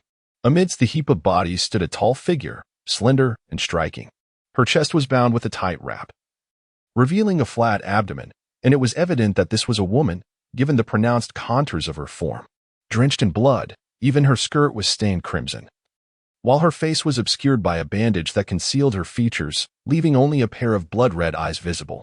Even more terrifying, she clutched a blood-soaked long blade, and the blood pooled around her seemed to writhe as if drawn by some unseen force, coalescing into thorny tendrils that coiled around the edge of her knife, imparting an eerily sinister aura, as though she were a harbinger of malevolence. Who are you?" stammered the scarred brute, a chill creeping down his spine at the horrific tableau before him. A melodic yet chilling giggle echoed through the silent hall, reverberating ominously. In the next instant, he distinctly perceived the silhouette, wielding the bloodied blade, enveloped in swirling black mist, as the blood-thorned tendrils slithered closer towards him. Chapter 65, System Upgrade. Advanced Lottery Feature. As night fell upon the dimly lit streets, a man cloaked in black strolled leisurely. A hood obscured his visage, while white earbuds peeked out from beneath his attire, presenting an appearance akin to an ordinary high school student enjoying a leisurely walk after a meal. His steps synchronized with the rhythm of the music, softly humming a cheerful tune, while a pendant of deep purple swayed gently against his chest. Suddenly, just as the man was about to round a street corner, a faint, childlike sob echoed from a shadowy alleyway. The man paused, curiosity piqued, glancing back. There, in a dim corner, a young boy squatted, weeping. The boy's back was turned, revealing only a tender profile, as teardrops akin to raindrops cascaded from his eyes, evoking a pang of sympathy in the man. Surveying his surroundings, he noted the distant silhouettes of a few passers-by on the street, prompting him to crouch down and inquire, "Little one, where are your family? I can't find my home." The boy's voice was frail and helpless as he continued to wipe tears from his eyes with small hands. "Big brother, can you help me find my home?" Observing the boy's innocent demeanor, the man felt a twinge of compassion. How could such a small child be out alone? "Come, I'll help you find your parents." He rose to his feet, turning his back and extending a hand to guide the boy away. "Thank you, big brother." The boy stood, rubbing his tear-streaked face. Yet, a barely perceptible, sinister smile flickered at the corners of his mouth. "But that won't be necessary, for I have already found it." In an instant, the boy leaped from the corner, his blood-red eyes glaring ominously in the darkness. He opened his mouth wide, resembling a demon, lunging towards the man's head. A sickening sound of blood splattering erupted as the boy froze mid-air, shock written across his face as he gazed down at the black spear piercing his chest. How can this be? He felt the magic energy within him being siphoned away by an unseen force, the crimson hue in his eyes fading, leaving behind an expression of disbelief in his final moments. The spear withdrew, and the boy's lifeless body was discarded like a rag in the alley. Such cruelty towards a mere child. You truly embody the essence of a dark master, Yu. A voice emerged from the encroaching black mist, revealing a sinister figure. Yu turned, the spear in his hand dissipating into dark vapor, the glint of his deep purple eyes vanishing. When it comes to my own life, I certainly won't hold back. Heartless, cold, perverse. The figure mocked, yet was routinely ignored by Yu. Yu gazed at the boy's gradually cooling corpse, his eyes deepening with contemplation. To think such a young child could be infected by dark energy and transformed into a demon, has the magic seeped in so deeply? Because the nature of humanity is inherently vile from the moment of birth. Both humans and animals are engaged in a relentless cycle of predation. The figure began to expound at length. Yu showed no interest, casting his gaze toward a certain direction before pulling down his hood and turning away, leaving behind a cold retort. Nonsense. The figure paused, then followed Yu's line of sight. There, in the shadowy corner where the boy had sat, lay the corpse of a woman, lifeless and grotesquely disfigured. Her head brutally severed, With an understanding smile, the figure fell silent and followed Yu's pace, navigating through several corners while deliberately evading areas dense with surveillance cameras. Yu eventually returned to his residential district. He discarded his black coat into the box of spirits, ensuring he bore no distinct scent of blood before unlocking the door. Though the tool sealed within the box required a lottery to obtain, there were no restrictions on placing smaller items inside. It served as a convenient storage space, proving invaluable for someone engaging in nefarious deeds. As soon as he pushed the door open, a woman's mournful sobbing filled the air. "You never loved me. Go find that vixen. You lied. You promised to be with me forever. Leave. I never wish to see you again." Entering the living room, Yu discovered Gu Han sitting alone on the sofa, her head bowed, hands covering her face as she quietly wept. The television nearby blared a melodramatic family drama. Yu couldn't help but grimace at the scene. It was unsurprising that his rigid father would be embroiled in such a soap opera. From the kitchen, Yi Jingbai, wearing an apron and tidying up the dishes, peeked out and said, "You're back?" Yu nodded, and Gu Han lifted her head upon hearing the voice. "Oh, it's little Yu who has returned. Did you go for a walk so late? Are you tired? Would you like some dessert? I had a bit too much for dinner." A walk is just what I needed to digest. Noticing Gu Han still wiping away her tears, Yi responded with a wry smile, moving towards the stairs. "No dessert for me. I have homework to do, so I'll head to my room." With a relaxed smile, he returned to his room. But the moment the door closed, the smile vanished instantly. Having just ruthlessly hunted demons, he now had to feign the guise of an innocent and obedient student at home. The disparity between his dual identities was stark.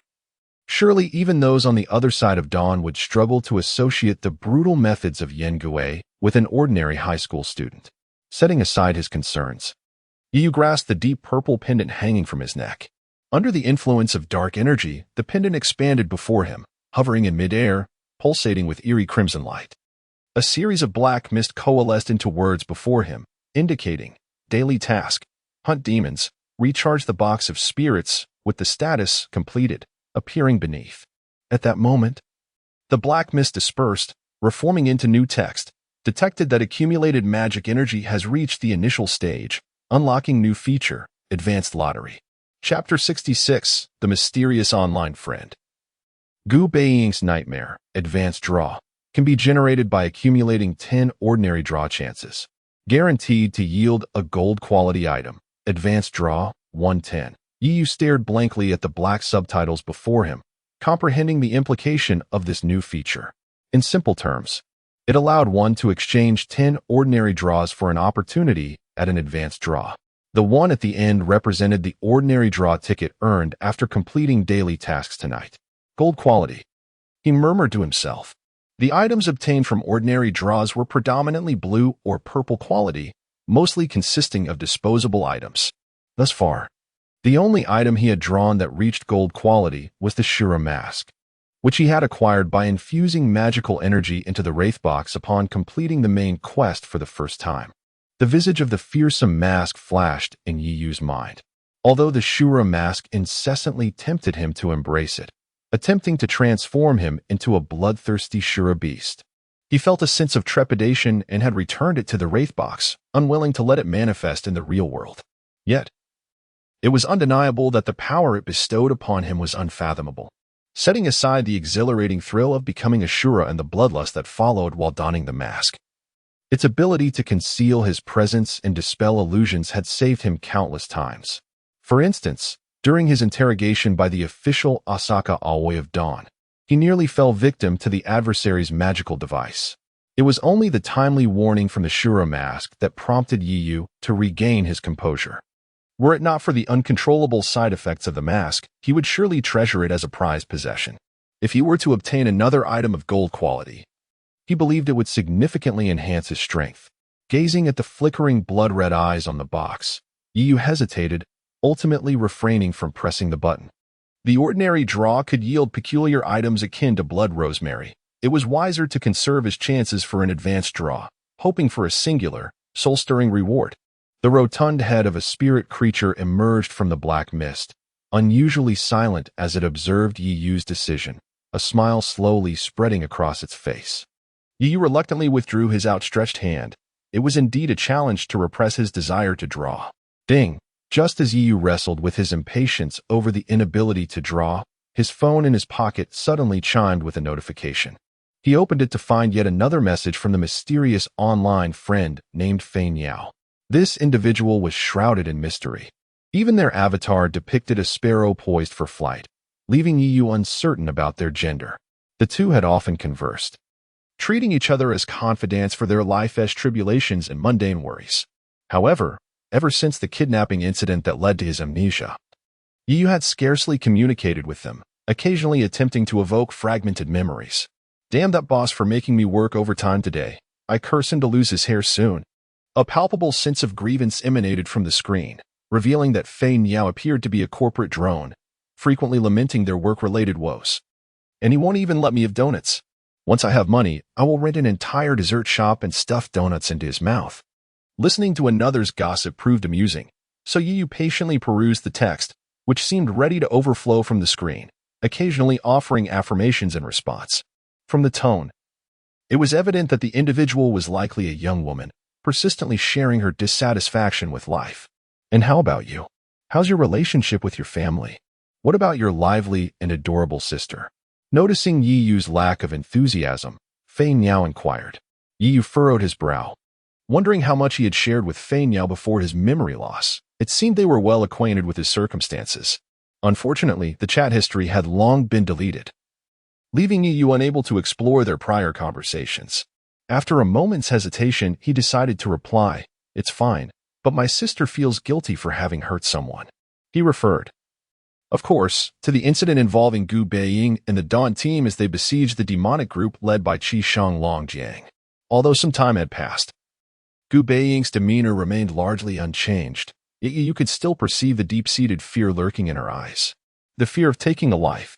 He could not openly say that his sister had killed someone and was now frightened. Instead, he alluded to the facts, portraying Gu Baiying as a valiant figure who had seriously injured a villain in an act of bravery. Yi believed that since Fei Yu was also likely a young woman, she might offer some advice. As anticipated, Fei Yao quickly responded with a tone of righteous conviction. Since it was to protect others that your sister injured the villain, she has no reason to feel guilty. Rather, the villain should apologize to her. Heh, that villain is as good as dead. He won't even make it to the bridge of helplessness tonight. As Yu silently scoffed, Fei Yao's next words made him frown. Reassuring words may not have much effect. You need to help your sister learn to face it herself. Face it herself? Indeed. Only by confronting fear could one eliminate the burdens of the heart. Such emotional knots could be perilous if left unaddressed. As someone close to her, he should understand the grave consequences of letting it linger, right? Yu recalled that night, the blood dripping onto Gu Baiying's face, her terrified gaze, and trembling arms. Letting out a deep sigh. Truly, she was still just a child. If this continued, how could she shoulder the monumental responsibility of being a world-saving hero? In another room on the same floor, Gu Baiying lay in bed, cocooned under thick blankets, her eyes tightly shut, beads of sweat glistening on her smooth forehead. In her hazy consciousness, she seemed to see the gaunt face of a man again. His bloodied visage, with sunken eye sockets, glared at her with fury. "It is you. You killed me. I shall take revenge, slaying everyone you care for, your parents, your loved ones, ensuring you live in perpetual anguish." A pair of blood-stained, emaciated arms reached towards her. But before they could touch her, those claw-like hands had already pierced through several familiar figures, blood splattering everywhere. Those were her parents and brother, with whom she had shared countless moments. No. Gu Baiying jolted upright from her bed, her complexion ashen, her forehead slick with fine beads of sweat. Clutching the blanket tightly, she recalled the news she had received from Gu Baiying. Could it be that her brother had truly been ensnared in the kidnapping incident because of her? Biting her lower lip, Gu Baiying attempted to wrap herself deeper within the covers, her body trembling instinctively. She was engulfed in fear at the fear of killing, and the dread of her family suffering retribution from the demons. Chapter 67. A sudden terrorist attack unfolds on the streets. The following day, the bustling crowds filled the Four Flowers town department store in the eastern capital. Yu rubbed his somewhat sore legs and feet, his gaze drifting over the throng of people, tinged with a hint of melancholy. Brother, what are you looking at? Hurry up and catch up. A voice of mild reproach rang from ahead, and there stood a girl with twin ponytails, halting right in front of Yu. Gu Baiying was clad in a black and white school uniform, paired with light blue denim shorts, and the red ribbons accentuating her ponytails radiated youthful energy. All right. Yu followed her with a sense of resignation. His sister had dragged him out shopping early on a weekend, and after a few hours, he felt utterly drained. Indeed, he preferred the thrill and madness of hunting demons in the dead of night over accompanying a girl on a shopping spree. Just as this thought crossed his mind, the purple pendant hanging from his chest began to flicker ominously, casting erratic crimson light. A sinister demon mask materialized in his mind, exuding a malevolent aura. The Ajura mask. Its ghastly visage seemed to whisper in a deep voice, enticing him. Do you desire power?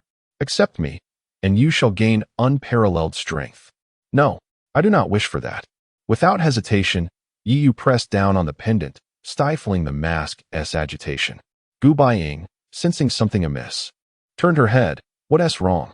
Nothing, it's fine. Yu chose to ignore the gleeful expression of the lurking specter beside him and took a few steps forward to catch up with his sister. By the way, after shopping for so long, have you decided what gift to buy for Xiao's son? Yu glanced at his sister. Ever since their last encounter at the hospital, Xiaoying had become fast friends with Qiu Lingyue's sister, and this outing was specifically to visit her. Not yet. Gu Baiying shook her head. Having browsed several shops without settling on a suitable gift for the frail blind girl, she needed to consider both the practicality of the gift and the fact that the recipient was visually impaired, which left her quite troubled. Qiu-senpai has always looked out for me in the kendo club, and Xiao's son seems so adorable. If she has bettered him for a long time, she must long for friends to visit her. Observing his sister's troubled expression, Yu sighed internally. You wish to befriend her. But she is not merely a delicate girl, she is the heiress of a gang organization. He felt compelled to warn his sister to maintain her distance, but was at a loss for how to voice it. Just then, Gu Baiying's eyes brightened as she approached a nearby gift shop. Yu followed her with a sense of inevitability, watching as she stopped in front of a music box adorned with animal patterns. Pressing the button on top, a soothing melody played, instilling a sense of inexplicable calm. As her fingers glided over the design of the music box, a joyful smile finally illuminated Gu Baiying's face. Xiaosun would surely love this, right? Yu rummaged through his pocket and produced a small blue origami crane that was barely the size of his palm, a gift from Qiu Yuan's son before his departure. His gaze swept across the myriad of gifts, ultimately settling on a rabbit plush toy standing at half his height. He had never been adept at selecting gifts for girls, but he figured most would appreciate a soft, cuddly toy. The ensuing process was satisfactory for Yu. Neat and efficient wrapping, payment, and departure. The siblings strolled in front of the department store, jovially discussing what to have for lunch. Suddenly, the purple pendant hanging from Yu's neck emitted a faint hum. Sensing something, his expression shifted, and he turned to gaze across the street. The bustling thoroughfare was alive with the ebb and flow of pedestrians and vehicles, the green light illuminating the crosswalk. As he peered through the crowded masses, several dark feathers fell, and he discerned a strange figure moving through the crowd toward them. It was a woman clad in tattered clothing, her diminutive stature and round belly suggesting she was pregnant. However, what truly unsettled Yu was the sight of her eyes and mouth, tightly stitched shut with fine threads, while writhing crimson maggots crawled at the corners of her eyes. Her pallid complexion and the blood seeping from her abdomen, coupled with her slight tremors, made her appear as if she had emerged from a horror film. In the periphery, Yu vaguely perceived a tall, dark silhouette behind the pregnant woman, its black wings unfurling slowly, while its scarlet eyes glimmered with a mocking smile. Yet the surrounding crowd seemed oblivious to the disturbance, continuing on their hurried way. The pregnant woman moved closer, blending into the throng, inching toward Yu and his sister. As Yu observed her belly swelling to an unimaginable size, an indescribable surge of dark energy began to escalate. At that moment, Gu Baiying also sensed the abnormality and turned to gaze at the street. How strange. Not good. Yu's pupils constricted as he instinctively scooped up Gu Baiying and dashed away. In the next instant, as the woman's belly expanded to a grotesque extent, a thunderous explosion erupted in front of the department store. Boom. The violent blast caused surrounding buildings to collapse and scatter. a terrifying cloud of dust billowing forth like a monstrous beast pursuing the fleeing crowd. On a nearby rooftop, a boy with dark skin, a lollipop in his mouth, observed the ensuing chaos with a smile, clapping his hands and exclaiming, "What a splendid firework display!" Beside him stood an elderly man, his skin wrinkled and using a cane. Yet his voice carried a soft, effeminate tone. "It seems you did not hit your target perfectly, Banpa. Your skills are becoming rusty." As the cloud of dust rapidly expanded and people fled from the epicenter of the explosion, a glimmer of crimson light flashed in the boy's eyes. After a moment of silence, he removed the lollipop from his mouth and turned to the elderly man, asking, "Would you like some lollipop?" "Oh dear. I certainly wouldn't want anything so perilous." The old man dropped his cane, theatrically covering his mouth with both hands, causing his wrinkled skin to shift awkwardly. "Very well then."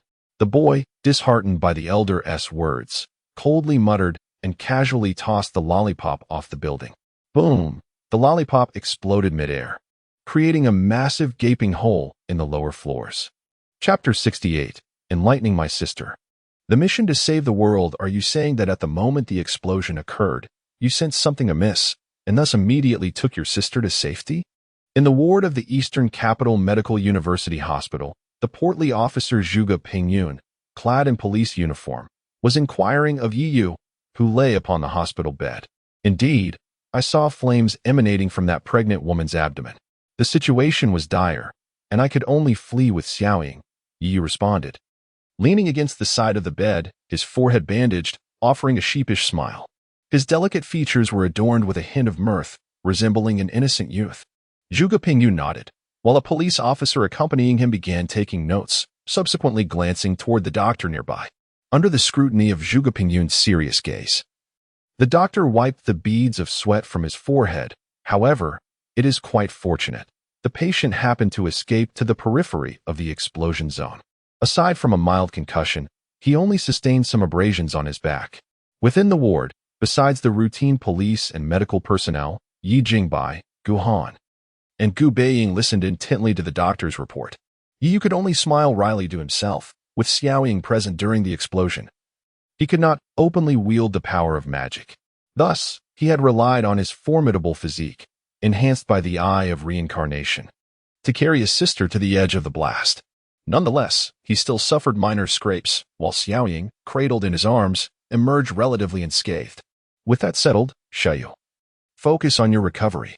I shall take my leave," Gu Baiying remarked to Yu, nodding at Yi Jingbai and Gu Han before proceeding to interview other victims affected by the explosion. In truth, Gu Baiying silently lamented. Such inquiries should not necessitate the personal involvement of a police department chief. However, the severity of this explosion, which resulted in numerous casualties, had incited widespread public outcry. Coupled with its striking resemblance to several other incidents of spontaneous combustion, he felt compelled to personally ascertain the truth. As Gu Baiying and the officers exited the room, Gu Baiying, who had remained quietly contemplative, suddenly caught up with him, whispering something in his ear. After exchanging a few hushed words, she returned to the ward, all of which was keenly observed by Yu, a flicker of intrigue glimmering in his eyes. Once the doctor had imparted a few more instructions and departed, the room was left with only Yu and his family of 4. How could such dangerous incidents befall Xiaoyu again? The last kidnapping was already. Gu Han expressed her concern, gazing at Yu on the bed, her face betraying a hint of fear. Could it be that something perilous has targeted him? Yu tugged at the corner of his mouth, replying, "You have yet to witness the true dangers that lurk." Yi Jingbai, in agreement, nodded solemnly, stating, "I shall visit the Red Leaf Temple to pray for you." The Red Leaf Temple, the largest shrine within District 11, primarily serves the purposes of blessings, exorcism, and disaster avoidance. Yi mused internally, is Mother perhaps indulging in too many late-night thrillers? Nonetheless, you did a commendable job protecting your sister, Yi Jingbai remarked, his expression softening as he patted Yu's shoulder. As for the case, I will urge Gu Baiying to expedite the investigation. There are matters at school to attend to, so it falls upon you and your mother to care for Xiaoyu. Yi Jingbai's demeanor remained brisk and efficient. He was not one for verbosity, addressing matters with a rational approach. After his departure, Gu Han, glancing at the dimming sky, inquired about what Yu and his sister wished to have for dinner. "I would like a serving of curry rice." Yu raised his hand with a smile. "And Xiaoying?" I can have anything," Gu Baiying replied, her head slightly bowed, appearing less enthusiastic. "Then it shall be your duty to tend to your brother." Gu Han chuckled, her eyes narrowing in mirth as she exited the ward. The expansive ward was left with just the two siblings, and an odd atmosphere began to envelop the room. After a brief silence, the usually lively Gu Baiying suddenly turned taciturn, lowering her gaze as she approached Yu. Biting her lip, "I'm sorry. If it weren't for me, you wouldn't have been injured." The explosion was evidently the work of a malevolent entity, and her failure to sense it in advance had compelled her brother to shield her at the cost of his own safety. The timing and location of the explosion were too coincidental. They must have been targeting her. Her long-held fears had finally materialized, her family entangled in her troubles. Regardless of the outcome, she felt responsible for the turmoil. Gu Baiying clutched her clothing, pondering that had her reaction been swifter, perhaps. Noticing his sister's downcast demeanor, Yu understood her turmoil, chuckling softly as he ruffled her hair. It is a brother's duty to protect his sister. Gu Baiying lifted her head just in time to see the slanting rays of the setting sun casting a warm glow upon Yu's smiling profile, accentuating the softness of his youthful features. Moreover, possessing the ability to safeguard one's family is indeed a cause for celebration, is it not? As Gu Baiying gazed upon her brother's beaming face, a wave of warmth surged within her heart. Thus, if Xiaoying gains strength in the future, do remember to protect us as well, Yu said, narrowing his eyes with a hint of meaning. Under Yu's earnest gaze, Gu Baiying's cheeks flushed. Yet she nodded resolutely, her response more akin to a promise. "I certainly will." She instinctively touched the white badge that rested upon her chest. Only by acquiring greater strength can one protect those they cherish, she thought. She vowed never to let such an incident repeat itself before her eyes. Observing the relief on his sister's face, Yu silently acknowledged her progress. It appeared that his efforts to console her were beginning to bear fruit.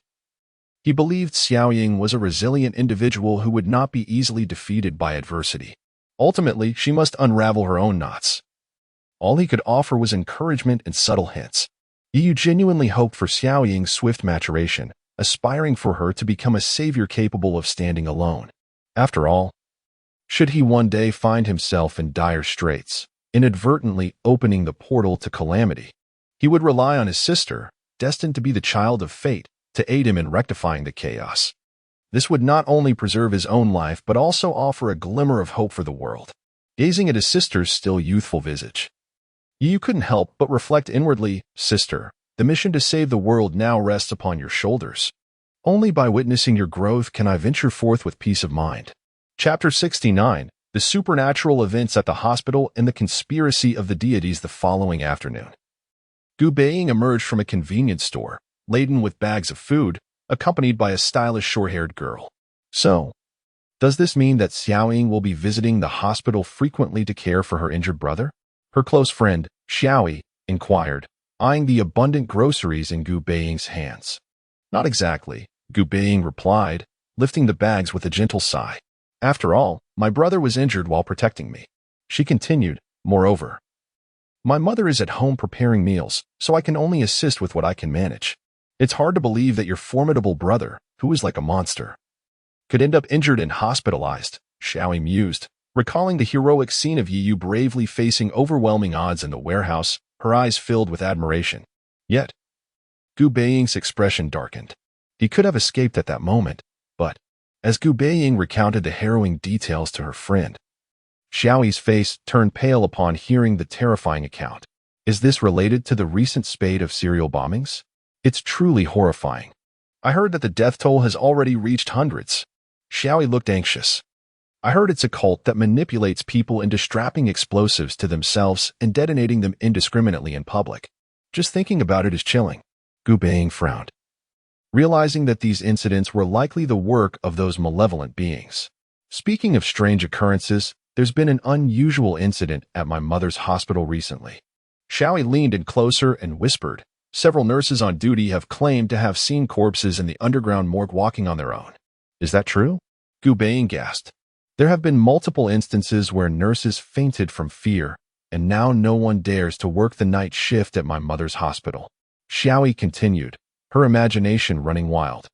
Afterward, during the body count, fresh corpses were found inexplicably transformed into mummified remains, as if their blood had been drained by some unseen force. By the end of her tale, Xiaoyi had turned ashen, unable to continue. "Oh, it's getting late. I should head home now. Xiaoying, see you tomorrow." As the evening shadows deepened, Xiaoyi waved goodbye and hurried off. Watching her friend depart, Gu Baiying suddenly halted, a thought striking her. If I'm not mistaken, Xiaoyi's mother's hospital is the Eastern Capital Medical University affiliated hospital. Gu Baiying stood frozen, as if struck by lightning, her face turning pale, her mind racing with thoughts. If she was correct, the strange events Xiaoyi mentioned must indeed be the work of those malevolent beings. Had they extended their reach to the hospital where her brother was? Mia's soft meow broke her reverie as a small white cat appeared from around the street corner. "Are you worried about your brother?" The white cat spoke in a woman's voice. Gu Baiying was not startled by the cat's appearance. Instead, she gazed at the white badge on her chest and lowered her eyes. "Sister Yin, I seek the aid of Dawn." Her brother was right. Only with sufficient power could she protect those she cherished. Though her current strength was lacking, she could draw upon greater power. This time, she would not allow her family to come to harm.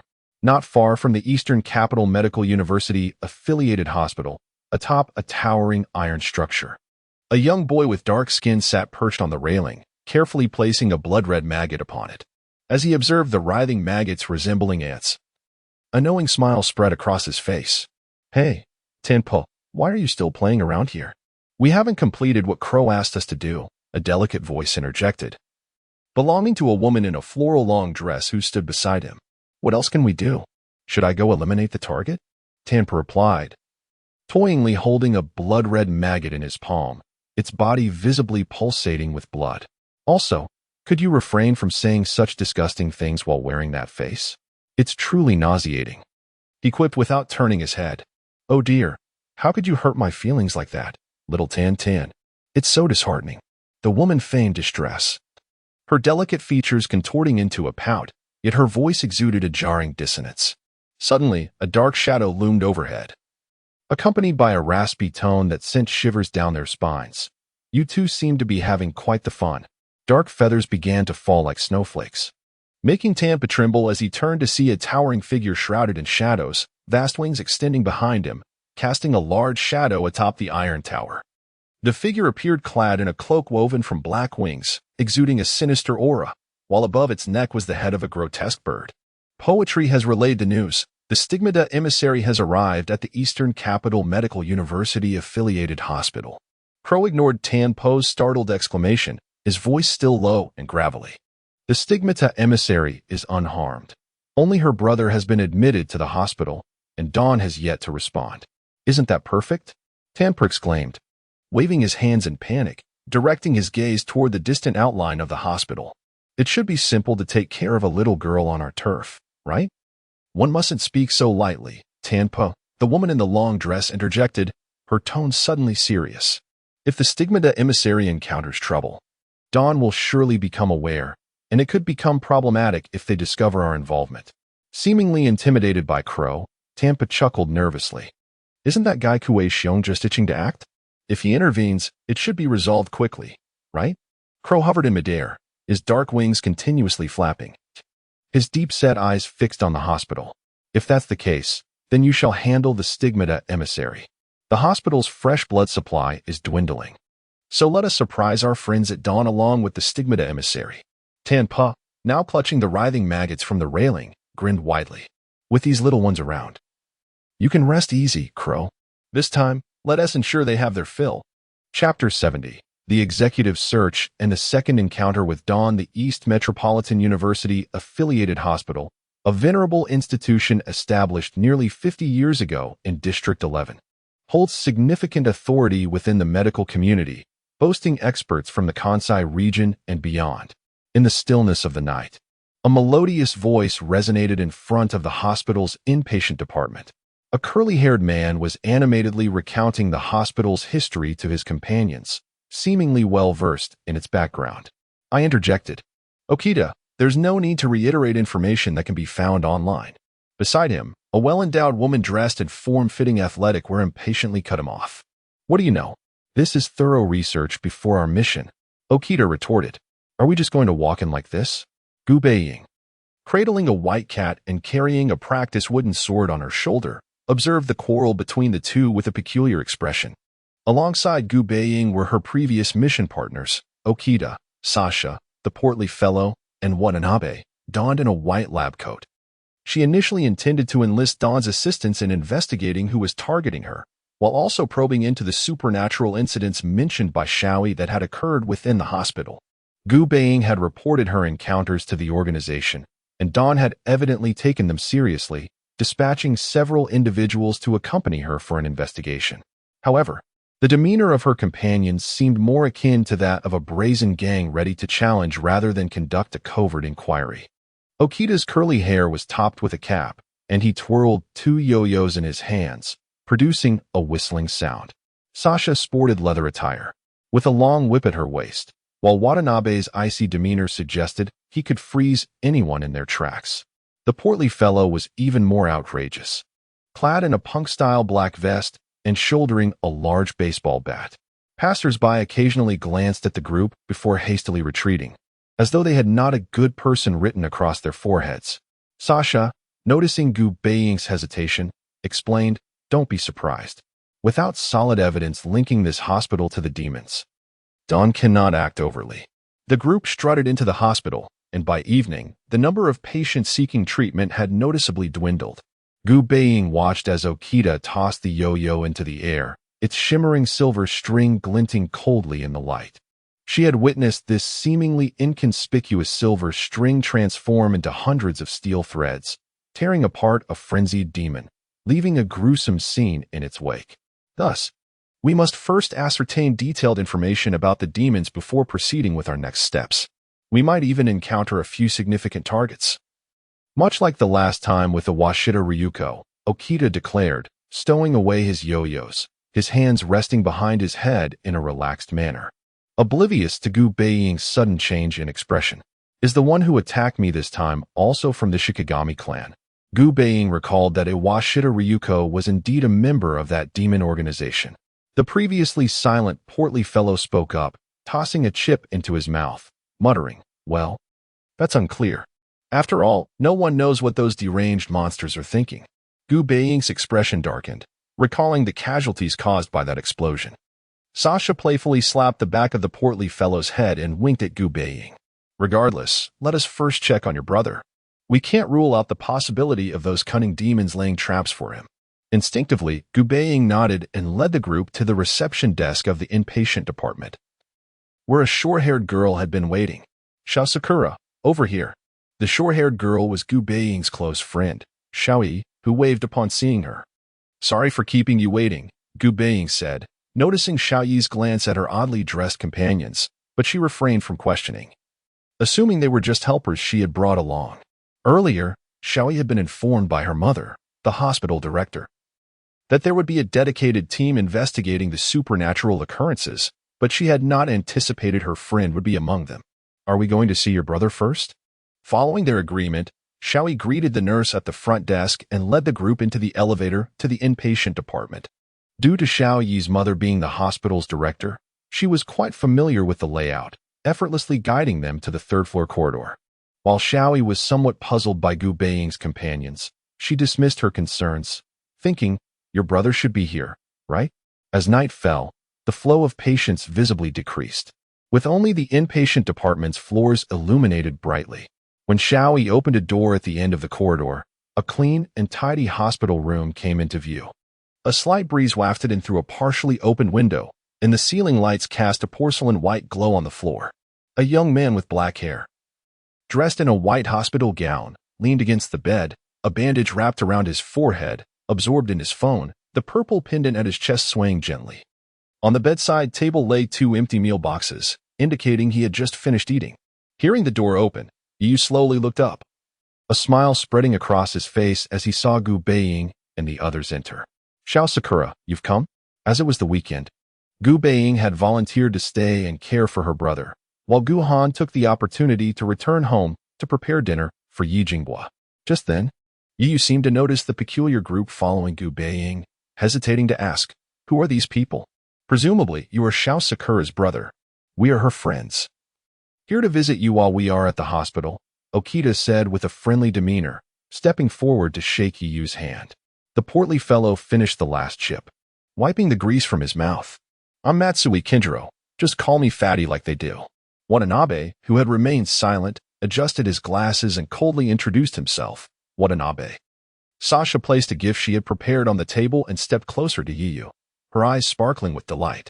Indeed, just as Xiao Sakura described. You are quite the handsome gentleman. You can call me Sasha. Yuyu, taken aback by the striking appearance of the group, awkwardly smiled. Hello. Observing their unusual attire, Yuyu subtly gestured to Xiao Sakura. Are these folks sure they're not here to cause trouble? Xiao Sakura, cradling the white cat, hurriedly explained. They are friends I met at the club, here specifically to visit my brother. Oh, I see. Yuyu smiled knowingly, though a hint of intrigue flickered in his eyes.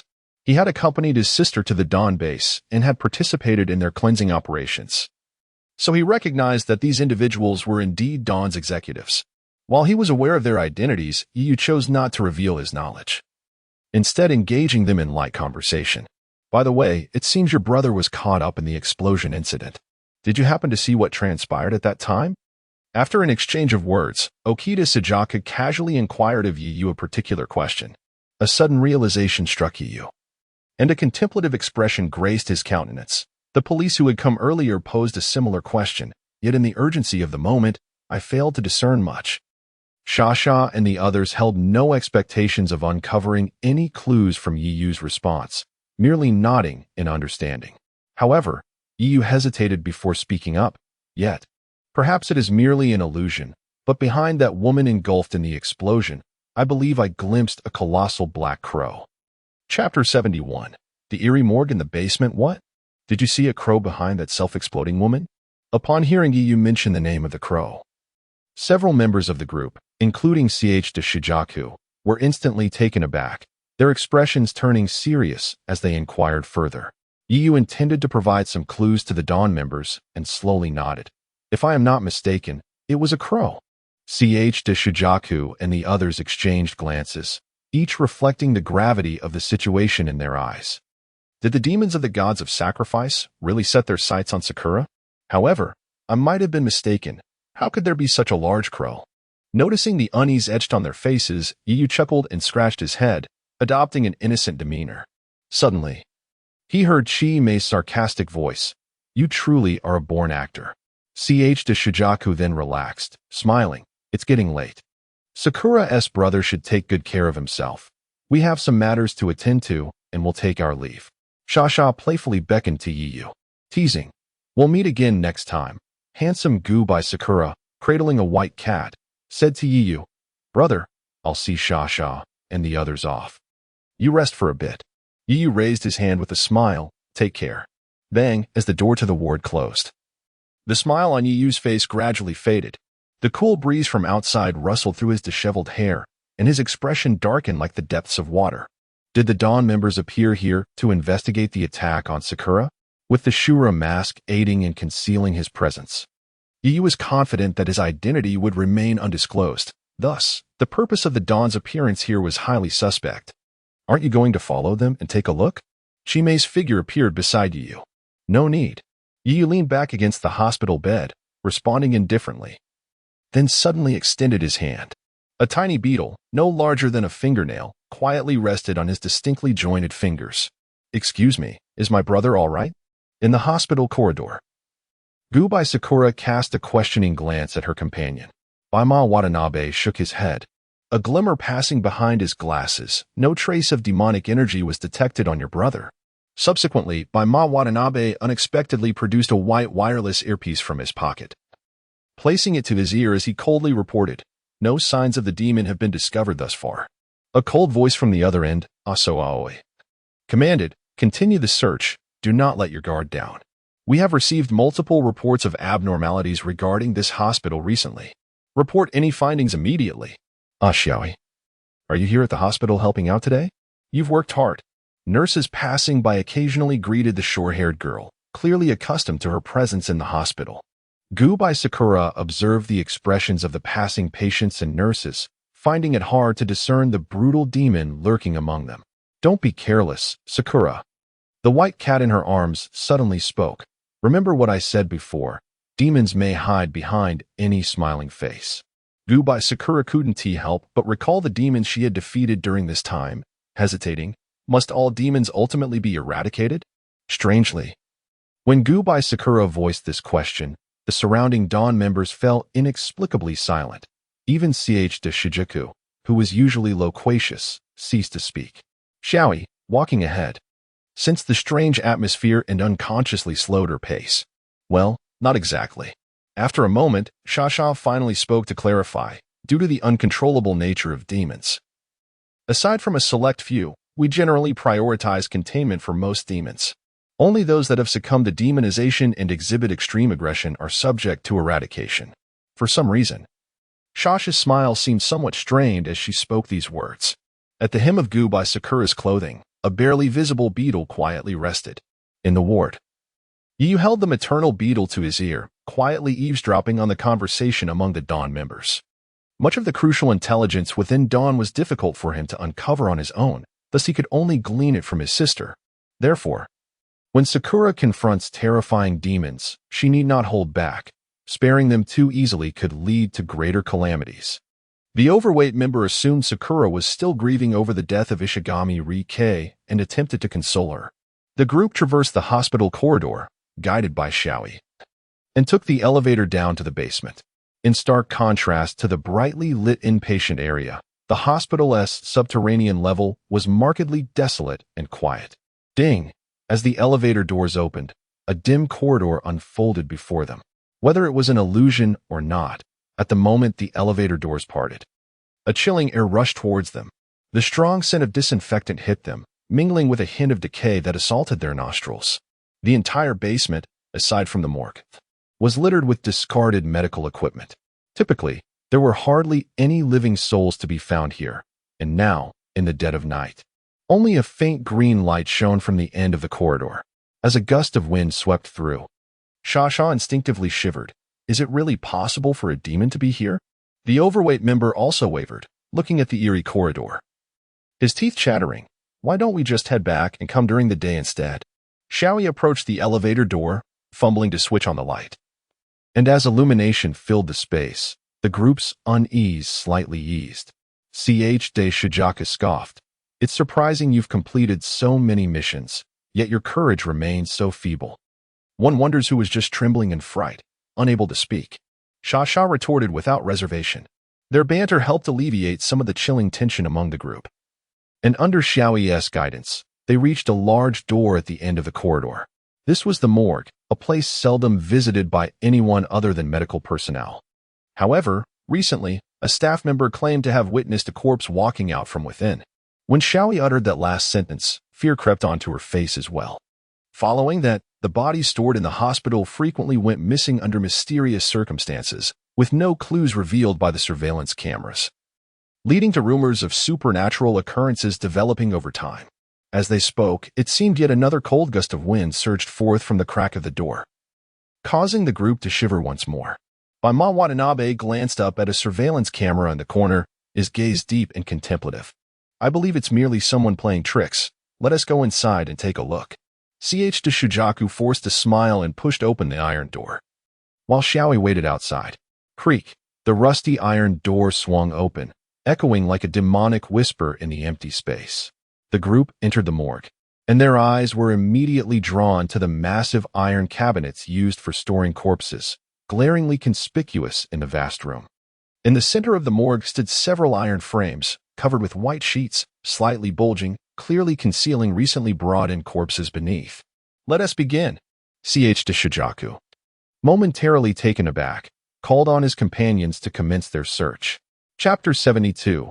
The Magical Artifacts of Hakuba Watanabe, the Resurrected Corpses. Hakuba, once again. It seems you must bear the burden. Hakuba Watanabe silently nodded, placing his hand upon the frame of his glasses. A luminous screen flickered across the lenses, and soon a blue-white light suddenly expanded before the group.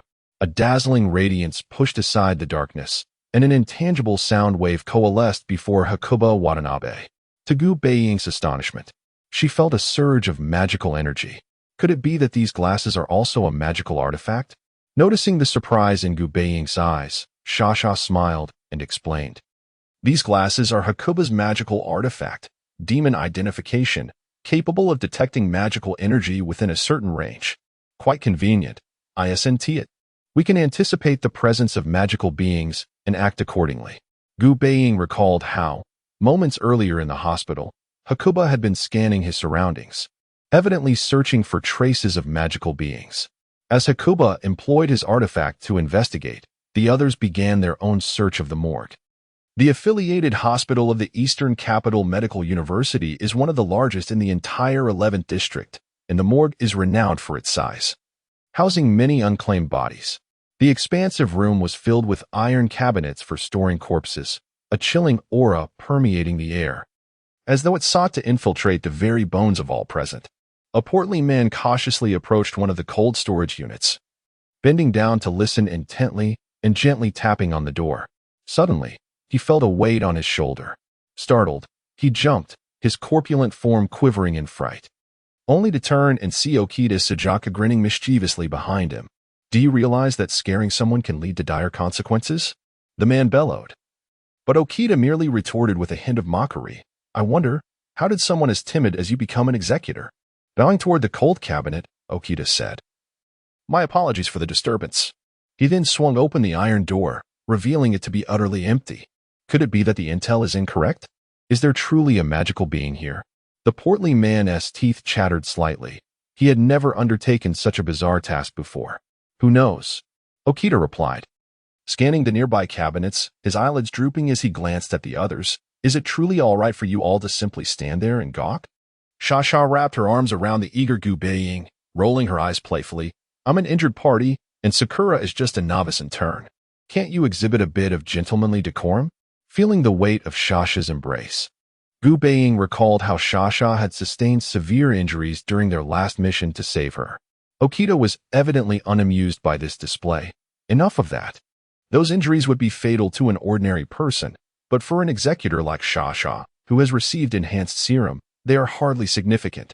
Raising a finger toward Gu Baiying, Okita explained, in the Dawn organization, we have access to gene enhancement serums that bolster human capabilities.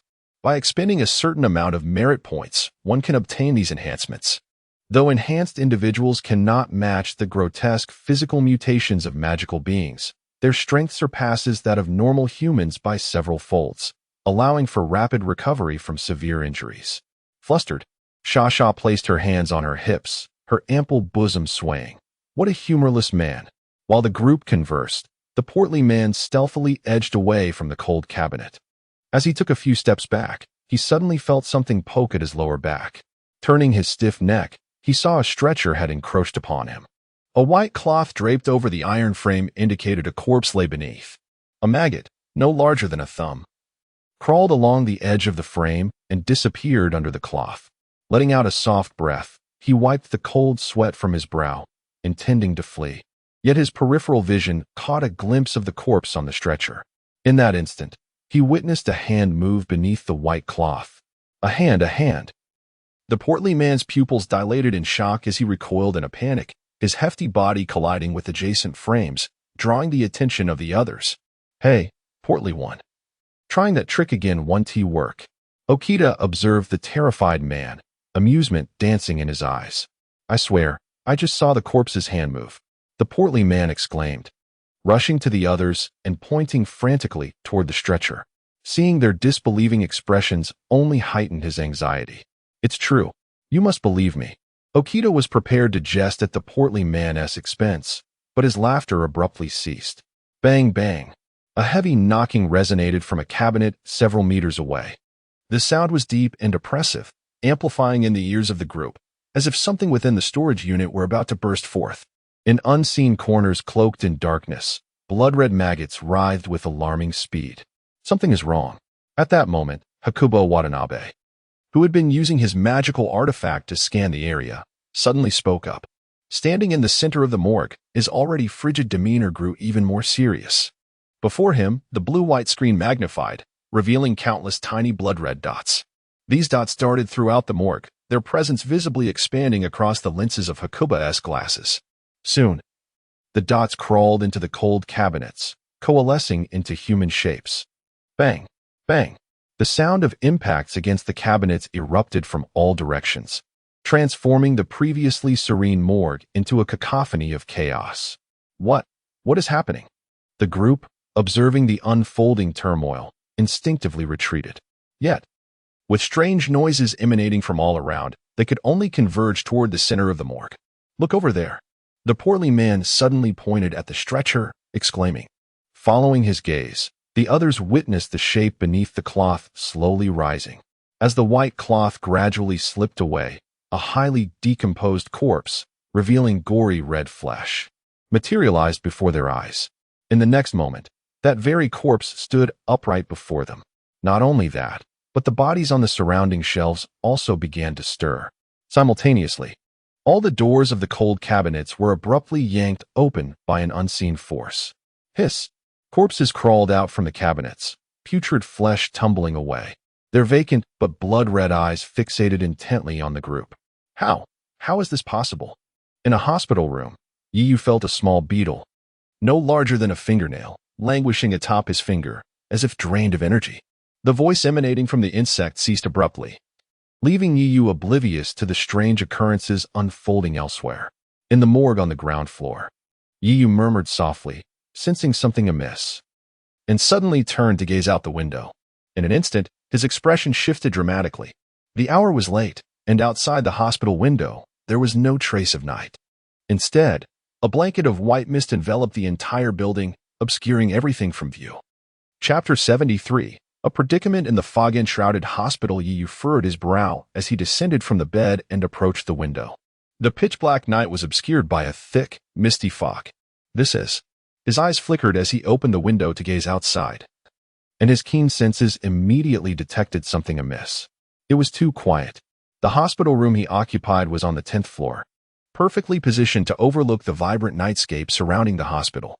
Yet, now, the upper levels of the hospital were shrouded in a dense fog, devoid of any light or sound. Yu cautiously reached out towards the fog, only to find it as insubstantial as wisps of smoke, remaining stubbornly in place.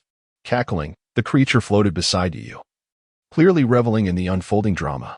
Glancing at the now silent insect in his palm, he turned to the door of his room, twisting the handle and slowly pushing it open. Stepping into the corridor, the hospital was still brightly lit, though the outside remained veiled in a blanket of white mist. However, the expression on Yu's face showed no signs of alarm. Instead, a hint of gravity flickered in his deep-set eyes. Silence. Exiting his room, he found the hospital interior equally desolate, with not a soul in sight and not a whisper to be heard. Although it was late at night, the inpatient department of the hospital should never have been this eerily quiet. Yu proceeded towards the end of the corridor, but after only a few steps, he abruptly halted. He stood before one of the room's doors, which had somehow swung open, a strange rustling sound emanating from within. Yu lowered his footsteps, stealthily entering the room. Upon crossing the threshold, a familiar, acrid scent washed over him. The metallic tang of blood surged in Yu's throat, and his pupils dilated. Frozen in shock at the scene before him, a grotesque, blood-soaked creature was fiercely clutching a man on the bed, its maw filled with sharp teeth gnawing at the man's neck. The man's throat had been bitten clean through, exposing his thick arteries and severed trachea, his wide-open eyes still reflecting the terror and despair of death. Dressed in a blue and white hospital gown now stained crimson, the blood seeped from the sheets, pooling on the pristine floor. Nearby lay another corpse, grotesquely mutilated, its fragmented limbs scattered about, appearing as though all the blood had been drained, leaving behind a desiccated husk. The tattered clothing of Chapter 74, the resurrection of the dead, zombies unleashed. In the morgue of the hospital's basement, a cacophony of low, guttural growls reverberated through the vast chamber, reminiscent of malevolent spirits whispering from the abyss. Decaying corpses pushed open the cold storage doors and stumbled forth unsteadily. These reanimated bodies, devoid of life in their eyes and pallid in complexion, were infested with blood-red leeches. The Dawn Squad, led by Gu Baiying, found themselves encircled by hundreds of these ghastly zombies, their gaping maws revealing writhing, blood-colored veins that reached out menacingly, their visages twisted with horror. Suddenly, Several silver beams shot through the air, severing the necks of a few zombies. As blood sprayed, 2 yo-yos, manipulated by CH-10 Shijaku, spiraled back into his grasp. "What in the world is happening with these corpses?" he exclaimed, gritting his teeth as he surveyed the fallen bodies around him. "The dead. They have come back to life." The timid member of the group, a rotund fellow, cried out, trembling at the sight of the advancing horde. The metallic scent of blood intensified the zombies' ferocity, and with a deafening roar, they lunged toward Gu Baiying and her companions. A golden glimmer ignited in Gu Baiying's eyes, and golden light coursed down her arm, enveloping her wooden sword in a radiant brilliance. The blade, now infused with golden energy, struck the approaching zombies, and their chests seemed to sizzle as if touched by a searing iron, corroding away almost entirely. After repelling a few of the monstrous zombies, Gu Baiying retreated to her companions. Could these creatures also be demonized beings? Sasha brandished her whip, which appeared soft and pliable, but sprouted sharp barbs that struck down the oncoming zombies. No, it's impossible for so many corpses to transform into demons. Someone must be orchestrating this from the shadows. Despite their astonishment, the group remained vigilant, wielding their magical weapons to engage in fierce combat against the reanimated corpses. However, as they battled, they felt an increasing sense of dread. While these zombies were not as formidable as the demons they had previously faced, each exhibited varying degrees of mutation. They bore razor-sharp teeth, moved with astonishing speed, and even the blood vessels that erupted from their mouths possessed formidable offensive capabilities.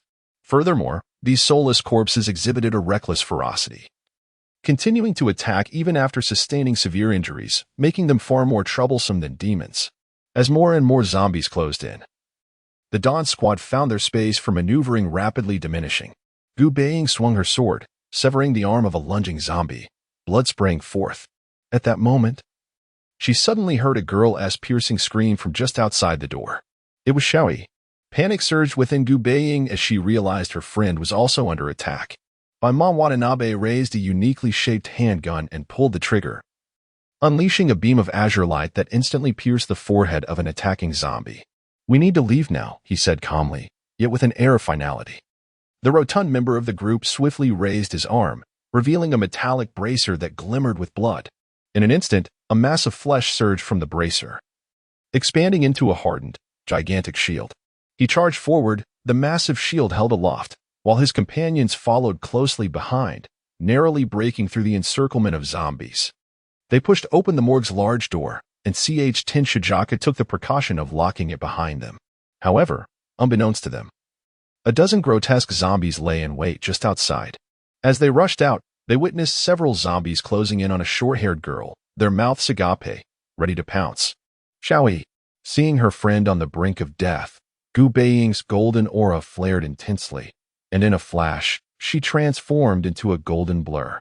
Darting to the end of the corridor, the golden blade cleaved through the air, a dazzling arc of light piercing several zombies, blood spraying in all directions.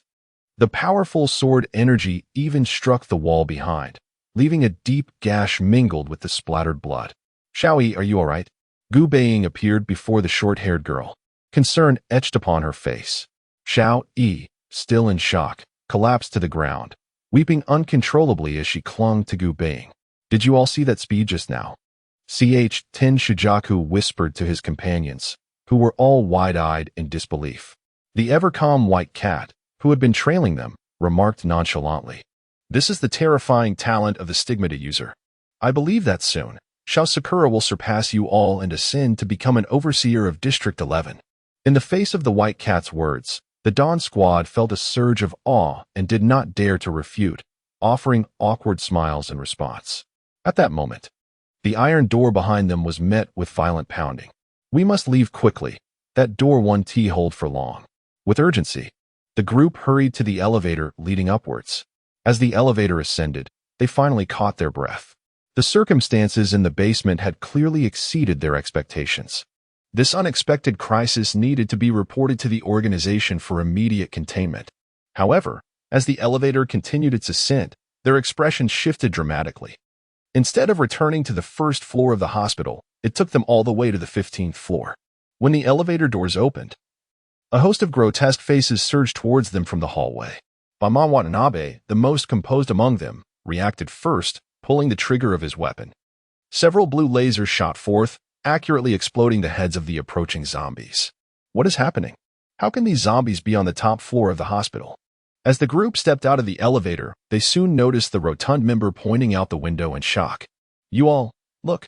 They followed his gaze, only to find their view obscured by a thick blanket of mist, rendering everything outside indistinct. It was as if a colossal white beast had opened its gaping maw, swallowing the entire hospital whole. Baiman Watanabe reached up to touch his earpiece and shook his head at the others. The signals here are all jammed. No sooner had he spoken than the elevator doors behind them slammed shut, the lights above flickering and dimming rapidly. Damn it, what is going on? It was evident that they were trapped within this hospital. Baiman Watanabe adjusted his glasses, calmly stating the grim reality. Someone wants us to remain here forever, alongside the inhabitants of this hospital. How could this be?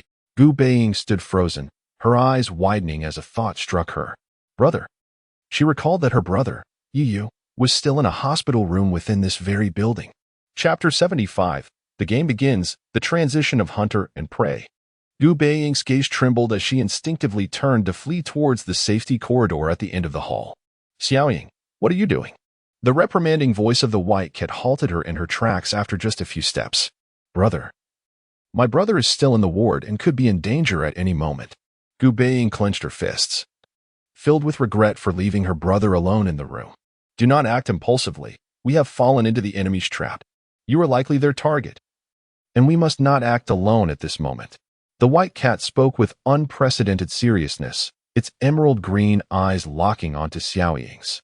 Gu Baiying bit her lip, resisting the urge to act recklessly. Regardless, we should leave this place first. The group cautiously advanced deeper into the corridor, their eyes fixed on the path gradually shrouded in white mist. However, as they ventured further, a pungent scent of blood mingled with the fog assaulted their senses. Okatani Shuke and the hefty companion kicked open the door of a nearby ward. What is this? The scene that unfolded within rendered them all momentarily speechless. The room was drenched in blood, and in the corner lay a broken, withered corpse. Baiman Watanabe approached the corpse, examining it before rising calmly to declare. The fatal wound is a bite mark on the neck, and the blood has been completely drained. This is the work of the Shin Sacrifice Society. Upon hearing the mention of the Shin Sacrifice Society, a grave expression crossed the faces of the group. They hurriedly searched nearby rooms, discovering that most patients and their families had collapsed within the wards. It seems we have just dealt with the zombies on this floor, seeing the innocent civilians unharmed. The group exhaled a collective sigh of relief. If all the patients and their families had perished here, it would have indeed become a major news story.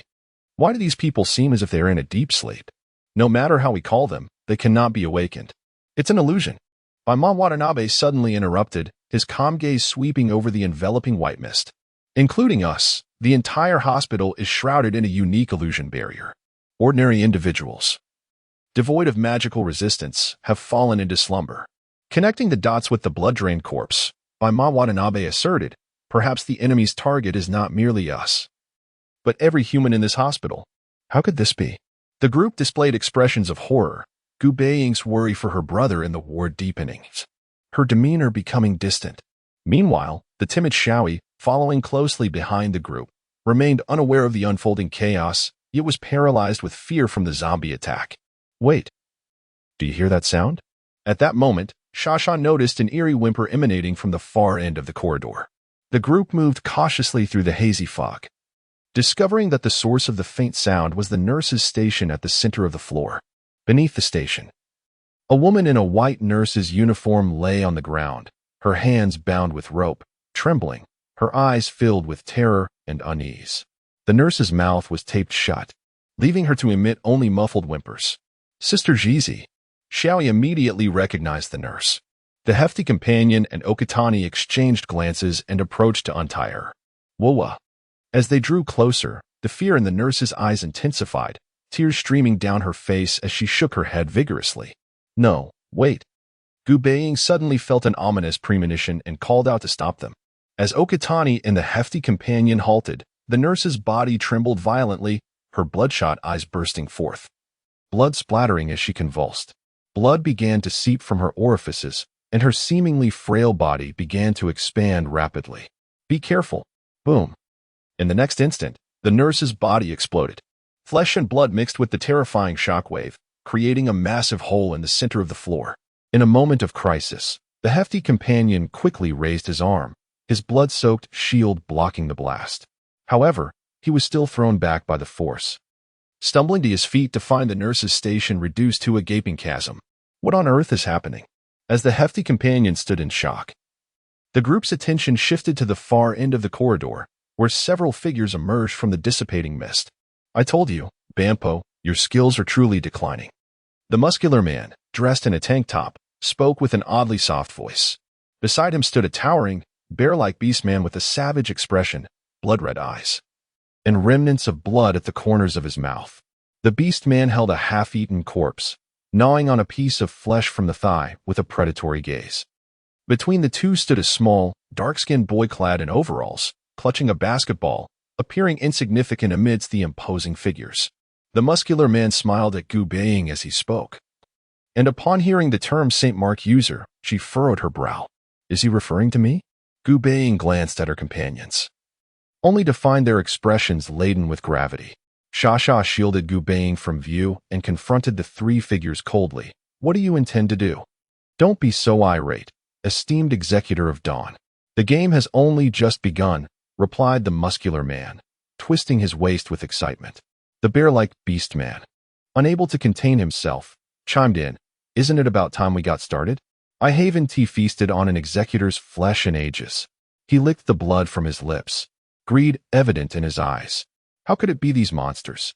Okatani gritted his teeth, his hand instinctively reaching for his weapon. Observing the group's tense demeanor, Gu Baiying asked in confusion, "Who are they?" Baima Watanabe, silent until now, adjusted his glasses and spoke with a weighty tone.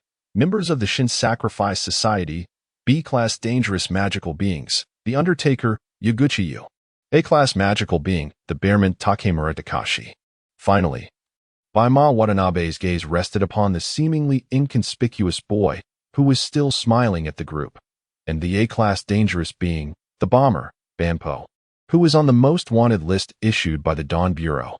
Under Baima Watanabe's cold stare, the muscular man bashfully cupped his face, saying, "Oh dear. To be remembered by the wise by Ma of Dawn makes me quite shy. It's a pity your opponents this time are not just me roar." As his words faded, a chorus of low, hoarse roars erupted from behind the three. From the depths of the white mist, dozens of twisted figures emerged, their eyes stark white fixated on Gu Baiying and her companions. "It is those zombies from the morgue. How did they manage to ascend?" The stout man was the first to exclaim, yet no one echoed his sentiments. The muscular figure known as the Mortician clapped his hands enthusiastically, his voice infused with a repressed excitement. "Tonight's game has commenced." Chapter 76, a new side quest, eliminate the A-class demon. In the hospital lobby, situated several floors below the rooftop, a brutal melee was quietly unfolding.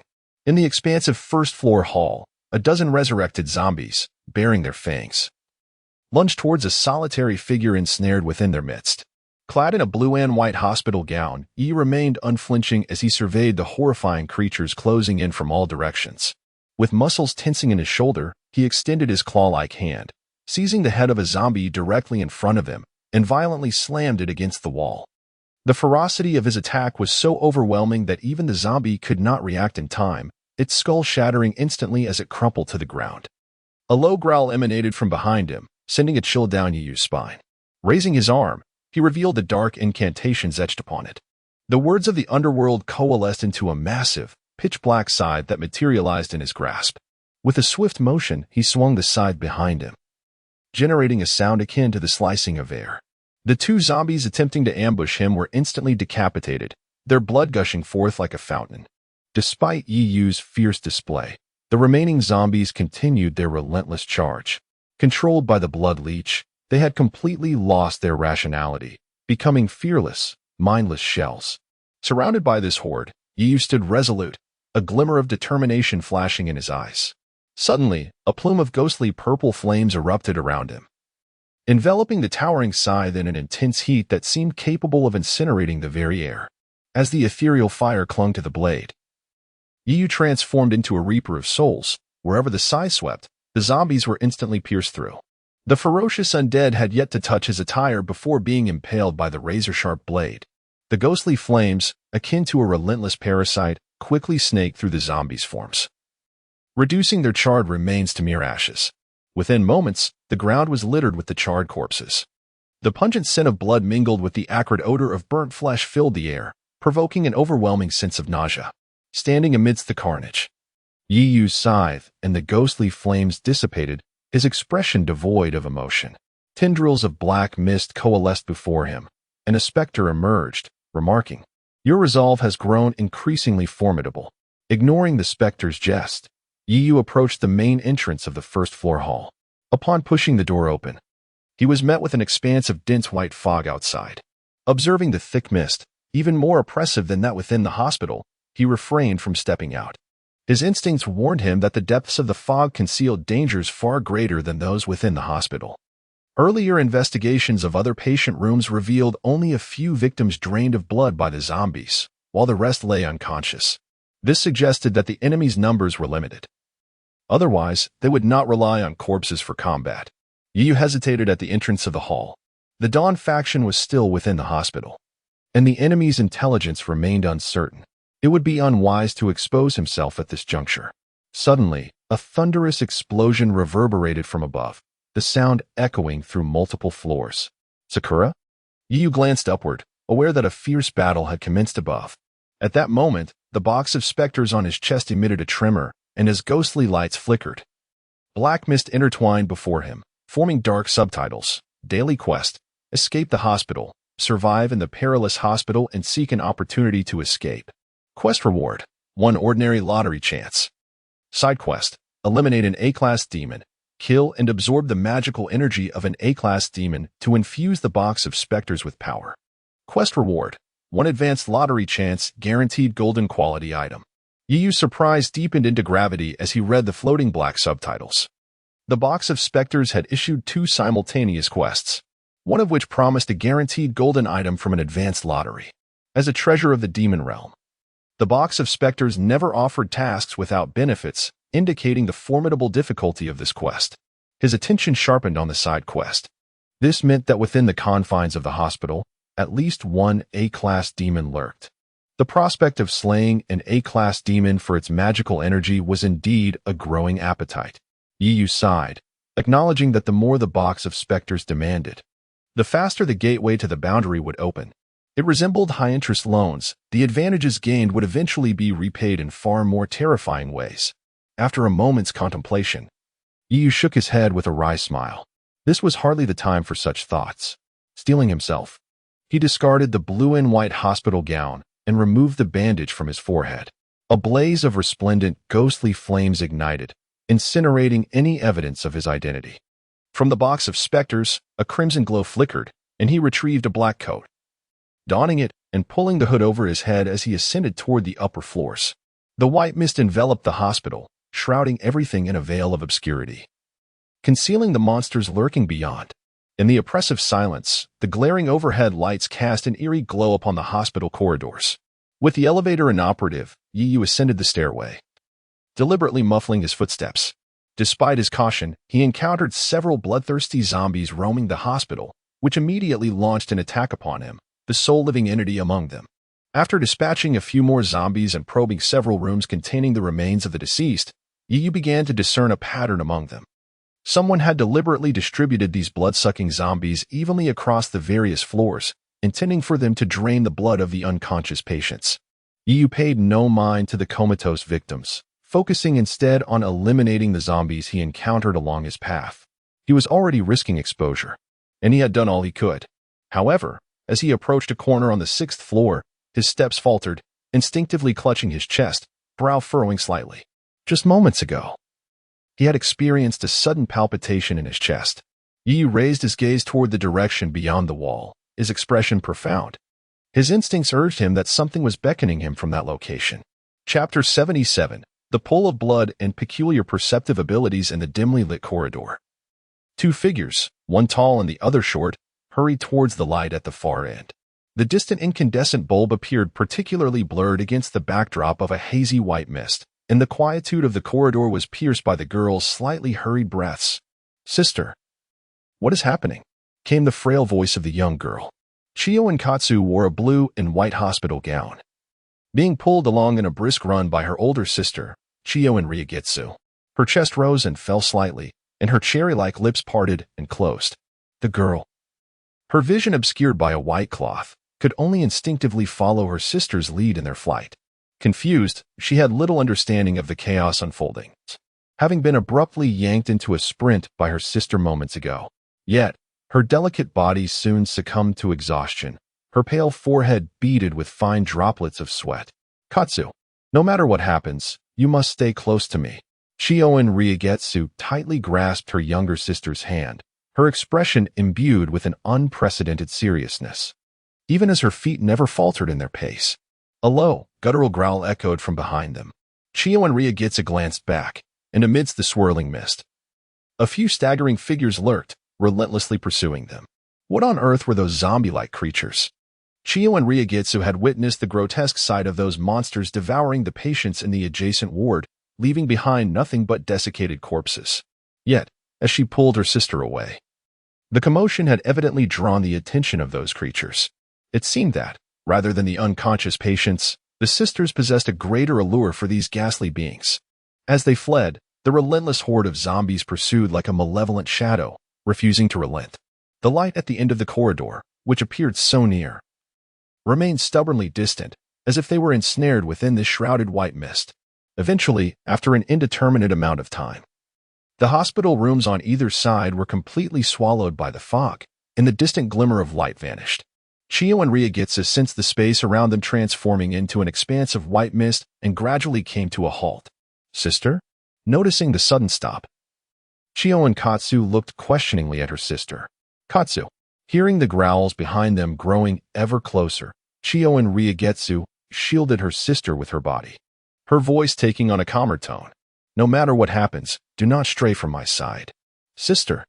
Chiyo and Katsu murmured softly as she felt her sister's grip loosen. As the zombies drew nearer, Chiyo and Ryugetsu remained steadfast, a deep crimson light flickering in her eyes. Gradually, amidst the hazy white mist, a dark aura began to envelop her. She extended her slender arm, palm facing down, and droplets of blood trickled through her fingers. The strands of blood wove together, and as they intertwined, the blood flowing through her fingertips gradually transformed into an eerie crimson blade. With the loss of blood, Chiyo and Ryugetsu's complexion grew increasingly pale, her ruby lips standing out in stark contrast. Heart rain, time moon, scarlet rain. The blood light in her eyes intensified, and a mesmerizing crimson glow cleaved the air with the sharpness of her blade. In that instant, the white mist before her was dispersed, as the blade's brilliance appeared like a crescent moon, obscuring all else. In a heartbeat, several lunging zombies were cleaved in two, their blood and shattered organs splattering the mist in a crimson haze. Surprisingly, as blood sprayed through the air, the blood strands entwined around the blade seemed to gain life. They shot forth like venomous serpents, swiftly siphoning the spilled blood as if acting as conduits. Once drained, the blood strands reattached themselves to the hilt of the blade, rendering it even more ominous and striking against the mist. Chiyo and Ryugetsu's complexion regained its flush, yet her eyes were now tainted with crimson, her face bearing an unsettling, sickly hue. The pursuing zombies, driven wild by the scent of blood, roared and lunged at the sisters. Yet, upon seeing the grotesque figures charging towards them, a smile crept across Chiyo and Ryugetsu's lips as she brandished her blood-red blade and charged forward. Was this truly the extent of Chiyo and Ryugetsu's power? It was somewhat terrifying. In a corner shrouded by mist, you observed the girl dispatching the zombies with ease, akin to chopping vegetables, swallowing hard in silence. Despite already knowing of Chiyo and Ryugetsu's demonic identity, he had underestimated her strength. This prowess, in his estimation, rivaled that of the B-rank danger class, Qishang Longjiang, pursued by the Dawn. In essence, Chiyo and Ryugetsu possessed at least the pinnacle strength of a B-rank danger class. Had she displayed such power when confronted by the thugs of the Matsuyama Society, she would have had no need to fear mere handguns. However, a wave of confusion washed over Yiyu, instinctively clutching the fabric of his shirt. Why had he felt a sudden pulse when Chiyo and Ryogetsu unleashed her demonic powers? This inexplicable sensation had guided him to her location, unveiling this astonishing scene before him. Heh, there's no need for such astonishment. It might be the effect of the blood rosemary. Chi-Mei appeared beside Yiyu, offering an explanation. With Chi-Mei's reminder, Yiyu suddenly recalled the day he had collided with Chiyo and Ryogetsu, the potion infused with his blood seeping into her wound. What is happening? Didn't you say that this substance has a limited duration? Why, after so many days, does the potion's effect remain potent, allowing me to sense her presence? I'm not quite sure about that either. Blood rosemary has always been a privilege of the demon nobility. Who knows what effects it may yield when used on a human affected by demonic energy? Chi-Mei shrugged nonchalantly, her coal-like form puffing up. As for why you can perceive her presence, it's likely because your blood has mingled with hers, thus allowing you to sense her when she exerts her powers. Yiyu, feeling somewhat exasperated, rubbed his forehead. So, he had no idea what peculiar side effects that potion might entail. His gaze returned to the slender figure enveloped in a halo of crimson light amidst the mist. At that moment, Chiyo and Ryogetsu had annihilated all the pursuing zombies. Her methods ruthlessly brutal, limbs and severed appendages littering the ground, the splattered blood obscuring the surrounding mist. Chiyo and Ryogetsu licked the bloodstains from the corner of her mouth. A strange smile gracing her face, her scarlet eyes ablaze with an unprecedented ferocity. Yiyu had witnessed such a gaze before, in every demon he had slain. Chapter 78, Rescue, the Crisis of the Chiyo Sisters. Observing the increasingly frenzied Chiyo Ryogetsu, Yiyu found himself hesitating. He contemplated whether to attempt to utilize the deprivation ability of the hungry ghost path to save her, for after all, his own sister held this esteemed senior in high regard. Moreover, he shared a reasonably amicable relationship with Ryogetsu, making it rather disheartening to witness her descend into a path of no return. As Yiyu wrestled with his thoughts, Ryogetsu's one-sided slaughter gradually approached its conclusion. A flash of crimson light swept across the neck of a zombie, severing its head from its body in the next instant. The blood being absorbed by the cursed blade entwined with its crimson strands. With a thud, as the last zombie collapsed, the entire misty space fell into an eerie silence.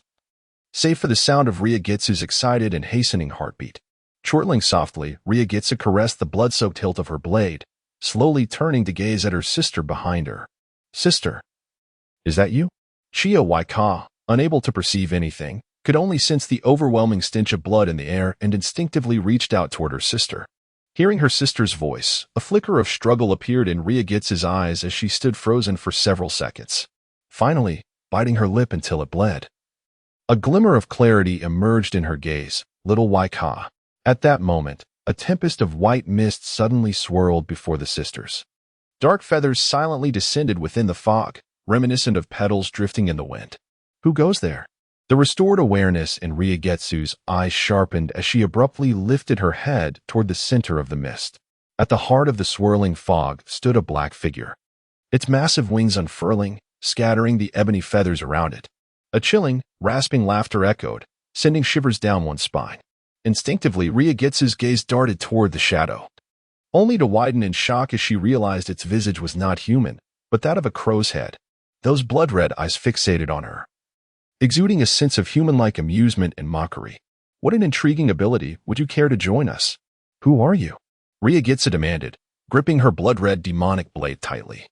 Directing its edge toward the dark crow figure, her expression grave. This overwhelming sense of oppression. Her instincts warned her that the pressure emanating from this entity far surpassed that of the zombies.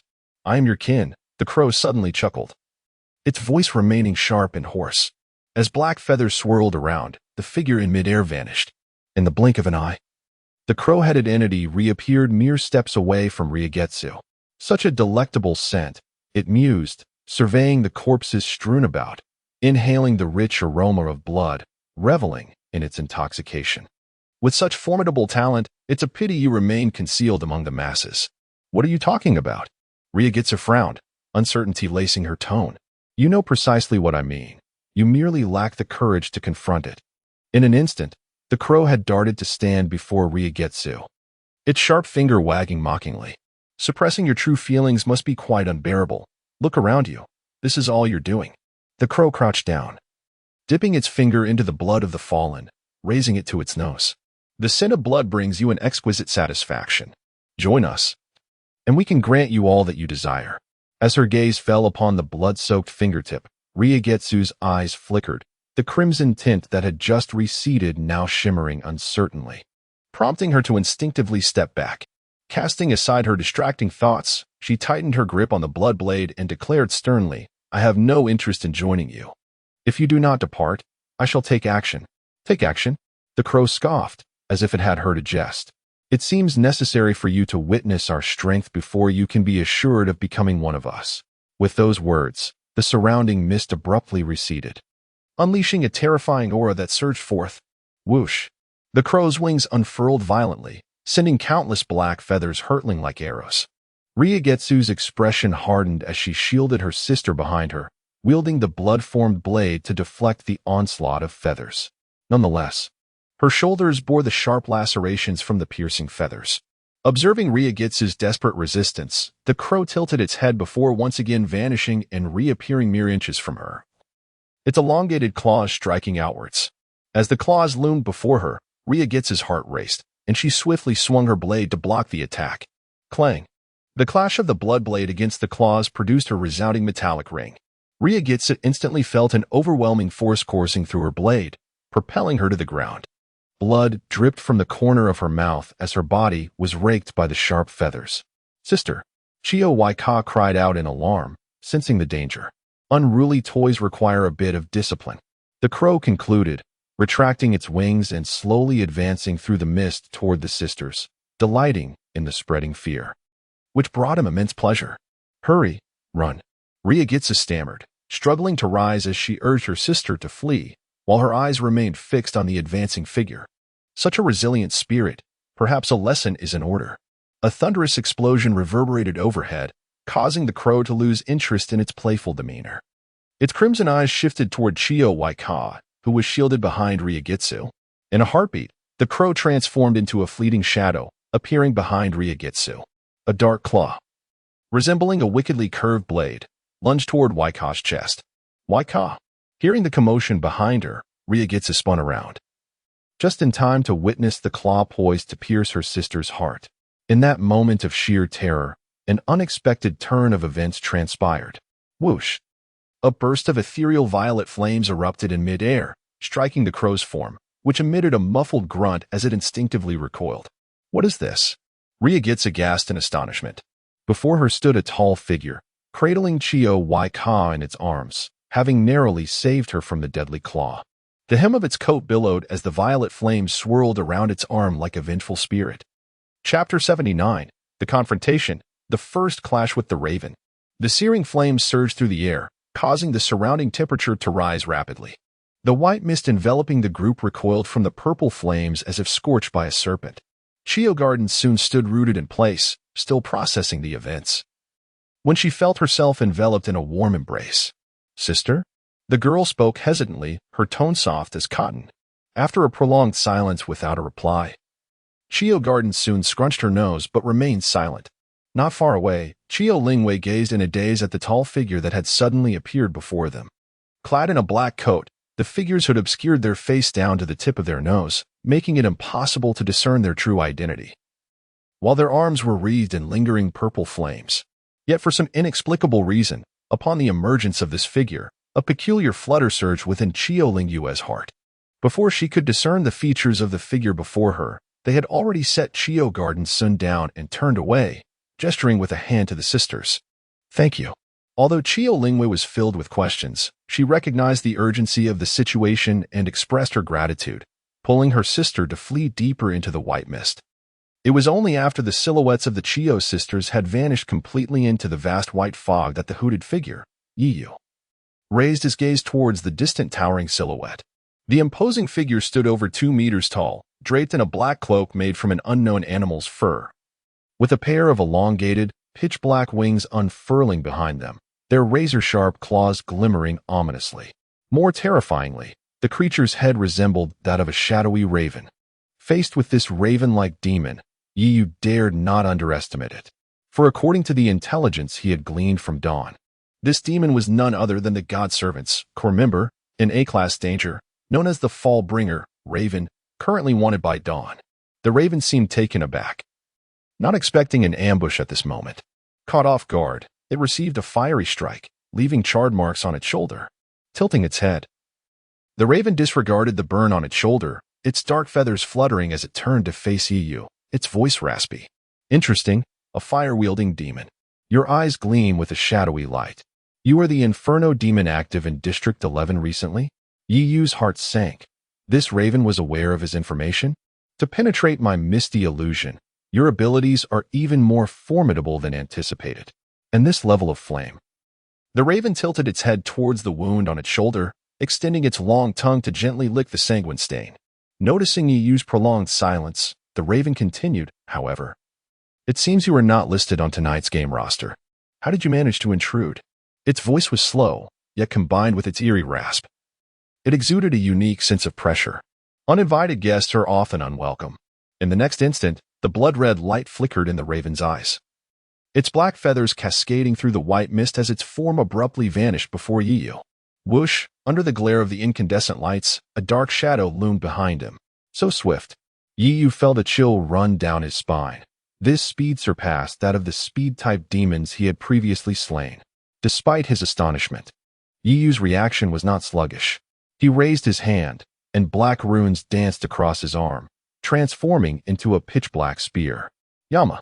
The infernal flames erupted from his palm, coiling around the spear's tip, and he thrust it backward with force. The ebony spear effortlessly pierced through the Raven's chest, and the seething infernal flames spread like 1,000 ravenous ants, consuming the Raven's form in flames. Whoosh! The flames dissipated into thin air, along with the towering silhouette of the Raven. EU sensed a shift, suddenly wrenching the spear in his grasp, which morphed into a colossal scythe of death midair. The massive blade, adorned with flames, sliced through the air, just as a shadow surged towards him. The scythe met the Raven's sharp claws in a clash that resounded like the crisp ringing of metal on metal. In that fleeting moment of contact, both combatants felt the immense force emanating from each other's blades. Before you could react further, the Raven's form flickered again, launching a new attack from a different angle. Instinctively, EU swung the scythe in retaliation. In the swirling white mist, the purple and black blades intertwined in a constant flurry of strikes, the sharp sounds of clashing metal echoing through the air. The Raven utilized its ghostly speed to launch surprise assaults from all directions. Yet each strike was met with EU's scythe. However, the Raven swiftly recognized the ferocity of the purple flames, its elongated claws striking with agility and swiftness, akin to a venomous serpent emerging from the jungle or a hawk swooping down for the kill. Often, only a hair's breadth separated the two, as sparks flew amidst their clashes, transforming into fleeting shadows as the Raven would launch from another direction. Within mere minutes of combat, EU felt his stamina dwindling rapidly. This was the toll of heightened concentration on his physical capabilities. Whoosh! Just as their fierce battle reached its zenith, the Raven suddenly leapt into the air, its ample wings folding behind it. The surrounding white mist morphed into silky black feathers, their tips aimed at EU. Whoosh! In the next instant, thousands of slender black feathers shot forth like arrows, creating a barrage under the veiling white mist. EU's eyes gleamed ominously as he gripped the enormous scythe tightly. The blade spread open like a fan, defending against the incoming feathered projectiles. In an instant, the flaming feathers scattered, painting the white mist with patches of charred crimson, reminiscent of falling blossoms. As the embers faded, EU's gaze hardened, his weapon trained on the direction of the Raven. The Raven raised a hand, about to speak, when a series of explosive sounds erupted from above the mist. Regrettably, while I would love to continue appreciating your abilities, our time is running short. The Raven clapped its hands, its crimson pupils fixated on EU, its voice still raspy. Inferno demon. I look forward to the surprise you shall bring upon our next encounter. The hoarse voice gradually receded, and the Raven's figure faded, ultimately vanishing into the dense white mist. After the Raven's departure, the mist enveloping him slowly dimmed. The outline of the hospital gradually emerged, though a faint layer of white fog still lingered. The side of death dissipated into streams of black mist, yet he remained motionless, contemplating his next move. His intervention stemmed not only from his bond with the Chiyo sisters, but also from a desire to validate his suspicions. According to Dawn's intel, the Raven possessed the ability to create illusions, ensnaring individuals in a labyrinth of phantoms. If his deductions were correct, this fog enveloping the hospital was indeed the Raven's handiwork. And now, the sole reason compelling the Raven to retreat was quite clear. The battle above had escalated into a fierce climax. Chapter 80. The formidable might of the Divine Assembly. The White Cat takes action. Within the hospital's uppermost level, an unprecedented battle between the living and the undead unfolds in silence. Dozens of resurrected zombie monstrosities encircle Gu Baiying and her companions, grotesque veins protruding from their bodies as they claw and gnash toward the group. Upon closer inspection, one can discern blood-red leeches embedded within these lifeless corpses. The true puppeteers of these creatures are the blood leeches, greedily seeking to siphon fresh blood from the living. With a swift motion, Watanabe Shiro pulls the trigger of his magical laser gun, piercing the skulls of several zombies with beams of crystalline blue light. Yet, this valiant effort does little to impede the relentless assault of the horde. Rather, the scent of blood in the air only serves to heighten their ferocity. Goodness! What manner of fiends are these creatures? They exhibit a shocking disregard for death. The stout warrior raises his massive shield to protect himself as he witnesses Sha sever a zombie in half with her steel whip. Despite this, the severed zombie continues to writhe, opening its gaping maw to bite at them. They are already dead. What fear do they have of dying again? Chongtian Suk twirls the silver threads in her fingers, turning to mock the stout warrior. In the midst of their banter, the silver strands deftly sever the heads of multiple zombies. Simultaneously, Gu Baiying, Sha, and the others dispatch another wave of approaching undead.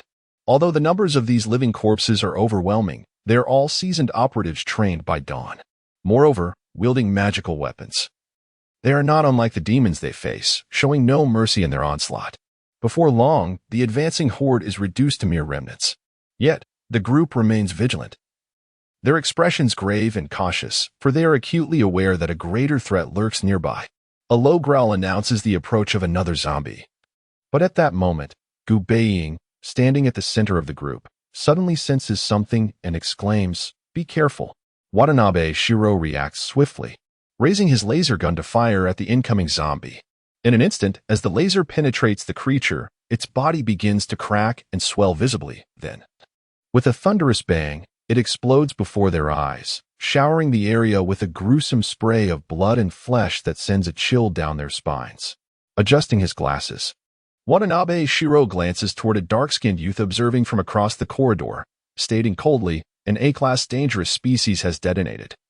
The ability of the inner demon is akin to a demonic energy bomb. By injecting compressed magical energy into a designated target, it can be detonated at the whim of the user, turning them into a controllable time bomb, wanted by Dawn for orchestrating multiple indiscriminate explosions. Upon hearing this, Gu Baiying recalls the suicide bombing incident she and her brother encountered on the street. Could the perpetrators of those attacks be these demons of the Divine Assembly? Bingo!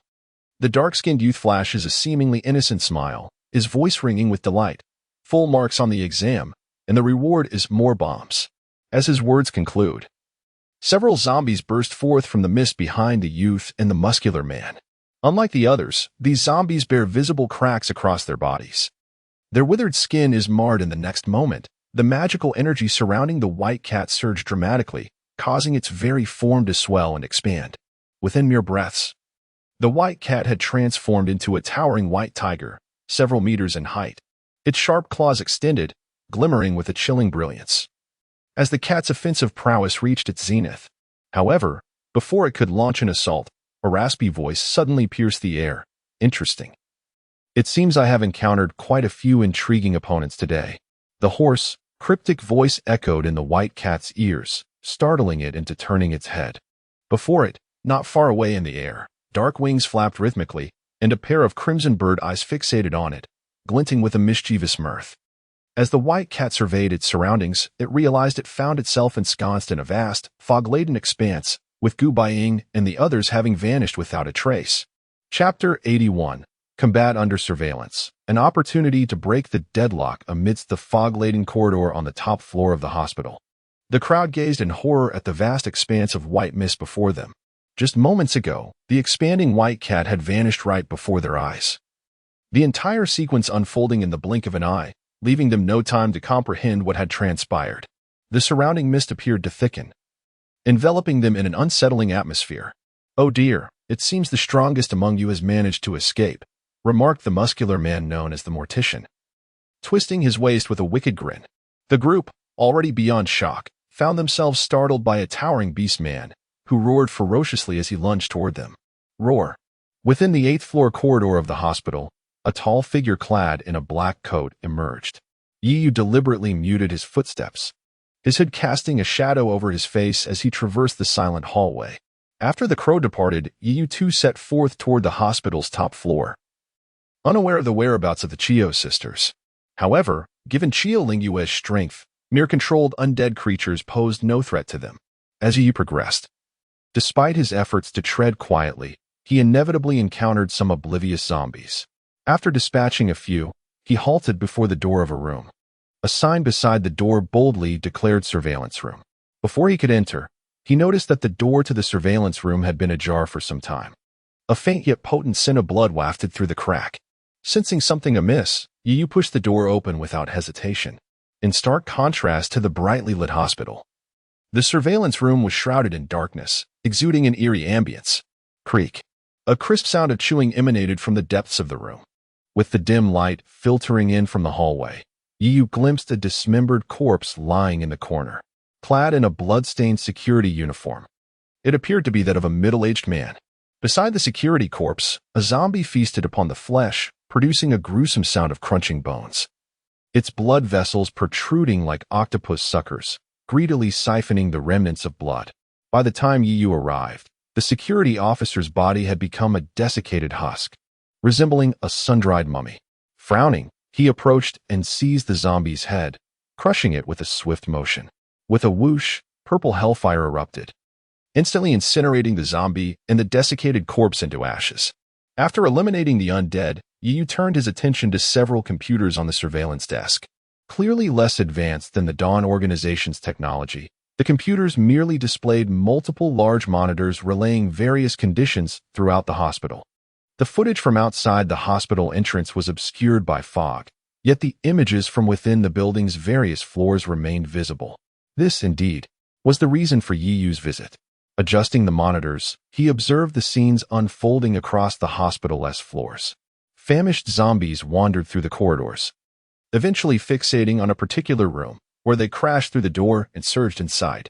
Devoid of rational thought, they operated purely on their instinctual thirst for blood. Perhaps zombie was an inadequate label for them. A more fitting term might be vampires. Watching as the zombies invaded a room occupied by patients, Yu frowned but refrained from intervening. The more actions he took, the greater the risk of revealing his identity. He was no saint, compelled to rescue everyone he encountered. His earlier assistance to the Chio sisters had merely been a matter of convenience. Through the surveillance feed, he spotted Chio Lingue dragging her sister in flight, ultimately taking refuge in a storage room on the 6th floor, where medical instruments were kept. As he continued adjusting the monitors, he gleaned most events occurring within the hospital, save for those areas shrouded in fog. Suddenly, Yu's pupils constricted as the feed abruptly froze. With a swift maneuver, he focused the display on a particular patient room on the 3rd floor. Several zombies were frantically attempting to breach the door, thwarted by a dog-headed creature that stood guard. The creature hunched over, resembling a human in form, yet its head was that of a hound. Covered in tawny fur, it bared sharp fangs, crouching in a defensive posture. As a zombie charged, the dog-headed beast lunged, disregarding the zombie's elongated claws as it tore into its flesh. In mere moments, the attacking zombies lay lifeless in a pool of blood, while the frenzied dog-headed guardian, battered and bloodied, stood resolute before the room, as if a guardian deity. Through the monitor, Yu noted the sign at the corridor's end reading intensive care unit. Suddenly, a memory surged forth of a yellow-haired thug sporting ear piercings, a member of the Matsuyama clan. He had intervened during Sakura's abduction, and Yu had encountered him in the hospital. Out of curiosity, he had once employed the Eye of Reincarnation to investigate this thug, discovering he too was a demon. Observing the yellow-haired thug transformed into a dog-headed creature, fiercely defending the girl within the patient room, A glimmer of determination ignited within Yu. He swiftly switched the surveillance feed to the next display. As he meticulously scanned the hospital-esque conditions, the screen ultimately revealed a fierce battle occurring on the 15th floor. The Dawn Squad, previously greeted by Yu in the patient room, was now engaged in a desperate struggle. Okinaka Suzaku Shasha and the portly member were locked in combat with a muscular, 3-meter-tall bear-like demon, while his sister, Gu Baiying, fought alongside a man in a white coat, Watanabe, clearing out surrounding zombies. A short-haired girl cowered in a corner, trembling. Watching the escalating conflict unfold on the monitor, Yiyu's brow furrowed deeply. The bear demon's strength was evidently formidable, effortlessly overpowering the Dawn Squad members. Nearby, a dark-skinned youth and the muscular man observed the skirmish, while the crow lurking in the shadows remained inactive. If this continued, the Dawn Squad would soon face annihilation, their entire force obliterated. Not to mention, Sakura was still within their ranks. If these demons were not repelled, he too would become ensnared in the fog, the next target of the demons. However, the earlier confrontation with the crow had drained much of his energy, and intervening now could risk exposure. Yiyu's gaze darkened as he watched the Dawn Squad's precarious situation on the monitor. The key to breaking the deadlock was deceptively simple: annihilate these demons with overwhelming force. Yet, considering his current strength, confronting these notorious demons single-handedly was akin to pursuing a fantasy. No, wait. There remained one opportunity.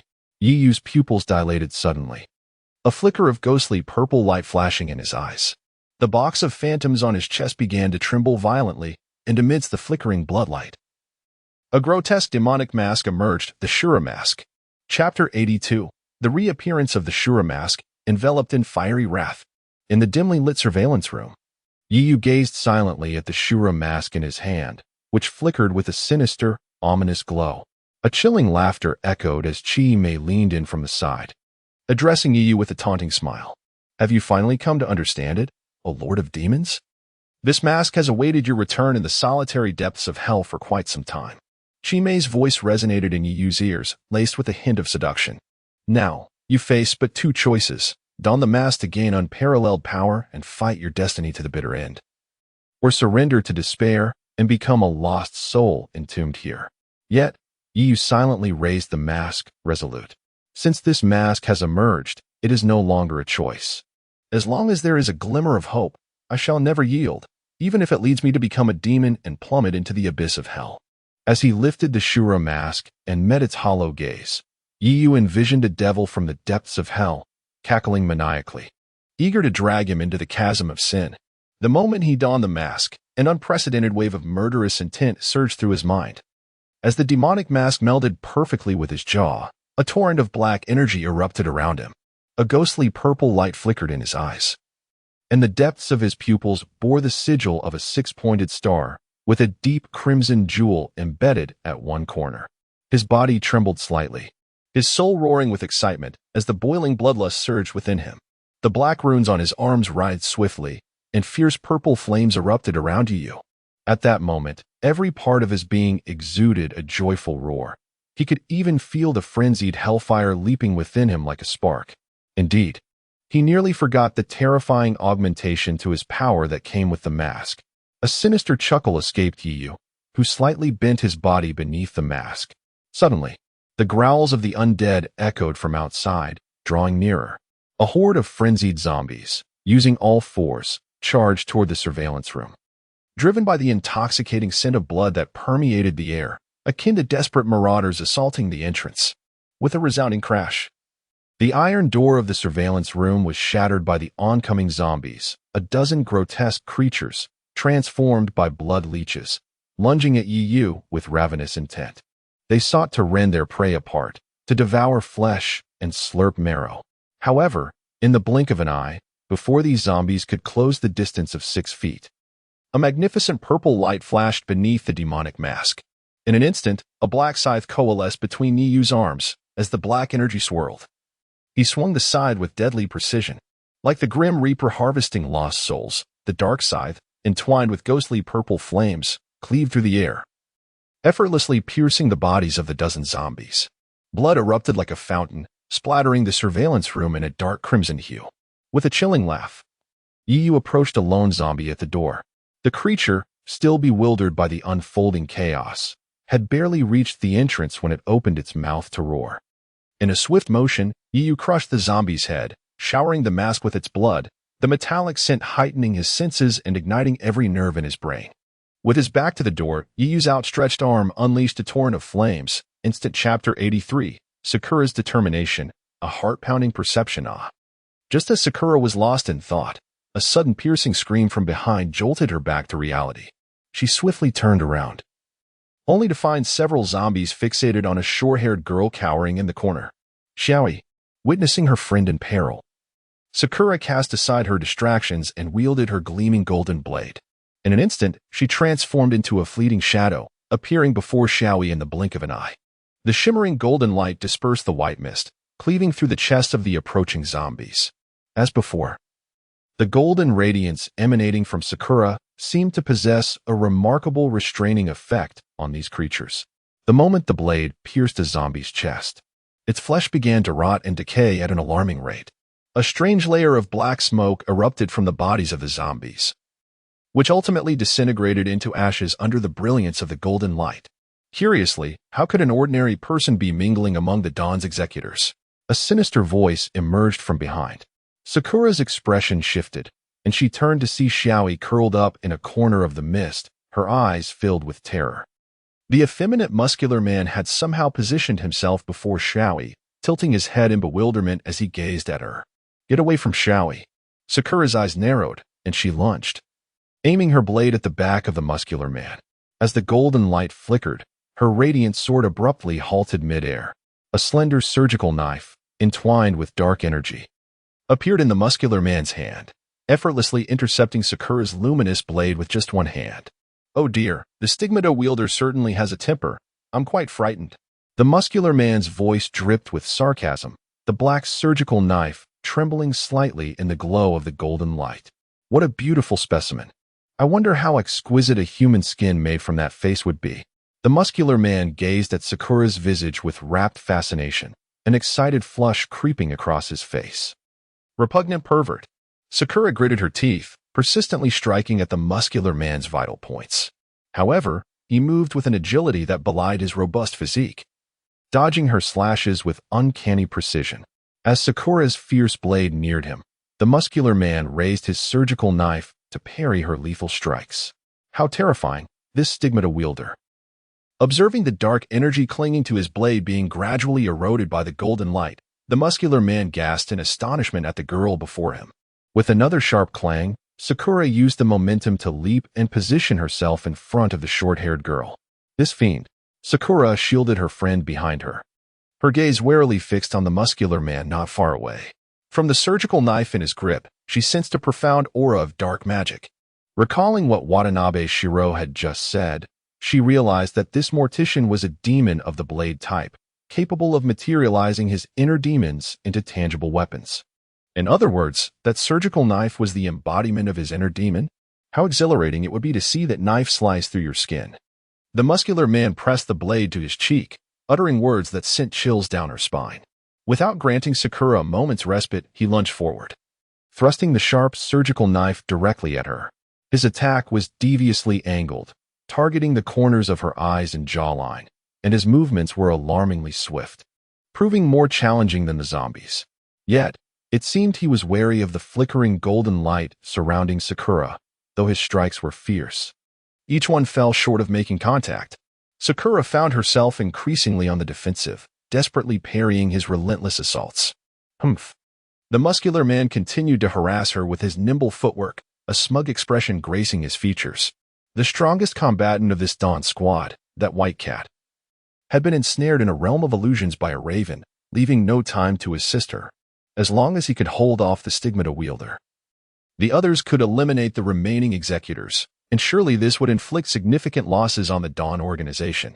With that thought, the muscular man intensified his offensive, the dark energy-laden surgical knife clashing against the golden light.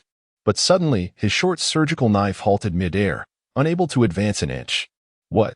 The muscular man screeched, witnessing his knife penetrate the wooden blade yet become ensnared in its glowing grasp. In the next moment, the golden light emanating from the wooden blade surged, illuminating the surrounding mist. Then, he beheld the twin-tailed girl slowly raising her bowed head. He saw her once lively eyes harden with resolve. There are more important people waiting for me, so I cannot waste time here. Sakura lifted her head, her expression more serious than ever, the golden light in her eyes intensifying. Even if it's only this once, I must defeat you. In that moment, Sakura recalled her brother in the hospital, and the image of him shielding her from the explosion with his own body flashed in her mind. This time, no matter what, she would protect her brother, even if it meant killing the demon before her. The fervent desire to reach you surged within Sakura's mind. Suddenly, a warm current erupted from her chest, rapidly coursing through her limbs. What is happening? The muscular man was the first to sense the change in the girl before him. Sakura's golden light flared magnificently, awakening a terrifying aura that sent shivers down his spine. The hairband binding her twin tails had somehow come undone, cascading her long locks to her waist. The spreading golden light enveloped her dark tresses, transforming them into flowing golden locks that danced in the air, dispelling the surrounding mist. When she opened her eyes again, her pupils were replaced by golden light, and a rune, outlined in golden threads, faintly appeared on her forehead. Sakura grasped her luminous blade, the golden light coursing through it, causing cracks to form along the wooden sword. In the next instant, she let out a fierce shout, and the shattered light blade effortlessly pierced through the muscular man's defense, impaling him. With a sickening thud, the black mist burst apart as the golden blade penetrated his chest. In an instant, the muscular man's body deflated like a punctured balloon, a torrent of blood gushing forth. Suddenly, a hunched figure emerged from within the muscular man's skin, scrambling to the side of a dark-skinned youth. How terrifying! How terrifying! I almost died at the hands of the stigmata wielder. The hunched figure gasped, panting heavily, remnants of blood still visible on its chest. Sakura focused intently, realizing that the figure escaping from the muscular man's skin was a bloodied old man, his body riddled with wounds and a gaping hole in his chest. Watanabe Shiro suppressed his astonishment at the scene he had just witnessed and explained to Sakura, the mortician can use his surgical knife to create a disguise of another's face. And this is his unique ability. He can use the crafted skin to shield himself from a lethal blow, which is why the Dawn has repeatedly failed to capture him. Upon hearing Watanabe Shiro's explanation, the hunched old man nervously patted his chest. That was a close call. How fortunate I am to have survived. Gu Baiying was deeply concerned about her brother, her mind momentarily neglecting the fate of the mortician. As she observed the fierce battle between Okita and the formidable Kyukyu, she contemplated rushing to their aid. However, abruptly, her steps faltered, and her mind froze as if struck by a surge of electricity. A look of astonishment flickered in the young girl's eyes, and compelled by an instinctive awareness, she turned to gaze in a specific direction. There, shrouded in a veil of white mist, it seemed as if a pair of violet eyes was fixated intently upon her. An unfamiliar and terrifying aura enveloped her, locking on to her presence, and she could even sense an unsettling thrill and madness emanating from this ominous energy. What could it possibly be? Chapter 84. The Frantic Bear and the Terrifying A-Class Demon. Roaring amidst the white mist, the colossal beast, transformed from the bear, charged forth like a ferocious creature of the jungle. At this moment, the bear's height surged several meters, its fur grew wild and untamed, and its massive head nearly grazed the ceiling of the hospital. Muscles rippled beneath its thick hide, and with each movement, the very ground trembled beneath its weight. With a swift motion, Okita Shijaku released resilient silver threads from his fingertips, weaving them into a colossal net of steel, attempting to impede the advance of this behemoth. I can barely contain him. The silver net, forged from tough steel, appeared as fragile as parchment before the bear, which effortlessly shattered it with brute force. The sheer power of the bear yanked Okita away, leaving him with slender cuts on his hands from the severed silver threads. The hefty figure raised a large shield in a bid to defend himself, only to be sent stumbling back by the bear's powerful strike. He retreated over 100 meters before finally steadying himself, his arms aching under the weight of the shield. However, before he could catch his breath, the bear struck him again, slamming him into a nearby wall. Oh dear, the bear is relentless. Once it succumbs to its demonic state, it cannot be halted. The mortician, standing at a distance, clutched his injured chest, while the dark-skinned youth beside him hesitated to intervene, fully aware that the bear in its frenzied state would indiscriminately wreak havoc and destruction. A true madman. At that moment, a laser beam shot from behind, striking the bear squarely in its back. A charred pit appeared on its hide, and with a furious roar, the bear turned to charge at the source of the laser. A figure named Watanabe. Sasha swung her steel whip in an attempt to intercept the charging beast. The whip, crafted from a special material, sliced through the air and struck the bear's chest, leaving behind glimmers of crimson as barbed hooks dug into its flesh. The searing pain enraged the frenzied bear further. Its fur bristled, muscles bulged, and it swung its arm, smashing a nearby wall to pieces. In a complete frenzy, it charged towards Sasha and her companions, trampling several unsuspecting zombies underfoot, reducing them to mere remnants. With its powerful arms outstretched, the bear's claws tore through a wall, reaching for the hiding Sasha. In a moment of desperation, a brilliant golden light suddenly pierced through the mist, dispersing the surrounding fog. Accompanied by a radiant sword beam, Gu Baiying appeared before Sasha, wielding a glowing blade. With a swift motion, the sword light flashed, leaving a deep gash on the bear's robust arm. The blade, imbued with golden light, evidently inflicted significant harm upon the beast. The bear roared in fury, its blood-red eyes glaring at Gu Baiying as it swung a massive hand towards her. She braced her weapon, ready to defend. Yet, in the next breath, Gu Baiying felt an overwhelming force emanating from the sword, as the bear lunged at her with reckless abandon, despite the risk posed by the golden light. In an instant, the wooden sword, already damaged in battle with the mortician, shattered under the bear's powerful strike. Even the blessed wooden sword could not withstand such relentless assault. Pain shot through Gu Baiying's wrist as she paled, gazing at the sharp claws rushing towards her. The proximity left her no room for evasion.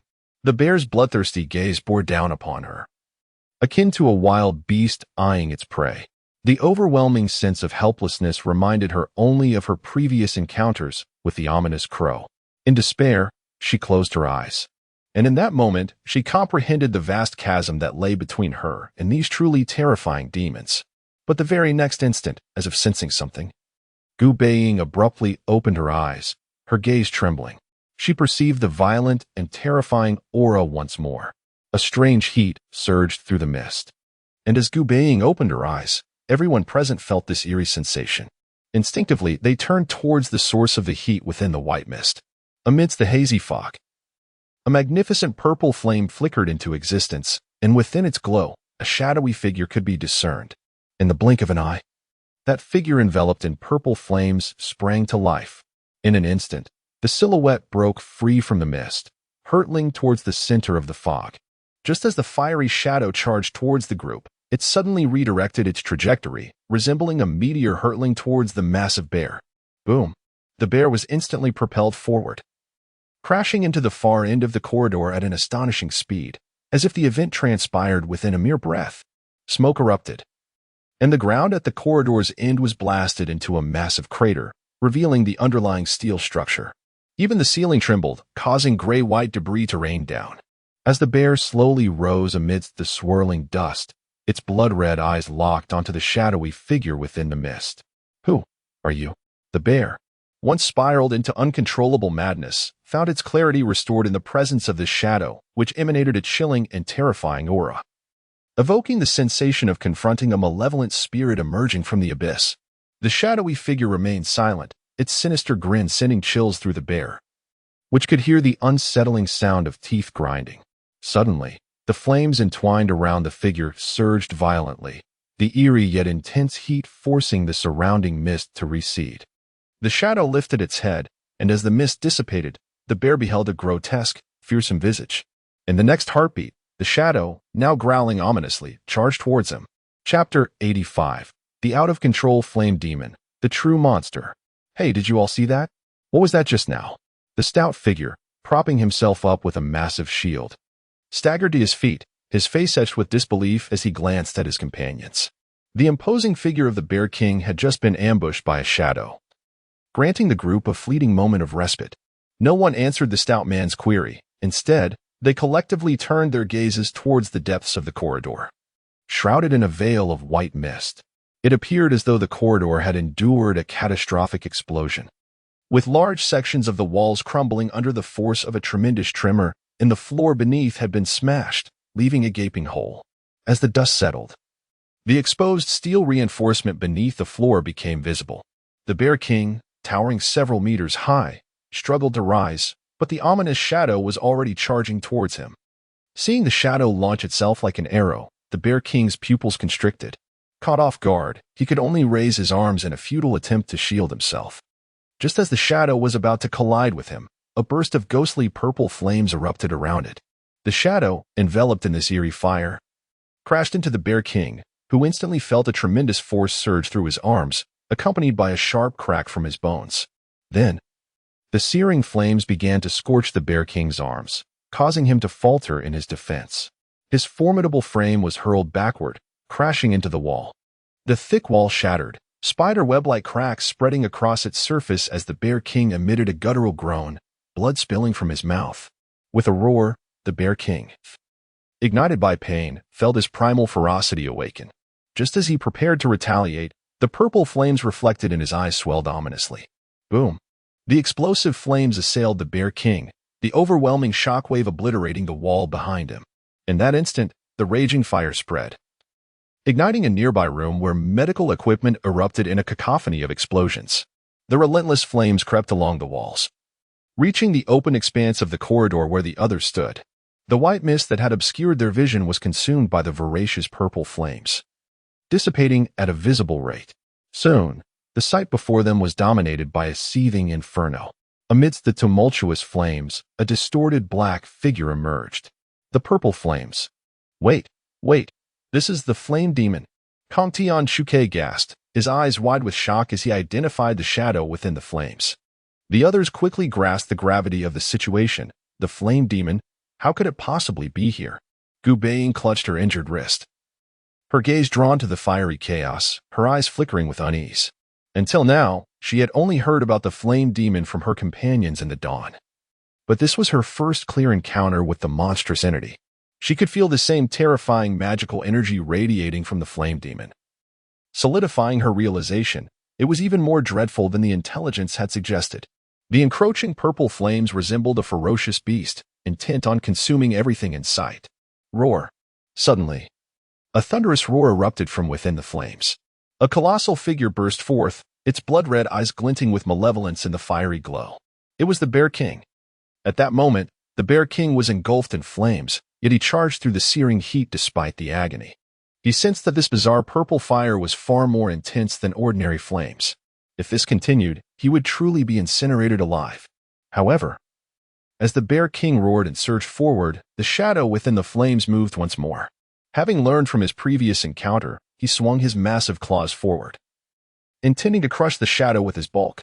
Yet, as the shadow approached, it suddenly shifted downwards, extending its hand to grasp the Bear King's abdomen. Black energy coiled around its palm, and in the next moment, the shadow effortlessly pierced through the Bear King's sturdy torso. Cackling madly, the shadow withdrew its arm, blood spraying forth as it vanished in a flash. The entire sequence transpired in mere moments. As the Bear King raised his arm, a searing pain tore through his abdomen. Ignoring his injuries, the Bear King furiously swung his massive claws, but was met only with the onslaught of flames. Whoosh! The shadow, wrapped in purple fire, reappeared above the Bear King, its clawed hand extending to shred flesh from his shoulder. Before the Bear King could counterattack, the shadow vanished like a wisp of purple flame. "You look," the stout man suddenly pointed in shock. The others turned to see a shadow, wrapped in ghostly fire, climbing on the ceiling with its limbs. Just as they focused on it, the shadow darted forward, once more attacking the Bear King from behind, tearing a chunk of flesh from his back. The hospital's ceiling, walls, and the corridor beyond were all besieged by the shadow, which moved like a specter. The agile figure danced around, leaving the Bear King's massive form battered and bloodied in mere moments. Such injuries would have spelled death for an ordinary person, yet the Bear King, despite being drenched in blood, stood precariously in place, swaying. "What do we do? Tanpa, you must save the Bear King." From a distance, the embalmer trembled nervously. Both he and Tanpa frozen in fear at the shadow's ferocity. The shadow's presence was more terrifying than that of the Bear King. its combat driven purely by primal instinct. Compared to them, this was a true monster. The embalmer, already injured from his battle with Gu Baiying, dared not confront this terrifying shadow. Where on earth did this creature emerge from? Tanput too had shed his harmless demeanor, swallowing hard as he observed the shadow weaving through the searing flames. Even he hesitated to intervene against this monstrous figure. Meanwhile, not far off, the Bear King could no longer withstand his grievous injuries and howled as he attempted to flee. But suddenly, the shadow lunged at his back, a claw wrapped in black energy piercing into his nape. What followed astonished everyone. The shadow dragged the Bear King's massive body upward, crashing through a wall with explosive force. Boom! The corridor reverberated with the sound of collapsing walls. The shadow, hauling the Bear King's disproportionate form, barreled into wall after wall. The remnants of purple flames flickered throughout the corridor, while the Bear King repeatedly collided with the sturdy walls. Crack! The onlookers, still shrouded in mist, could keenly sense the violent tremors reverberating through the walls, debris raining from the ceiling. The very top of the hospital seemed on the verge of collapsing. Chapter 86. Devouring Flesh and Blood, the Call of the Demon. Boom! The sounds of walls shattering echoed throughout the uppermost floor of the hospital, accompanied by a persistent buzzing from the ceiling. The onlookers could only watch in awe as the silhouettes of Yan Gue and Kuei Xiong relentlessly smashed through solid walls, leaving trails of destruction in their wake. As violet flames erupted behind them, consuming the rooms they passed. In mere moments, the corridor before them was engulfed in a tumultuous inferno, with the adjacent rooms reduced to mere rubble, their structures collapsing into heaps of debris, revealing bare concrete beneath the licking flames. At the edge of the fire, the two figures finally came to a halt amidst the eerie silence, the only sound being the crackling of the flames. Suddenly, a chilling noise pierced through the chaos, bones cracking, followed by the distinct sound of flesh being chewed. Through the dim light of the fire, the crowd could see Kuei Xiong sprawled on the ground, while the shadowy figure voraciously feasted upon him. Yan Gue, he is devouring Kuei Xiong, a stout man exclaimed in horror. Yet, silence was the only answer, as he turned to find the faces of those around him etched with shock. Act quickly. In the distance, Hei Pai could no longer contain himself upon witnessing the scene, calling upon the nearby morticians to join forces in an attempt to rescue Kuei Xiong. Even among the god worshippers, Kuei Xiong was a vital asset, and to watch him perish without intervention would implicate them all. Roar! Emerging from the mist behind them were bloated zombies, their skin marred with cracks, on the verge of explosion. These creatures were the ultimate trump card, requiring only the infusion of Yan Gue's stored magical energy to unleash a destructive force capable of obliterating the entire hospital. But now was not the time for contemplation. He propelled the half-finished human bombs forward. Dozens of zombies howled as they charged towards the seething flames, where the shadow appeared to remain oblivious, still hunched over Kuei Xiong's bloodied form. At that moment, Kuei Xiong lay unconscious, his eyes rolled back, his massive body soaked in blood and mutilated. As several zombies swelled ominously, ready to collide with the shadow, the flames behind it surged violently. The fire coalesced into two enormous fiery arms, resembling colossal wings sprouting from Yan Gue's back. The tremendous fiery hands swung through the air, growing larger amidst the surrounding inferno. One hand swiftly crushed a nearby zombie into oblivion, its explosion drowned out by the roaring flames. The other arm stretched for dozens of meters, flinging several near-exploding zombies away, their mid-air detonations echoing like thunder. In the ensuing chaos, the remaining zombies either met their end beneath the flaming hands or exploded into gory remnants.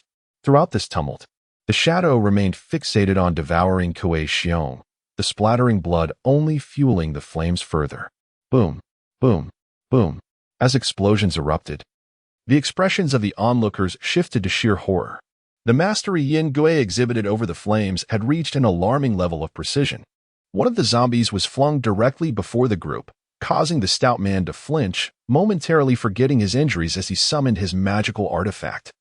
A massive flesh shield rose before them, but it was obliterated in an instant, sending both the shield and the stout man flying 100 meters. Oh my! He grunted, staggering to his feet, dust covering him. It dawned on them that Yan Gue's attacks were indiscriminate. They could be the next targets.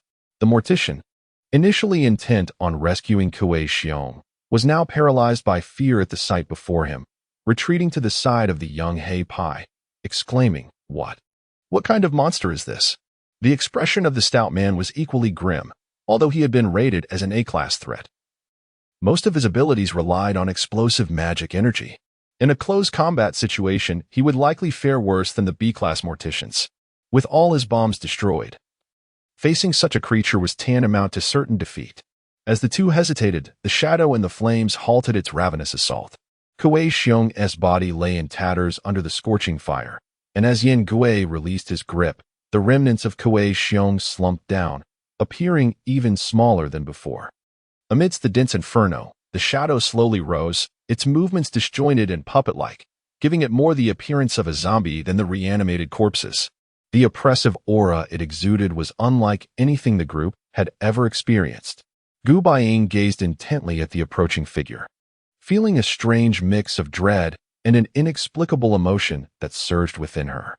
Just then, the shadow locked eyes with her, and in an instant, she was met with a pair of purple eyes filled with madness and brutality. The demon-like visage, smeared with blood, concealed an insatiable thirst for slaughter and unfathomable malevolence. As Gu Baiying maintained her gaze, the shadow seemed to struggle, bowing its head and clutching at its own head, emitting a raspy groan. Suddenly, Yin Gui roared, the purple flames surrounding him erupting once more, scorching the walls behind him and revealing the ethereal white mist beyond. In the next moment, he charged towards the gaping hole, plunging into the nebulous realm beyond. What on earth was happening?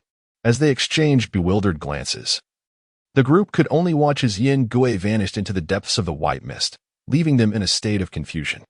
Only Gu Baiying remained entranced by the sight of the chaotic figure entering the mysterious fog. Meow. Before they could fully comprehend the situation, a massive white tiger burst forth from the mist, its body marked by various wounds. "Sister Yin!" Gu Baiying exclaimed in delight upon seeing the sudden appearance of the tiger. But the creature, fur bristling and claws poised, fixated its wary gaze on the air before them. There, dark feathers rained down like ink, mingling with the encroaching white mist as a tall, shadowy figure emerged. Its wings unfurled. Upon seeing this figure, the expressions of the group shifted from relief to alarm. This was the most wanted individual on the 11th District's Dawn Bureau list, a cadre member of the God Worshippers, an A-class threat, the Harbinger of Despair, Crow. Chapter 87, Loss of Control, the Instinct of Slaughter. Beneath the re-emerging white mist, vast black wings slowly unfurled, and a pair of crimson eyes, unlike those of any human, gazed upon the crowd. In that instant when the raven appeared, the members of the Dawn Squad comprehended the source of the white mist enveloping the hospital. According to their intelligence, the raven's most formidable ability lay in its creation of illusions from which ordinary individuals could not escape. The enormous white tiger, transformed from the white cat, stood resolutely before them, its white fur marred by streaks of blood, with small wounds still clearly visible underneath. It was evident that the white cat had just engaged in a fierce battle with the raven. The onlookers fixated on the suddenly appearing raven, who surveyed the scene with a calculating gaze. As they observed the raven's expressionless demeanor, individuals like Akira and others quietly activated their magical artifacts, bracing themselves for confrontation. At that moment, the previously silent Watanabe Shiro touched the wireless earpiece at his ear and suddenly spoke. "Communication has been restored. I have requested assistance from the base. Other squads are en route." "Really? That is wonderful. Help is on the way." Upon hearing Watanabe's words, the crowd erupted in joyous exclamations, their realization dawning that the white mist cloaking the hospital had severed their connection to the outside world. Even though the raven was an A-class dangerous entity, it could not indefinitely maintain control over such a multitude in the mist. The gradually dissipating mist before them was the most compelling evidence of that. As the raven's gaze shifted first to the mangled corpse of the great bear and then to the raging purple inferno behind it, a flicker of emotion finally crossed its features. "Raven, the little bear is dead," lamented the mortician, bearing the guise of an aged elder, his voice laced with a soft, mournful tone. The raven's attention turned away from the bear's remains in the inferno, hoarsely addressing the two figures behind it. "We must leave." "What? Just like that? It's so unsatisfactory." The mortician twisted his waist, his hunched form appearing increasingly awkward. TCH, how uninteresting. The dark-skinned youth, known as Dama, shrugged in disappointment. Their words suggested a dispassionate indifference to the bear's demise. Suddenly, the raven's broad wings flapped, lifting its form into the air as it bowed gracefully to the members of the Dawn Squad. It is a privilege to invite you all to this banquet today. However, I regret to inform you that time is running short. The raven's hoarse voice echoed in their ears, and then it spread its arms wide, flanked by the mortician and Dama. Thus, I look forward to our next meeting. The raven's gaze lingered on the golden-haired girl in the crowd, a knowing smile gracing its lips. In a tumult of dark feathers, mingled with the dissipating white mist, the figures of the raven and its companions vanished from sight. Even the pervasive mist enveloping the hospital began to rapidly disperse, cackling. Within the profound depths of the white mist, a shadow cloaked in purple flames curled its form, emitting suppressed groans. The sound was bizarre, akin to a stifled maniacal laugh, more resembling the roar of a beast. The purple flames boiled around it, forming a protective barrier that deterred the surrounding white mist. Chapter 88, The Long-Buried Memory, The Conclusion of Battle Brother. The slightly immature voice echoed in Yiyu's ears like thunder, instantly calming his frenzied emotions. He was certain that this voice did not belong to Gu Baiying. Who was it? Who could it be? Yiyu's gaze shifted between blood red and deep purple as he looked up, trying to discern the figure before him. Yet, shrouded in the hazy white mist, he could only faintly make out the small silhouette lying in the distance. As he gazed at the blurred outline, a sudden vision flashed through his mind, causing Yiyu to shudder and drop to his knees. A searing pain tore through his brain as memories surged forth from the depths of his mind, an inescapable prison, chains biting into his limbs, grotesque blood-red eyes glaring at him, and the ground beneath him slowly pooling with blood. Why, Kuan, our time is running short. Let us play a game. Come, make your choice. The voice, raspy yet sharp, rang in his ears. Yiyu was all too familiar with this voice, having recently faced its owner in combat. The master of that voice was the crow. In a daze, a faint, small figure emerged in Yiyu's mind, with clear, calm, and resolute eyes. Sure, Shireen, Yiyu exclaimed, the name slipping from his lips, yet the long-buried memory was once again veiled in illusion. He abruptly opened his eyes, the blood-red hue in his gaze gradually fading as he gasped for breath. The Shura mask on his face fell away naturally, and the uncontrollable urge for violence was buried deep within him. He attempted to look towards the fallen figure in the distance, only to find it had vanished like a shadow into the mist. Yiyu picked up the Shura mask and slowly rose, noticing the surrounding fog beginning to dissipate. Above him, the hospital's bright lights flickered, but the ground beneath was a wreck, clearly a result of the earlier battle. Yiyu surveyed his surroundings, realizing he was in a hospital operating room. It was late at night, and no one was in sight. Instead, the walls and furnishings had been nearly destroyed by him. The events that had just transpired left Yiyu's senses in a haze, making it difficult to discern illusion from reality. How was it? Did you enjoy the fight tonight? A mass of dark energy coalesced beside Yiyu, revealing Chi Mei, who peered out from the mist with a smile. Upon seeing Chi Mei, clarity returned to Yiyu's eyes. He recalled the madness he had experienced while wearing the Shura mask, sending a chill through him. The side effects of donning the mask this time felt far more pronounced than the first. The terrifying urges to annihilate everything still lingered in his mind, and the dreadful will to kill sought to dominate him, inciting even greater carnage. Looking down, he saw his clothes stained crimson with blood, even his hands still dripping with the vivid red liquid. Yiyu regarded Chi Mei with a low voice. You knew that wearing the mask again would lead to this outcome, didn't you? Chi Mei, fully aware that Yiyu would be unable to restrain the murderous impulses following the second donning of the mask, refrained from warning him, aiming instead to incite further slaughter to satisfy the desires of the Wraith Box. Well, at that moment, there were no other options, and in the end, it all turned out well, didn't it? Chi Mei unabashedly revealed his self-serving motives. Overwhelmed by a tumult of memories, Yiyu felt a headache coming on and chose not to spar verb overwhelmed by an irresistible wave of drowsiness. Gu Baiying leaned against the door of the hospital room and succumbed to a deep slumber. Chapter 89, The Conspiracy of the Divine Sacrificers in the Aftermath of the Hospital Invasion. Ding, Iris verification successful. Welcome, Inspector Aoyasu. The cold. Mechanical voice echoed as the technologically advanced steel doors slid open automatically.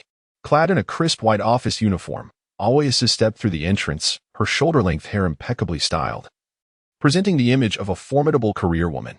Before her lay an expansive laboratory, resonating with the sounds of intricate machinery, illuminated by bright lights from the ceiling. Aoi approached a central workstation where Dr. Watanabe, donned in a white lab coat, stood expressionless. On the platform lay the desiccated corpse of a cadaver, its attire and the tag on its foot revealing its origin from the morgue of the Eastern Capital Medical University-affiliated hospital. Upon Aoi's arrival, Dr. Watanabe showed no sign of surprise, instead turning his gaze to the nearby apparatus, occasionally lowering his head to record data. If one were to disregard the grotesque cadaver on the table, Dr. Watanabe, with his glasses, could easily be mistaken for a hospital's attending physician. After a moment of silence, Aoi finally spoke. What is the status? Dr. Watanabe completed his data recording, took a few photographs of the corpse, and looked up at Aoi, his voice steady. After the departure of the divine sacrificer's demon, the reanimated corpses in the hospital inexplicably reverted to lifelessness. We examined several relatively intact remains and discovered a commonality. As he spoke, Dr. Watanabe deftly used tweezers to extract a thumb-sized insect from the corpse's forehead. The insect resembled a maggot, its surface marred with dark red veins, yet, like the corpse, it appeared desiccated and lifeless. We detected traces of magical energy within these insects. The veins extending from them were connected to the cadaver's neural network, enabling control over its movements. Dr. Watanabe calmly revealed the truth behind the resurrection of the corpses. To clarify, the mutated zombies in the hospital were transformed by these insects. Aoi observed the curled insect on the tweezers, realizing that the intelligence from Dawn had never recorded anything similar. Clearly, these insects, capable of controlling the dead, originated from the powers of the demons. And the puppeteer behind it all was the malignant force of the divine sacrificers. Dr. Watanabe glanced at Aoi, whose expression had turned grave, and continued, additionally, we found a shared trait among the humans attacked by the living corpses. He brought up several photographs taken in the hospital. All the victims had their blood completely drained, leaving them as mere husks. Aoi furrowed her brow at the sight of the mutilated remains in the photographs. The extraction of blood was indeed a familiar modus operandi of the divine sacrificers. But never had they orchestrated such a large-scale massacre. According to the reports from Okita and his group, it appeared the divine sacrificers aimed to eradicate all human life within the hospital. Considering previous intelligence, it seemed the divine sacrificers were amassing a significant quantity of blood. Aoi stared intently at the images on the monitor, lost in thought. Even those insects that manipulated the corpses were engaged in blood consumption. What could be their ultimate purpose? Equally concerning was the emergence of Enki. Suddenly, Dr. Watanabe invoked the name of another demon. We have no knowledge of Enki's origins, but his power has surpassed our expectations. The memory of the monstrous figure emerging from the sea of flames and his nearly frenzied actions replayed in her mind. Even the typically composed Watanabe could not conceal his unease. While we cannot dismiss the possibility of complete demonization, Enki has indeed demonstrated the strength to slay an A-rank demon, Kamakawa. I propose we classify Enki as an A-rank threat and prioritize him for extermination in Zone 11. Aoi remained silent for an extended moment, recognizing the terror that Enki represented based on the reports from her colleagues. Understood. For now, elevate Enki's threat level to A rank and closely monitor his subsequent actions. I must ascertain his true intentions. A glint of determination flashed in Aoi's eyes. He could not have appeared at the hospital without reason. I want a thorough investigation into the list of individuals who recently entered and exited the hospital to uncover Enki's true identity. Recently, a catastrophic explosion occurred in the laboratory of the Eastern Capital Medical University affiliated hospital, resulting in numerous fatalities. The precise cause of the incident is still under thorough investigation. Reports indicate that the accident led to the spread of bacteria stored within the laboratory, prompting the police to implement quarantine measures for certain patients. The television broadcasted news of the significant medical accident, which garnered widespread attention due to the severe casualties involved. How unfortunate for Xiaoyu. Just as she was admitted to the hospital, such a grave incident occurs. Guhan anxiously cradled her face, glancing toward Yiyu. who sat on the couch nearby. At least nothing has happened to Xiaoyu. Yes, indeed. Yiyu managed a faint smile, despite the bandages wrapped around his forehead, his complexion appearing somewhat pale. Perhaps we should be more concerned about the others? After all, in a fit of madness, he had nearly annihilated the entire hospital. That evening, following the invasion of the Divine Sacrificer's demon, reinforcements from Dawn arrived alongside police officials to seal off the entire hospital. Upon awakening, Yiyu discovered that all traces of the battle had been meticulously erased. Even the remnants of limbs and blood in the corridors had been cleaned. Dawn's personnel executed the aftermath with remarkable thoroughness. At least to the naked eye, there was no indication of a zombie invasion. However, some events could not be undone, and it was impossible to conceal everything perfectly. For instance, the severely damaged areas, particularly the 15th floor, had been largely incinerated by the flames Yiyu had conjured. Furthermore, the deaths of those humans drained of blood by the zombies were an undeniable reality, and the manner of their demise could not be publicly disclosed. Consequently, the authorities could only use the explosion of medical equipment and the subsequent bacterial leak as a cover story. As for the families of the victims, it was believed that Dawn would handle the situation with sufficient competence to provide them with a reasonable explanation. But really, is Xiaoyu's injury fine? Guhan cast another worried glance at Yiyu, who was wrapped in bandages. Ever since the explosion incident, Yiyu had insisted on being discharged from the hospital. Of course, I'm fine. I've nearly recovered. Yiyu feigned a smile, raising his arm to demonstrate his apparent recovery. What a lie, Yiyu internally lamented. Since the confrontation with the Divine Sacrifice's demon, he had suffered severe strain from using the power of the Shura mask. He recalled that night when his body felt as though it were falling apart, every cell screaming in agony, only beginning to recover a day later. Yet, he resolutely submitted his discharge request, and the hospital, preoccupied with the aftermath, hurriedly processed his discharge paperwork. After further absorbing the magical energy from Kamakawa's body, Yiyu could not guarantee that his body would not undergo further changes. Being discovered would spell trouble.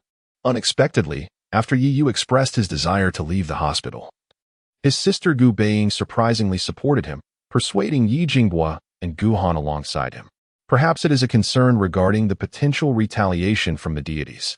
With this thought in mind, Yiyu turned to glance at his younger sister, who sat beside him cradling a white cat. Her gaze fixated on the news broadcast with utmost care. A mischievous smile crept onto his face as he remarked, "By the way, was it Sakura's new acquaintance who visited the hospital that night?" Their attire appeared rather peculiar. Chapter 90. Reasons for Secrecy and a New Lottery Opportunity. Gu Baiying was intently watching the news on television when she suddenly heard Yiyu mention her name. The girl was momentarily taken aback, her eyes widening in surprise. Huh. Soon after, she noticed Guhan casting a curious glance her way. Hey, has Xiaoying made new friends? Yiyu tilted her chin in contemplation, her peripheral vision deliberately glancing at her sister, relishing the anxious expression on the girl's face. Indeed. Those individuals do not appear to be students. Their attire resembles that of street delinquents. After saying this, she cast a meaningful look at her sister. Xiaoying, you must be cautious about befriending unsavory characters. Associating with them could lead you astray. Upon hearing this, even Yi Jinghua, who had been sitting nearby with a newspaper, lowered it and regarded Gu Baiying with the discerning gaze characteristic of a university professor. And no, that's not it. Gu Baiying hastily waved her hands, explaining. They are cosplay enthusiasts who formed a club off campus. It's not what brother thinks. Oh, is that so? I suppose I overthought it. Yiyu squinted her eyes. Taking a sip from the cup on the table, her expression filled with innocent mirth. However, Xiaoying, you still need to prioritize your safety when interacting with people from society. Guhan said with concern. If they are trustworthy individuals, then acclimating to societal norms in advance might not be a bad idea. It could help you avoid future pitfalls, Yi Jinghua stated surprisingly openly. As a university professor, he had witnessed many young women stray off course upon entering society. Then, Xiaoying, if you have time, please invite your friends over to our house. Guhan turned to Gu Baiying with a smile. Okay, sure. Gu Baiying forced a smile, but her gaze inadvertently drifted towards Yiyu on the sofa. I hope nothing is truly revealed. After observing for a while and seeing no further reaction from Yiyu, Gu Baiying finally felt a bit more at ease. After dinner, Gu Baiying excused herself, claiming she had homework to do, and hurriedly retreated to her room with her white cat. Bang! As the door to her room shut, Gu Baiying slumped onto the floor, letting out a sigh of relief, her head slightly bowed. That was close. She thought she would be discovered. Your brother is quite perceptive. You must be more cautious in your actions henceforth, the white cat suddenly remarked. Gu Baiying stuck out her tongue, her head still lowered. I know. I was just startled by Yi Yu's sudden question while I was focused on the news. Yet, everyone is truly impressive. They can conceal such significant matters. Once again, Gu Baiying felt awestruck by the immense power of Dawn. Dawn is a government-established direct agency operating under national jurisdiction, possessing the authority to mobilize other subordinate agencies when necessary, with capabilities beyond the imagination of ordinary individuals. The white cat licked its paw, responding truthfully. Gu Baiying nodded in agreement. She had never heard anyone in the general populace mention anything about the existence of demons. Pondering this, the girl couldn't help but question.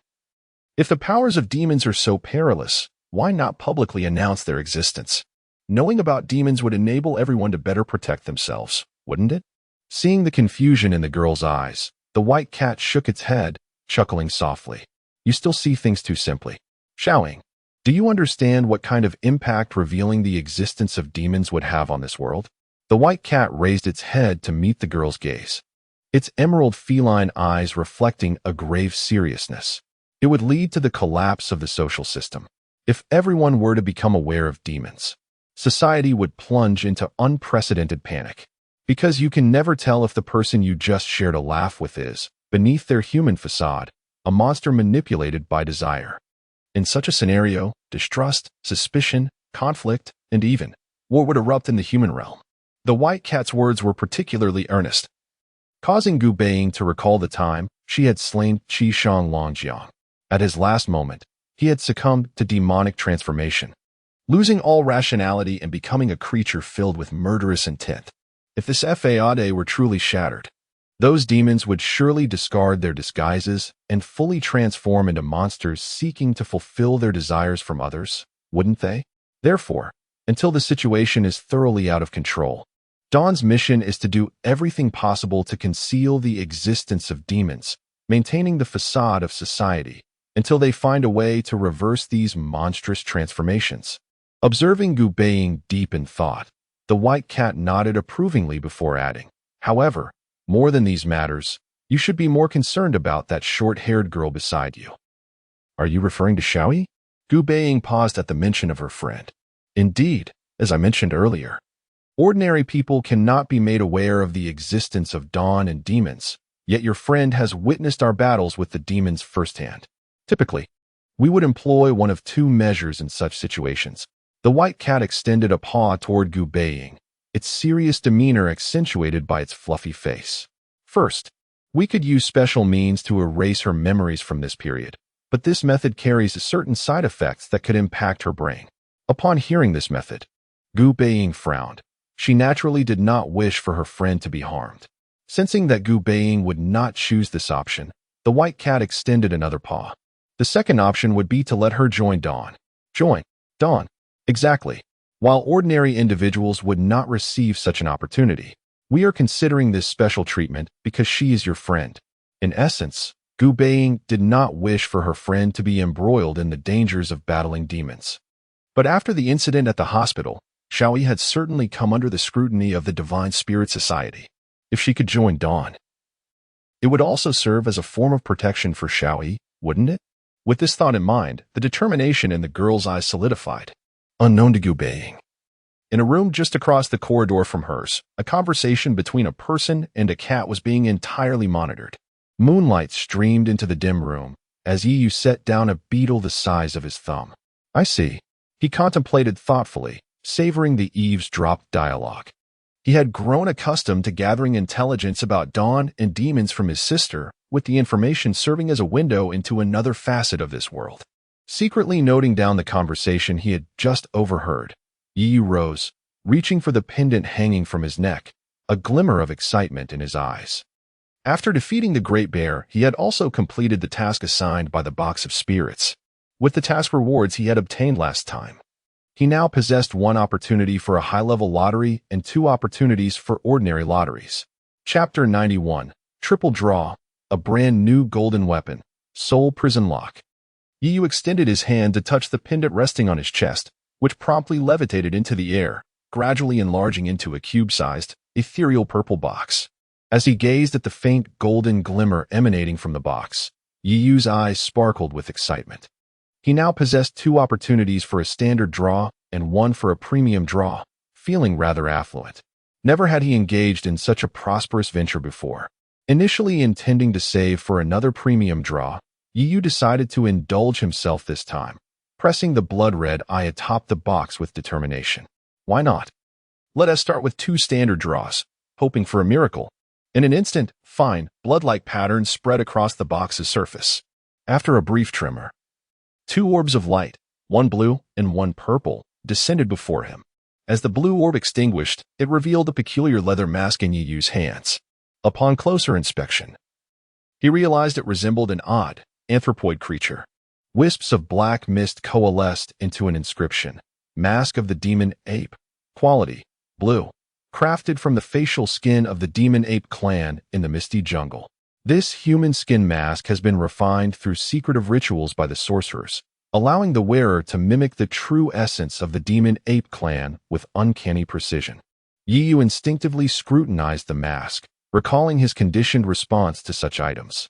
Upon determining that this was merely an ordinary human skin mask, he exhaled in relief. He had yet to fully master the Shura mask. Acquiring another mask potentially harboring a malevolent spirit would be overwhelming. Nonetheless, the mask's realism was astounding, crafted from genuine beast skin.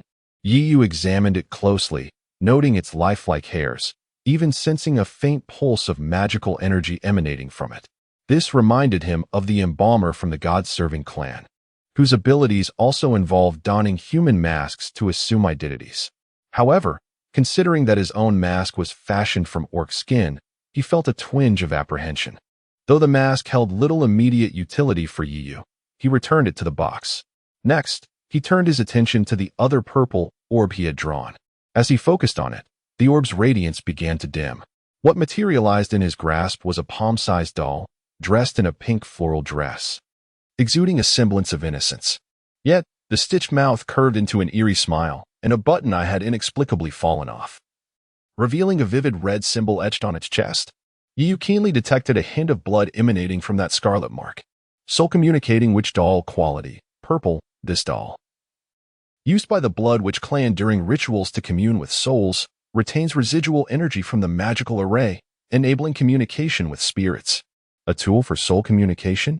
Yu exchanged glances with the doll, feeling an inexplicable sense of it smiling at him, prompting a frown. Why did everything he drew today seem so sinister? He glanced towards the floating Chime, who wore an innocent expression. Don't look at me like that. The items in the Wraith Box are from previous demon lords, and no one can guarantee what you'll draw. Yu contemplated the doll. It might prove useful in the future. However, its unsettling gaze prompted him to hastily return it to the Wraith Box.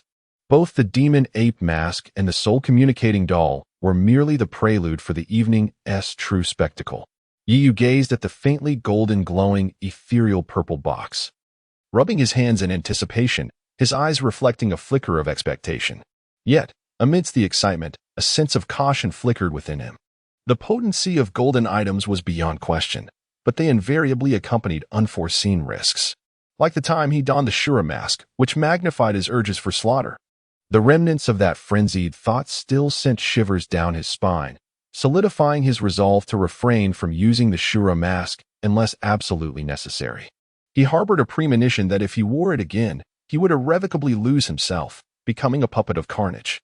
Nonetheless, fortune favors the bold. Opportunity and peril often coexist. How could he discern the treasures awaiting him without a trial? With that thought, Yu struck the Wraith's box with his palm, unleashing a dazzling golden light that illuminated the room. Accompanying the brilliance was an overwhelming chill. How cold! This was Yu's immediate reaction as the frigid aura enveloped him, reminiscent of a winter wind that made him feel as though he were in an ice cavern, spine tingling. However, the chill was transient, the moment the golden glow faded. A serpent-like entity surged forth, coiling around Yu's arm. Upon closer inspection, he realized the object entwining his arm was a thick, pitch-black chain. Dark letters materialized, twisting into a garbled inscription: Soul Prison Lock, Quality, Golden, a mysterious shackle rumored to have imprisoned countless souls from hell. Forged from the demon suppression gem of the Abyssal Realm, further refined by a past demon lord's black flame. Possessing unique restraining effects on beings with magical energy, specific effects depend on the user's strength. Upon reading the description, Yu looked down at the black chain encircling his arm. It appeared to be several meters long, coiling around his limb with excess length. In one end bore a notch. Upon closer examination, he noticed wisps of dark energy swirling around the chain. Yu attempted to channel his magical energy into the chain, and astonishingly, intricate fissures began to appear along its surface.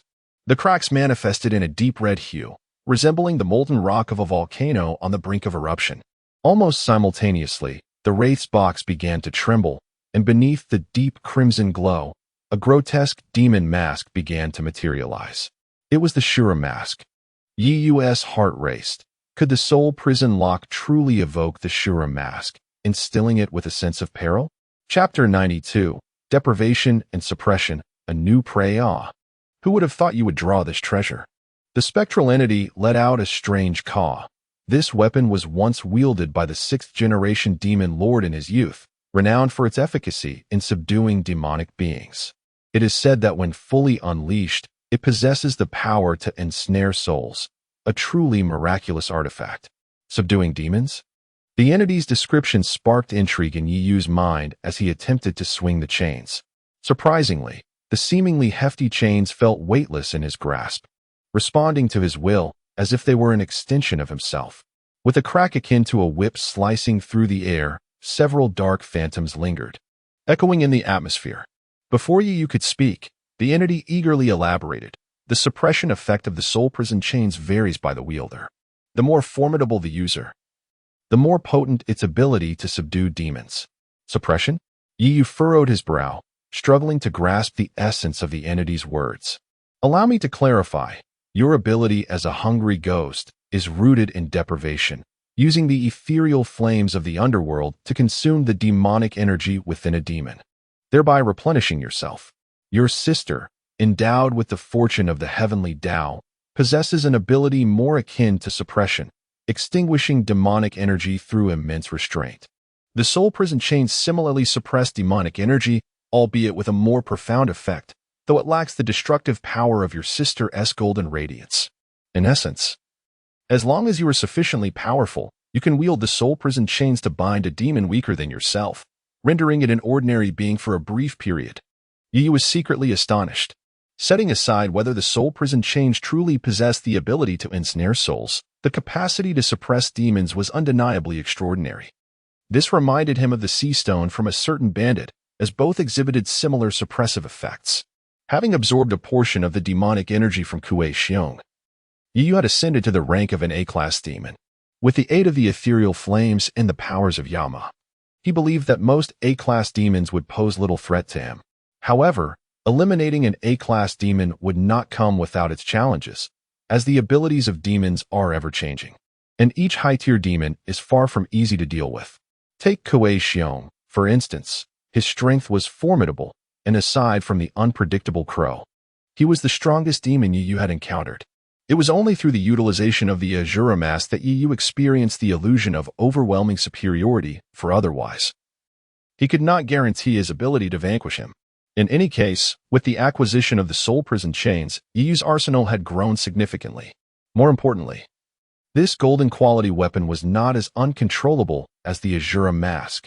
With this realization, Yu felt a surge of relief, casting a fond glance at the chains coiled around his arm. At last, he had drawn a piece of equipment that satisfied him. With this weapon in hand, he could stand his ground even against an A-class perilous demon. As he stowed the soul prison chains back into the Wraith Box, a glimmer of ethereal light flickered in his eyes. Yet, one matter continued to trouble him: the shadow that had abruptly appeared that night in the hospital, along with the fragmented memories that relentlessly surfaced in his mind. Shireen. Yu whispered the name softly. But as he attempted to recall the images from his memory, a searing pain tore through his mind. Calming his thoughts, Yu approached the window, gazing into the profound night sky from the balcony. The myriad stars were shrouded by a veil of dim clouds, flickering in the vast expanse above. Fragmented memories began to resurface, yet the recollection of the events following his abduction remained obscured by a haze, impenetrable. He vaguely sensed that this incident might be connected to the divine offerings, yet many aspects remained a blank. Shaking his head, he understood that recovering his lost memories would require careful exploration. Forcing the recollections would likely yield contrary results. Brushing away the entity that had come to jest, Yu climbed into bed, employing the mother and child sound Gu to glean information about Sakura. Hearing the faint breaths emanating from her side, he realized his sister had already drifted into slumber, so he allowed himself to rest as well. The night deepened, and a tall, shadowy figure sliced through the sky, leaving a cascade of delicate black feathers in its wake. This figure weaved between towering edifices, at times brazenly soaring above moving vehicles. Yet, neither pedestrians nor the roadside surveillance seemed to perceive this enigmatic presence. After traversing countless skyscrapers, the shadow halted before a building, effortlessly gliding through an open window into the pitch-black interior. Despite the darkness, the figure adeptly located a soft sofa and settled into it. Rather than sitting, it was more akin to reclining, as the sofa could scarcely accommodate the figure's imposing stature. At that moment, the shadow spoke, its raspy voice laced with nonchalance. The operation concerning the stigmata bearer has failed. Gu Baiying fell to a suddenly appearing demon. The crow opened a dossier in hand, its crimson eyes roving as it addressed the darkness before it. This demon goes by the name of Flame Demon, a recent player active in District 11. I wonder if Lord Blood Demon has any recollection of him? As the clouds outside shifted, allowing starlight to filter through the window, the shadow at the far end of the room became faintly visible, seated in a meditative posture. Flame Demon? I haven't heard of him. The shadow, still turned away from the crow, spoke in a deep tone. I have crossed paths with him. He is indeed a formidable and deranged adversary. The crow remained half reclined on the sofa, scrutinizing the documents within the dossier. To have slain Gu Baiying, the strength of this flame demon should indeed not be underestimated. Is there a possibility of recruiting him? The shadow, still facing away from the crow, replied in a low voice, seemingly unperturbed. That individual appears to be a madman. I am still investigating his background. Naturally, if possible, I would prefer to transform him into my masterpiece. However, this operation was not without its gains. The crow abruptly shifted the conversation, tossing the dossier onto the table and sitting up, stretching its neck while bringing its fingers together atop the surface. I have discovered a rather promising young individual. Her abilities might prove advantageous to our plans. With a thud, the dossier fell onto the table, scattering its contents. Under the shimmering starlight, a medical record from the Eastern Capital Medical University appeared, showcasing a photograph of a girl with white hair, her eyes covered by white bandages, her delicate features striking. The name listed was Chio Garden Kaori, and the guardian's signature bore elegant handwriting, Chio Lingwei. Chio Lingwei, you say? Gazing at the name inscribed on the medical record, the crow suddenly broke into a grin, an expression tinged with intrigue, as its crimson tongue flicked out to moisten its lips. In the haze, it seemed to catch a whiff of that exhilarating scent of blood. Chapter 93. The subtle protection from dawn and the peculiar plague god physique in the early morning. Yu, having risen early, freshened up and grabbed his backpack before leaving his room. Descending the stairs, he spotted his mother, Gu Han, setting a steaming breakfast on the dining table, while his father, Yu Jingbai, sipped his coffee, engrossed in the newspaper. Noticing the absence of his sister, he glanced upstairs, his lips twitching slightly. As expected, Xiaoying was likely going to be late again after breakfast. Yu bid farewell to his parents and set off for school. It had been 2 days since the incident at the hospital, during which he had taken leave under the pretense of recuperating from his injuries. Perhaps due to absorbing the magical energy from the fierce bear, his body, which had been on the brink of collapse after using the Azura mask, had remarkably returned to its original state in just 2 days. In fact, he felt stronger than before, though he had yet to find an opportunity to test this newfound strength. To avoid raising unnecessary suspicions, Yu eagerly returned to school now that he was feeling better. After all, the doctor's diagnosis of his injuries at the hospital had been merely superficial abrasions. The streets were bustling with pedestrians during the morning rush, and he emerged into the throngs of office workers and students heading towards the academy. The sound of passing trams mingled with the chatter of the crowd. And amidst the conversations, Yu caught snippets about the explosion at the Eastern Capital University Hospital, as a prestigious institution in the 11th district.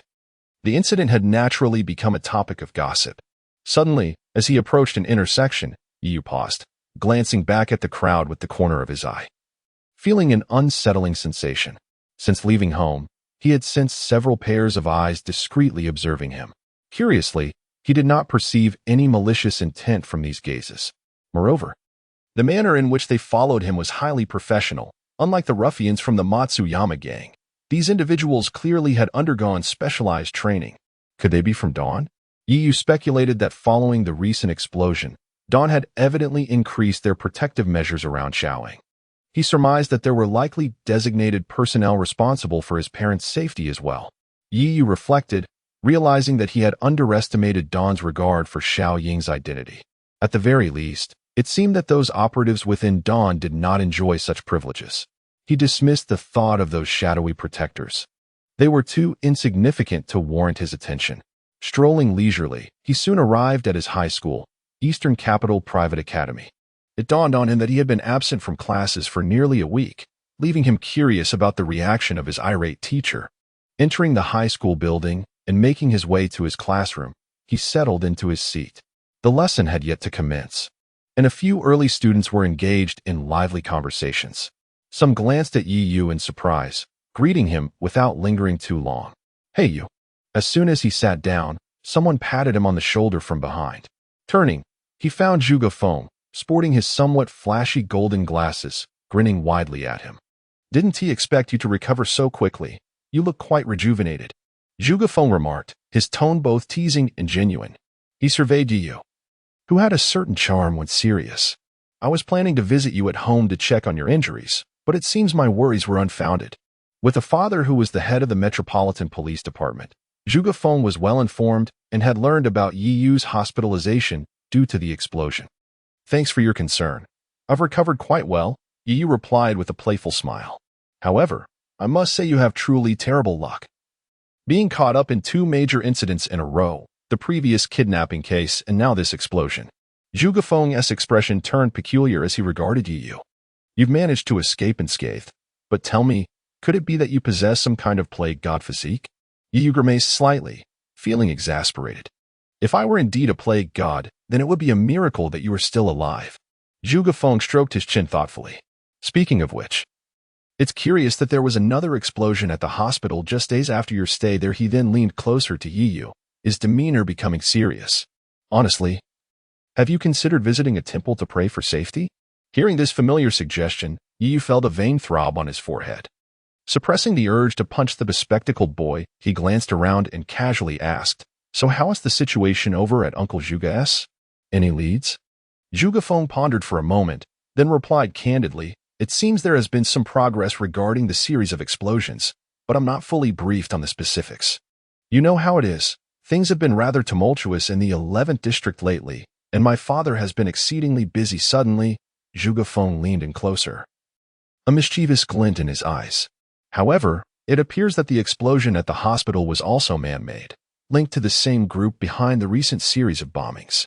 As if he had unveiled a great secret, Gu Baiying cleared his throat, straightened his collar, and solemnly stated, "In any case, my father is working diligently on the case, and I'm sure there will be results soon. You'll get to see those responsible brought to justice." Yu had complete faith in Uncle Zhuge's capabilities.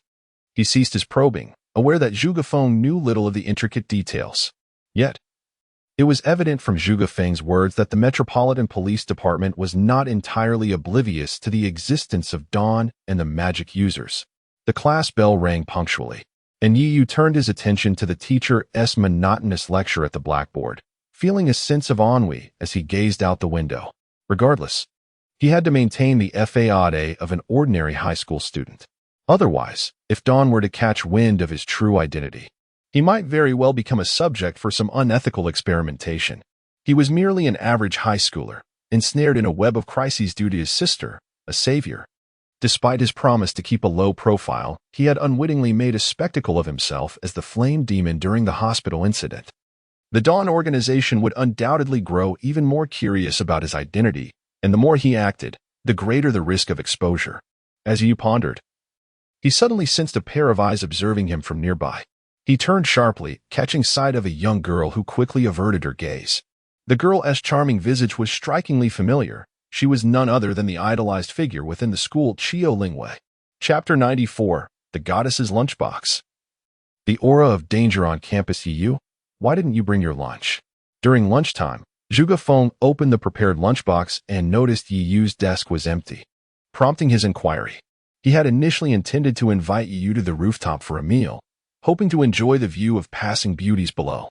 Observing their classmates chatting and laughing while enjoying their meals, Yu smiled and replied, "It's not that I didn't prepare, there was just a minor issue." This morning, as Yu was ready to leave, Sakura rushed downstairs in a flurry. By then, breakfast had grown cold, and there was no time to reheat it. In a moment of desperation, Yu handed over the lunchbox prepared by Gu Han to Sakura as breakfast, planning to grab a bite from the vending machine during lunch. After all, Yu wasn't very hungry.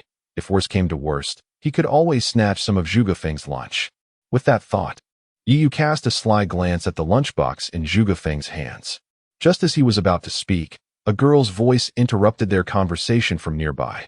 "Why do you, classmate?" Turning around, Yu was greeted by the sight of a nervous girl approaching him. Today, Chiyo Ryagetsu wore a deep blue long dress paired with a pure white school uniform. Her sky blue hair was styled into a ponytail, and a pair of rectangular glasses added a touch of elegance to her already charming appearance. At that moment, she exuded the aura of an aristocratic lady rather than that of a ruthless gang leader or a bloodthirsty maniac. "Yu, classmate, here are the test papers you accumulated during your absence. The teacher asked me to hand them to you." Chiyo Ryagetsu approached Yu, her cheeks flushed, her voice soft. Yu was momentarily taken aback, accepting the papers she offered while inwardly breathing a sigh of relief. So, the tales of the blood-soaked rosemary were not as extraordinary as suggested. It seemed that Chiyo Ryagetsu's emotions were relatively stable. On that, just as Yu placed the test papers down, Chiyo Ryagetsu continued, "This is the lunch I made today. I accidentally prepared an extra portion, so if you don't mind, please eat it." Before Yu could fully comprehend the situation, he found himself holding an exquisitely crafted lunchbox adorned with a heart-shaped bow. At that moment, the classroom fell eerily silent. The sound of a pin dropping could be heard. Yu distinctly heard the collective intake of breath from his classmates, and soon, dozens of gazes converged upon him. Wait, something seems off. Yu stiffly turned his neck to look at the girl standing before him. At this moment, Chiyo Ryagetsu had her hands clasped behind her back, her face flushed, lips pursed, and she gazed up at Yu with eyes glistening with unshed tears. "Yu? What is happening here? Why is she behaving like a love-struck girl? Did I pick up the wrong script?" Before he could ponder further, Chi Mei's figure appeared beside Yu, her large eyes wide with amusement as she smirked. "What was it you thought was useless just now?" Yu, caught in Chiyo Ryagetsu's hopeful gaze, felt the urge to respond, "Thank you." Upon hearing Yu's expression of gratitude, Chiyo Ryagetsu joyfully nodded. But upon noticing the astonished looks from their classmates, she hastily clarified, "And no, please don't misunderstand. This is just to thank you for saving me last time. And also a gift for Sakura." Her voice barely above a whisper, she quickly turned red and dashed out of the classroom. Watching her retreating figure, Yu instinctively glanced at the lunchbox in his hands, swallowing nervously. Surely, it wouldn't contain anything peculiar, would it? But then, a chill ran down Yu's spine as he felt numerous hostile and murderous gazes directed at him. Yu. The most intense hostility came from behind him as Zhuge Feng lunged forward, clutching Yu's collar tightly. "What did you do to my goddess? Why would she make you a special lunch?" Zhuge Feng shook Yu vigorously, tears streaming down his face, completely abandoning his previous gentlemanly demeanor. At the drinking fountain below the teaching building, Chiyo Ryagetsu splashed cold water on her face, the refreshing droplets calming her racing heart. Leaning against the fountain, she murmured softly to herself, "What is happening to me? The lunchtime commotion quickly subsided, and with Yiyu's explanations, it was established that the lunch Chiyo Riegetsu delivered was merely a token of gratitude for his previous rescue. Some infatuated boys believed Yiyu's story, though most remained skeptical. Yet, Yiyu was unconcerned with how others perceived the situation. His primary worry was Chiyo Riegetsu's mental state. Being watched over by a bloodthirsty demon was hardly a comforting thought, especially one who was the leader of a nearby gang. Fortunately, aside from her earlier embarrassment, Chiyo Riegetsu returned to her poised and cultured self upon re-entering the classroom. Until he had a firm grasp on the effects of the blood-soaked rosemary, Yiyu dared not engage with her too closely. As the afternoon slipped away, the bell signaling the end of classes rang. Zhuge Feng waved goodbye to Yiyu, leaving to prepare dinner for his busy father at the police station. Yiyu stood at the foot of the teaching building, watching the bustling crowd pass by. Considering that the Kendo Club had no activities today, he pulled out his phone to call his sister. "Hello, what is up, brother?" The call connected quickly, Sakura's voice coming through, faintly accompanied by the sound of a passing train. "The Kendo Club ISN team meeting today. Should we head home together?" Yiyu's tone softened, embodying the caring older brother. "Home?" Sakura's voice suddenly raised, and she hurriedly added, I have plans to go to the dessert shop with Xiaoyi today. You go ahead without me." "Oh, I see." Yiyu shook his head internally. Sakura's impulsive nature still needed to be tempered. "All right then, see you at home." After exchanging a few brief words, Sakura quickly hung up, recalling the conversation he overheard last night. Yiyu realized he didn't even need to use the sound-alike curse to deduce that Sakura was likely inviting her friend to join the Dawn group. This was a relief. At least Sakura would have someone to help cover her tracks. If she continued to fabricate such transparent excuses, Yiyu would have to grapple with whether to express his doubts. Chapter 95, The Allure of Wealth, Sakura's Astonishing Rise in the Dimly Lit Room. The sounds of voracious swallowing and ravenous chewing echoed through the stillness. A long dining table was laden with several plates of greasy, fatty meat, the chunks piled high like gelatinous mountains. Two men sat side by side at the table, gulping down the rich morsels before them, the greasy juices trickling from the corners of their mouths, filling the air with a nauseating aroma. Despite this, they continued to compete with each other in consuming the meat, resembling famished spirits from the depths of hell. On either side of the long table, several motionless figures sat, some reclining in their chairs, others tilting their heads back, rendered silent. Grease stained their clothing, yellow broth splattered across their garments, yet the mountain of fatty meat before them showed little sign of diminishing. At last, after an undetermined amount of gluttony, one of the corpulent men could no longer endure and slumped forward onto the table, his eyes rolling back as he fainted. The other, leaner man, unable to hold on much longer, succumbed to nausea and doubled over, violently retching. "I can't take it anymore," he trembled, having expelled an uncountable amount of gastric acid. "It appears neither of you could last until the end." A shadowy figure at the far end of the table spoke in a low tone after a prolonged silence. "Perhaps we should alter the rules of our little game." As soon as the words left his lips, the shadow clapped his hands, and a long-haired man dressed in a suit, resembling a waiter, bowed slightly before producing a short knife from his waist and placing it upon the table. "Since you both are required to consume an equal share of food, let us see who has the greater quantity left in their stomach." Upon seeing the knife, the man's expression shifted dramatically. He looked up in panic at the slumped figure of the corpulent man beside him. "Whoever can first discern the contents of the other's stomach shall emerge victorious." "What do you say?" The deep voice of the shadow reverberated ominously in the man's ears, causing him to tremble as he instinctively shook his head vehemently.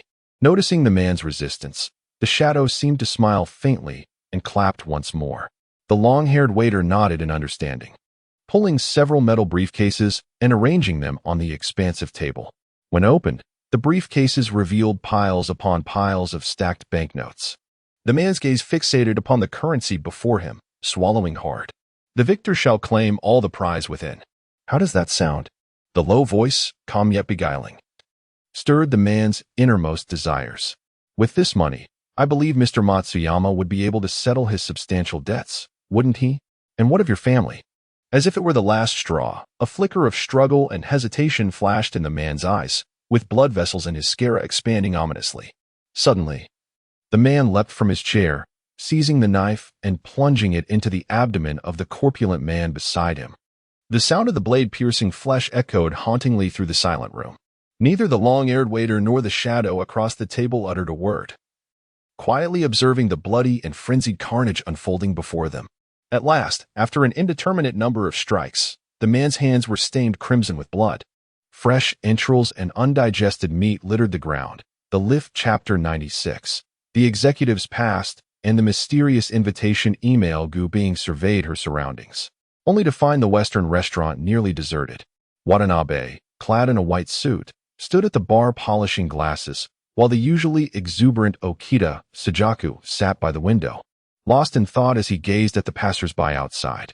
Aside from their conversation, an eerie silence enveloped the establishment, which felt unusually cold. At this hour, one would expect a bustling crowd given the restaurant's prime location in a prosperous district.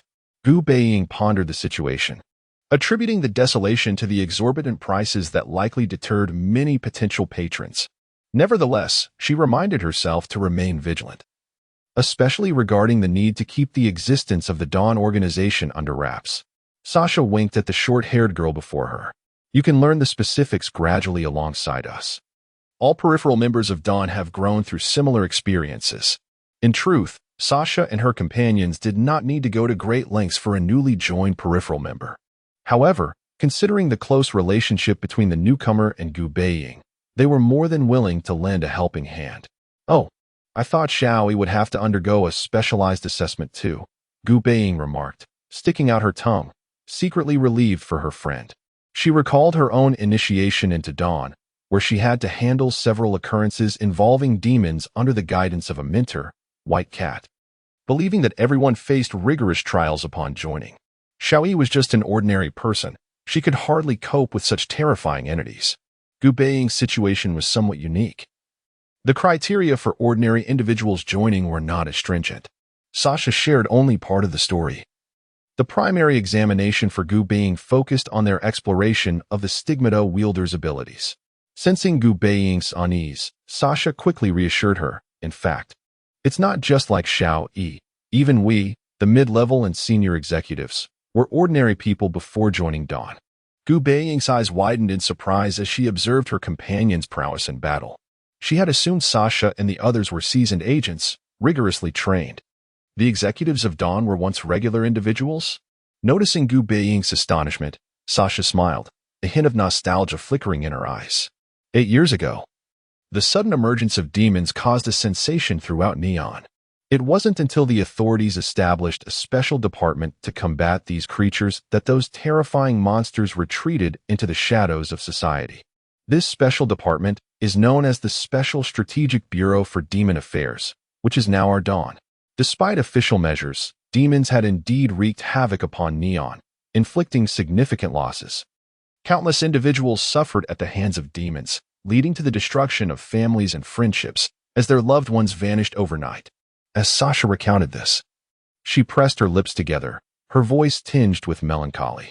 Consequently, some victims, filled with hatred towards demons, joined the organization at that time, which laid the foundation for what is now Dawn Wat. Gu Baiying's pupils dilated as her gaze shifted from the indifferent Watanabe at the bar to the curly-haired boy leaning by the window. Okita Sajaku rested his chin on one hand, staring vacantly at the crowd outside, following Gu Baiying's line of sight. Sasha regarded Sajaku's serene visage and calmly articulated what Gu Baiying was thinking. Each executive who chose to join Dawn carries a painful past intertwined with demons in the days that followed. Yiyu behaved like an ordinary high school student, attending classes and returning home as usual. Occasionally, he would accompany his sister for shopping or participate in club activities with Zhugafeng. Even when faced with routine tasks issued by the mysterious box, he chose to abstain, remaining composed and vigilant. After all, considering how actively Yan Gui had been acting, he feared that such exuberance might prompt Dawn to prioritize addressing him over other demons. I've arranged to go to a club activity with Xiao Yi today. I'll be leaving now. After dinner, Gu Baiying called out to Yiyu as she picked up her sword bag containing a wooden training sword. With Yi Jingbai attending evening classes and Gu Han having left early for a beauty appointment with a neighbor, only the two siblings remained at home. Remember to be cautious. Yi reminded his sister. Over the past few days, he had been using the Gu worm to gather information regarding her activities with Dawn. However, most of the information pertained to investigations into suspected demon incidents and the pursuit of low-level demons, so he did not pay it much mind. Once his sister departed, Yi was left alone in the house. However, he was aware that members of Dawn's periphery were likely monitoring him for protection. He had little time to dwell on this, retreating to his room and lying on the bed, idly scrolling through his phone. Unsurprisingly, most of the news articles featured recent supernatural occurrences or cases of violent assaults. Many of these reports were a mix of truth and fabrication. While some indeed involved terrifying attacks by demons, others were merely sensationalist clickbait. Nonetheless, he believed that most demon incidents had been suppressed by Dawn, leaving only the less significant cases visible to the public eye. During his leisure time, he also engaged in conversation with a netizen named Asuka, whose identity remained somewhat elusive to him. He hoped to unearth fragments of information regarding his lost memories through their exchanges. Ding! Just as Yi was reviewing a supernatural video shared by a fellow internet user, a notification chimed from his phone, signaling an incoming email. He opened the email and scanned its contents, his expression suddenly shifting to one of gravity. Dear Mr. Yu, we sincerely invite you to attend a banquet held tomorrow evening. You will engage in delightful games with the other guests, and the ultimate victor will be awarded a generous prize of 20 million yen. Please note, do not disclose the contents of this email to anyone else, or it will be deemed as an automatic cancellation of your invitation. Yu scrolled to the bottom of the email, where the specific time and venue of the banquet were detailed. The sender's name was peculiar, the one who will pay your bill. The entirety of the email exuded an unsettling aura, resembling a prank orchestrated by someone. However, just as he finished reading, the mysterious box against his chest began to tremble slightly. Chapter 97, a new side quest, the Feast of Gluttony. As Yu gazed intently at the contents of the text message, the pendant of the Wraith Box hanging on his chest suddenly began to sway slightly. When he regained his focus, he noticed that the Wraith Box had gradually enlarged, releasing wisps of black mist that coalesced into a segment of black subtitles. Side quest, the Feast of Gluttony. Please attend the mysterious banquet within the stipulated time and survive as the victor. Greed is a primordial sin. Yet who can resist the most primal desires that arise from within? Quest reward, 1 opportunity for a regular draw from the Wraith Box, and 1 opportunity for a special draw. Upon seeing the latest quest issued by the Wraith Box, Yu could not help but furrow his brows. If one were to merely glance at the content of that email, it might easily be mistaken for the mischievous prank of a child. However, the issuance of such a task by the Wraith Box indicated that this email was undeniably linked to the demonic entities. Why would someone send such an odd email to him, explicitly addressing Mr. Yu? Could it be that his identity as the flame demon had been exposed? Or was it possible that the divine sacrificers sought revenge by targeting him, the elder brother of little Sakura? No, if it were indeed revenge, the divine sacrificers, with their frenzied methods, would not resort to such elaborate theatrics. Yu pondered the content of the email, but the scant few sentences provided no insight into the intentions of the mastermind behind it. Gazing at the subtitles suspended before him, he hesitated for a moment, ultimately deciding that it was necessary to attend this so-called banquet to discern the true intentions of the orchestrator. The next day, as Yu made his way to school, he remained vigilant of his surroundings.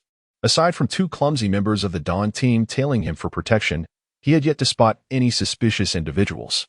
As for how he recognized those 2 as peripheral members of the Dawn, it was simply that their tracking methods were so inept that he had memorized their appearances within days.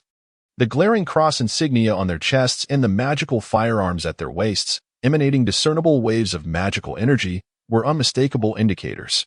At times, Yu even contemplated advising them to enhance their disguises, for it was becoming increasingly difficult for him. The day swiftly passed, and as dusk fell, Yu returned home punctually. I'm full now, and I still have homework to do, so I'll head to my room, he said, wiping his mouth and smiling at Gu-han across the dining table. Wow, little Yu, did you really eat so quickly? Are you truly satisfied? Gu-han remarked, surprised at the empty plate before Yu. Today, Yu Jinbai was still occupied with matters at school and had yet to return home. Yes, I had a hearty lunch. So I'm not that hungry. Yu stood up, not forgetting to help Guhan clear the dishes. Little Yu is such a dependable child. If only little Sakura could be so worry-free, Guhan praised Yu while reminiscing about her daughter, sighing softly. Today, little Sakura had once again concocted an excuse to meet with friends, when in fact, she had secretly slipped away to the Dawn base to undertake a mission. As a mother, Guhan could not help but worry that her daughter, in the throes of adolescence, might engage in rebellious behavior. Little Sakura is always quite sensible. You needn't worry so much, Mom. Yu reassured Guhan with a smile before turning to ascend the stairs back to his room. However, upon returning to his room, the mischievous spirit emerged from the Wraith Box, grinning. Our Dark Lord is truly a source of relief. Before the words could fully escape, Yu, anticipating the remark, swiftly seized the spirit's lips. After several seconds, Yu finally released his grip, leaving the spirit with lips that resembled crimson sausages. Ignoring the spirit's resentful gaze, Yu then retrieved a uniquely crafted monkey mask from the Wraith Box. With still some time remaining before the banquet mentioned in the email, he had ample opportunity to prepare his disguise, though the invitation had been extended to Yu. The email had clearly stated that he would be competing with other guests at the banquet. This implied that he was not the sole attendee. Under unnecessary circumstances, he preferred to maintain his anonymity, even if it meant engaging in questionable activities under the guise of Yu. At this moment, the magical monkey mask he had won in the previous lottery became invaluable. Its unique material, crafted through methods exclusive to the demon realm, made him unafraid of being traced back to his true identity. With this thought in mind, Yu donned the mask. Unlike the terrifying aura of the Shura mask, the moment he adorned the magical monkey mask, he was enveloped by an odd warmth. Subsequently, the skin peeled from the monkey's face seemed to adhere seamlessly to his own, and even the surface of his skin sprouted fur akin to that of a monkey, darkening in hue until he transformed into a simian creature. Yu examined himself in the mirror, marveling at how accurately he could replicate facial expressions, and he could not help but be awed by the mask's extraordinary capabilities. After acclimating to the changes the mask conferred, Yu noted that the time was ripe, donned a black coat, and prepared to stealthily climb over the wall and leave. He could certainly follow the same ruse as little Sakura, rushing to the address in the email after school. However, this was both to evade the watchful gaze of the Dawn members and to provide himself with a perfect alibi. To his astonishment, once he donned the mask and assumed the form of the magical monkey, his climbing abilities had significantly improved. It felt as though the instinct to climb and leap was ingrained in his very bones, allowing him to effortlessly scale several walls. Moving with a speed that left only a blur in his wake, he easily eluded the Dawn members lying in wait at a distance, and under the cover of twilight, Yu traversed the cables towards the horizon.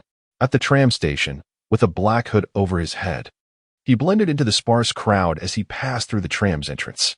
By this time, the peak evening rush had subsided, and the number of passengers on the tram had diminished considerably, leaving only a few individuals hurrying to their night shifts. Beneath the hood, few noticed Yu, and even those who glimpsed his monkey-like visage instinctively assumed it was merely a remarkably realistic mask. Indeed, that was the truth. The address in the email was located in a suburban area far from the city center, requiring multiple transfers on different tram lines. Yu sat quietly on the tram, awaiting the announcement for the next stop, when suddenly he caught sight of a familiar figure across from him. It was a somewhat portly man, his face round and cherubic, whose loose casual attire did little to conceal his ample belly. Yu recognized this individual as a member of little Sakura's Dawn team, the one who had visited him at the hospital, whose name he believed was Yinsong, or perhaps it was best to simply refer to him as the Fat Man. At that moment, the Fat Man sat across from him, engrossed in a comic book. Perhaps sensing something, he glanced up hurriedly towards Yu before lowering his gaze to continue reading. Yu felt puzzled, yet maintained a facade of indifference. However, as the tram continued, they both remained seated without disembarking, even as they transferred to the next line, finding themselves face to face once more. This pattern of coincidental encounters persisted for 3 stops, with both of them consistently occupying seats opposite each other. This time, Yu finally caught a clear glimpse of the comic book cover in the Fat Man's hands, featuring a provocatively dressed femme fatale striking an enticing pose. Undoubtedly, this is a Riska comic. The plump individual also sensed something amiss, his eyes reflecting a gaze of suspicion. Silently setting down the comic in his hands, he discreetly took a seat beside Yu as they transitioned to the next station. Although he appeared to remain in place, his body gradually shifted closer to the dark-clad figure beside him. He inched closer, casting furtive glances at the hooded figure. Yet the angle prevented him from discerning any details. Thus, he leaned in further, nearly brushing against the shadowy presence, which then slowly turned its head. In that moment, the plump individual beheld a face riddled with wrinkles, adorned with an eerie smile reminiscent of a monkey. At that instant, his pupils widened, and he felt as though his heart had momentarily skipped a beat. Chapter 98. The Mysterious Castle and the Guest at the Dinner Party Hiss. The rotund man instinctively inhaled sharply, gazing at the remarkably lifelike visage of the ape-like mask before him, his pupils dilating, thoughts racing. Could it merely be a mask from an amusement park? Indeed, it resembled the ordinary doll masks commonly sold at such venues. Wait, had he just seen that face smile at him? The rotund man. Oh, a realization struck him, and his expression grew somewhat rigid. Could the figure beside him be a transformed demon? Tentatively, he turned his head to check, only to find the mask's deep black eyes devoid of the frenzied demeanor typically associated with demons, prompting him to exhale in relief. As the ape-like face bore its unwavering gaze upon him, he swallowed hard and stammered, hello. To which he heard the cold response from the figure beside him. Hello. The oppressive tone of that voice made the rotund man chuckle awkwardly. Turning his head to avoid further scrutiny, his hands resting neatly on his knees. Cold sweat trickled down his forehead as he suddenly realized that the entire carriage had, unbeknownst to him, been reduced to just the two of them. An air of embarrassment enveloped them, rendering the rotund man beside the cloaked figure as uncomfortable as a needle on a pin. At long last, after what felt like an eternity of awkwardness, an announcement echoed through the train, declaring its arrival at the next station. The rotund man hastily exited, relieved, only to be astonished to find that the figure in black followed closely behind him. As he walked ahead, that shadowy presence remained steadfastly at his heels, even as he deliberately took a convoluted route to shake it off. The surrounding buildings gradually thinned until the silhouette of an ancient castle emerged in the distance. The rotund man stiffly turned to the figure trailing him, forcing a laugh and saying, "What a coincidence, haha. Are you also here for the dinner party?" Yu nodded, looking up to survey the imposing structure before them. The castle's exterior bore a distinct medieval style, yet it was evident that it had been constructed in recent years. The bricks showing no signs of age, adorned with several intricately carved eagle statues. The presence of the rotund man, a member of the Dawn, in this place indicated that the organization had indeed taken notice of it. Yu felt a wave of relief wash over him for having the foresight to don the monkey mask. Otherwise, should the rotund man discover that Sakura's brother was also present, his carefully crafted alibi would be rendered futile, potentially drawing suspicion from Dawn and landing him in trouble. With this thought in mind, Yu resolved to say little to the rotund man, adopting an air of aloofness. The rotund man sensed the mysterious figure's taciturn nature and, understanding the unspoken cue, fell silent as they proceeded toward the castle. The land surrounding the castle appeared to have been purchased, with vibrant flowers and foliage planted nearby, presenting a picture of a luxurious private villa from a distance. As dusk approached, perhaps due to its proximity to the outskirts, a grayish haze enveloped the castle, casting it in shadow. At the castle's entrance awaited a figure, a tall man in a black tailcoat and tie, his long hair framing a handsome, aristocratic face that bore a hint of European lineage, with golden locks cascading down his back. Beside him stood attendants, their demeanor far more refined than the lowly workers at the Dawn's restaurant. Yu and the rotund man approached the castle's grand door, presenting the emails on their phones to the long-haired gentleman for inspection.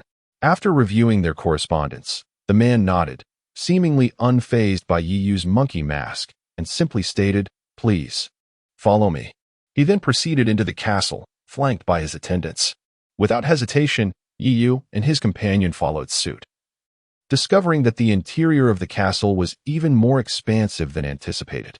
The decor harmonized with a unified medieval European theme, adorned with priceless paintings and peculiar carvings on the columns, while medieval suits of armor stood regally in the corners of the hall. As Yu surveyed the surroundings, each detail subtly revealed the owner's immense wealth, with even valuable antiques casually displayed upon tables, prompting him to muse on the simplicity of the affluent lifestyle. The long-haired gentleman guided them through the hall, revealing only the tip of the iceberg that was the castle.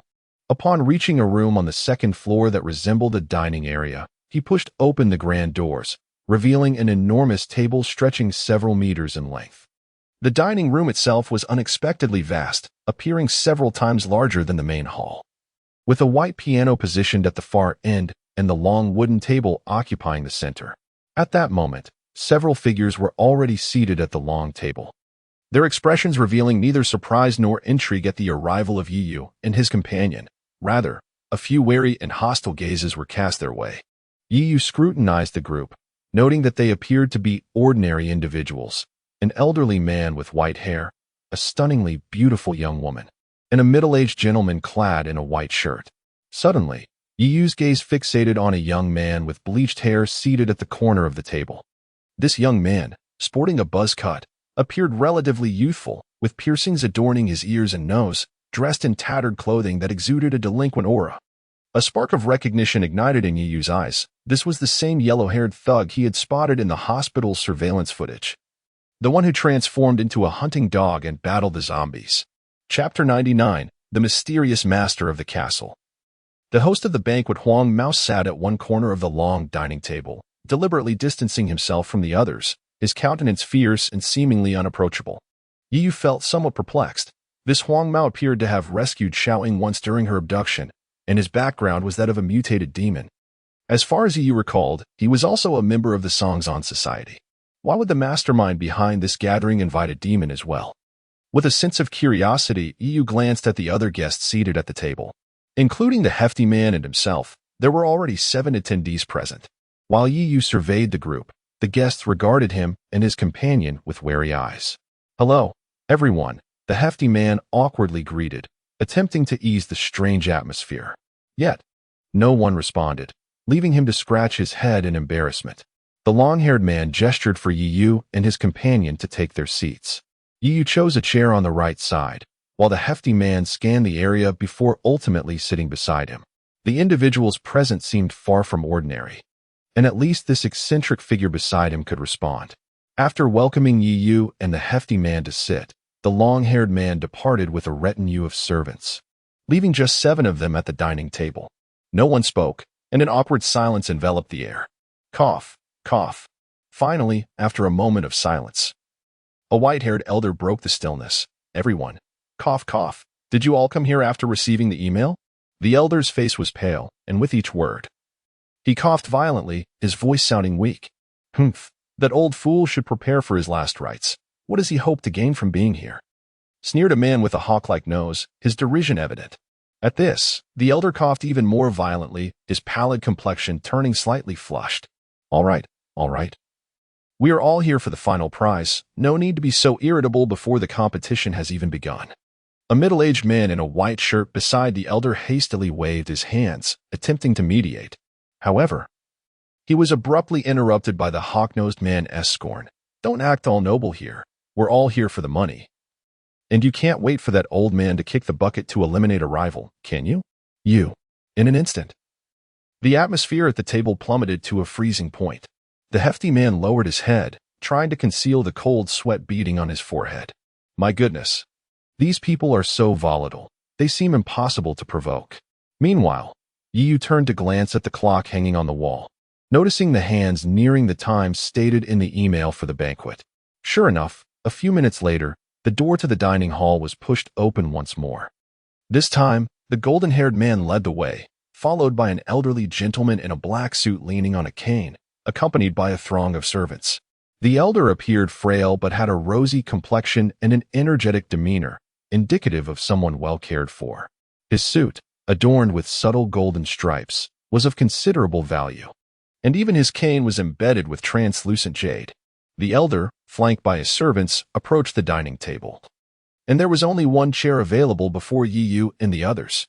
The elder took his seat, with the long-haired man and others obediently standing behind him. Allow me to introduce myself. My name is Ijima Fumio. I welcome you all to my banquet. The elder's face bore a kind smile, evoking immediate respect. Ijima Fumio. At the utterance of his name, the expressions of those at the table instantly shifted. Goodness, is he the philanthropist frequently seen on television? The hefty man exclaimed, his mouth agape in surprise. I've heard that Ijima Fumio is a wealthy entrepreneur whose assets span real estate, investment, and international business. And he is said to collaborate with the large multinational corporation, the Enieda Group. Upon hearing the hefty man's description, Yu finally grasped why the others were so astonished at the elder's name. It turned out that the elder was indeed a wealthy magnate. What could be the purpose of summoning them, including himself? Furthermore, the Enieda Group. A glimmer of intrigue sparkled in Yu's eyes beneath his mask. Was it the Enieda Group behind Masahiko Enieda? Haha, it seems you all have heard of my name. Indeed, I am the Ijima Fumio you speak of. The elder chuckled heartily, leaning on his cane. Hearing the elder affirm his identity, the expressions of those at the table shifted once more, this time revealing a sense of relief and joy. If it was that philanthropic magnate, then the prize mentioned in the email was surely guaranteed. It was said that this billionaire was fervently supportive of charitable causes, often appearing in news articles. He was undoubtedly a true philanthropist. Ijima Fumio's gaze swept across the faces of the guests, and when he looked at Yu, who was wearing a demon mask, he did not show much surprise but instead smiled. It seems that not many guests have joined us for this banquet. Yu keenly noted the elder's choice of words. This implied that the recipients of the invitation were not limited to just the 7 of them. It was merely a coincidence that they had believed the email's contents and arrived here. Yu was not misled by the elder's benevolent facade. He had not forgotten that the primary task issued by the box of wraiths was to survive until the end as the victor. Now, shall we proceed with self-introductions? Ijima Fumio's statement once again plunged the dining table into silence. The guests exchanged glances, but none dared to speak first. After a prolonged silence, seeing that no one was willing to break the ice, the elder chuckled. Surely, everyone is here for the final prize. If we maintain this attitude, it will be difficult for our game to progress. With that, Ijima Fumio turned his attention to the middle-aged man in the white shirt. Mr. Sugawara Kuda, you have incurred millions in debts due to mismanagement, and I believe you are quite eager to fill that financial gap, are you not? The man named was visibly scruffy, his face weary. At the elder's words, he clenched his fists in shame and anger. I. Chapter 100, Self-Introduction, a hefty welcome gift you. You actually investigated us? The woman known as Jin Shinyume could no longer contain her agitation. Her face flushed with embarrassment and anger as she stood up and slammed her palms on the table, casting a fierce glare at the amiable Fumio Ijima sitting across from her. The woman's background did not go unnoticed by the others. She appeared to be in her 30s, adorned in expensive designer attire. Although the corners of her eyes bore slight crow's feet, her well-maintained skin remained smooth and delicate, and her figure was alluringly curvaceous. Complemented by a strikingly beautiful face, a remarkable woman in her prime. Yet, Yu paid little mind to the woman's beauty, directing his attention instead towards Ijima. Was it possible that the individuals present had been thoroughly investigated by Ijima beforehand? Did this imply that the invitees were not chosen at random? His gaze flickered thoughtfully towards the kindly elder before him. What ulterior motive could this man have for inviting him? In the face of the beautiful woman's ire, Ijima merely smiled. If I had no prior knowledge of you all, how could I have invited you to this soiree? The thought of a substantial reward quelled the woman's fury, and she returned to her seat. So, who shall begin the self-introduction? Ijima continued to smile warmly at the group, though they sensed an ominous edge lurking behind that seemingly benign expression. I shall commence, coughed an elderly man with a pallid complexion, his voice raspy. My name is Sakura Katsu. I was once an employee at a corporation, but after retirement, I discovered I had cancer. Cough, cough. Over the years, the exorbitant treatment costs have depleted my family's savings. Now, my cancer has progressed to its final stage, and I merely wish to leave some financial support for my children before I depart. As he spoke, a sudden fit of coughing overtook him, and he hastily retrieved a tissue to stifle his mouth, a pool of blood seeping through. What a truly noble father, selflessly concerned for his offspring. Ijima applauded lightly, his gaze shifting past the two he had just mentioned. I trust everyone is now acquainted with Mr. Sakurikatsu and Miss Jinshin. Let the others introduce themselves as well. The man with a hawkish nose, who had previously mocked the elder, caught Ijima's eye and coolly remarked, Hongxia. A freelancer here solely for that monetary reward. If there is a competition, let it commence without delay. In the corner, a man with yellow hair licked his lips and introduced himself. I am known as Hound. As he spoke, he revealed a set of sharp teeth, reminiscent of a predatory wolf. Yu followed suit with a cold tone, his reply succinct, Yin. With individuals possessing potential for greatness present, he was wise not to disclose his true identity. Ijima, well aware of Yu's status, seemed neither surprised nor overly curious about his chosen alias. After casting a meaningful glance at Yu, he turned his attention to the final person. The portly man became the focal point of attention, momentarily flustered. He swallowed hard and stammered, I am Matsui Kenjiro, a manga artist. Due to the poor sales of my self-published work, I am in dire need of funds and have joined this gathering. His words tumbled out rapidly, and by the time he finished, he realized that the eyes of the assembly had already shifted away from him. He tugged at his eyelid, glancing at the masked figure beside him. Why would this masked stranger choose such an obviously fictitious name as Yin? Once everyone had introduced themselves, Ijima nodded with satisfaction, retrieving 7 gleaming gold coins from his pocket, which he instructed the long-haired man to distribute among the attendees. Consider this a token of welcome from me. The portly man accepted the coin, feeling its substantial weight, his eyes lighting up as he bit into it, exclaiming, this is real gold. The sudden influx of gold left them astounded. The world of the affluent was beyond their comprehension. Yu, examining his own coin, noted that it was of the same size as a standard currency, with no discernible embellishments. Yet, a subtle glimmer flickered in his eyes. Despite its ordinary appearance, he sensed a faint magical energy emanating from the coin. Now, let our banquet commence.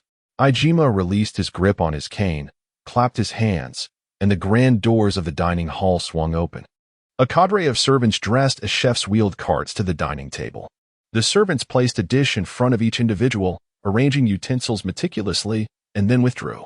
Ijima gestured toward the platters before them. A banquet without food is incomplete, is it not? With various thoughts swirling in their minds, the guests lifted the lids of their platters, and a pungent aroma of roasted meat wafted into the air. Each dish bore a slab of meat, its preparation seemingly incomplete, with a glistening layer of blood on the surface. Ijima picked up his knife and fork, taking a bite of the meat. Noticing the others hesitating, he cheerfully reminded them, those who do not partake in the banquet will find themselves unable to participate in the forthcoming game. As the guests observed the bloodstains lingering on Ijima's lips, combined with his satisfied grin, an unsettling chill coursed through them. Could this truly be the benevolent philanthropist they had seen on television?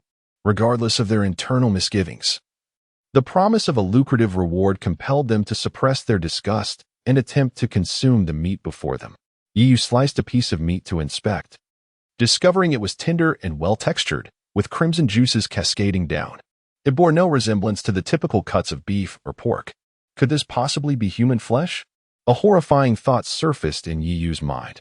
Rest assured, there is nothing amiss with this meat. A voice emerged from the shadows, the entity known as Chi Mei, who appeared to provide reassurance. Tonight's game has only just begun. Ijima would not resort to such drastic measures at this juncture, though he may possess a peculiar sense of humor. With a skeptical attitude, Yu tasted a piece, surprisingly finding it rather palatable. The rich juices exploded in his mouth, and a unique blend of spices mingled with the savory sweetness lingered on his palate, leaving an unforgettable aftertaste. However, after finishing, he confirmed that the meat was not human. Rather, it seemed to be a synthetic blend of beef and pork. Having experienced human flesh firsthand, he felt a wave of nausea wash over him. Yet he still recalled that distinct flavor. Watching the others grimace as they swallowed their portions, he pondered whether, after consuming the bear, his own taste buds had shifted. He then cast a peculiar glance at the elderly man who was savoring his meat with delight. Was this old man truly toying with them? Chapter 101 The Most Precious Things. The the lottery game having witnessed each individual devour their portion of meat with great relish. Ikushima Fumio nodded in satisfaction. He accepted the handkerchief offered by the long-haired man, wiping the blood-stained corners of his mouth, and remarked with a smile. It seems everyone has taken a liking to tonight's appetizer, ignoring the constipated expressions on the faces of the crowd. Ikushima clapped his hands, prompting the servants behind him to clear away the iron platter. Now, we may commence our game for the evening. Ikushima crossed his hands on the table, a benevolent smile gracing his features. Please, everyone, place your most treasured possessions before you. It is worth noting that this item will be crucial for the subsequent phases of the game, so I urge you to choose wisely. Upon hearing Ikushima's peculiar request, the expressions of the attendees turned odd. Nevertheless, in the interest of progressing to the next phase, several individuals placed their most significant belongings on the table before them. The first to speak was an elderly man who retrieved a fluffy toy from his pocket, no larger than a fist. This was a gift from my granddaughter when I was hospitalized, encouraging me to conquer my illness. I have kept it with me ever since. As he spoke, a nostalgic glimmer appeared in the old man's eyes, and a hint of color returned to his pale visage. The white-collar man and the beautiful young woman beside him hesitated, but ultimately produced a property deed and a check with a staggering amount inscribed upon it. The white-collar man feared that creditors from his company might soon come knocking. This property deed was his last remaining asset. Although uncertain of Ikushima's intentions, they remained particularly earnest about the game ahead. Sitting next to the beautiful woman was a man known as Red Scorpion, who displayed remarkable decisiveness. He retrieved a glimmering dagger from his waist and placed it on the table, its blade reflecting cold light under the illumination. The portly man observed as others unveiled their items, hesitated, then reluctantly produced a Risku comic adorned with an alluring cover. He placed the comic on the table and, glancing around to ensure no one was watching, sighed in relief.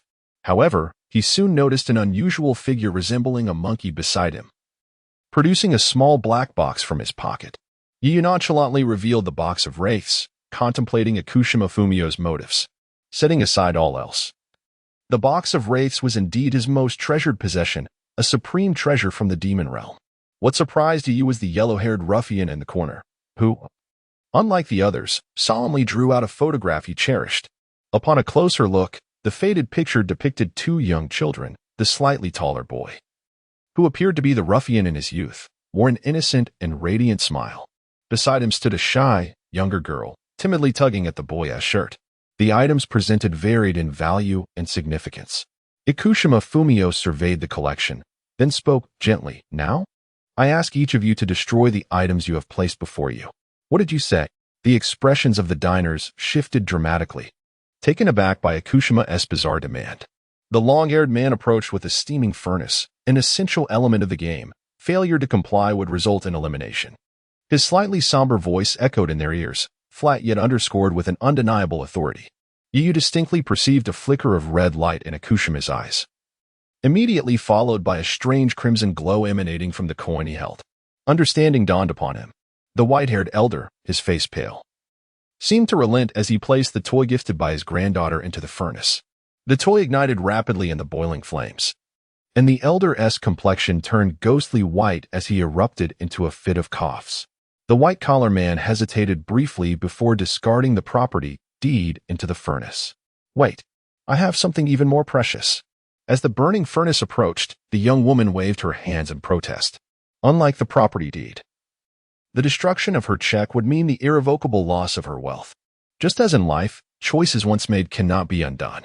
Ikushima Fumio, hands crossed, silently observed the young woman. Remembering the hefty reward promised in the email, she ultimately bit her lip and tossed the delicate check into the flames.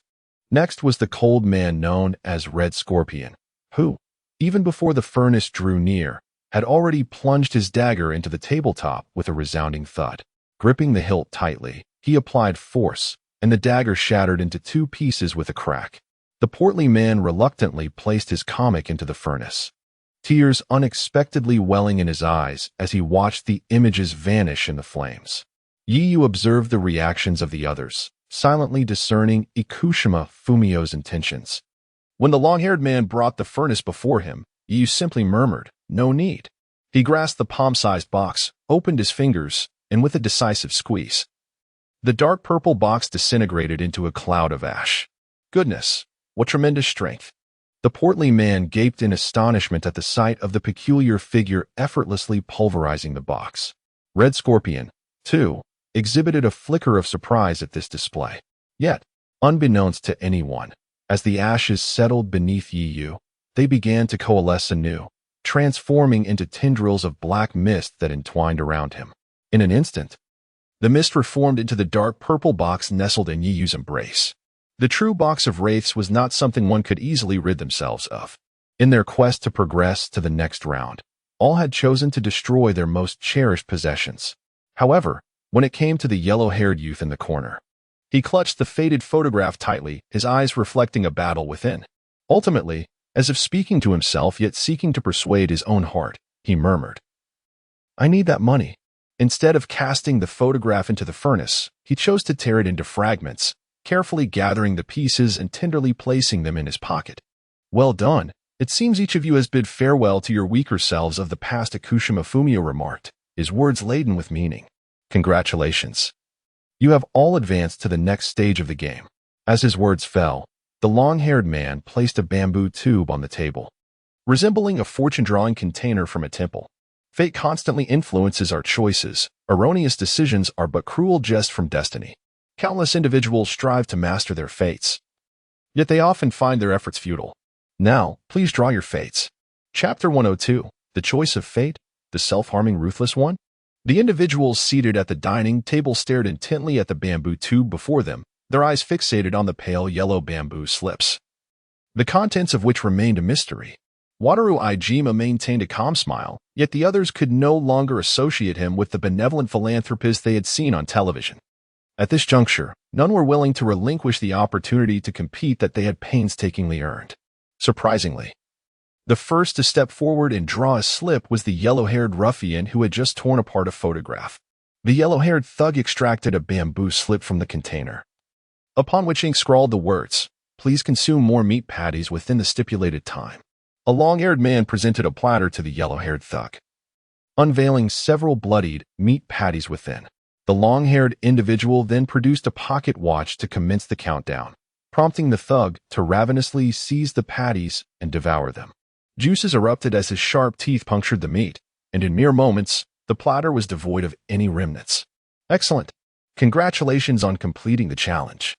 The remaining participants were momentarily taken aback by the simplicity of the yellow-haired thug's task. Despite the grotesque appearance of the bloodied patties, the notion of consuming them in a competitive eating contest seemed rather trivial. Who would be next? Before the elder could finish his thought, a man known as Red Scorpion had already drawn a slip from the bamboo tube. "Please remove your shirt." With a smirk curling at the corner of his lips, Red Scorpion promptly stripped off his thin shirt, revealing a well-muscled physique adorned with bronze skin, devoid of any excess fat. His abdomen and chest bore several pronounced scars, some resembling bullet wounds, and a vivid red scorpion tattoo could be seen on his back. After shedding his shirt, he nonchalantly returned to his seat. Seeing the simplicity of the tasks assigned to the two, the remaining participants felt a sense of relief, taking turns to draw their slips. The tasks, though peculiar, remained within an acceptable realm. For instance, the elderly man's task was to shave his head, while the white-collar worker was instructed to crawl on the ground and mimic a dog. Although such actions seemed to compromise their dignity, the white-collar worker ultimately knelt on the ground, humbling himself to complete the task for the sake of the final prize. However, when the only woman at the banquet, a strikingly beautiful lady, drew her slip, she suddenly sprang to her feet. Why must I do this?" she exclaimed, incredulously, as she read the slip that commanded, "Please choose one of the two opposite-sex individuals beside you to kiss." She was evidently the only woman present, and it was unmistakably directed at her. In response to her outburst, Wataru Ijima merely smiled and replied, "You may also opt to forego participating in the game. It is not too late to withdraw." The lady's voice faltered, her lip clenched tightly as she stood frozen. She had already burned her only ticket to the competition in the previous segment. If she relinquished her chance to compete, she would be left with nothing.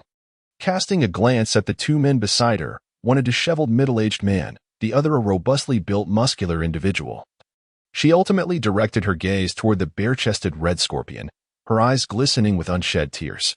Understanding her dilemma, Red Scorpion let out a boisterous laugh and boldly approached the beautiful lady, pressing his lips against hers. Their bodies intertwined, and after a passionate moment, Red Scorpion abruptly released her. The lady staggered back, emitting a pained whimper, her lips stained with blood, her tongue having been cruelly bitten by Red Scorpion. "Is that sufficient?" she asked, her lips tinged with crimson and tears brimming in her eyes, presenting a heart-wrenching sight that captivated the white-collar worker and the stout man. After having his fill, Red Scorpion could not resist taunting. "What a stunning creature. I wonder who the blind fool was that discarded you. How about joining me after I claim the prize?" While the drawing game appeared deceptively simple, the atmosphere shifted dramatically when it was Yi Yu's turn. "Please make a cut on your face, 8 centimeters long, with a blade." This grotesque, self-harming task instantly caused the complexion of those present to shift, particularly the delicate beauty, who felt an overwhelming sense of relief for not drawing this task. The long-haired man had already anticipated this moment, placing a sharp knife before Yi Yu. The stout man, curious about the visage concealed beneath the mask, braced himself. As everyone held their breath, keenly awaiting the black-clad figure's decision to forego the task, Yi Yu, without a trace of hesitation, grasped the gleaming knife and made a narrow incision across his wrinkled face. Crimson blood flowed down his skin, revealing the flesh beneath the cut. Yet, the visage reminiscent of a monkey remained unfazed, an almost euphoric smile curling at the corners of his lips as if stimulated by some unseen force. The stout man gasped in disbelief. "Did I just see that? Blood is actually flowing from beneath that mask. This cannot be a mere mask. It must be something far more sinister. Am I truly sitting beside a real monkey?" This act of self-mutilation left the attendees utterly stunned. Even Wataru Aijima was taken aback by Yi Yu's audacity to slice his own face, casting a bewildered glance at him. Under the scrutiny of countless astonished gazes, Yi Yu maintained an expression of calm, though internally he reveled in delight. After all, he had not harmed his own flesh. The injury was merely inflicted upon the mask of the demon ape, leaving his true skin unscathed. This must be a case of hypertrichosis, the beautiful lady mused weakly, managing a forced smile, attempting to rationalize the bizarre appearance of the monkey-like figure before her. While the external visage was one matter, the mental instability was of far greater concern. This person is undoubtedly insane. To inflict harm upon oneself without a second thought, he is truly ruthless. A moment of silence enveloped the room, even Wataru Aijima suppressing his smile as he pointed to the final bamboo slip in the tube. Then it is time for the last participant. The stout man, shaking with trepidation, reached out for the last slip. After witnessing the spectacle involving the monkey-like figure, he comprehended that the tasks contained within the bamboo tube were far from straightforward. Slowly, he laid the slip on the table. The ink inscribed at the end reading, "Time is money." Chapter 103, Time is Money. The rise of the red scorpion. The corpulent man clutched the bamboo skewer in his hand, momentarily perplexed by its implications. Time is money. A sentiment with which everyone is undoubtedly well acquainted. As Wang Dao Wenxiong spoke, a long-haired man beside him produced a square red box and presented it to the corpulent man. The red box resembled a gift box from a shop, adorned with exquisite patterns. "Let us engage in a challenge." Inside this small box lies a miniature time bomb set to detonate in 3 minutes. Once the time elapses, the bomb will explode. Wang Dao Wenxiong calmly uttered a statement that left the crowd in stunned horror, gesturing towards the box in the corpulent man's hands. "We shall begin with this gentleman, and the bomb must be passed around in order. When the countdown ends, it will explode in the hands of one among you." Instantly, the expressions of those gathered at the dining table shifted dramatically, and the corpulent man trembled, nearly dropping the bomb. "What are you joking about? This is outright murder." A beautiful woman abruptly stood, her face visibly pale. "Fear not, this is merely a miniature bomb. If anyone feels this challenge is too perilous, you may still withdraw."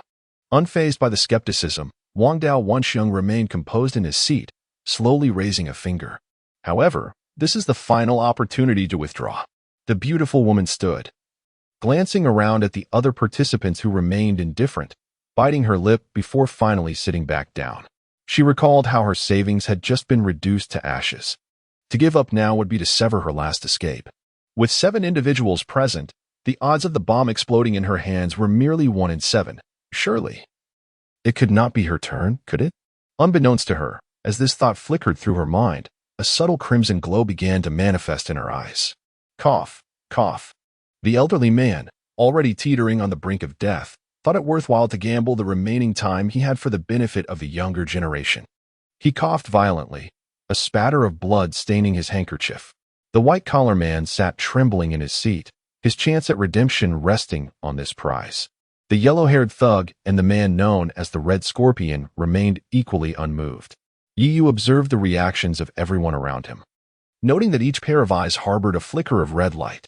Simultaneously, he felt a strange urge swelling within him, a yearning to seize the lucrative reward. However, this impulse was swiftly suppressed by the Shura mask sealed within the Wraith Box. What is this? Yu gazed suspiciously at the gold coin Wang Dao Wenxiong had entrusted to him, its surface shimmering with an eerie iridescence. Wang Dao Wenxiong rose from the long table, positioning the 7 individuals in a more uniform circle. Now, let the challenge commence. With his command, the long-haired man activated the pocket watch to commence the countdown. The corpulent man cradled the box, nervously glancing around, beads of cold sweat forming on his brow, and hastily handed the box to the peculiar man beside him. This one is a tough nut. You handle it. Yu took the seemingly weightless box without hesitation and tossed it towards the corner where the yellow-haired thug sat. Though the bomb felt insubstantial, he had no desire to risk an explosion. Don't involve me, the yellow-haired thug exclaimed, startled, as he promptly passed the bomb to the elderly man sitting nearby.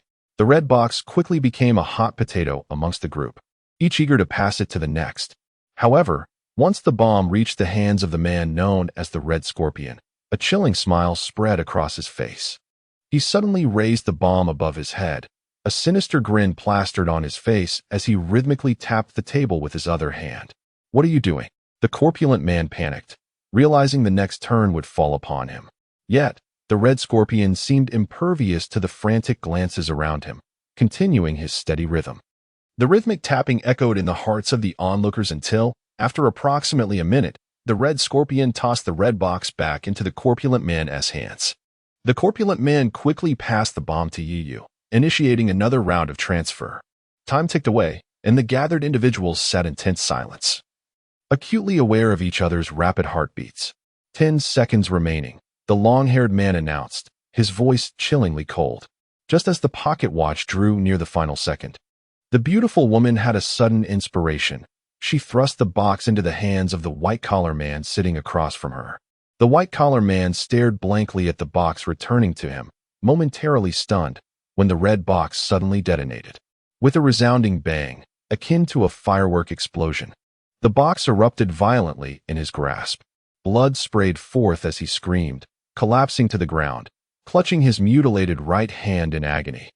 The onlookers were horrified as they witnessed the devastation.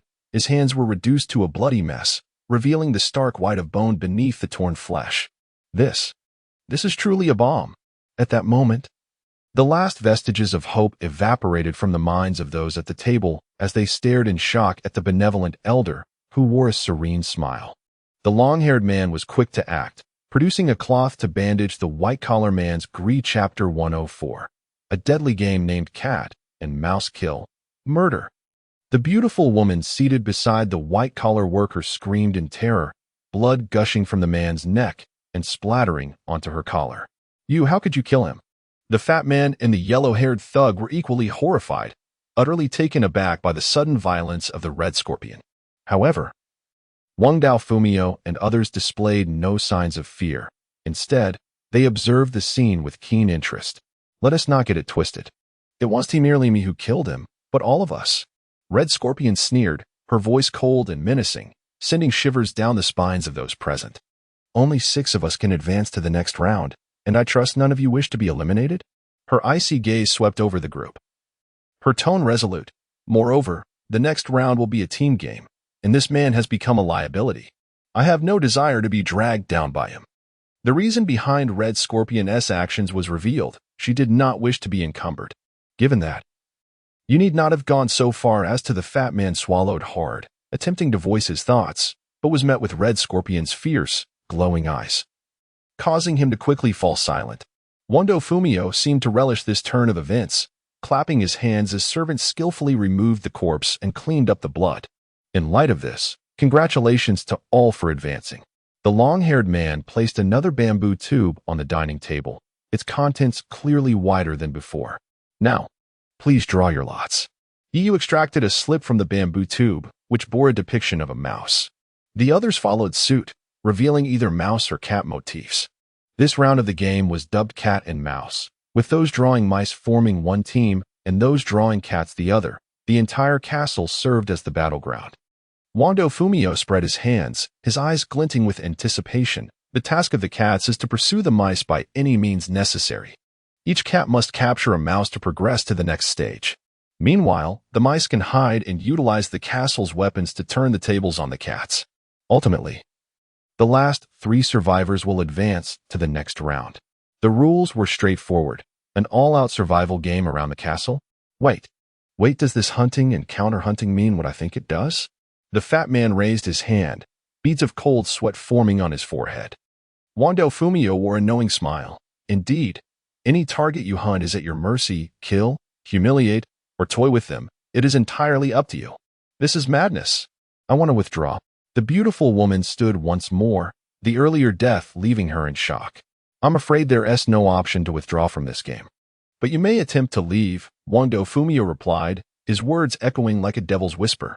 She glanced at the bamboo slip depicting a mouse. Noticing Red Scorpion's predatory gaze directed at her, clutching a cat emblem.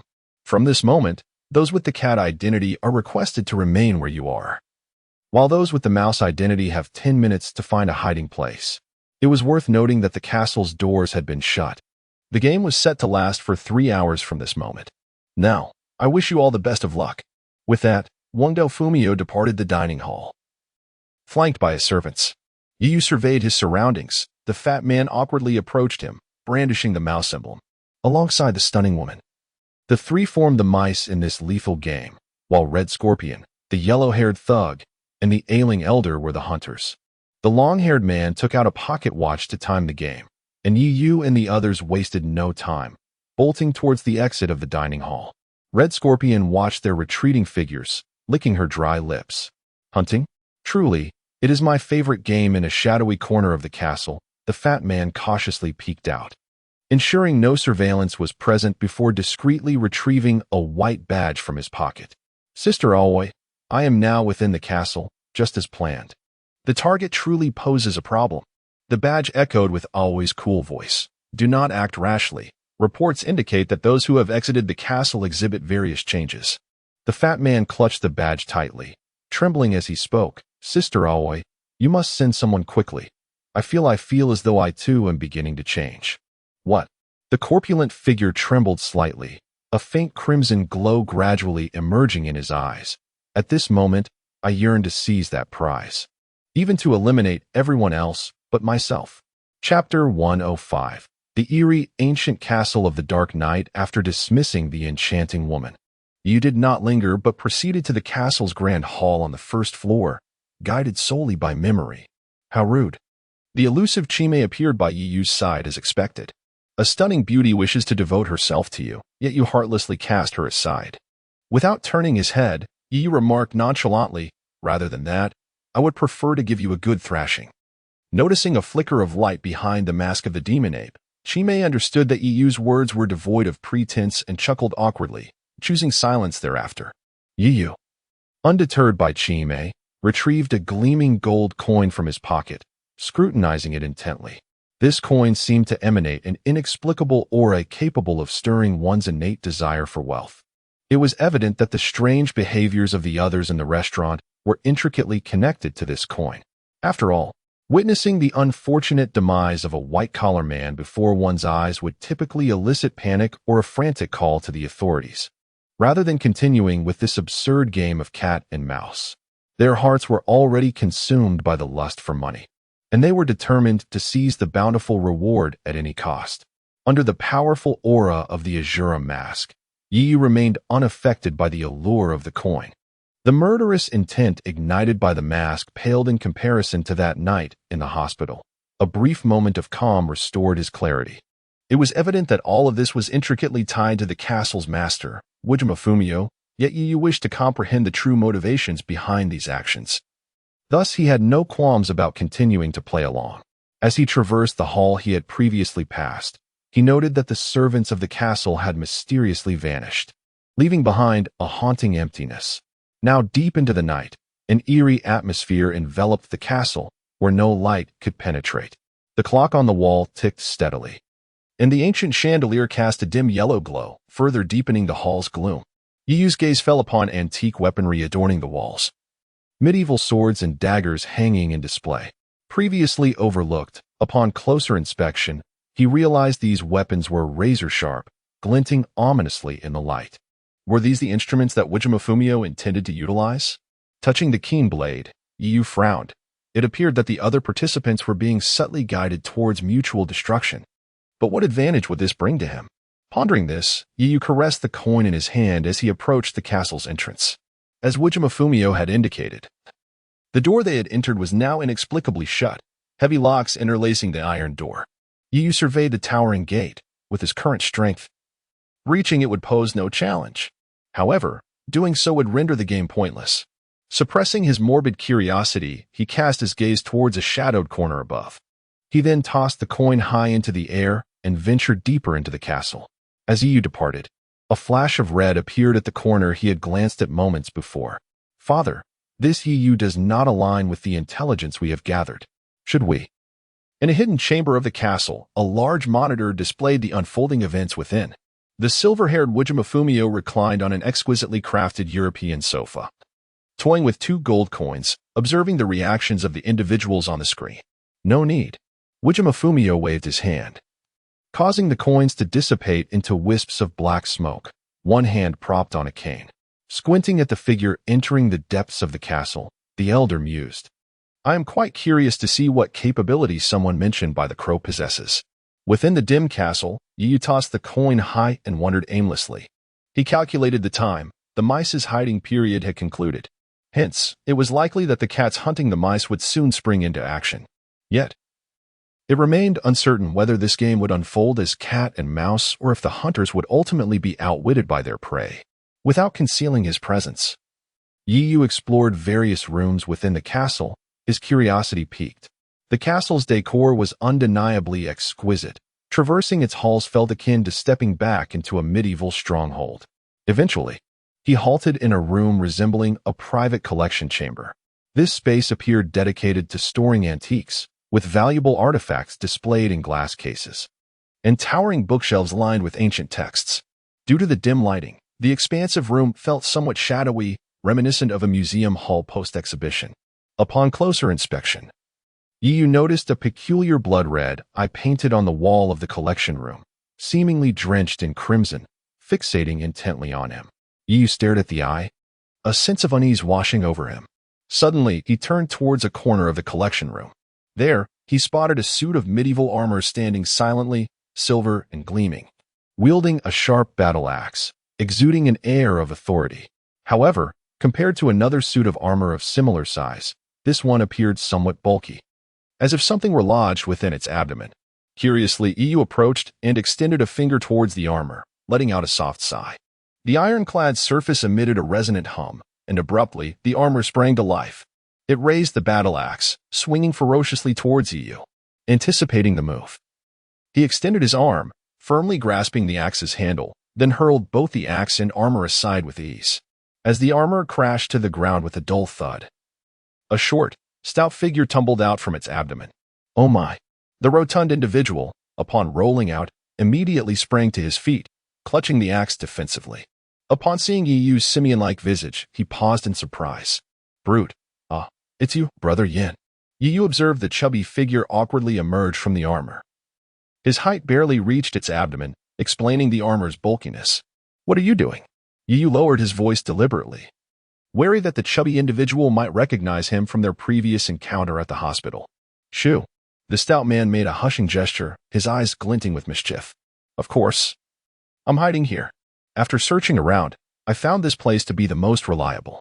Trust me, no normal person would think to look for someone hiding here. It's foolproof. Yi remained impassive, pointing at the stout man's sleeve. The stout man glanced down, discovering a red dot inexplicably stuck to his cuff, pulsating with a faint glow. What?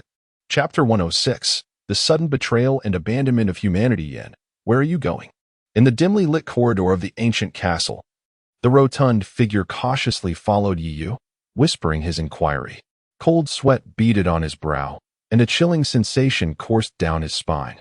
He had been unknowingly fitted with a tracking device. No matter where he tried to hide, he would be discovered. Had it not been for Yu's warning, he would still be oblivious. A wave of guilt washed over him. If he was also bugged, then every conversation he had with the organization would be laid bare. Damn it.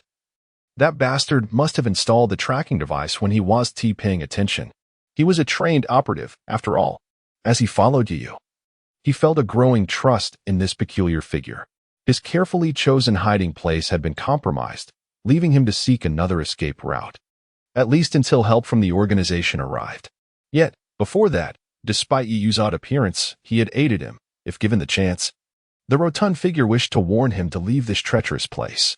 He attempted to strike up a conversation, but Yu was preoccupied, pondering the rotund figure's intentions.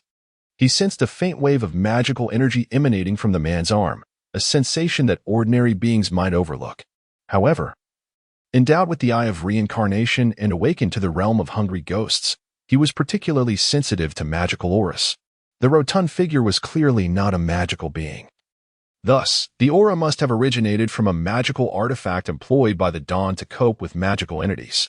According to intelligence gathered from Sakura, this man was likely the vanguard sent to investigate the castle's peculiarities. In accordance with standard procedure, upon detecting anomalies, the Dawn would dispatch a team to address magical incidents. This brought forth an even more pressing concern, since the Dawn had already taken notice of this place. It was imperative that Yu's name did not appear on tonight's guest list. Such exposure would undoubtedly raise suspicions within the Dawn, which was the last thing Yu desired. What to do? Should he eliminate him? Yu's eyes flickered. Even if he were to kill the rotund figure, it would not change the fact that the Dawn was aware of this place. If possible, he would rather eliminate the castle's master, Wing Island Fumio, and destroy the list, leaving no evidence behind. No, perhaps he could manipulate this rotund figure further to mislead the Dawn and clear his own suspicions. Yin. This place is rather strange. Perhaps you should find an opportunity to. The rotund figure, still unaware of the peril he had narrowly escaped, hesitated, intending to persuade this ruthless individual to leave. However, before he could finish, he noticed the dark-clad figure ahead suddenly come to a halt. Looking up, he realized that they had unwittingly arrived at the dining room on the second floor. His eyes brightened, and he misinterpreted the situation. I see. You mean the most dangerous place is actually the safest. Those fellows would never expect us to return here. If we can hold out for 3 hours, we will surely emerge victorious. Yu, however, was solely focused on hastening to eliminate Wing Island Fumio. How could this rotund figure leap to such conclusions from a single action? Before Yu could speak, the rotund figure pushed open the dining room doors. Yet, as the doors swung wide, his expression shifted dramatically. The dining room was devoid of the Red Scorpion members. But beneath the table where they had just sat lay a frail figure, sprawled in a pool of blood, coughing uncontrollably. It was the elderly man who had just attended the banquet with them, now lying in a bloodied heap, trembling as he gazed at the two who entered. Old man. What happened? The rotund figure gasped, rushing forward to assess the elder's condition. The man lay on the ground, bloodied, and upon seeing the rotund figure approach, his eyes widened, mouth moving as if to utter something. Cough. Instinctively, the rotund figure knelt, straining to hear the elder's words. The old man slowly raised his head, drawing near, his voice hoarse as he grasped the rotund figure's hand. But suddenly, the old man's eyes widened in a blood-red glare, and with an unseen swiftness, he produced a sharp dagger, lunging toward the rotund figure's eyes. Caught off guard by the seemingly frail elder's sudden assault, the rotund figure reacted instinctively, raising his armored wrist to defend himself. Even so, the dagger grazed his cheek, leaving a crimson line. The blade struck the rotund figure's right arm, but thanks to the protective gear, he sustained no significant injury. However, the elder's assault was relentless. Having failed once, he clung to the rotund figure's arm, aiming for the center of his forehead. Struggling fiercely, The rotund figure found himself unable to shake off the ailing old man. The prize, the reward is mine.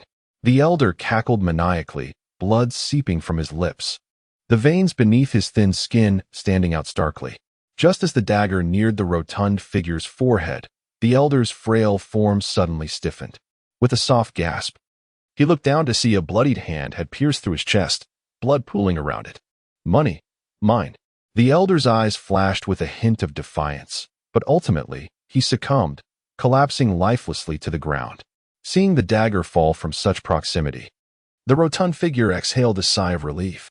Yet, as he raised his gaze, he was confronted by a cold, simian visage, the bloodied hand still hovering before him. Gasping, he quickly expressed his gratitude. Thank you.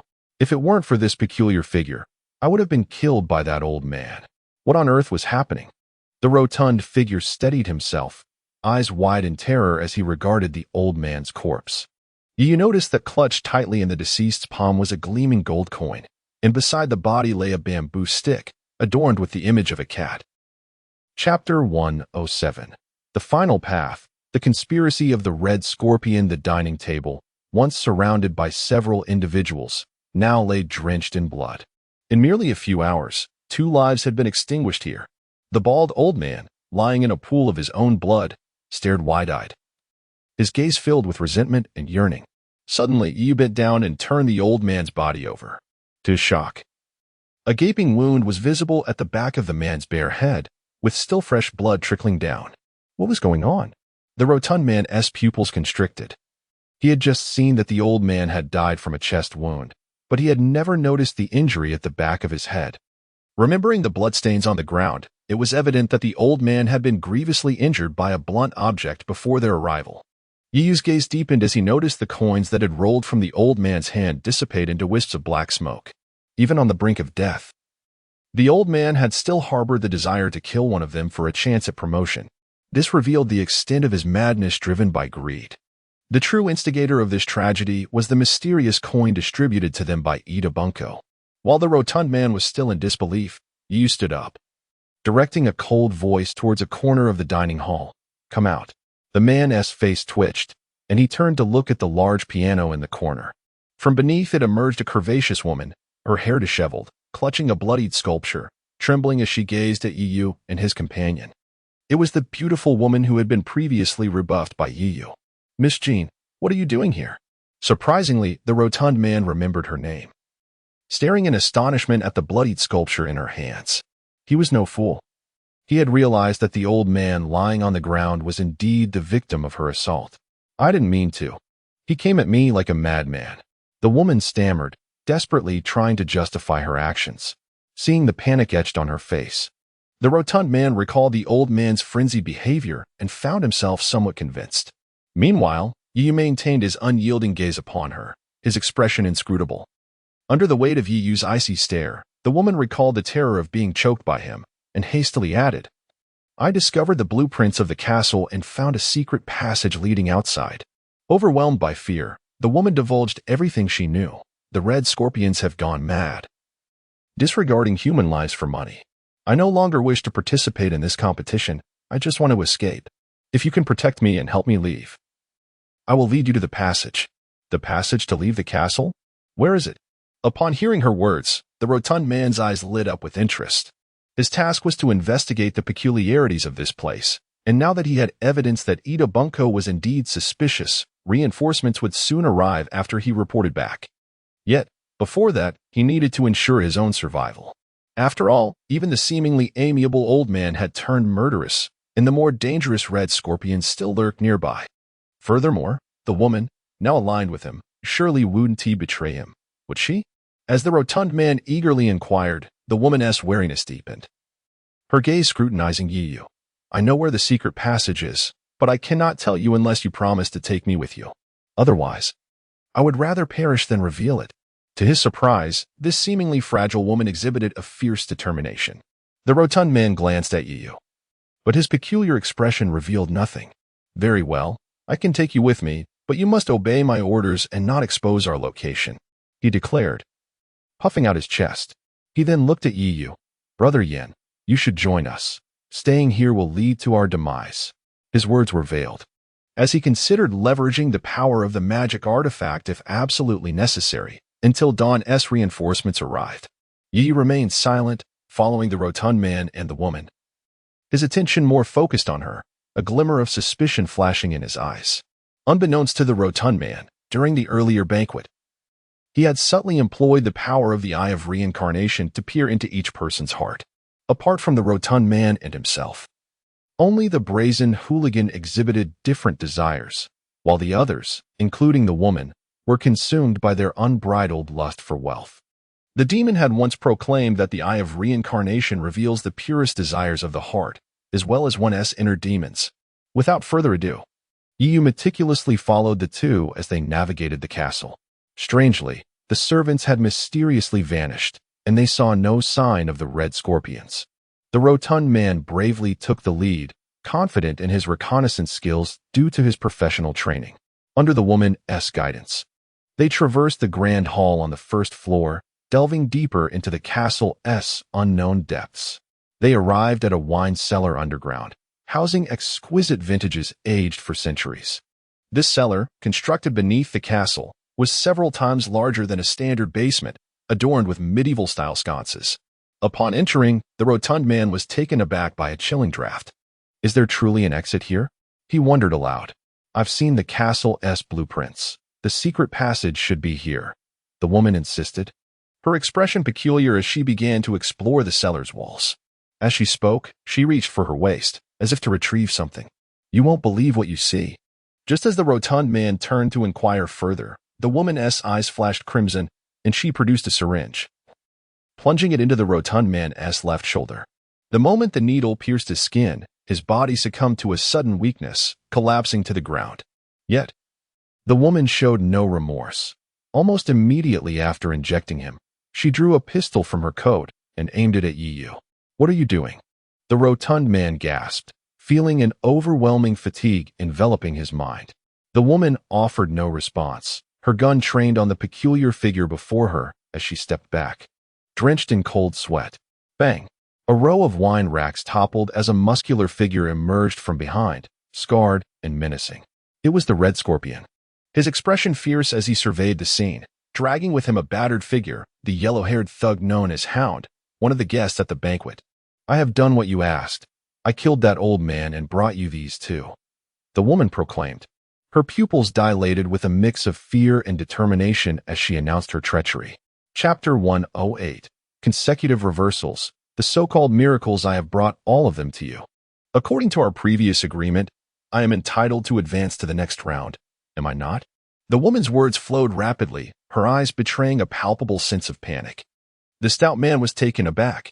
He never anticipated that the woman, who belonged to their mouse faction, would suddenly betray them and side with the Red Scorpion gang.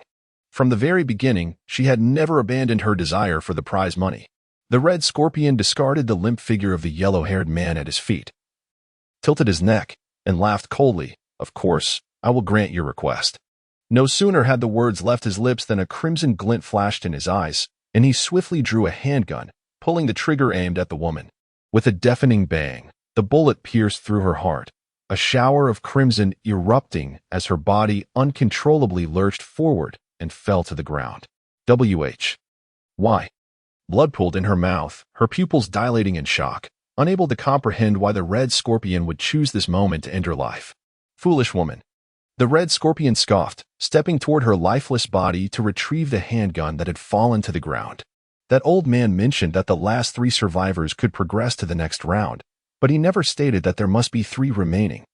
He licked the still smoldering muzzle of the gun, his gaze assessing the stout man lying on the ground and the figure of Yi not far away. If all of you perish in this round, the prize money will naturally belong to me. From his tone, it was clear that this man intended to eliminate them all here. Our Red Scorpion. You are that serial killer, Red Scorpion. Suddenly, the stout man seemed to recall something. His previously sluggish mind momentarily jolted awake. Within the Dawn organization, there existed a dossier cataloging individuals marked as potential aberrations, and the Red Scorpion, known for his string of murders, had recently been active in various districts, hired to eliminate numerous government officials. Due to his peculiar methods of killing, he had repeatedly evaded capture. leading the authorities to speculate that he might have been infected by a virus, transforming him into an aberration, thereby landing him on that list. The stout man had only glimpsed the names on that list once, which was why he had not immediately recognized the identity of the Red Scorpion. Ah, so you can recognize me. It seems you are not a simpleton after all. The Red Scorpion cast a surprised glance at the stout man, who had succumbed to the potent anesthetic needle he administered, unable to stir even with a hint of capability. True to form. Once the stout man revealed the Red Scorpion's identity, it was as if he had expended all his energy, his mind sinking into unconsciousness. Now, it seems it is just you left. With the stout man down, the Red Scorpion's attention shifted to the black-clad figure resembling an ape before him. He knew this man was formidable, yet with a firearm in hand and his extraordinary abilities, the Red Scorpion felt confident he could swiftly eliminate this threat. As the Red Scorpion observed Yu too was scrutinizing him, taking note of the confidence and arrogance that adorned the latter's face. It must be said, the Red Scorpion was indeed a serial killer of note, his capabilities and ruthless methods eliciting awe. Without further ado, the Red Scorpion's finger twitched, preparing to pull the trigger and dispatch the peculiar man before him. However, at that moment, he felt something gripping tightly around his legs. Turning to look, he found the yellow-haired thug, whom he had previously discarded, struggling to crawl towards him, his arm firmly clutching the hem of his trousers. Oh, it seems the lesson I imparted wasn't sufficient. The yellow-haired thug glared at the Red Scorpion, his eyes blazing with an inexplicable determination. Yu sensed a surge of dark energy emanating from the yellow-haired thug.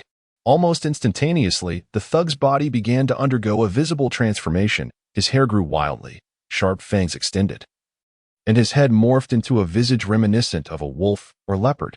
Regrettably, the thug's injuries were too severe. His bulging muscles strained to lift him upright. Humph.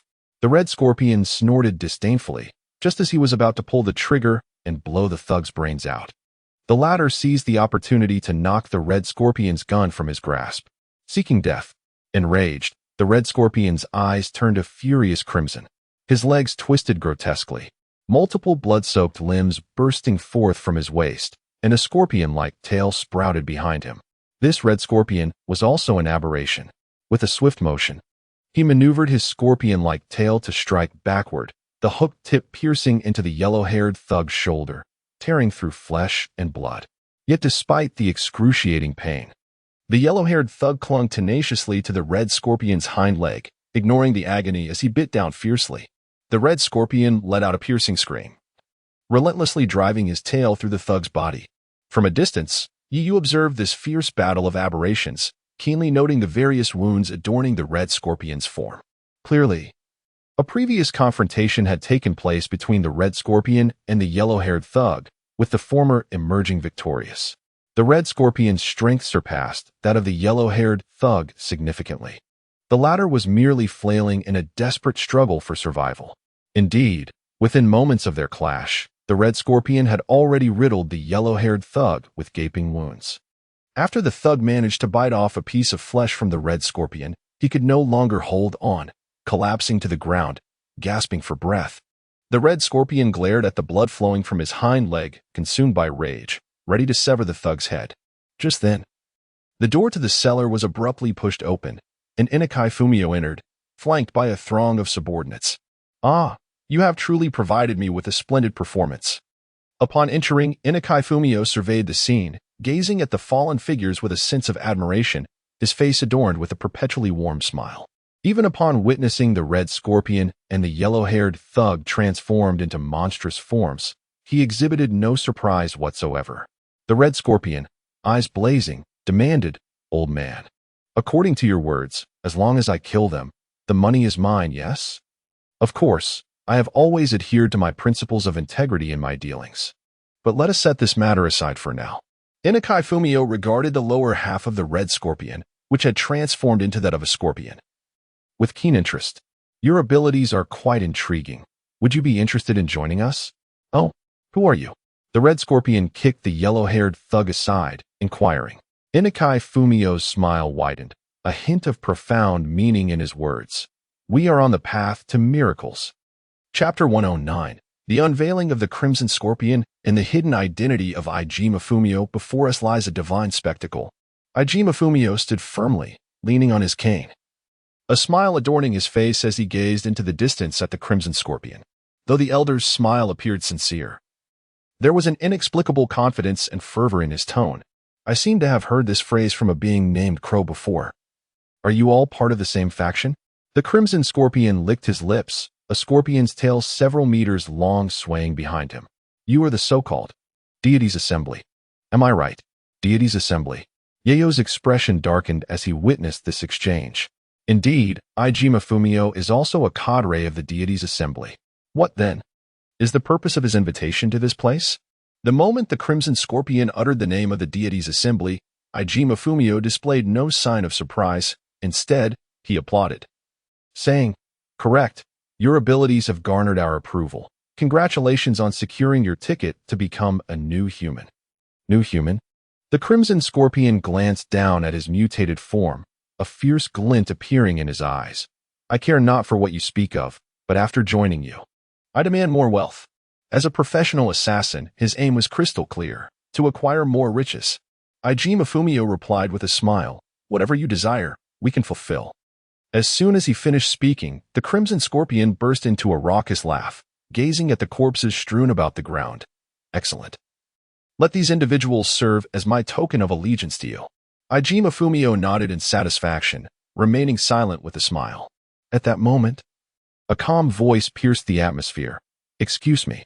The Crimson Scorpion and his companions turned towards the depths of the wine cellar, where a figure clad in black stood quietly. "It seems you have forgotten about me." The voice, once deep and primal, now resonated with Yayo's original tone, tinged with a hint of helplessness.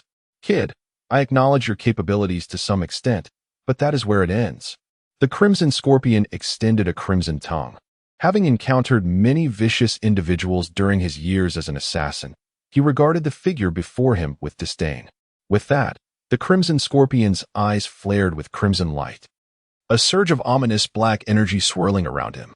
With a crack, flesh tore from his contorted hind legs, and jointed appendages protruded from his bones, while the robust scorpion tail behind him sprouted vicious barbs. The lower half of the Crimson Scorpion transformed into a colossal, multi-legged scorpion, his body rising in height. A bloodthirsty glint flickered in his eyes as he darted forward, becoming a blur of red, his scorpion tail aimed at Yayo's head. He resolved to eliminate this oblivious creature before dealing with anyone else.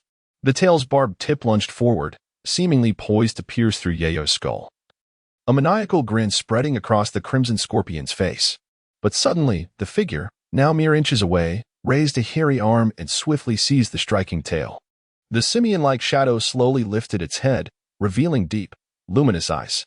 Caught off guard, the Crimson Scorpion's expression faltered, his form freezing before Yayo. Instinctively, he raised his gaze to meet the figure's, only to see a sinister smile forming on the simian face. The instincts of a killer alerted him to a lethal danger. He attempted to withdraw, but found his tail firmly grasped, rendering him immobile. How could this be? The Crimson Scorpion's expression shifted, disbelief washing over him as he struggled to exert strength from his powerful form. Yayo mimicked the Crimson Scorpion's earlier gesture, shaking his neck, the simian-like face contorting into a grin as he swung the scorpion tail violently aside. The Crimson Scorpion's enlarged body was sent crashing into the rear of the wine cellar, colliding with multiple shelves before finally coming to a halt. The toppled wine racks spilled precious liquor, engulfing the Crimson Scorpion's mutated form. What is happening? In the distance, Gu Baiying's smile faded, his eyes narrowing. Boom! The deepest wine rack shattered, and the Crimson Scorpion slowly rose, eyeing the black-clad figure with newfound wariness. Yayo disregarded the Crimson Scorpion's gaze, a peculiar grin plastered on his face as he suddenly sprang into action, leaving behind a fleeting shadow. He instantaneously appeared before the Crimson Scorpion, delivering a powerful punch. Before the Crimson Scorpion could react, a sharp pain struck his abdomen, causing him to spew forth a torrent of blood.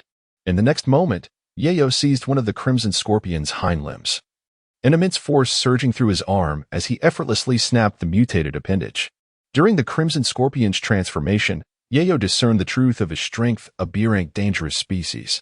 With the combat prowess and instincts honed over years as an assassin, the Crimson Scorpion's capabilities surpassed those of the earlier Takoaka Ryoji. The thug known as Hound, with his unremarkable B-rank powers, had naturally been overpowered by the Crimson Scorpion. Yet now, having absorbed the magical energy from the terrifying bear, Yayo had successfully ascended to a rank, showcasing the most evident transformations in his physique.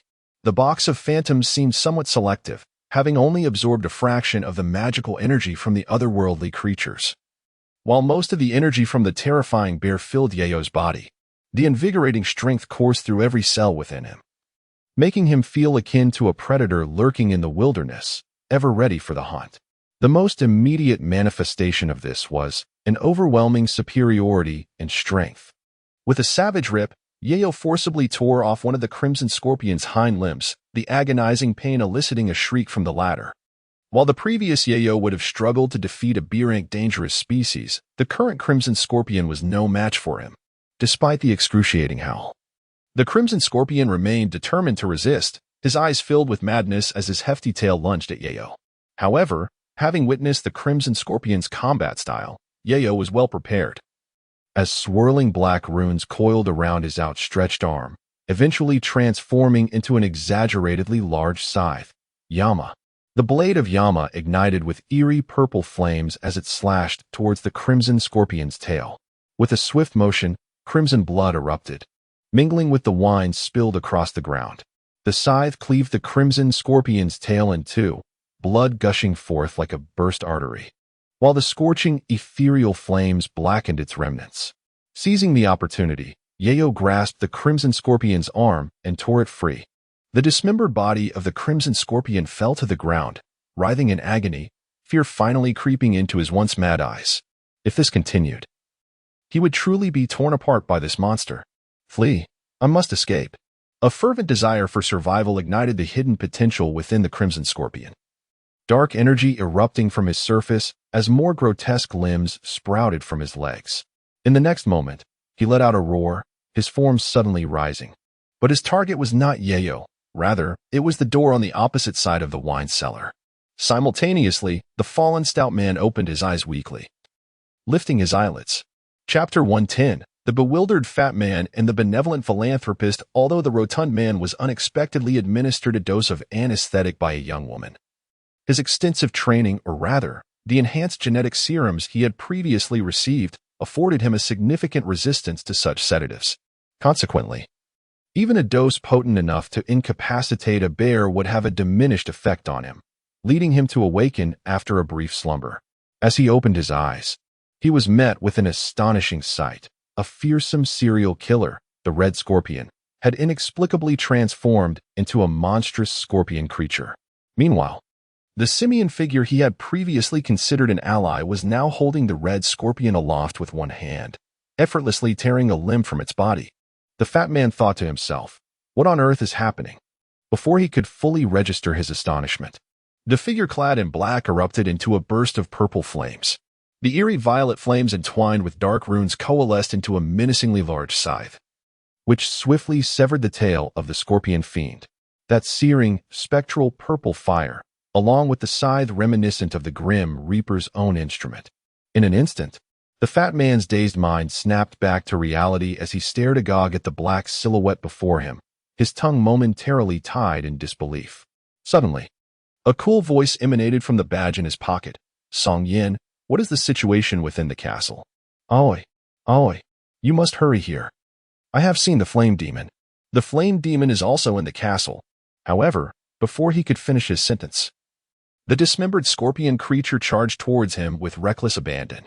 The Red Scorpion unleashed its final reserves of strength in a desperate sprint, roaring as it approached, "Get out of my way!"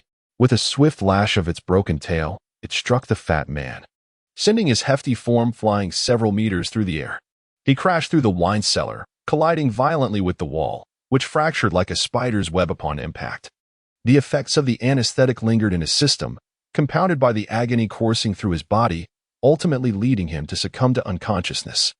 The Red Scorpion barreled past the obstructing fat man, its face twisted in madness as it beheld the cellar door within reach, a glimmer of joy illuminating its features. Yet, this exhilaration was short-lived, for in the next moment, a shadow wreathed in purple flames appeared before it with even greater speed. Upon encountering the wrinkled visage of the simian figure, the red scorpion bellowed and launched itself at the figure with all its might.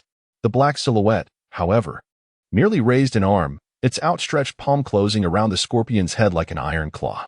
The boiling, infernal flames surged through the creature's body, consuming it as if it had plunged into a cauldron of scalding oil. Despite its frantic struggles, the red scorpion could not escape its fate, ultimately reduced to a charred husk amidst the enigmatic flames. Throughout this harrowing ordeal, the black figure remained still, a stark contrast to its vibrant purple eyes and the creased skin of its face. Leaf casually discarded the charred remains of the red scorpion and turned to regard an elderly man nearby. The old gentleman, flanked by a host of attendants, stood with his cane planted firmly, observing the brutal spectacle with quiet fascination, as if he had just witnessed a captivating film. Ijima Fumio exclaimed in astonishment, "I never expected you to be the dark horse in this game. Perhaps I should call you Leafu?"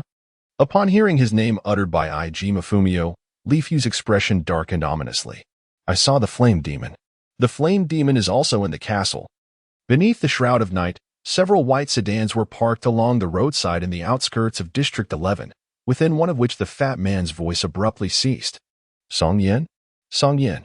In the back seat, Aoi Masaki repeatedly called out to the fat man but received no response, her countenance growing increasingly grave. "Is it true? The flame demon is in that castle now?" The golden-haired Okita Suzu, seated in the driver's seat, was taken aback by the news relayed by the fat man. The flame demon's frenzied behavior in the hospital was still fresh in his memory. If it were to appear in the castle, their mission's difficulty would surely escalate. "Aoi, what exactly are we supposed to accomplish on this operation?" In the back seat, Gu Baiying, dressed casually alongside her friend Xiaoyi, looked at Aoi with a puzzled expression. While she was aware of the impending action, she had yet to fully comprehend the details before being swept into the operation. Moreover, she noted that during significant missions, members of the Dawn organization donned white uniforms. Observing the poised Aoi Masaki, even her friend had donned the dashing Dawn attire, while she remained in her high school casual wear. Team C and D remain on standby and be ready for action. After providing a brief overview, Aoi turned to Gu Baiying and succinctly explained, "For several years now, the police department has received reports of large-scale disappearances. Initially, we thought they were ordinary missing persons cases. But over time, we have discovered a disturbing pattern in the intervals of their disappearances, as well as similarities in their circumstances." "The circumstances of their disappearances?" Gu Baiying inquired. "Indeed, those who vanished often faced financial hardships for various reasons." Aoi produced a dossier, stating, "Most of the missing individuals have never been heard from again, while some re-emerged after a time, transformed into wealthy magnates. We conducted thorough investigations and found that many of them were unaware of the origins of their newfound wealth. After employing certain specialized methods, we confirmed that they had all received a peculiar email, leading them to a common location." As Aoi opened the dossier, several photographs tumbled out. Gu Baiying picked up one, revealing an image of a medieval castle. "These individuals have all visited this castle?" Gu Baiying's eyes sparkled as she felt an inexplicable sense of oppression emanating from the castle depicted in the photograph. Aoi nodded. "While we were investigating the castle, Song Yin also received a strange email." "Strange? What does this mean?" Gu Baiying pondered, perplexed as to why the fat man would receive such an invitation. "That's because he is a down-and-out manga artist." Okita, seated in the driver's position, suddenly turned his head with a grin. "Don't let his appearance fool you. He was once a moderately successful manga artist. However, after self-publishing, his sales plummeted, leaving him with substantial debt. The sender likely believed that, given his dire financial straits, he would be desperate enough to accept the invitation." With a shrug, Okita added, "Unfortunately for them, they are unaware that the fat man, as an executor of Dawn, possesses enough merit points to sustain several down-and-out manga artists like himself." "A manga artist?" Gu Baiying found it difficult to reconcile the fat man's image with that of a manga creator. After hearing Okita's analysis, Aoi nodded and retrieved another photograph from the dossier. Upon receiving the photograph, Gu Baiying discovered that it depicted a kind and benevolent elderly gentleman. As we conducted an investigation into the builder of the ancient castle, we uncovered that he was none other than the prominent philanthropist, Wenzhong Jingdao, who has been remarkably active in the public sphere in recent years. Chapter 111. The hypocritical philanthropist and the desire for wealth. Gu Baiying gazed at the photograph of the smiling elder, a sense of familiarity washing over her. Before she could inquire, Okita Sajaka spoke up. Aijima Fumio, a renowned entrepreneur from District 11, with ventures spanning entertainment, real estate, and the internet. I've heard he's engaged in financing developments with several major conglomerates, and his assets are now a staggering figure that incites envy. Aki Isao cast a glance at Okita Sajaku and then turned to Gu Baiying, saying, 8 years ago, at the pinnacle of his career, Aijima Fumio suddenly announced his retirement, transferring control of his enterprises to his adopted son, Kurano. He then stepped into the public eye, becoming a widely celebrated philanthropist, making significant contributions to numerous charitable projects in education, healthcare, and poverty alleviation over the years. Gu Baiying perused a document in her hand, filled with extensive records of the charitable initiatives funded by Aijima Fumio, the amounts of which were astonishing. Aki Isao continued. Aijima Fumio ranks among the top on the list of charitable billionaires in Japan, frequently appearing on television news, earning considerable acclaim throughout District 11. It was no wonder Gu Baiying found the elder's face somewhat recognizable. She had seen him in news reports before. Is this old man also a demon? Gu Baiying pondered, struggling to reconcile the benevolent visage in the photograph with the frenzied actions of a demon. Knowing a person's face does not reveal their heart. One can never ascertain the insidiousness that may be concealed behind a seemingly benign exterior.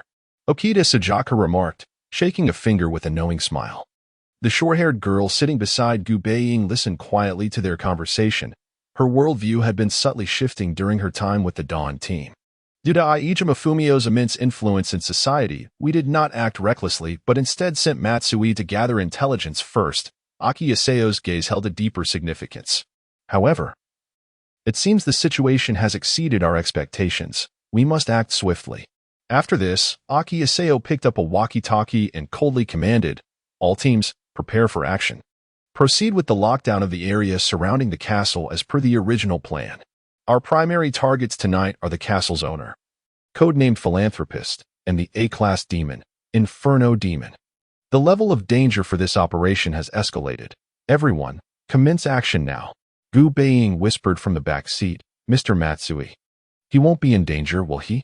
Okita Sajaka shrugged, appearing unconcerned. Don't worry, that guy is tough as nails. He'll hold out until we arrive. With that, Okita Sajaku pressed the accelerator, and the engine roared violently. The white sedan sped down the dark highway, its velocity rivaling that of seasoned drivers on Akina Mountain. Within the mysterious cellar of the castle, Yu discarded the charred corpse of the red scorpion, his cold gaze fixed on the elder before him. This purple flame suggests that you must be the Inferno demon who has been so active in District 11 these days. Your reputation among the demons here is quite remarkable. Having such a special guest at tonight's banquet is indeed unexpected for me. Aijima Fumio's tone carried a hint of nostalgia, though his eyes revealed no fear akin to that of the red scorpion. Should I call you Inferno Demon, or Yu? Observing Aijima Fumio's seemingly kind demeanor, a flicker of intrigue crossed Yu's eyes. It was no surprise that Aijima Fumio knew his name.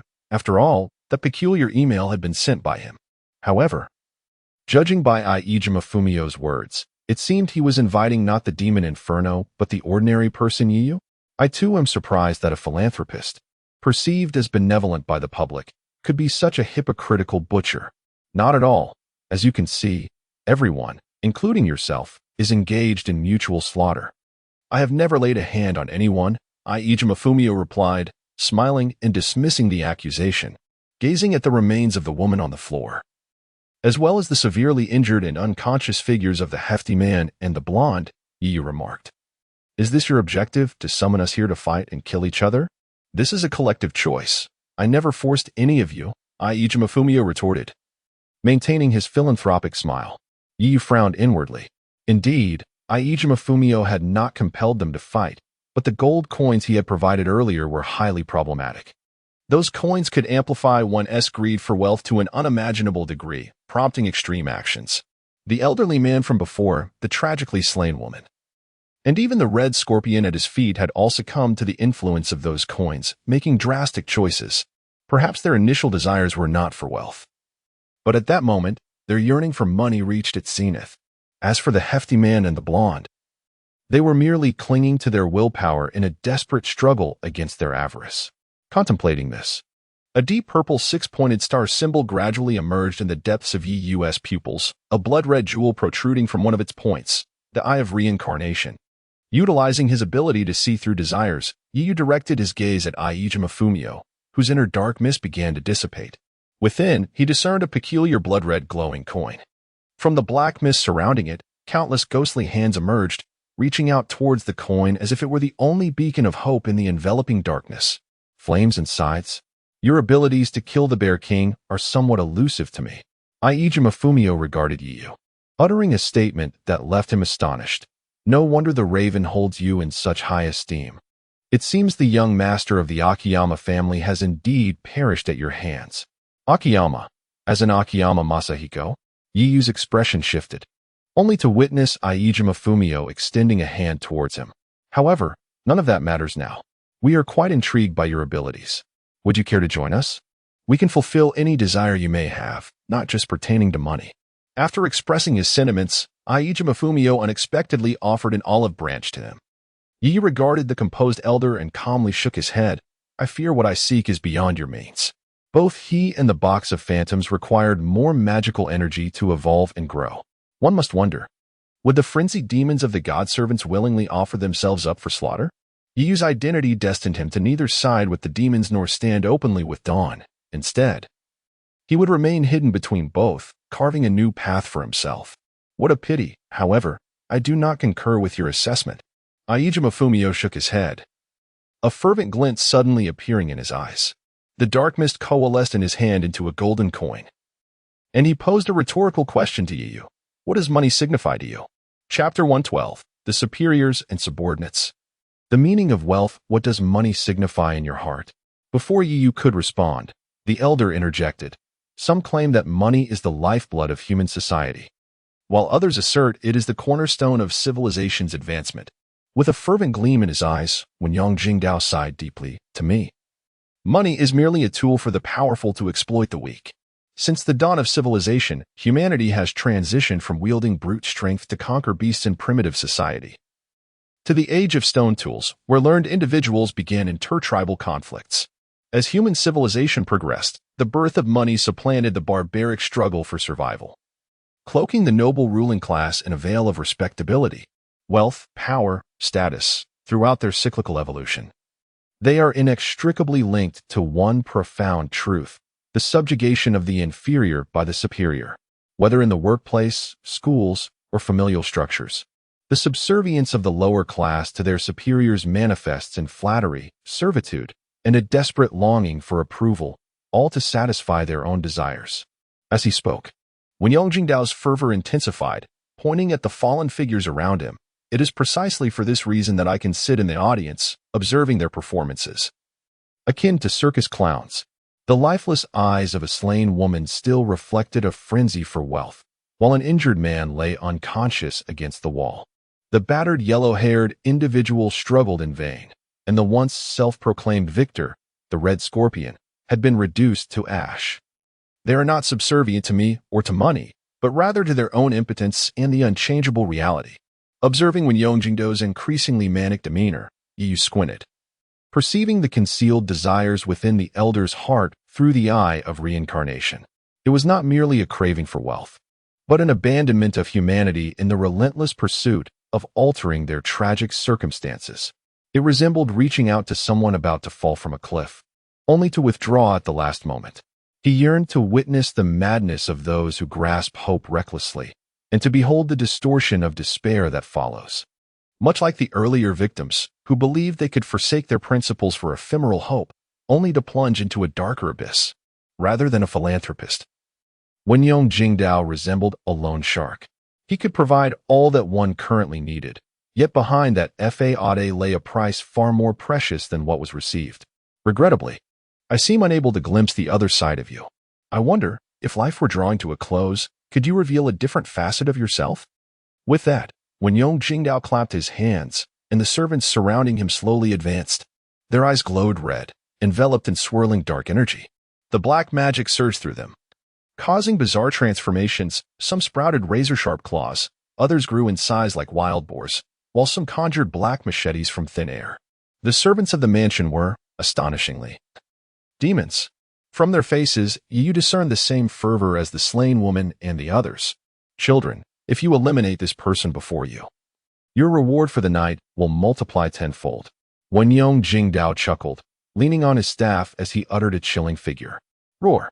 As Wen Yong Jingdao's words fell, the servants surged forth in a frenzied assault toward Chapter 113, the scale of good and evil a distant winding road echoed with the throaty roar of an engine as a white sedan sped by like a fleeting specter. It is indeed difficult to fathom that a renowned philanthropist could also be a demon. The short-haired girl, Shui, sat in the back seat, having accompanied her team on several missions during this time, witnessing numerous vile demons. Her mother's hospital had also received considerable donations from this benefactor. And to the common folk, Akushima Fumio was a paragon of generosity. Yet, the girl struggled to reconcile the gentle elder, frequently featured in television news, with the terrifying monster lurking beneath. Perhaps he was coerced, but the current investigation suggested this possibility was exceedingly slim. Kushida Suka, seated at the driver's wheel, offered a non-committal reply, preserving the girl's naivety, as the silhouette of an ancient castle loomed closer in the distance. Gu Baiying recalled a phrase spoken by Mao. You can never know if a classmate or dear friend, who shares laughter with you in the light of day, might transform into a flesh-eating demon by night. Beside her, Asu Aoi was still relaying execution plans to various teams over the intercom. Given Akushima Fumio's unique status and notable reputation throughout Neon, any delay in apprehending him could easily stir public uproar. However, just after Asu Aoi issued commands to a group of team members, the intercom crackled to life once more. Something had gone awry. Before Asu Aoi could speak, a detached voice from the other end, that of Shirama Watanabe, cut through the static. What is happening? Asu Aoi furrowed her brow as she heard frantic screams echoing from the intercom. We have been monitoring those who frequented the castle as planned. Shirama Watanabe's words came quicker than usual, punctuated by the sounds of chaos and shattering. But just now, those under our control, without exception, have begun to go mad. Shirama's cold tone reverberated in the car, continuing, some have inexplicably turned on those around them, while others are frantically demanding money. We tested these individuals and found no symptoms of transformation into demons, yet they are utterly disoriented, devoid of reason, as if they have lost their souls. In the grand hall of the castle, flames raged like a ferocious tide, fueled by alcohol, consuming everything in its path. With a thunderous boom, the expansive wine cellar erupted in pairs of blood-red pupils. There lies an abundance of madness and desire, reminiscent of the fiends he had just battled. Chapter 114. Souls enslaved by desire. What is this? A soul? Yu discerned the dark shadows emerging from behind the old man. Recognizing several figures he had seen just moments ago, the lady and the white-collar man murdered at the banquet tonight. One of the shadows wielded a massive tail, grotesque limbs sprouting from beneath, with eyes filled with brutality and malice. It was the Red Scorpion, whom Yu had just slain with his own hands. In Ishida Fumio's grasp, coins materialized, only to be crushed by his own hand. As the coins shattered, gray-black specters drifted forth. This was his true power. Whenever humans succumbed to his monetary temptations and met their demise, their lingering souls would inhabit the coins, becoming the slaves he could command at will. These enchanted coins, akin to illicit drugs, progressively devoured the sanity of their possessor, leaving even the most powerful of beings vulnerable. Although this ability bore certain limitations, such as the intangible souls lacking the capacity to utilize the powers they possessed in life, and the coins could only imprison the remnants of souls once, this remained a trump card for Ishida Fumio, providing him with confidence even in the face of his subordinates' tragic deaths. I am truly eager to witness how you will crumble in your humanity. Ishida Fumio licked his lips in anticipation as the specters surged towards Yu. These apparitions differed significantly from the conventional ghosts defined by humanity. They were shrouded in an eerie black mist, their gray-black forms visible even to the naked eye. As incomplete souls, they lacked any independent will, attacking wildly under Ishida Fumio's control. One specter lunged at Yu's face. Instinctively, he raised his hand to defend himself, only for it to pass straight through him. These specters were entirely incorporeal. Immediately, a chilling sensation coursed down Yu's spine, his vitality suddenly waning. More specters gathered before him, not to assault, but to drag his body, infusing him with waves of frigid energy. Money, money. I crave more money. If I can secure this bounty, I shall rise again. Give it to me, quickly. Kill them, eradicate them, then all the riches shall belong to me. Suddenly, Yu's mind was besieged by frantic, desperate thoughts, disrupting his focus. An incredible notion took root in his brain. Those riches, they ought to be yours. If you acquiesce to his demands, all that wealth will be yours. Yet, scarcely had this thought emerged, it was eclipsed by an even more terrifying surge of murderous intent. Sure, a mask. However, the cacophonous voices persisted in his ears, causing him irritation. I ask, do you not find this bothersome? Yu slowly lifted his head, a fleeting glimmer of ferocious intent flashing in his eyes. Swish, suddenly, a crimson light flickered across his chest, and a thick chain forged of black iron materialized in his grasp. With a vigorous swing of the chain, it cracked open like molten lava, resembling a whip as it lashed out. The specters surrounding Yu were obliterated in an instant upon contact, dissipating into black smoke. The soul prison lock, when pushed to its limits, could claim to bind thousands of souls, yet in Yu's hands, it was little more than a tool to dispatch enemies. He yanked the chain forcefully, and a dozen specters vanished in an instant. The previously mindless apparitions now bore expressions of primal fear. It was as though a long-used butcher-esque knife had become stained with indelible blood. The aura emanating from the soul prison lock instilled instinctual terror in these specters. With a mere thought, ghostly violet flames ignited along the coiling chain. The hellfire was inherently purifying to malevolent entities, incinerating illusions, and now affixed to the soul prison lock. Its ferocity was amplified. The synergy of these forces naturally countered the souls of the wicked, and the combination was far more formidable than a simple sum of its parts. Roar! In a brief span, the specters surrounding Yu writhed in agony, howling in torment under the onslaught of chains and flames. How could this be? You can directly assault souls? Ishida Fumio gazed in horror at the scene before him. The figure clad in black, resembling a wild beast, brandished a flaming chain, mercilessly striking at the souls he had painstakingly collected. Ishida Fumio's confidence stemmed from the souls imprisoned within his coins. These insubstantial specters clung to their enemies, invading their minds and manipulating their spirits, ultimately reducing them to mere puppets. He had successfully enslaved numerous B-class dangerous beings using this power, and even A-class beings feared his eerie ability, keeping their distance. Yet now, Ishida Fumio faced a foe who could effortlessly shatter his spectral servants, leaving him astounded. Before he could process his fear, the figure before the sea of flames surged towards him. Yu wielded the soul prison lock, scattering dozens of specters, while those yet to attack were consumed by the infernal flames. Observing the elder's expression of terror, Yu ceased to hold back, his eyes sparking with ethereal light. Incantation surged in his other hand, coalescing into a pitch-black spear. In a flash, Yu transformed into a blur, hurling the obsidian spear, which sliced through the air with a piercing sound. Like an arrow released from its bow, the spear shot forth, instantly piercing Ishida Fumio's chest. The immense force propelled the old man backward, pinning him against the wall. Splurt! Ishida Fumio coughed forth a torrent of blood, his complexion paling drastically. His abilities were reliant on the magical energies manifested through the coins. Ultimately, he was still an aged man nearing his twilight. Yu swiftly positioned himself before the elder, gripping his neck with one hand, lifting him effortlessly as he spoke in a tone of chilling indifference. According to your assertions, am I now capable of determining your fate? Ha ha. Truly, the younger generation is formidable. Blood oozed from Ishida Fumio's lips, yet his gaze remained fixated on Yu. You have indeed triumphed over me, but as I previously stated, the foundations of this world have irrevocably shifted. This is an indisputable fact. I merely fell victim to my own insufficient foundations. A strained smile crept across Ishida Fumio's lips, and before Yu could respond, he pressed on. I recall your sister is the NE Chapter 115, a special lottery, drawing a soul? Observing the withering body of Ijima Fumio, his murky eyes became vacant and lifeless. Yu extended his hand but then released it, discarding the old man's corpse.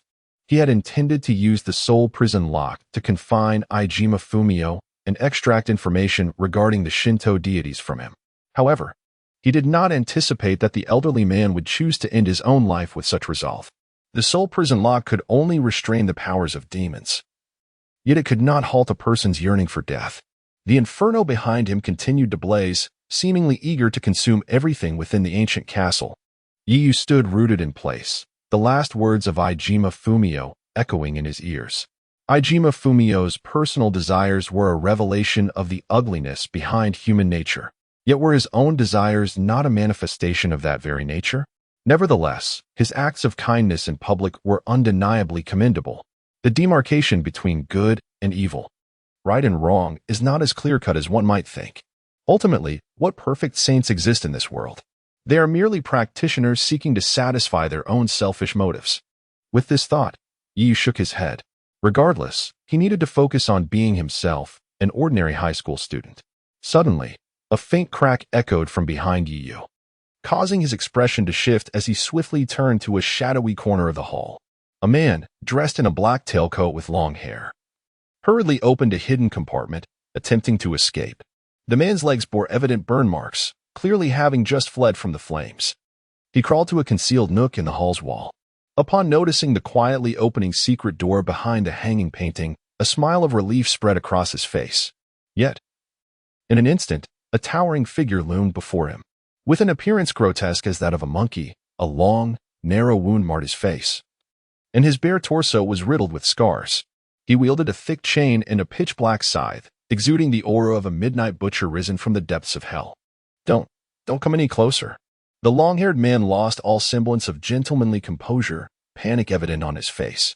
He attempted to flee in terror, but the injuries to his legs forced him to crawl in a most pitiful manner. The man's frantic cries did not deter the butcher before him. The searing flames behind him roared, as if death itself were calling to him. Please, you want money, right? I can give you all the old man's wealth. Just spare me. I can offer you anything. The long-haired man desperately displayed his bargaining chips, pleading with the butcher for his life. Yu remained silent, his amethyst eyes flashing with a tempest of murderous intent. The long-haired man was a close confidant of Ijima Fumio and was well aware of Yu's identity within the castle. For this reason alone, Yu could not allow him to live. With this realization, the ferocity ignited within him once more, spurred by the Shura mask, his desire to kill nearly palpable. Monster. Under the weight of that palpable murderous intent, the long-haired man perceived Yu as a fearsome demon wreathed in ghostly flames, bearing sharp claws at him. In the next moment, overwhelmed by terror, the long-haired man rolled his eyes back and fainted, a yellowish liquid escaping from beneath him, a sight most repulsive. With a mere wave of his hand, Yu transformed the enormous scythe into a dark, menacing blade, poised to sever the long-haired man's neck. Just then, the box of phantoms upon his chest suddenly flickered with a strange blood-red light. Sensing the commotion from the box, Yu halted his actions and turned his gaze towards the gathering dark mist. Tendrils of black mist coalesced into a series of subtitles, revealing that the task labeled the Feast of Tao-Tai had been completed. However, Yu's attention was drawn more to the quivering box itself. The task reward was noted as 1 ordinary lottery and 1 special lottery. Until now, he had only encountered ordinary and advanced lotteries. What could this special lottery entail? As Yu concentrated, the box trembled more intensely. It seems something is calling for you. Are you not curious to see what lies within? The seductive voice of the phantoms whispered in his ear. After a moment's contemplation, Yu placed his hand upon the blood eye on the surface of the box. Since the presence inside was stirring, he was eager to uncover its contents. In an instant, a brilliant blood light erupted from the box, and 2 luminous orbs emerged. The first orb was no larger than a palm, flickering with an otherworldly purple glow, a product of consuming 1 ordinary lottery chance. Upon seeing the purple orb, Yu's eyes sparkled, and the rising murderous intent within him subsided considerably. Fortune smiles upon me. Forbidden charm of the third-generation Demon Lord, quality. Purple. The third-generation Demon Lord envied the first-generation Demon Lord's formidable assassination legion and thus formed his own group of assassins. To ensure the loyalty of his death warriors, he inscribed a mysterious curse onto talismans, commanding his subordinates to consume them, which could conceal the user's aura and, if necessary, activate the talisman to cause the user to self-destruct. Yu gazed at the peculiar black talisman in his hand, adorned with strange red patterns. It felt akin to leather, and the red dye emitted the scent of fresh blood. The method of crafting such a talisman had long been lost in the demon realm, regrettably. Its effectiveness would likely only apply to demons in the human world. The phantoms beside him cast a wistful glance at the talisman. Yu chose to disregard them and instead lifted his gaze to the second orb that had yet to dissipate. Unlike the previous item, this orb was entirely black. Observing that the surrounding dark aura lingered without fading, Yu tentatively extended his finger toward it. As his fingertip made contact with the orb, the scenery around him shifted, plunging him into an endless expanse of darkness, as if he had re-entered the box of phantoms.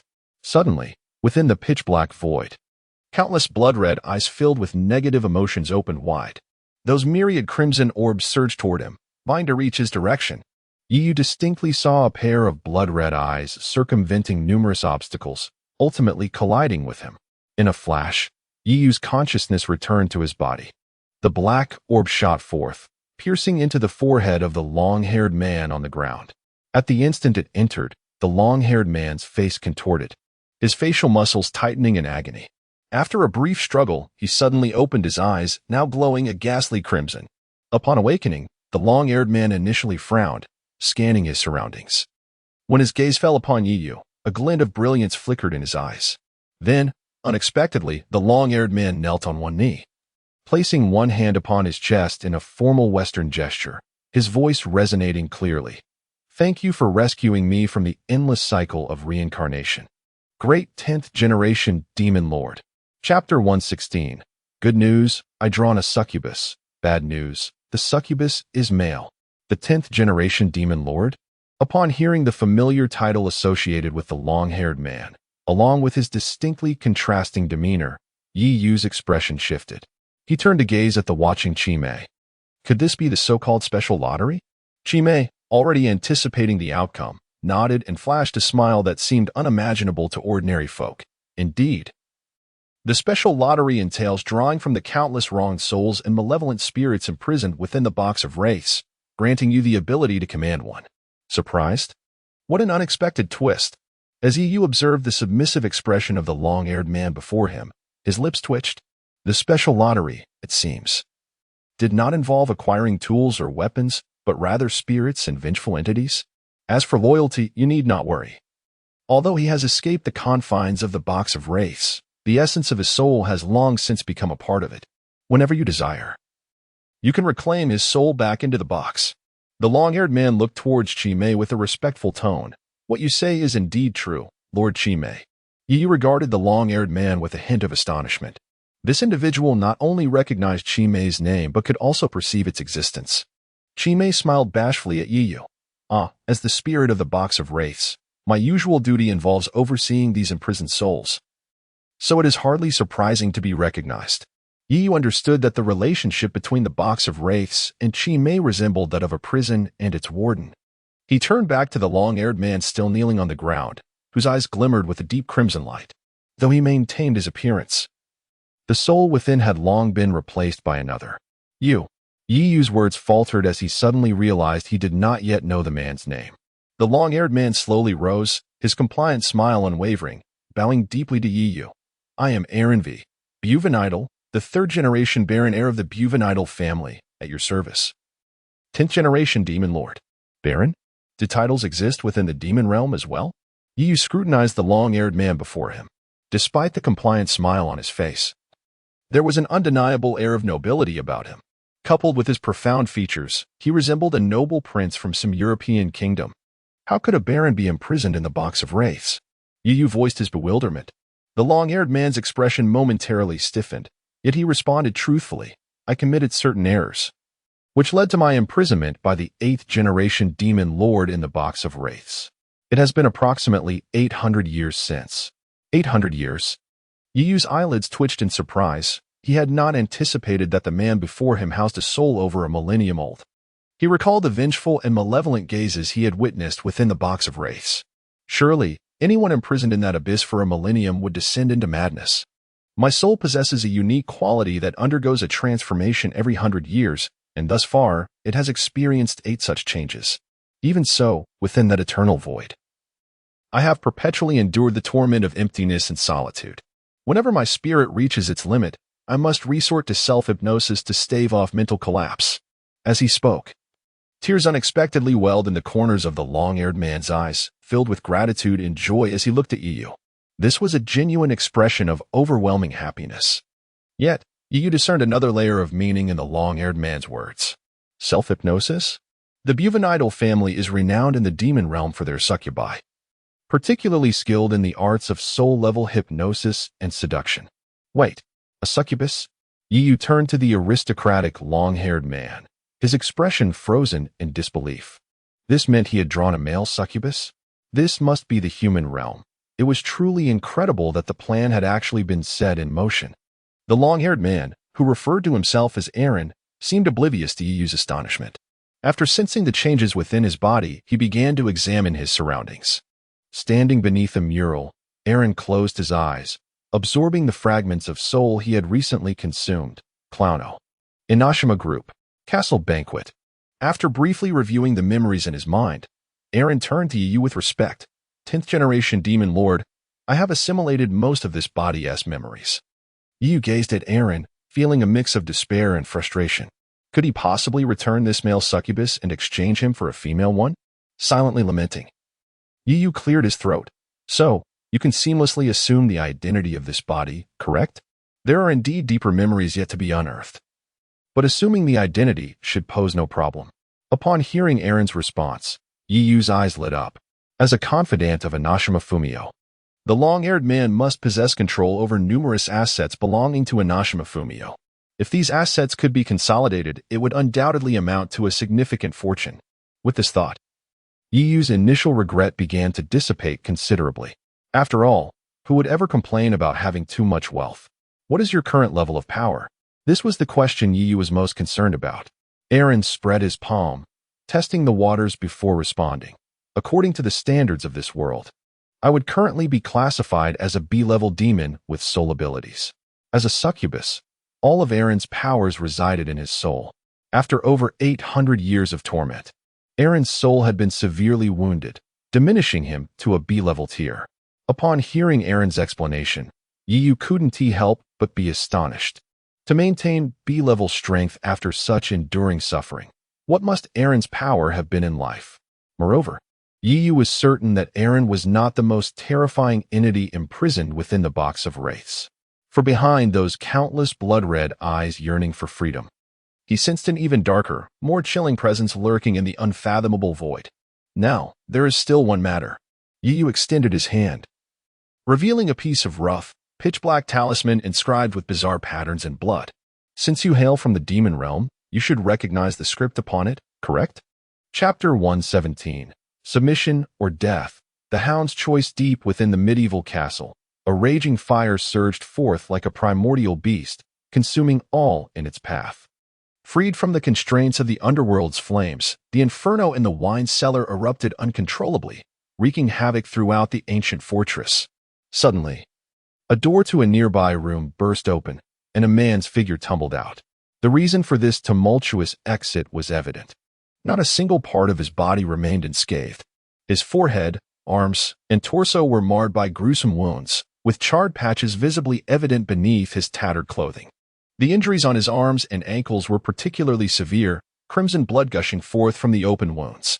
Despite this, the man gritted his teeth and crawled across the ground in a desperate, almost writhing manner. The approaching sea of flames behind him resembled a ferocious beast, poised to devour him whole. Blood mixed with sweat trickled down the man's forehead, his reddened eyes now bloodshot. He must survive. He must endure. His hands left bloody trails on the ground as he struggled to rise. In this desperate state, he resembled a dying hyena, unwilling to concede defeat. Just as the hound fought valiantly against despair, a distinct sound of footsteps echoed ahead. Upon raising his gaze, he beheld a shadowy figure blocking his path. Suddenly, ethereal purple flames ignited around him, forming a barrier that shielded him from the encroaching inferno. Agonizing pain contorted the man's features, and as he lifted his head, the figure before him spoke in an indifferent tone. "Do you wish to live? Consume this." A black talisman resembling parchment appeared before him. Without hesitation, the hound opened his mouth and bit down on the dark talisman, devouring it as if it were the most delectable delicacy. Strangely, as the cursed talisman settled within him, the gruesome wounds on his body ceased to worsen. Instead, a series of blood-red inscriptions resembling curses began to emerge across his skin.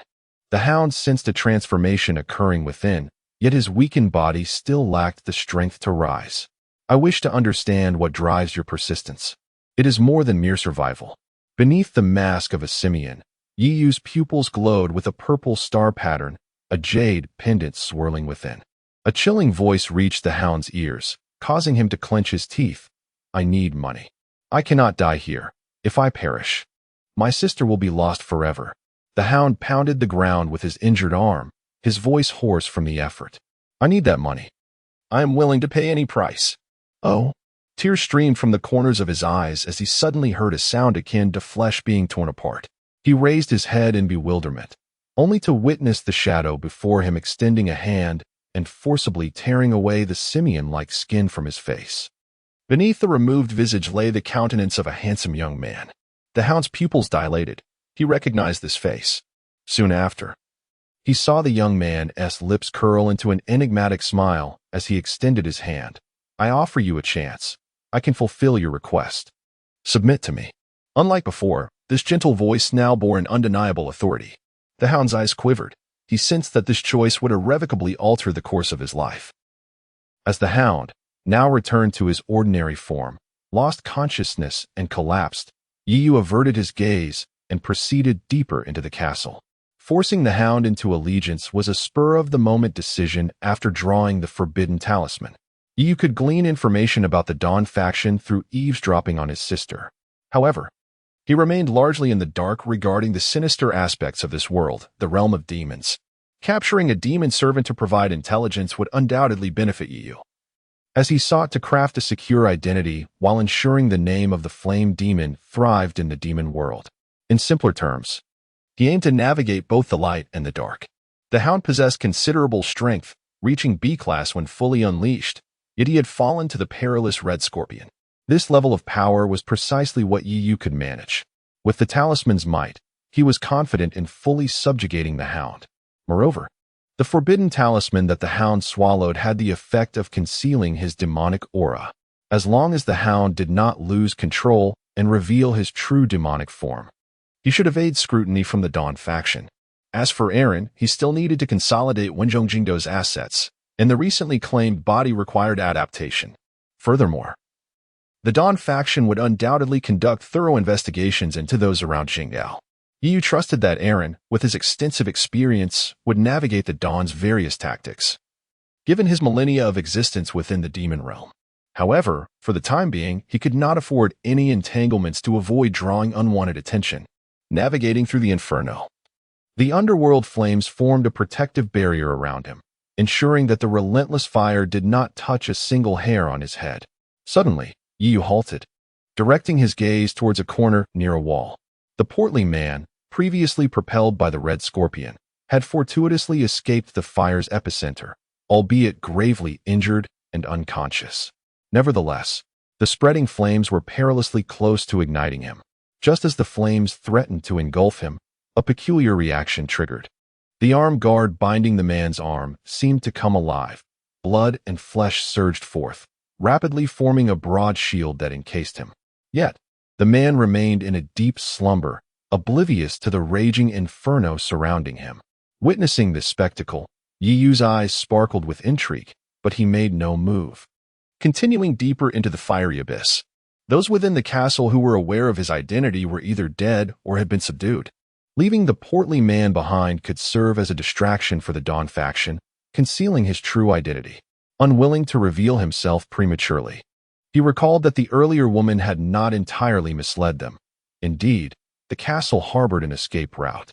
However, This passage was unknown to ordinary folk, and Yu had learned of it only through the memories absorbed from the long-haired man. Yu arrived at the staircase leading to the second floor. Pausing before a small door marked as a storage room, he activated a series of mechanisms, causing the 1-meter-high door to slowly ascend, revealing a dark passageway leading to the outside world. Casting a glance back at the encroaching flames, a meaningful smile graced Yu's lips. By the time the Dawn faction arrived, the situation would already be firmly within his control.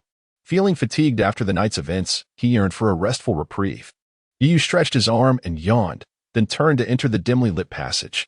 If memory served him correctly, tomorrow was likely the weekend. Chapter 118. A Delayed Rescue Survivors. A few glimmers of cold light flashed through the crevice of the massive iron door, which soon shattered into pieces, with a resounding crash. Okita Sujaka kicked open the broken door, and behind him, the members of the Dawn squad clad in white uniforms surged forward, armed with various magical artifacts. Some of the vanguards even donned bulletproof helmets, demonstrating their thorough preparation. Teams of Dawn squad members, each with clearly defined roles, stormed into different directions of the castle, numbering in the dozens. However, as soon as they entered the grand hall on the first floor, they were taken aback by the scene before them: fire. The interior of the castle seemed engulfed in flames, with fierce fires raging across the ground. The surging flames continued to spread outward, as if intent on consuming the entire castle. Witnessing this inferno, the Dawn members momentarily halted. Aoi Asa, arriving from behind, immediately issued orders. Team C, forge ahead and execute Plan B1. Received. A squad clad in protective gear swiftly plunged into the sea of flames. The white protective suits, composed of an unknown material, effectively shielded them from the surrounding inferno. The members of Dawn followed closely behind, delving deeper into the castle to investigate. This is Team A. We have discovered 2 male corpses in the dining room on the second floor, with evident signs of a struggle. Report, Commander. We found over a dozen charred bodies in the wine cellar, identities unknown, and the cause of death remains unclear. In the storage room on the first floor, Aoi Asa, clutching a walkie-talkie, frowned as new reports flooded in. It was evident that a battle had transpired here. Who were the combatants? Was it the philanthropist owner of the castle and the flame demon? Deep within the inferno of the Grand Hall, a squad of Dawn members was conducting a meticulous search. Commander, there are survivors. A team member in white uniforms broke through a large door, discovering a wounded yellow-haired hound lying on the ground, immediately shouting back. Okita Sujaku and Gu Baiying rushed to the scene, only to find a yellow-haired man dressed like a thug sprawled on the floor, leaving them somewhat disappointed. I feel like I've seen this person before. After a brief inspection, Gu Baiying recognized the yellow-haired man as the thug who had rescued her during her kidnapping. Get him to the hospital. Seeing the yellow-haired man covered in blood, several Dawn members carefully lifted him onto a stretcher and rushed him out. The group once again charged deeper into the flames, ultimately discovering a plump figure encircled by flames in a corner of the first-floor hall. The man remained unconscious, his clothing nearly burned away by the searing heat. Curiously, a massive blood and flesh shield enveloped him, protecting him from the flames. Okita Sujaku was the first to reach the plump man, checking for signs of life before finally exhaling in relief. He's all right. This guy has a strong constitution. Despite his words, Okita Sujaku extended his hand, shooting several threads to pull the man from the fire. As the plump man was extracted, the shield rapidly retracted, reverting back to an inconspicuous arm guard. However, the glowing chip in the center dimmed. Seeing this, Okita's pupils contracted. This fellow has been contaminated by magical energy beyond a controllable level. We must inject him with a suppressive agent quickly.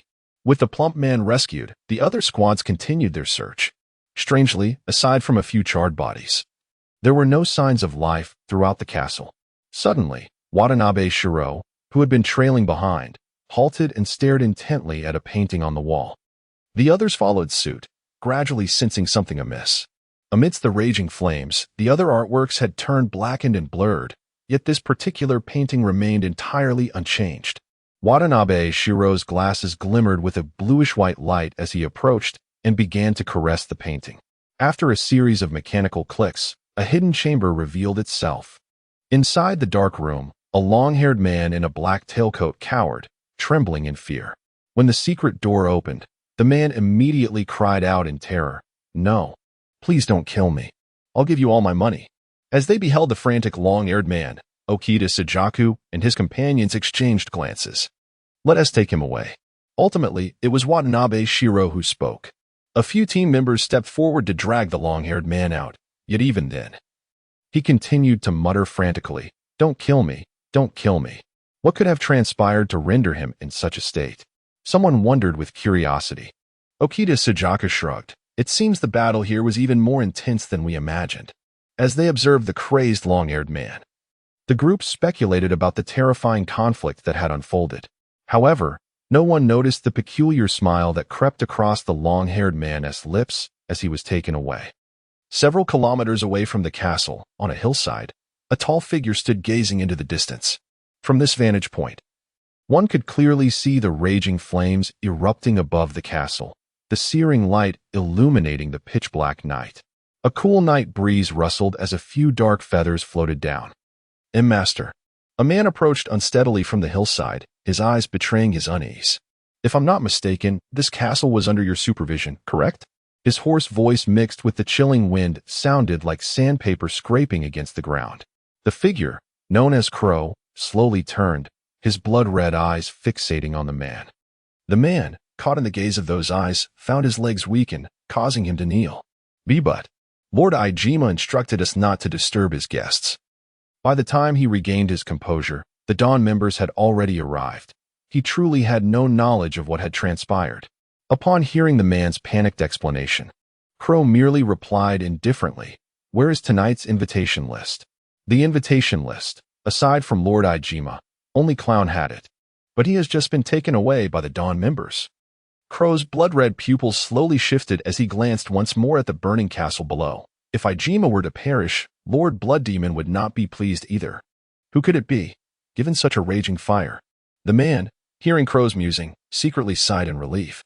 Yet, he failed to notice the shadow beneath him, stealthily creeping in the cover of night.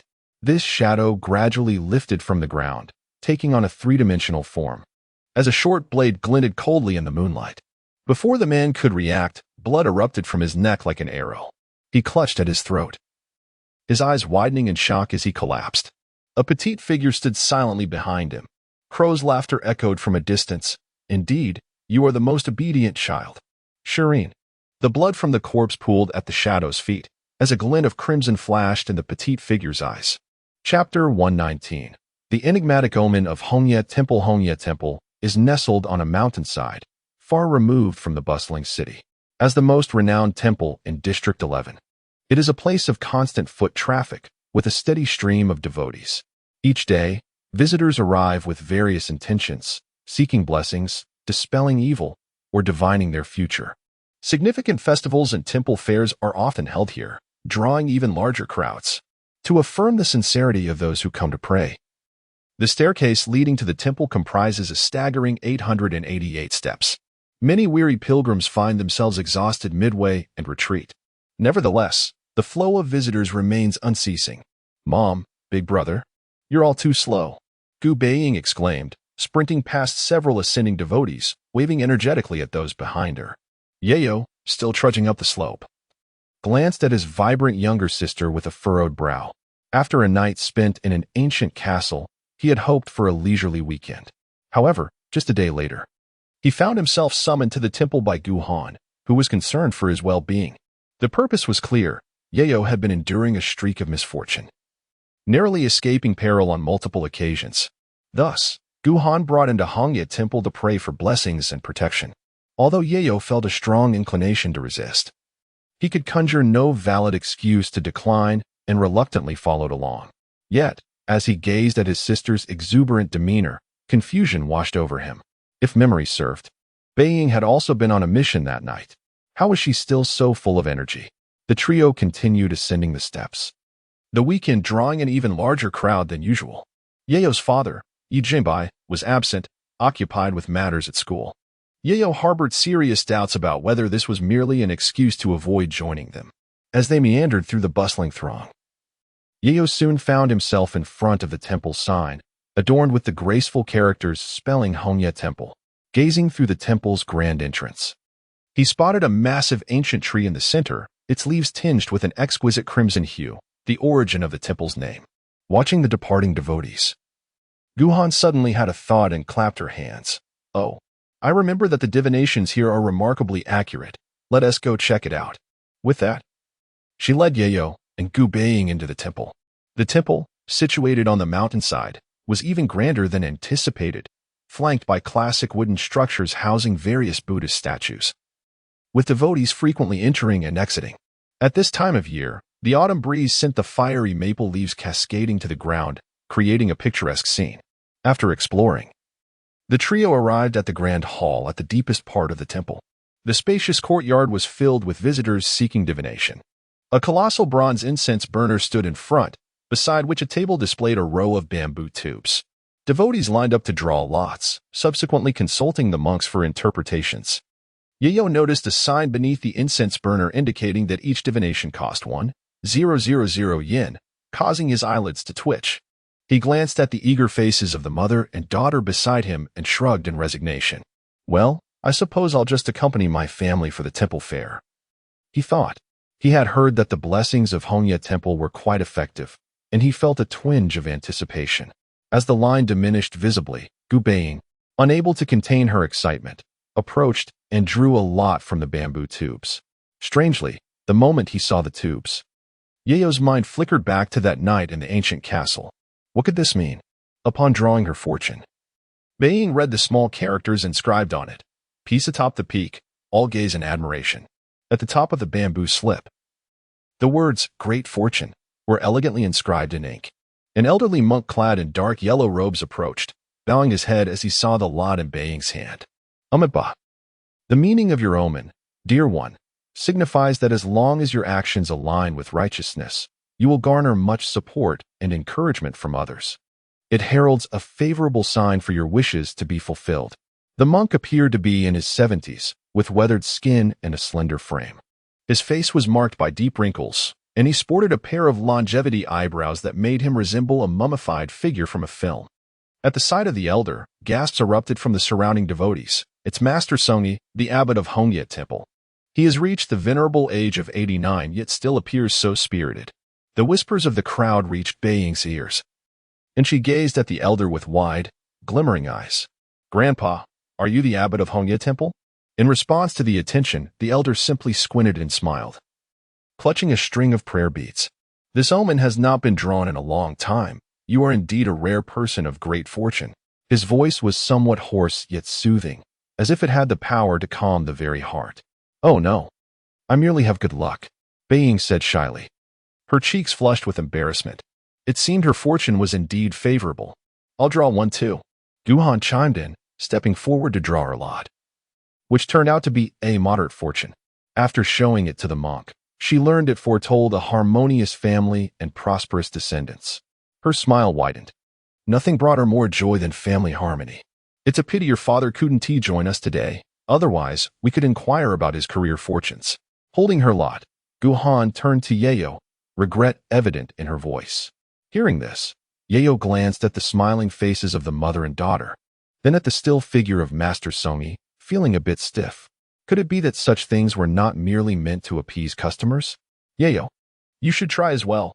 With no choice, he stepped forward and randomly drew a lot from the bamboo tube. As he watched the bamboo slip rise, he felt indifferent. After all, such matters were often suspected of being rigged. Then, he caught sight of the characters emerging from the tube, inscribed in ink, Great Misfortune.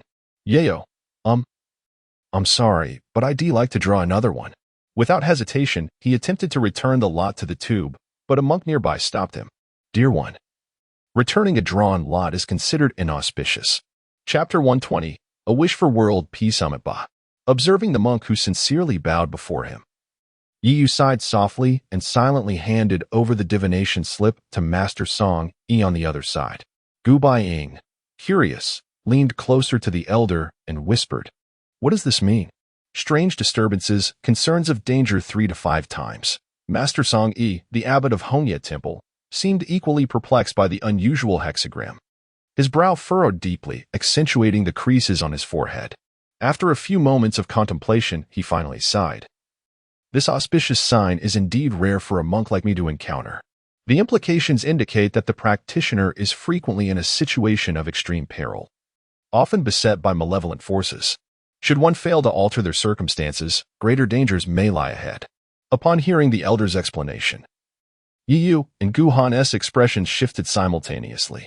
A flicker of ominous light danced in Yu's eyes, shrouded in ambiguity. For some time now, he had been embroiled in battles against demonic entities, perpetually ensnared in perilous situations.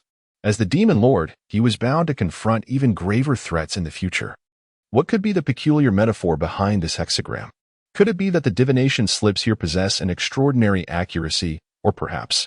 Yu gazed up at the elderly man clad in a dark yellow monk's robe, failing to detect any aura of demonic energy emanating from him. A curious glimmer sparked in his eyes as he activated the power of his Reincarnation Eye, an ability to perceive the desires of the human heart.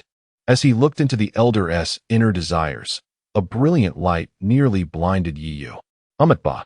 The elder clasped his hands together in prayer, his benevolent visage radiating an extraordinary golden light. Was this the light of faith? Yu withdrew his gaze, astonished to discover that the elder was such a devout believer. As nebulous black mist spread around him, a dark sphere emerged from the shadows. The spirit. Initially curious about the slip in the monk's hand, soon scoffed. The path to becoming a ruler is fraught with challenges. What does a mere hexagram signify? This old monk speaks nonsense. Do not be disheartened by such absurd predictions, my lord demon master. Yu refrained from responding, having already contemplated the inherent dangers. As he turned, he caught sight of Gu and Gu Baiying's worried expressions. In that moment, his heart quaked. He recalled the series of perils he had faced recently, which had led his family to label him as a harbinger of misfortune. Now, with the divination's reminder, did it not further affirm his ill-fated disposition?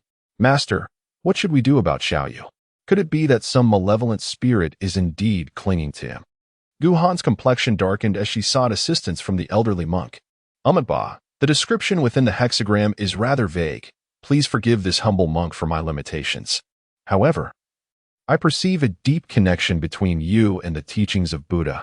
It is remarkable that you drew the most obscure hexagram upon your first visit. Should you choose to embrace the Buddha and sever the threads of your myriad troubles, perhaps you may discover new answers through prolonged practice and enlightenment. Yu gazed at the earnest monk, his expression shifting once more. Was this old monk truly advocating for renunciation? Thank you for your guidance, master, but nothing is absolute. Perhaps the hexagram is simply mistaken. Yu smiled, graciously declining the monk's invitation. To reassure Gu and her daughter, he jested. Donning a harmless smile once more, the master also mentioned that as long as I attempt to change my circumstances, I may avert danger. It seems I ought to find something to occupy my time. Perhaps this is heaven's way of punishing my idleness. Upon hearing that there was still hope, Gu expression softened slightly. Yes. I recall that one can also pray for blessings at the temple. Let us go together to seek safety. Gu Baiying chimed in. Yu promptly handed over the fee for the divination to the monk beside him and bid farewell to the elder. Master, thank you for your insights. I shall certainly hold myself to a higher standard. May we meet again by fate. Fearing that if he lingered any longer, Gu might be persuaded to consider renunciation, he hurriedly led her and Gu Baiying away from the main hall of the temple. A short walk further led them to the ancient red leaf tree at the temple's heart. Surprisingly, the number of visitors here was no less than that in the main hall. They had come to make wishes. The temple had seized this opportunity, planting a row of maple trees beneath the grand ancient tree. Passers-by could inscribe their wishes on wooden plaques and hang them from the branches, seeking the fulfillment of their desires. Naturally, Yi was not surprised to see the sign indicating that each wish plaque cost 2,000 yen. After some effort, they procured their wish plaques and approached a relatively sparse maple tree. The process of wishing was quite simple. One merely had to carve their desire onto the plaque and hang it on the tree branch. The plaques appeared rather ordinary, merely crafted from hardwood and adorned with a circle of red string. Most did not expect much efficacy from this act. It was more a source of psychological comfort. Yu observed as his mother and sister inscribed their wishes. Gu wished for the health of her family, free from malevolent disturbances, while Gu Baiying hoped for the ability to protect her loved ones.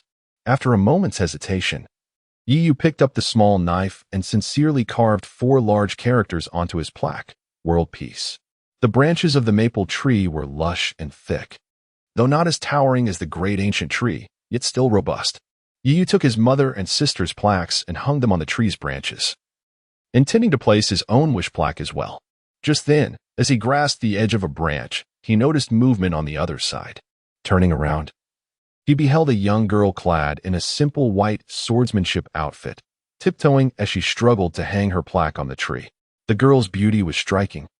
With her sky-blue hair fashioned into a high ponytail, and the blue-framed glasses she wore added an air of intellect to her charm. Upon seeing her, Yu nearly exclaimed, "Qiu Lingwei?" Chapter 121. Misunderstanding of the maternal figure. Encrypted call. The fiery red maple leaves drifted gently in the breeze, accentuating the beauty of the young woman's visage. At this moment, Qiu Ryugetsu donned a pristine white robe of the Kendo Club, holding a wooden plaque in her hand. The tips of her toes lifted slightly, as if she intended to hang the plaque on a branch. However, just then, the branch swayed slightly, causing the plaque to slip away at the last moment. "Eh?" Qiu Ryugetsu exclaimed in surprise, her gaze piercing through the crimson leaves to the other side of the branch, where she caught sight of Yu's gaze.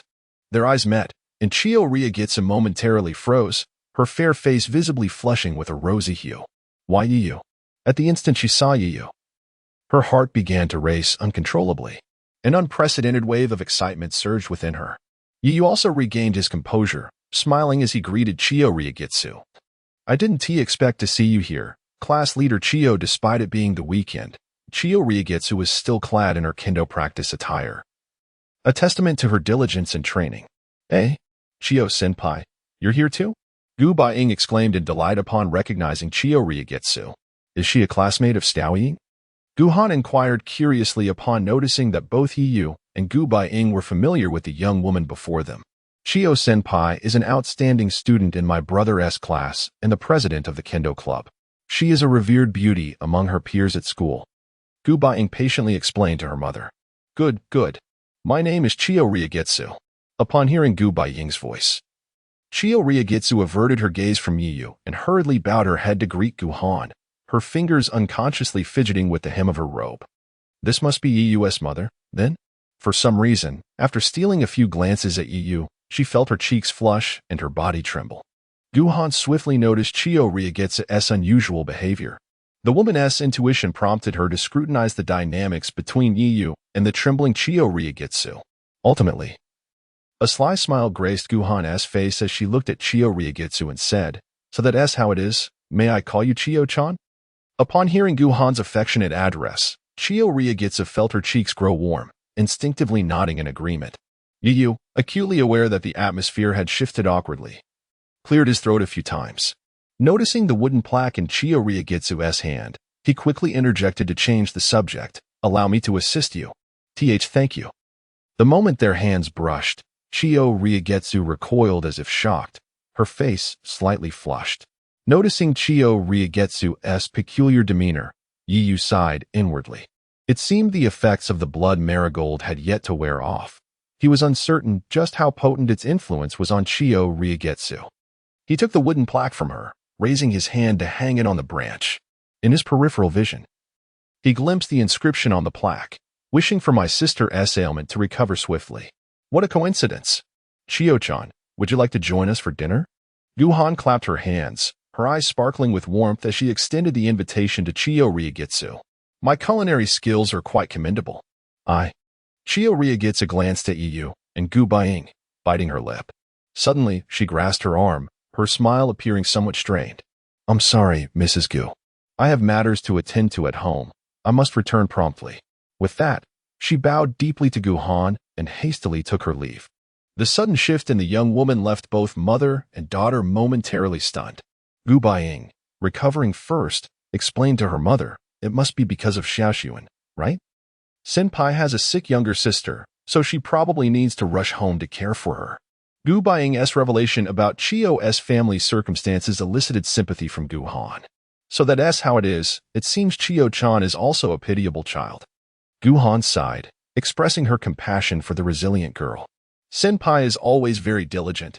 She is admired by many classmates at school." "Indeed." Chio-chan is truly a hardworking girl. As she spoke, Guhan's gaze drifted toward Yu, a knowing smile gracing her lips. Such an exceptional young lady is rare. You ought to seize the opportunity, Xiaoyu. Caught off guard by Guhan's words, Yu halted. A rueful smile crossing his face as he hastily clarified, "Please don't misunderstand. My relationship with class leader Chio is merely that of ordinary classmates." "Is that so?" Guhan nodded noncommittally, a teasing smile lingering on her face, yet she refrained from pressing further.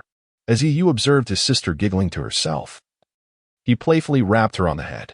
It was only when his sister curled up behind their mother that he withdrew his arm, a subtle glimmer of intrigue flickering in his eyes. He too had sensed Chio Rigetsu's oddity, and out of curiosity, he activated his Reincarnation Eye to perceive desires anew. Yu had begun to utilize the abilities of the Reincarnation Eye intermittently, managing to do so briefly without raising suspicion from his sister. Upon activating the Reincarnation Eye, he once again glimpsed the bloodstained blade enveloped in black mist within Chio Rigetsu's being. However, unlike before, this time the blood strands coiling around the blade appeared denser, as if they sought to engulf the entire weapon. These tendrils resembled veins, pulsating with vivid crimson light. The following evening, after breakfast, Yu excused himself to his room under the pretext of studying. Once the door was closed, he used his insect to confirm that there were no anomalies with his sister before slightly lowering his guard. Ding shortly thereafter, Yu's phone rang unexpectedly. As if anticipating this, he answered the call, and a magnetic male voice resonated from the other end. "Good evening, my esteemed 10th generation demon lord." Chapter 122. The Aftermath of the Castle. A gradually eerie continuation upon hearing the voice from the other end of the phone. Yu spoke in a restrained whisper. "Is your current situation safe?" The gentle voice of the man on the phone responded, "Rest assured, my lord. I have put the watchers into a deep sleep, and the phone I am using was borrowed from a passerby." On the line was Alan, the succubus that Yu had just released from the box of phantoms. "What is the current situation, Alan?" "My lord, please allow me to clarify. My name is now Clano." The voice in the phone remained humble and measured, as this succubus, who had lived for over 1,000 years, gradually adapted to this new body. Yu nodded, appreciating Alan's caution. He then listened as Alan reported, "As you anticipated, my lord. The owner of this body is a foster son named Ijima Fumio. After the organization called Dawn arrived at the castle that night, they took me away. Following a brief period of treatment, they began to interrogate me. Most of the inquiries were related to the demon named Ijima Fumio. In this world, that is how they should be referred to, correct?" Alan seemed accustomed to speaking to himself, narrating the events almost like a statement, as per your instructions. "I acted as though I were under the control of Ijima Fumio, and the people from Dawn did not suspect me. During this time, they employed the magical artifacts you previously mentioned to test me. However, these methods were utterly inept and failed to constrain me." Hearing Alan's response, a cunning smile crept onto Yu's lips. Alan's family was renowned for their expertise in hypnosis and allure. The attempts made by Dawn to use similar probing or hypnotic techniques on Alan were, in essence, a misstep. After the interrogation, Alan was handed over to the Metropolitan Police by Dawn's personnel on charges of harboring. This was also within Yu's expectations. Firstly, Alan's methods of concealment were superb. Dawn's personnel could not discern that the human they had taken was a demon who had lived for millennia. Secondly, as an ordinary human, Alan was merely a victim claimed to be under the control of a demon. Naturally, Dawn had no reason to target Alan, merely handing him over to the police for charges related to harboring. I utilized some connections within the Ijima group to secure my early release, but there are still some officers from the Metropolitan Police monitoring me. After Ijima Fumio's death, his enterprises were entrusted to Clano, his foster son. "Indeed, you have performed admirably." Yu praised Alan without reservation upon hearing his account. It appeared that the current situation was well within his control. The fact that Dawn had not suspected Alan was akin to granting him a get-out-of-jail-free card, facilitating future actions.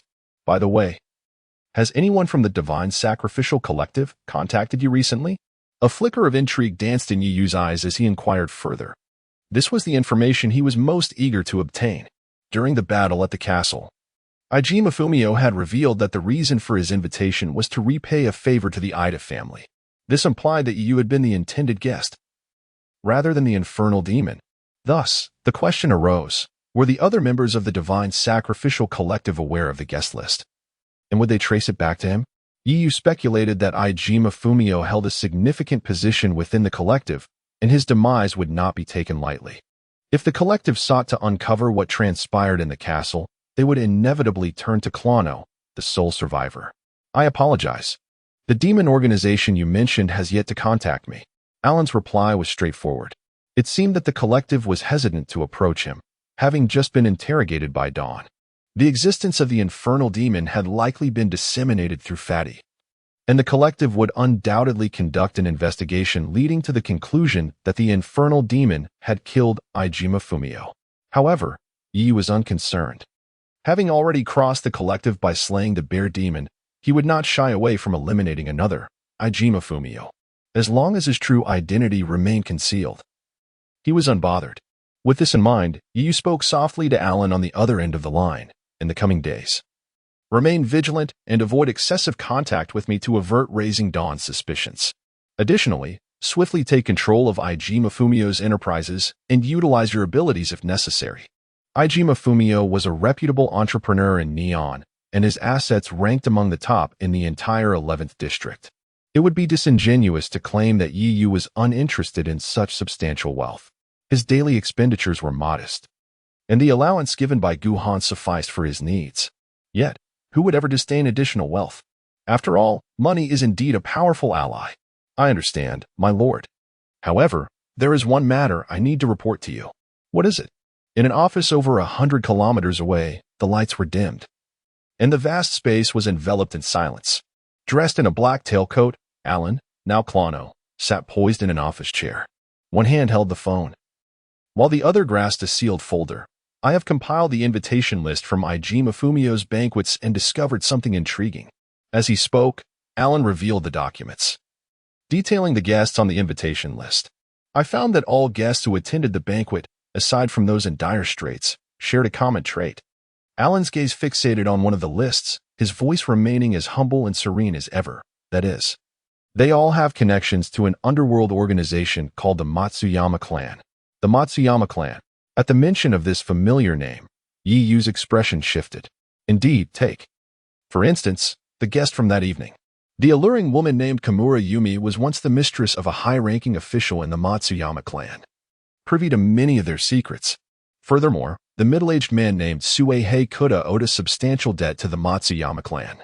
Even that ailing old man had been a leader of the Matsuyama clan in his youth, only to go into hiding after betraying them. Alan relayed all the information he had gathered to Yi Yu, stirring a profound realization within the latter. This meant that these individuals, to varying degrees, were intertwined with the Matsuyama clan, which was why Ijima Fumio had invited them as guests to the banquet. I did not disclose this to Dawn, but I believe they will uncover it soon enough. Yi Yu remained silent, his mind racing with an even more astonishing clue. He had once learned from Zhugafeng that the Matsuyama clan, one of the three major underworld forces in the 11th district, was backed by a large financial consortium. Ijima Fumio's invitation to him was, in fact, to help the Ida family resolve their issues. Was the Ida family seeking to eliminate him for the sake of revenge on behalf of Ida Masahiko? Moreover, the guests invited by Ijima Fumio were remnants that the Matsuyama clan had failed to eradicate. The Ida family, the Matsuyama clan, and the Divine Sacrificial Collective. What intricate connections lay hidden among these seemingly unrelated factions? Chapter 123, Siblings Bound by Fate, the soul-calling voodoo doll master of demons. Do you require my subordinates to engage in a thorough investigation? Aaron inquired, sensing the silence from Yi Yu on the other end of the phone. Yi Yu came back to his senses from his contemplation, his gaze flickering slightly as he replied with calmness. No, you are still under surveillance. Do not act recklessly. Yi Yu refrained from hastily instructing Aaron to delve deeper. Having already eliminated two key figures of the spirit worshippers, Kue Shion and Ishikawa Fumio, he was now undoubtedly the focal point of attention for this demonic organization. Any unnecessary actions at this juncture could expose him, akin to plunging himself into a pit of fire. Follow my previous instructions and gradually take over Ishikawa Fumio's enterprises, while remaining vigilant for any lingering demons in your vicinity. Although Yu had eradicated several demons enslaved by Ishikawa Fumio within the ancient castle, it was prudent to remember that cunning individuals may have left behind some subordinates. Capturing these individuals might yield valuable intelligence regarding the spirit worshippers. I understand, Master of the 10th generation. Yu's lips twitched slightly as he cautioned. Do not call me Master. That title feels rather peculiar. On the other end of the line, Aaron immediately grasped Yu's sentiment and chuckled softly without hesitation. Yes. Young Master. After ending the call, a glimmer of deep thought flickered in Yu's eyes. Aaron, an ancient being of 8 centuries, demonstrated meticulousness paired with humility. Truly a commendable subordinate. According to the intelligence provided by Aaron, the Intion family appeared to be the financial backers of the Matsuyama Association. Meanwhile, Ishikawa Fumio, a cadre of the spirit worshippers, was secretly clearing up the Matsuyama Association's affairs. What, then, was the connection between the Matsuyama Association and the spirit worshippers? Yu remained ignorant of this detail, but he trusted that it would not be long before the dawn would unveil the relationship between the two. At that point, he could simply employ the leeching insect listening device to reap the benefits. Contemplating this, Yu dismissed further thoughts, gazing at the profound night outside with a subtle smile. He retrieved a black hooded coat from the box of spirits at his chest, donned it, and locked the door behind him. Opening the window, he quietly slipped away from his room under the cover of darkness. The cool evening breeze meandered through the city's nooks, and shadows darted furtively in the corners. At the Eastern Capital Medical University-affiliated hospital, the facility had resumed operation after a period of restoration, though the completely devastated top floor remained under repair. A blond thug stood by the window, his hands unconsciously gripping the railing tightly. Typically brash, he now gazed nervously at the night sky, glancing back at the hospital bed from time to time. Suddenly, a gust of cold wind swept through the night, causing the curtains behind him to rustle vigorously. The hound sensed something amiss and hastily turned to see a shadow clad in black standing silently on the windowsill.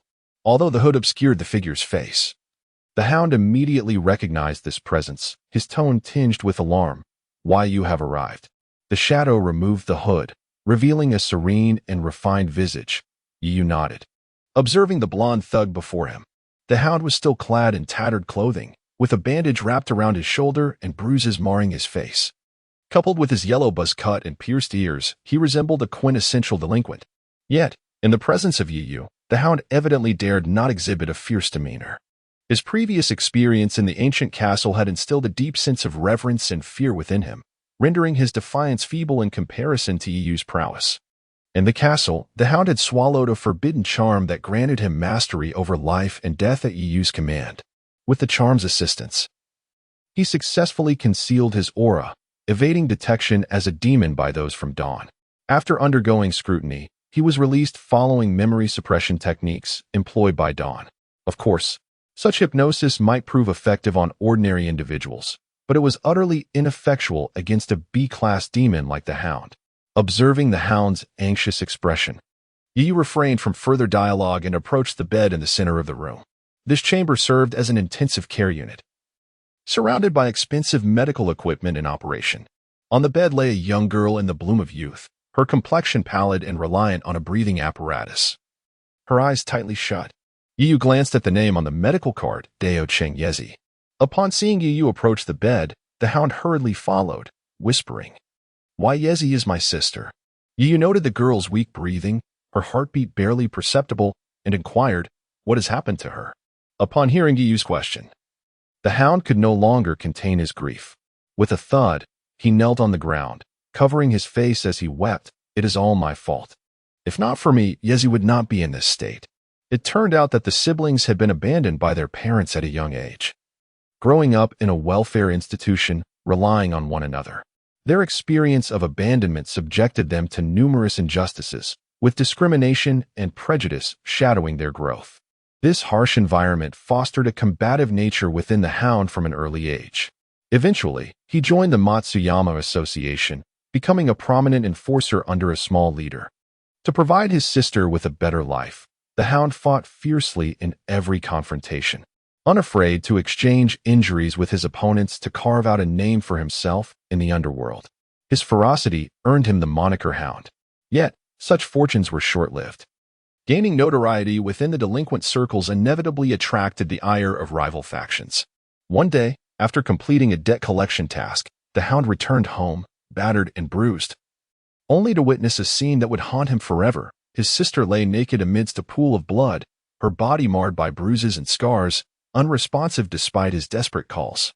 Even with his swift efforts to rush her to the hospital, the outcome was dire: multiple fractures and multi-organ failure, leaving her Relic Chapter 124, Taming the Hound. Enhanced soul abilities. After listening to the Hound recount his story, Yu turned his gaze toward the young girl on the hospital bed. Her features appeared somewhat youthful. At this innocent age, she should have been reveling in the beauty of childhood. Yet, at this moment, she lay unconscious, transformed into a living being on the brink of doom, relying on machines for survival.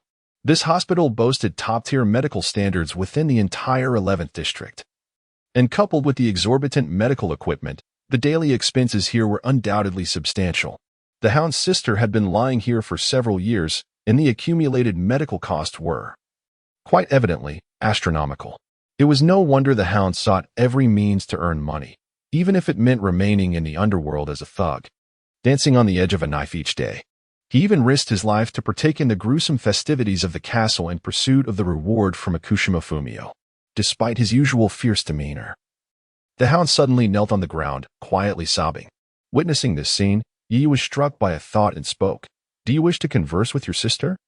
Upon hearing Yu's voice, the Hound froze momentarily, disbelief etched across his face as he looked up at Yu, his eyes trembling. "I can offer you an opportunity." In that instant, the Hound saw Yu produce a bloodstained, peculiar doll from his cloak. This was the soul communication witch doll he had previously acquired through a lottery.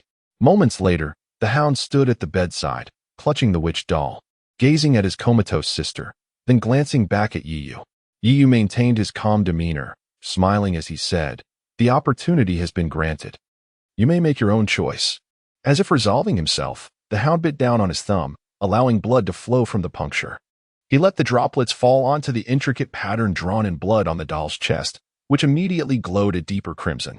The witch doll was a sacrificial tool of the blood witch clan from the demon realm, and one crucial requirement was the blood of a close relative. The Hound then followed Yu's guidance, placing a strand of his sister's hair atop the doll's head before laying the bloody doll upon her chest. At that moment, the blood-red pattern on the doll suddenly flickered with a dim, oscillating light. A beam of blood light surged forth from the doll, merging into the girl on the hospital bed. As the blood light burst forth, the previously rough-looking doll dimmed considerably. Then, an eerie phenomenon unfolded. The lights in the room extinguished without warning, and a chilling aura swiftly enveloped the space. To everyone's astonishment, a blue-white orb of light manifested above the girl's chest, gradually morphing into the silhouette of a girl. This apparition hovered in midair, transparent, yet her features mirrored those of the girl lying below.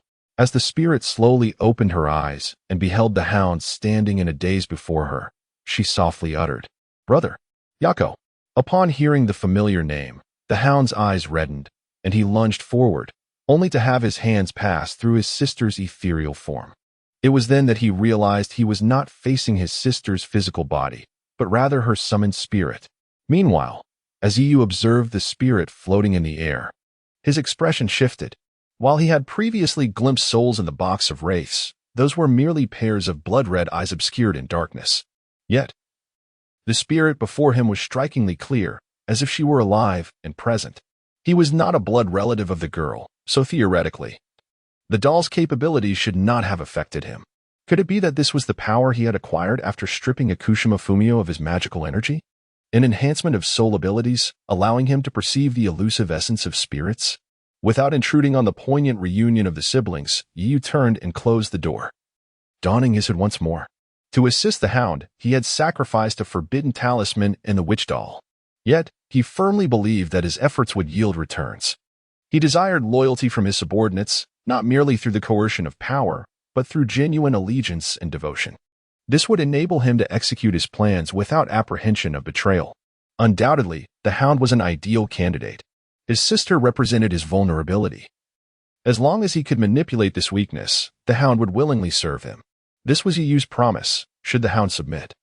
He would aid in saving his gravely ill sister.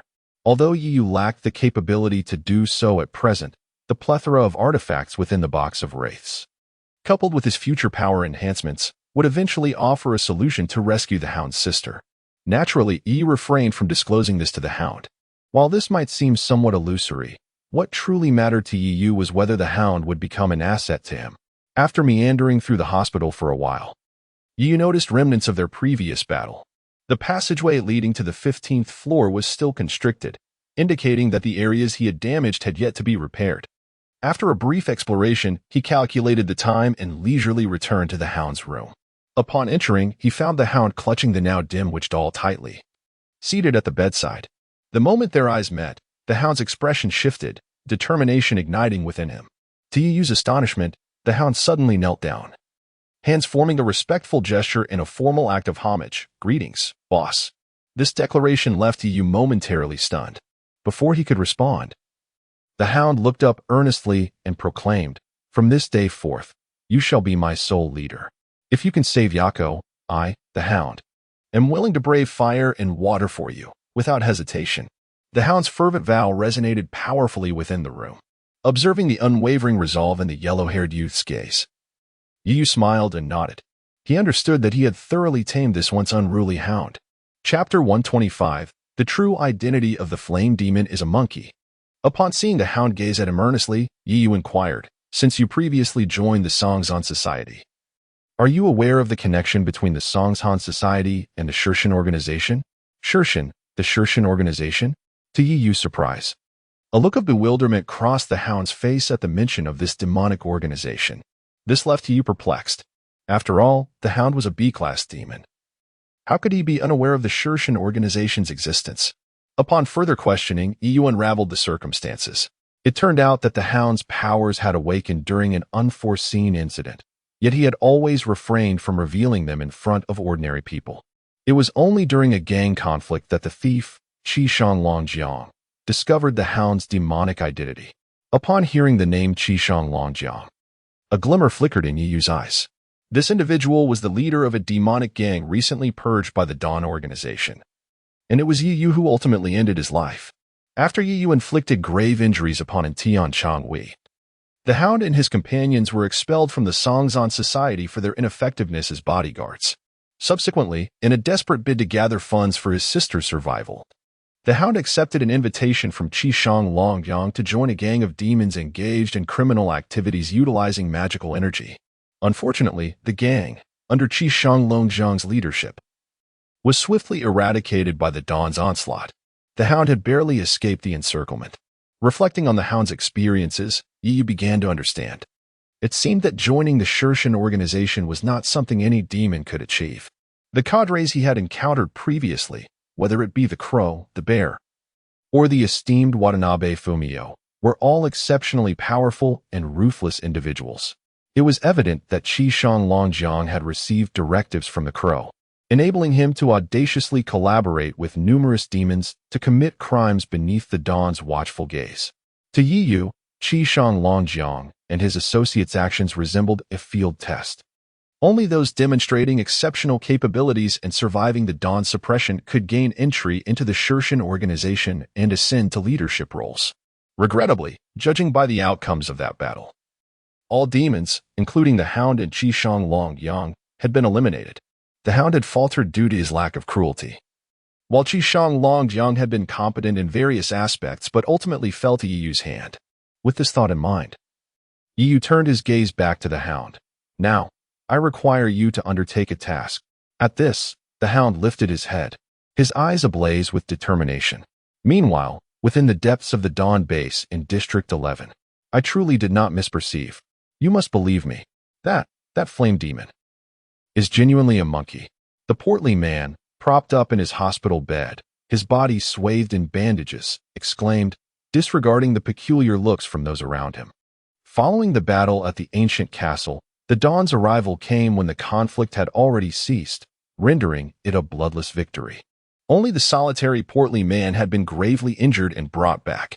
In the specialized ward of the Dawn base, Watanabe, the White Horse, approached the portly man's bedside. After conducting a thorough examination with precise instruments, he calmly nodded to the onlookers. "You must believe me. I witnessed it with my own eyes. The true visage of the flame demon is, in fact, a monkey. The portly man insisted with fervor, his voice robust despite his bandaged state. The scenes from the castle remain vivid in his memory, particularly the black figure wielding a scythe, adorned with a simian appearance, which left an indelible impression on him. Are you suggesting that the flame demon is a monkey that has attained sentience? Okita-suka chuckled from the side, scoffing at the portly man's claims. I assure you. I saw the flame demon carve a wound across my face, blood gushing forth. The portly man reiterated, scratching his head, his wide eyes brimming with sincerity. Come now. We have all witnessed the flame demon conjure scythes and flames from thin air. It is undoubtedly a blade demon possessing extraordinary abilities. Amasawa Aoi, the inspector of District 11, stood nearby, contemplating the dialogue. Initially, they had deduced that the flame demon could manifest colossal size and violet flames from its magical energy, theorizing it to be a blade demon capable of materializing its inner desires into tangible weapons. However, according to the portly man's account, the flame demon bore the characteristics of a mutated demon. Even the well-informed Amasawa Aoi found herself astonished. What kind of powers did this flame demon, which had abruptly appeared in District 11, truly possess? As Amasawa pondered, Watanabe approached, speaking solemnly. The logistics team has thoroughly searched the ancient castle from top to bottom, and aside from a few indiscernible charred remains, we have confirmed that no other living beings were present. Ultimately, aside from Song Yan, only the adopted son of Watanabe Fumio and one surviving human remain. Watanabe continued in his characteristic calm demeanor. We tested Watanabe Fumio's adopted son and found no magical energy fluctuations within him. However, based on his mental state, it appears he has been subjected to Watanabe Fumio's control. As for the surviving human, we employed magical devices to hypnotize him, but he provided no useful intelligence. Upon hearing Watanabe's report, Amasawa furrowed her brow. Thus, their mission had resulted in futility? Watanabe Fumio undoubtedly held a significant position within the Shurshin organization. Capturing him would yield a wealth of information. Amasawa sighed deeply, realizing this unforeseen turn of events had caught her off guard. Do not relax your investigation into Watanabe Fumio's enterprises, nor the origins of those guests who were invited. For now, we must see what clues remain here. Watanabe nodded, moving past Amasawa and offering a gesture of acknowledgement to Gu Baiying, who stood beside her. Amasawa, is the portly man going to be all right? Gu Baiying leaned closer to Amasawa, pointing at the portly man, who appeared to be in a frenzy beside the bed. She had witnessed him unconscious amidst the blazing inferno, had it not been for the enormous shield conjured by the magical device. The portly man would likely have been reduced to ashes by now. Amasawa shook her head, explaining, Song Yin was merely startled in the ancient castle. His emotions are somewhat unstable. From the side, Shasha interjected with a smile, rest assured, Xiaoying. The portly man's magical device is specifically designed for protection and can autonomously defend itself when necessary. Those flames could not harm him. Gu Baiying reminisced about the imposing blood and flesh shield, feeling a sense of admiration. Magical devices are indeed remarkable weapons.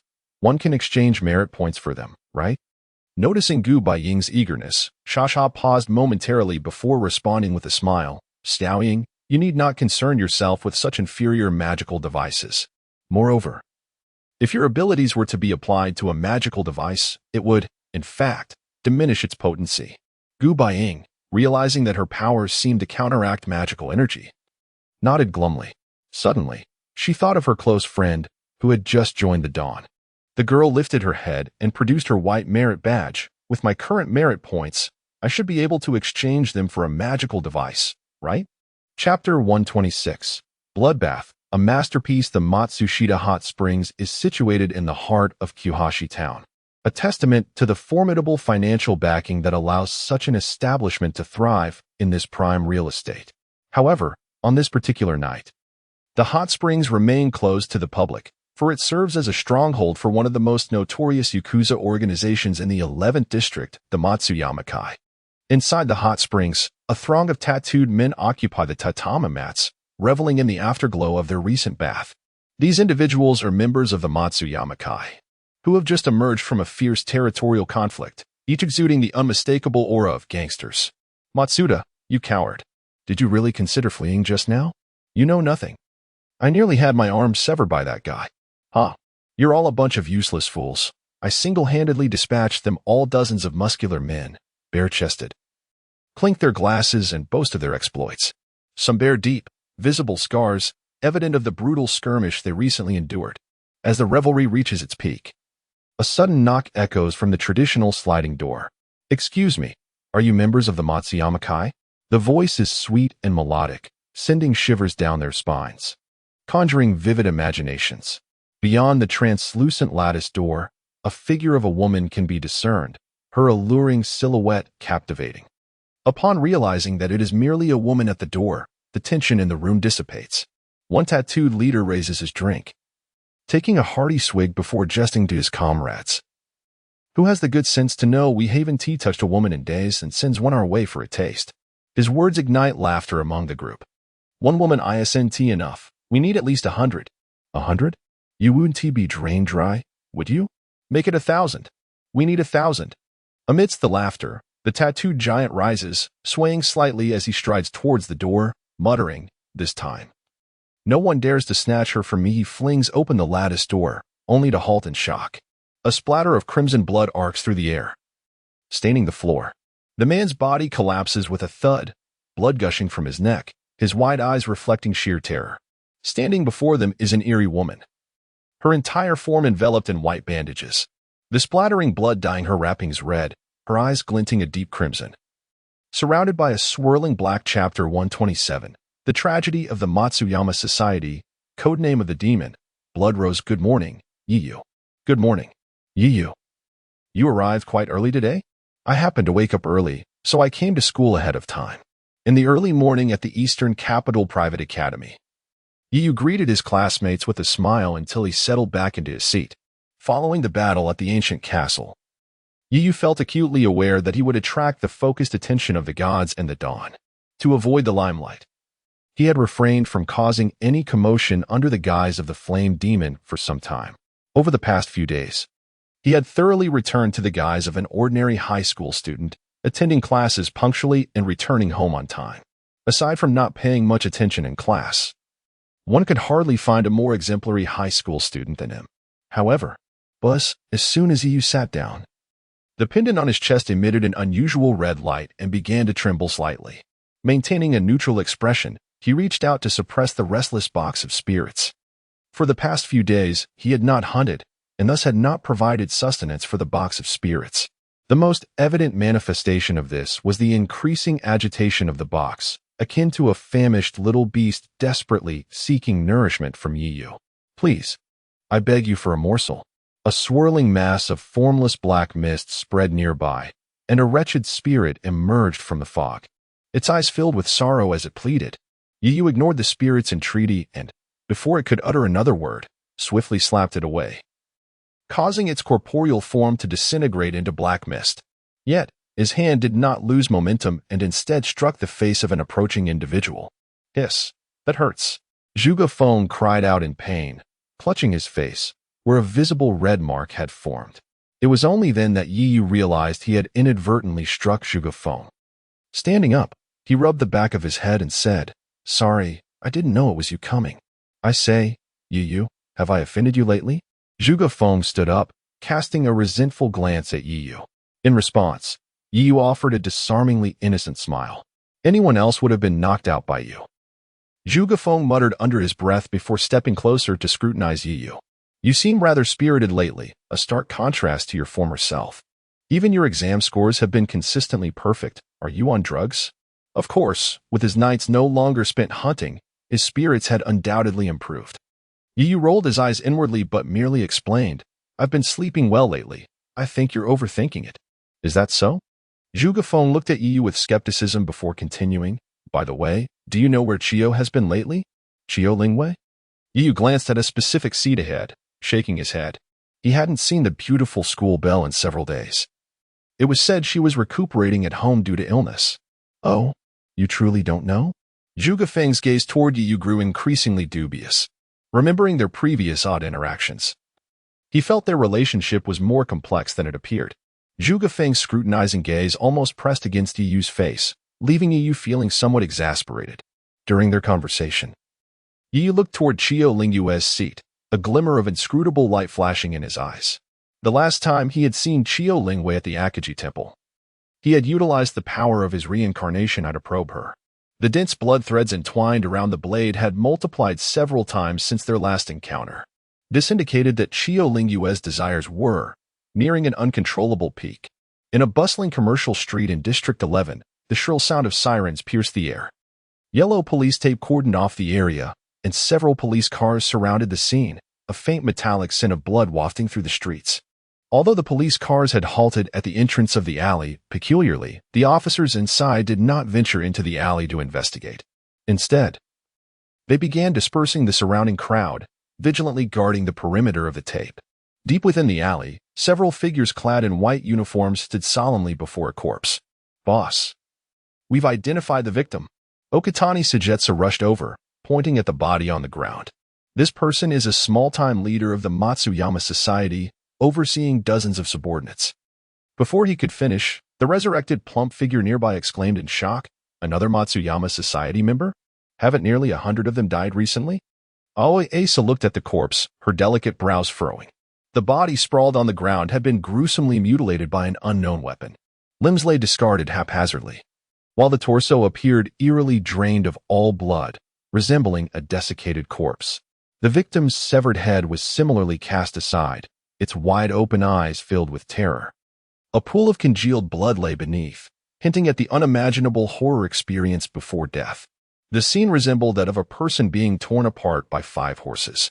The victim had been tortured to death. What kind of deranged individual could commit such an atrocity? The presence of the dawn indicated that this incident was linked to the existence of demons. Yet, even they seldom encountered such a horrific scene. The last being the troublesome demon known as the Flame Demon during its initial offense. Hakuba Watanabe aimed his glasses at the remnants of the scene, a beam of blue-white light emanating from them. After a brief analysis, he remarked calmly, as with the previous case, the blood on the ground exhibits faint magical energy fluctuations. Is it the primal deities? Sasa immediately recalled that deranged organization of demons. Through their investigations, they discovered that this organization orchestrated various bizarre and horrifying events to collect fresh blood. Unclear. Based on these recent incidents, the perpetrator's abilities seem to be blood-related, a phenomenon we have never encountered before. Hakuba Watanabe crouched down to gather the blood from the ground. They had previously analyzed several blood samples from past cases and found them all to belong to the deceased. This suggested that the perpetrator was a newly emerged demon. Okatani Sagetsu shrugged nonchalantly. "Looks like another new achievement for us. Every so often, a new wave of demons would surface, differing only in strength. If it weren't for the rapid advancement of this particular demon's abilities, drawing the Dawn's attention, they might have overlooked it." Listening to her companion's analysis, Aoi Asa silently crouched down to examine the remains, a glint of insight flashing in her eyes. She noticed that blood threads had formed hollow flowers at the severed limbs of the corpse. These red flowers, entirely composed of blood threads, appeared eerie yet possessed an indescribable allure. Aoi Asa reached out to touch one of the blood-threaded flowers. However, the moment her finger brushed against it, the exquisite flower transformed into droplets of vivid red blood that fell. Aoi Asa's expression darkened, and she rose, commanding her colleagues. "Since the target is aimed at the Matsuyama Society, we must focus our investigation on their enemies. This demon's methods are exceedingly vile, suggesting they are on the brink of complete demonization. We must locate them promptly." The demon's code name. Aoi Asa gazed at the blood-threaded flowers blooming on the corpse and declared solemnly, "Blood Rose." Chapter 128. Memories of blood. As the sun dipped below the horizon, the streets were bathed in a soft golden glow, casting a delicate hue over the urban landscape. In the outskirts, before a dojo named Chio Dojo, a group of robust men clad in gray-black training attire stood with anxious expressions, gazing into the distance. Amidst the dimming light, a slender figure emerged gradually along the mountain path. There. Upon spotting this figure, some of the men voiced their excitement. As they turned to look, they beheld a striking young girl, around 17 or 18 years of age, with long azure hair cascading down her back. She wore a simple white cloak, lined with white bandages, exuding an air of coldness and indifference. "Commander, you're back." The men felt a wave of relief wash over them, rushing to welcome her. However, their joyous expressions abruptly froze. As the girl approached, they noticed that her pristine cloak was marred by large patches of blood, a gaping wound the size of a fingertip. On her right shoulder was still oozing blood, whether caused by a bullet or a blade was unclear. Yet, despite this, the girl seemed impervious to pain as she continued toward the dojo. "Commander, are you all right?" Concern etched on the faces of the men, who hurriedly positioned themselves in front of her before she could draw near. "Why are you still here?" "I'm fine. You may return," Chiyo Ryugetsu replied coldly, casting a glance at the group. With that, she turned and walked toward the dojo's entrance. "Commander!" Suddenly, a man stepped in front of Chiyo Ryugetsu, his tone earnest yet firm. "You have been going out alone for some time without informing us of your intentions. Your current state worries us greatly. Please, let us share whatever burdens you face." The men behind him bowed deeply, pleading, "Please, Commander, allow us to bear it with you." Chiyo Ryugetsu halted abruptly, a slight tremor coursing through her form. She turned her head, her beautiful eyes flashing with a crimson glint, and in an icy tone, she commanded, "I said, leave me be." The leading man felt an overwhelming sense of dread as he met her blood-red gaze, as if ensnared by 1,000 terrifying threats, rendering him motionless. The men behind him were equally paralyzed by the palpable aura of menace, rooted to the spot in silence. Chiyo Ryugetsu averted her gaze, suppressing the murderous impulse within her, and stepped into the dojo. This time, the men did not attempt to stop her. Traversing the deserted courtyard, Chiyo Ryugetsu entered the residence at the back. "Sister?" As she passed a room, the bamboo door was abruptly pushed open from within. Chiyo Inju, clad in a flowing white dress and with a bandage wrapped around her head, emerged, her tone gentle as she inquired, "Sister, why are you home so late today?" Seeing her pale sister, a flicker of life returned to Chiyo Ryugetsu's otherwise expressionless face. She forced a smile, softening her voice, and ruffled her sister's hair.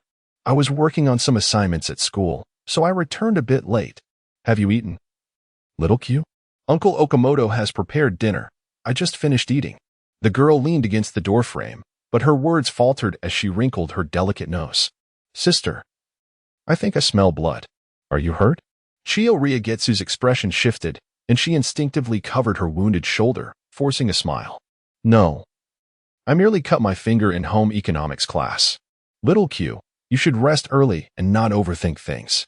However, before the girl could respond, Chiyo Ryugetsu gently pushed her back into the room. Once the door was shut, her expression shifted to one of turmoil as her eyes glowed with an eerie red light. She clenched her fists tightly, her slender nails digging into her flesh, causing droplets of blood to seep through her fingers. Returning to her own room, Chiyo Ryugetsu wasted no time and made her way to the bathroom. She shed her clothing and reclined in the tub, her previously restless heart gradually calming. Warm water cascaded from the showerhead, drenching her hair, while the mist blurred her features. Chiyo Ryugetsu endeavored to cleanse the blood from her body, the crimson liquid mingling with the water as it pooled in the bathtub. She felt as though she was immersed in a sea of blood. The warm water washed over her, revealing her supple, fair skin beneath. Yet, as the heat enveloped her, an uncanny sight unfolded. Delicate threads of blood began to emerge from the deep wound on her left shoulder, intertwining like fine yarn. In no time, the gaping injury had miraculously healed, leaving no trace of a scar. This miraculous sight did not capture the girl's attention. Instead, her gaze remained fixated on the bathtub filled with blood, crimson liquid, enveloping her. The warmth was reminiscent of years gone by. She recklessly lunged toward her parents in the pool of blood, but no matter how she cried out, she received no response. That was the last time she felt the warmth of her parents amidst the sea of blood. Meanwhile, in a room just a few dozen meters away from Chiyo Ryugetsu's bathroom, Chiyo Inja lay on her bed, her body trembling slightly, her chest rising and falling violently. It was as if she were haunted by a nightmare, her lips pressed tightly together as beads of sweat trickled down her cheeks. Chiyo Inja shook her head slightly, suddenly letting out a gasp. "No? Sister. Sister." Her breath quickened, and she sat up abruptly, her eyes wide with shock. The bandage atop her head fell away, revealing her eyes, sparkling blue like the starry sky. Chapter 129. A visit to the missing Choen. On a certain path leading to the foot of the mountain, two figures, one large and one small, walked side by side. I inquired, "Must we go so early in the morning?" The crisp chirping of birds echoed from the treetops nearby. Yu, holding a bag, yawned helplessly under the blazing sun. Visiting someone in the morning shows sincerity. Gu Baiying, walking beside Yu, turned to her brother and playfully waved her finger, wearing an expression of understanding. "Besides, it has been a while since I last saw Xiaosun. I wonder if her condition has improved." Before long, Gu Baiying ascended the steps of the mountain path ahead of Yu. Today, she donned a brown short skirt, her slender legs enveloped in white stockings. Her long hair, tied into twin ponytails with red ribbons, highlighted her fair and charming visage, exuding youthful vitality. Observing his energetic sister ahead, Yu realized not everyone is cut out to be a savior. During this time, Xiaoying had often seized the opportunity to undertake Dawn's missions under the guise of outings with her friends, recalling his own nightly escapades, scaling walls to hunt down demons. Yu couldn't help but admire his sister's extraordinary vigor. After a moment, the siblings arrived before a striking vermilion gate of a dojo. Flanking the entrance were two formidable stone lions, while a plaque inscribed with the words Chio Dojo in elegant script adorned the gate. "Is this the home of Senior Chio? It's so beautiful," Gu Baiying exclaimed, her eyes gleaming with excitement, although she had previously delivered gifts to the Chio sisters at the hospital. This was her first visit to Chio Lingyue's residence. In contrast, Yu stood beside her with an expression of resignation. Could this be considered trespassing?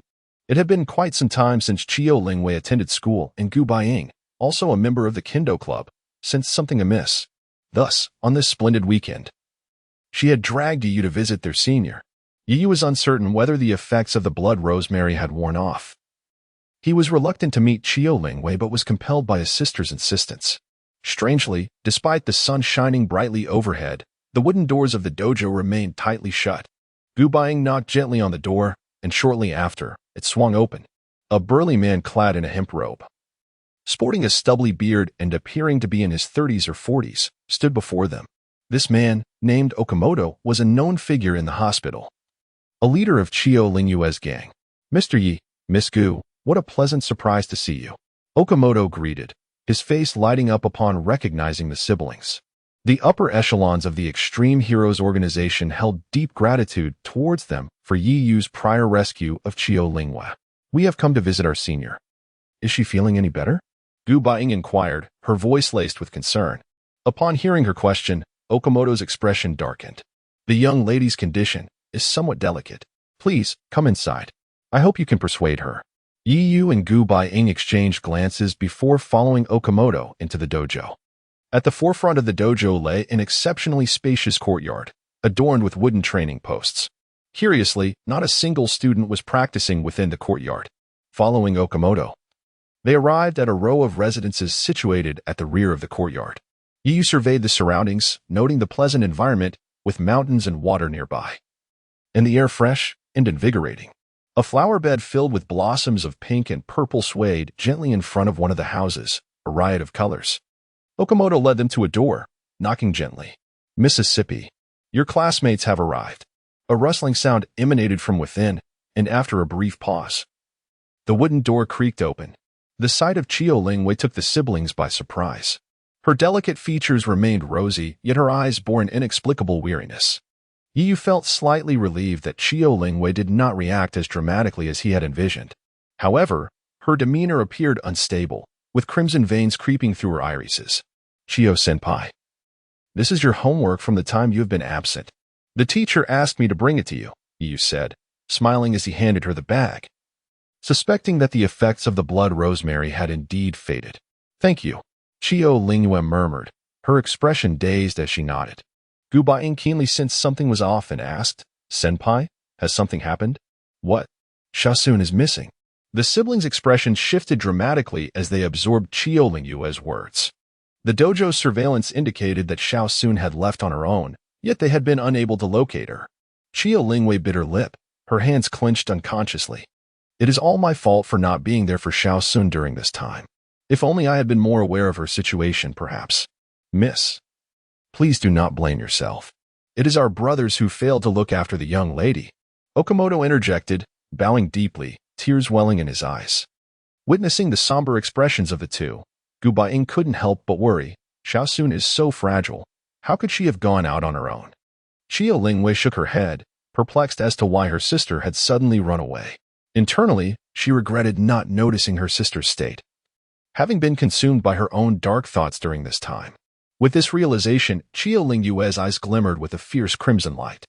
As her emotions began to spiral out of control, she struggled to contain her murderous intent. Sensing something amiss, Yiyu's heart sank, prompting him to change the subject. What about the police? What have they said? The police are still investigating leads, and the dojo members have all gone out to search for Xiaosun. Yiyu recalled that he had seen no one on his way there. It appeared the gang members had all ventured out to seek Qio and Xuan. But why had she chosen to leave home at this time? I apologize for the trouble. Thank you for coming to visit me. I truly regret the lack of hospitality. Qio Lingwei rose, expressing her apologies to the two. With her sister missing, she could hardly muster any enthusiasm. The siblings, feeling out of place, opted to take their leave after advising Qio Lingwei to take care of herself. Chapter 130. The compulsory task of the Box of Phantoms. Qio and Katsu's nightmare. How strange it is that Katsu would suddenly leave home departing from the dojo. The siblings walked along the mountain path, both feeling a sense of oddity. Gu Baiying lowered her head slightly, her tone tinged with sorrow. Although she had only met Katsu a few times, she had grown fond of the delicate and endearing girl. Do not be disheartened. Perhaps Katsu merely wishes to take a breather, Yiyu gently reassured her. Having noticed her sister's melancholy, Gu Baiying nodded. I wish I could do something to assist my senior. She immediately thought of the Dawn organization but shook her head discreetly. The companions of Dawn were tirelessly engaged in tracking down the traces of demons and executing cleansing missions. How could they spare time to help her search for Katsu? The sister's plight was already so pitiable. She could only hope that no further misfortunes would befall them. With a sigh, Gu Baiying found her previous desire to shop dissipated entirely. Yiyu patted her head, smiling as she comforted, good fortune will surely accompany Katsu. She will be fine. Yet, even as she spoke these words, Yiyu herself struggled to believe them.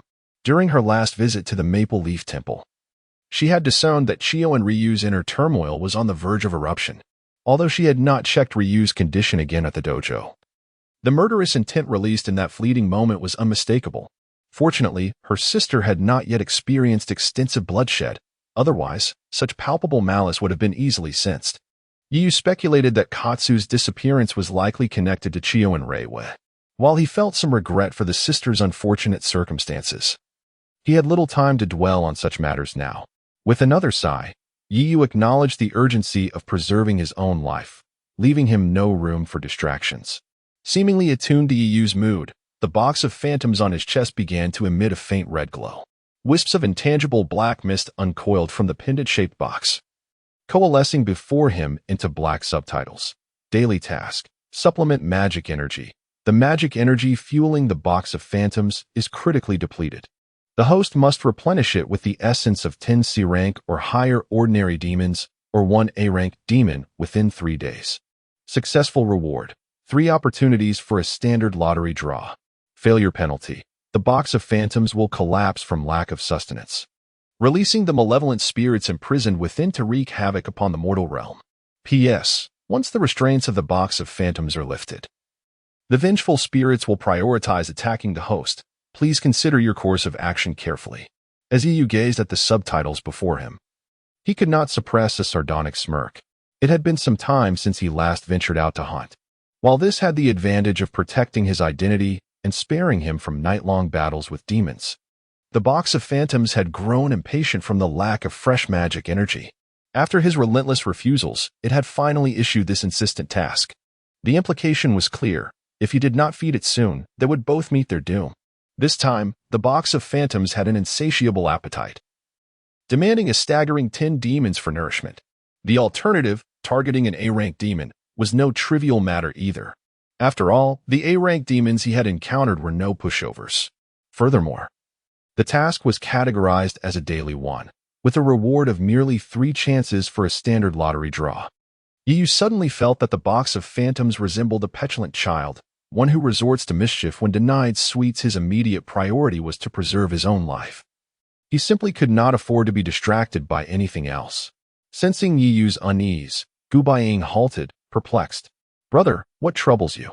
Yu's expression flickered as he dispelled the black mist before him, scratching his head. "Nothing. I was just pondering Katsu's situation that was close." He almost forgot about his sister's extraordinary perceptive abilities. "Is that so?" Gu Baiying did not dwell on it further, nodding as she continued down the mountain. A day swiftly came to an end, with the sun descending in the west. The weary office workers began their staggered journeys home. As the throngs of people ebbed, the dusky sun gradually sank below the horizon, shrouding the sky in dimness. Beneath a bridge in the countryside, a petite figure moved cautiously, her small white hands bracing against the wall as Chiyo and Katsu's steps came to a gradual halt. Blindfolded, she navigated like a sightless wanderer, her breath quickening as she labored through the day. Despite her exhaustion, Katsu merely paused briefly before continuing her aimless wander into the encroaching darkness. Unbeknownst to her destination, she stubbornly pressed forward. After only a few steps, an uncontrollable cough erupted from her. Suddenly, the scenery around her shifted, enveloped in a hazy white mist. This as the blindfold slipped from her eyes, revealing her dazzling gaze akin to a galaxy of stars, granting her clarity of the changes around her. As the nebulous white fog dissipated, she unexpectedly found herself back in her family's dojo. Then, she witnessed a scene from her nightmares. Her sister stood in the courtyard, an eerie smile gracing her face as she wielded a sinister crimson blade. Beneath her feet lay countless bodies clad in formal attire, remnants of those who had cared for her, her brothers and uncles. The fragmented corpses littered the ground, the vivid red of blood saturating the earth. "Giggle, little Katsu, finally. No one can harm you anymore," her sister's voice echoed with a twisted delight, as if draped in a wedding gown woven from blood. The scene before her was so painfully real that she could almost taste the lingering metallic scent of blood. "Sister, how could you?" The frail girl trembled, tears streaming down her cheeks. It was all because of her. Because of her, such a tragic end had unfolded. Just like 8 years ago, when her parents had perished. At that moment, a raspy voice emerged from behind her. "Little one, where are you headed? Who is it?" The surroundings morphed once more. The blood-soaked figure of her sister vanished, and the outlines of the dojo and courtyard began to fade. The events that had just transpired felt like an indelible nightmare. Instinctively, Katsu shrank back, realizing that the white mist was slowly dissipating, replaced by an all-consuming darkness. The once bright brilliance of her eyes began to dim. Plunging her back into obscurity, a few dark feathers fell, and the figure of a raven appeared beneath the bridge. Its blood-red eyes glimmered with a mocking human-like intelligence, fixating on the girl before it. "Venturing out at this hour may cause your family to worry. How about I assist you in finding them?" A chill wind swept through, rendering the girl's fragile form even more helpless. Gradually, more and more feathers floated down, enveloping her diminutive body until she vanished from sight. Chapter 131, The Trial of Transformation. Dawn investigation. Beneath the darkened sky, a cool breeze rustled through the air. As several ebony feathers floated down gracefully, expansive wings unfurled. A shadowy figure meandered slowly through a mysterious underground chamber. Suddenly, the lights overhead blazed to life, illuminating the surroundings and revealing the ominous visage of the figure. Reminiscent of a raven. "Who goes there?" Several exceptionally robust men stepped forward, their faces fierce, emanating an eerie black aura. Upon closer inspection, it became apparent that these individuals bore grotesque deformities. Some appeared almost beast-like. "Ah, Raven, what auspicious occasion brings you here today?" A somewhat flamboyant voice rang out from the back of the group. As a few bodyguard-like figures stepped aside, a short, portly man clad in a loose suit came into view, adorned with a golden chain around his neck and a cigar clutched between his teeth. He exuded the demeanor of an affable businessman. Though not particularly imposing in stature, his grin revealed 2 gold teeth. "I rarely see you in my domain. I have come bearing a business proposition," the raven replied, its voice sharp and amused, crimson eyes glinting as they surveyed the men. The imposing figures blocking the way found themselves involuntarily retreating under the gaze of those piercing eyes. "Oh, what sort of business?" The seated man exhaled a puff of smoke, his smile unwavering. He was skeptical of any goodwill from the raven. The prize for the victor of the next gladiatorial contest, perhaps? As the raven spoke, 2 diminutive figures flanked it, one shrouded in shadow, the other trailing closely behind, her eyes covered by a blindfold, trembling slightly, noticing the quivering girl behind the raven. The man chuckled. Is this the grand gift from the illustrious raven of District 11? I wonder if I can truly handle such a bounty. After all, I am but a solitary figure here, unlike your grand congregation. The raven appeared unfazed by his reluctance, responding with a wry smile. Supporting the other magical beings in District 11 is also the will of the blood demon. As it spoke, the raven's blood-red eyes flitted over the figures before it, a chilling menace lurking within. After all, District 11 does not belong solely to your congregation.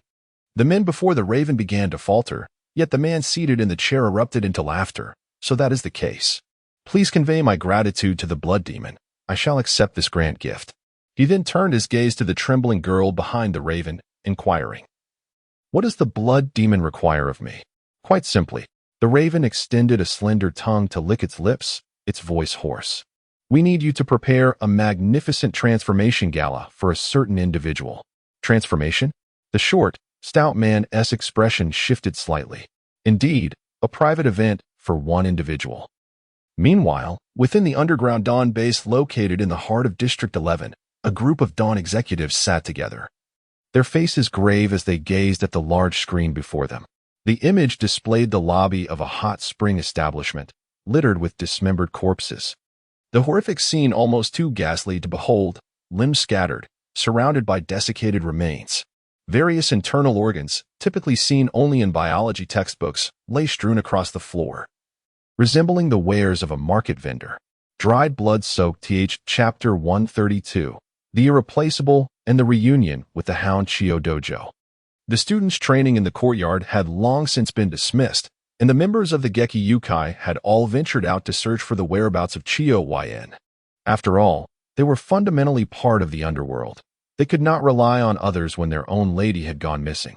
In the residence behind the courtyard, Chio Ryugetsu sat in her sister's room, her delicate form trembling slightly. On the bedside cabinet lay a photograph of a young couple with their two young daughters. The smiles of the two girls in the photo were innocent and radiant. No one could have imagined that just days later, this family of four would be torn apart by fate. Several paper cranes, meticulously folded, were placed neatly in front of the photograph. While a charming bunny plushie rested at the bedside, Chio Ryugetsu gazed longingly at the figures captured in the photograph, her arms wrapped around herself, shivering faintly. Memories from the past flickered through her mind like frames of a film. Vivid crimson blood, her parents lying motionless in a pool of blood, and her sister tightly clutched in her arms.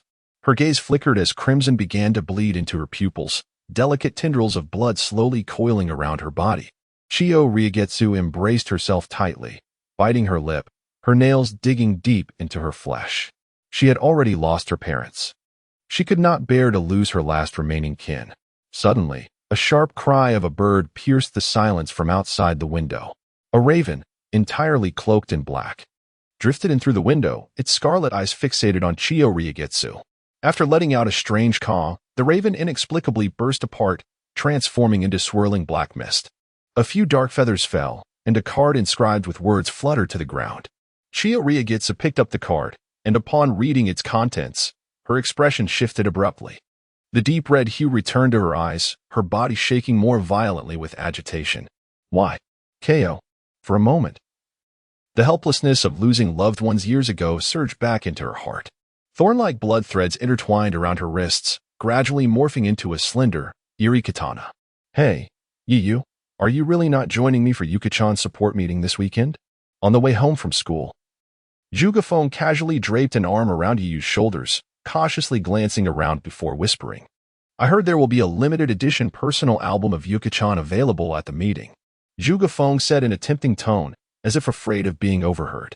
Yu's lips twitched as he quickly pushed Jugafone away. No, I have other matters to attend to this weekend. Perhaps next time. You mysterious guy. What's going on with you lately? Jugafone eyed Yu suspiciously and tentatively asked, You aren't planning on visiting the goddess Chio this weekend, are you? Well, I have seen her before, but her condition may not be very good. Yu thought to himself as he offered Jugafone a perfunctory smile. Of course not. It's just that the nationwide mock exams are approaching, and if I don't put in the effort, I might end up being scolded. Is that so? It's rare to see you so determined. Jugafone pondered for a moment before sighing. All right, I'll let you off this time. But you can't escape next time for Yuki-chan's concert. After chatting for a while, they parted ways at an intersection. Watching Gu Baiying's receding figure, Yiyu's smile gradually faded. Standing at the traffic light, Yiyu picked up his phone and dialed a number. Hello, Mom. Gu Baiying invited me to his house. So there's no need to prepare dinner for me. Xiaoyu is going out to play with friends today?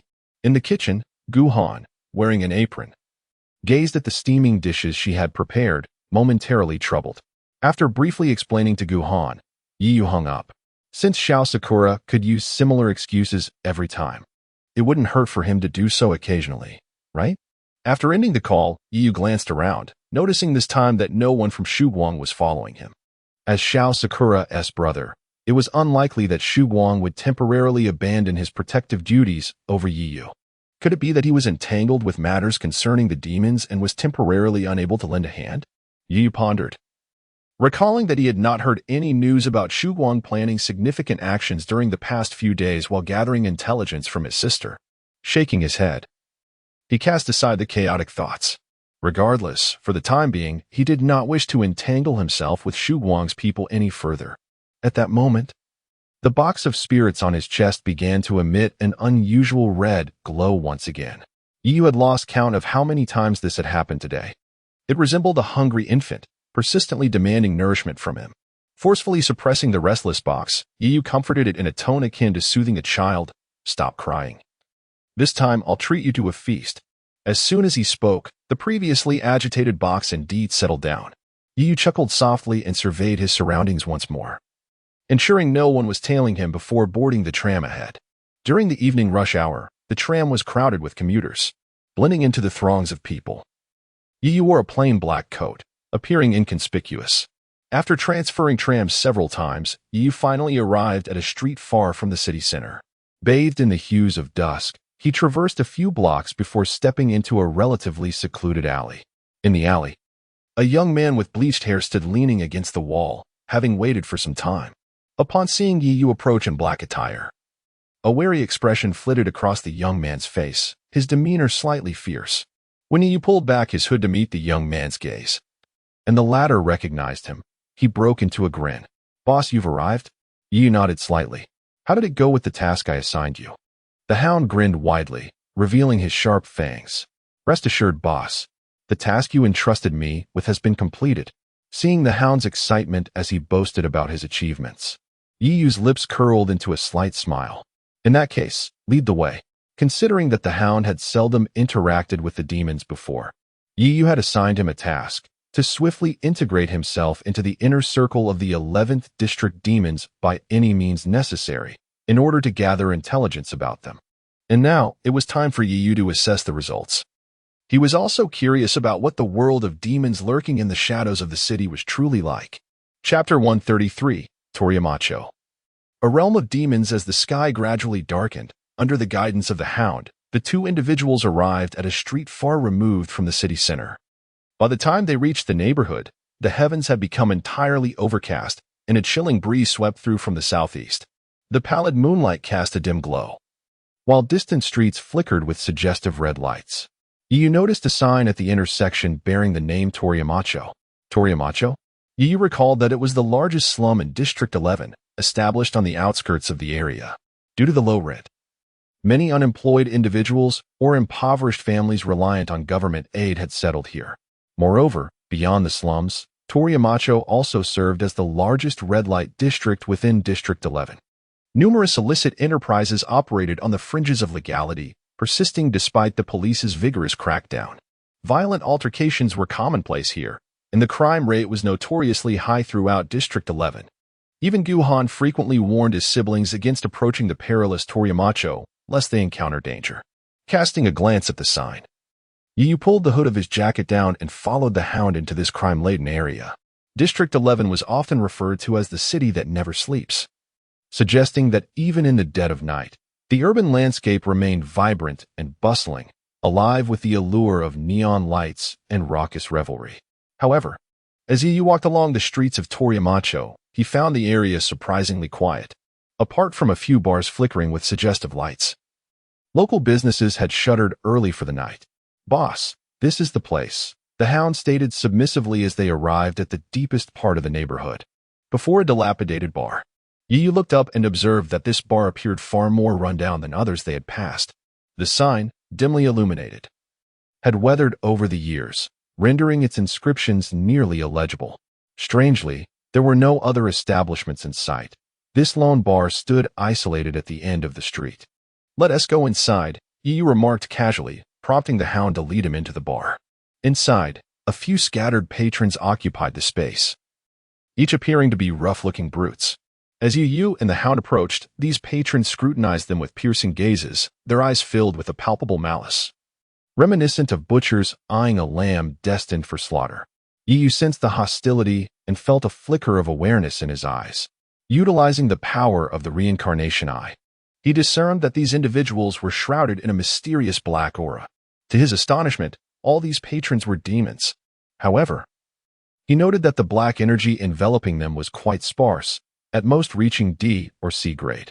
Such beings, while stronger than ordinary humans, scarcely met Yu's needs. Indeed, his purpose in directing the hound to this location was to satiate the appetite of the Wraith Box by eliminating enough demons to recharge it. The hound disregarded the fierce stares and strode confidently to the bar. There, a burly man with a scarred face toyed with a gleaming dagger. Upon noticing their approach, he raised his eyes slightly and stated, "If you wish to join the betting, reveal your identity. If you value your life, you'd best leave." Before he could finish, the hound let out a low growl. His claws elongated, revealing sharp fangs as his eyes turned bloodshot, and a coarse, tawny fur began to sprout across his body, heightening his stature by more than a meter. In an instant, the hound transformed into a fearsome werewolf, surveying the surroundings with his keen, ferocious gaze. The hound's demeanor intimidated the nearby demons, who averted their eyes, concealing their trepidation. Yu understood that revealing one's identity meant proving oneself as a demon. Without uttering a word, he summoned a swirling array of black runes along his arm, which coalesced into an exaggerated black scythe. The scythe shimmered with a blood-red aura, emanating a chilling presence that seemed capable of freezing life itself. The scarred man at the bar instantly adopted a more respectful demeanor, gesturing toward a staircase nearby. "Please, do enter," he said with deference.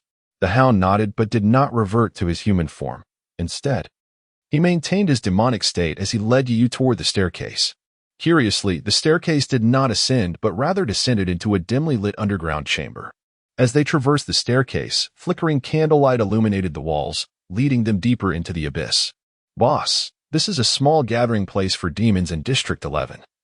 Controlled by a demon known as the Operator Ghost," the hound explained, his previously fierce gaze softening. "This isn't a conventional demon organization. They periodically host exchange meetings among demons, organized by this Operator Ghost." Upon hearing the hound's explanation, Yu nodded in acknowledgement. The demon organizations in District 11 were not limited to the Shintoists. There were also scattered demons lurking in the shadows. Some were too weak to attract the attention of the Shintoists, while others formed small factions, barely surviving amidst the conflict between the Shintoists and the Dawn. Having had limited exposure to the demon world, the hound must have invested considerable effort to gather intelligence on this place. This location had once been an abandoned reservoir, repurposed by its organizers into its current form. At the end of the tunnel lay an ancient, rusted iron door. Upon pushing it open, they discovered a hidden world within. The once vast reservoir had now been drained, transformed into a space resembling a medieval gladiatorial arena, comparable in size to a football field. As Yu and the hound stepped inside, they were greeted by a remarkable scene. Numerous figures encircled the expansive arena, where a massive pit had been excavated to serve as a fighting platform. Thick chains coiled around the arena, while above it hung a cage-like platform.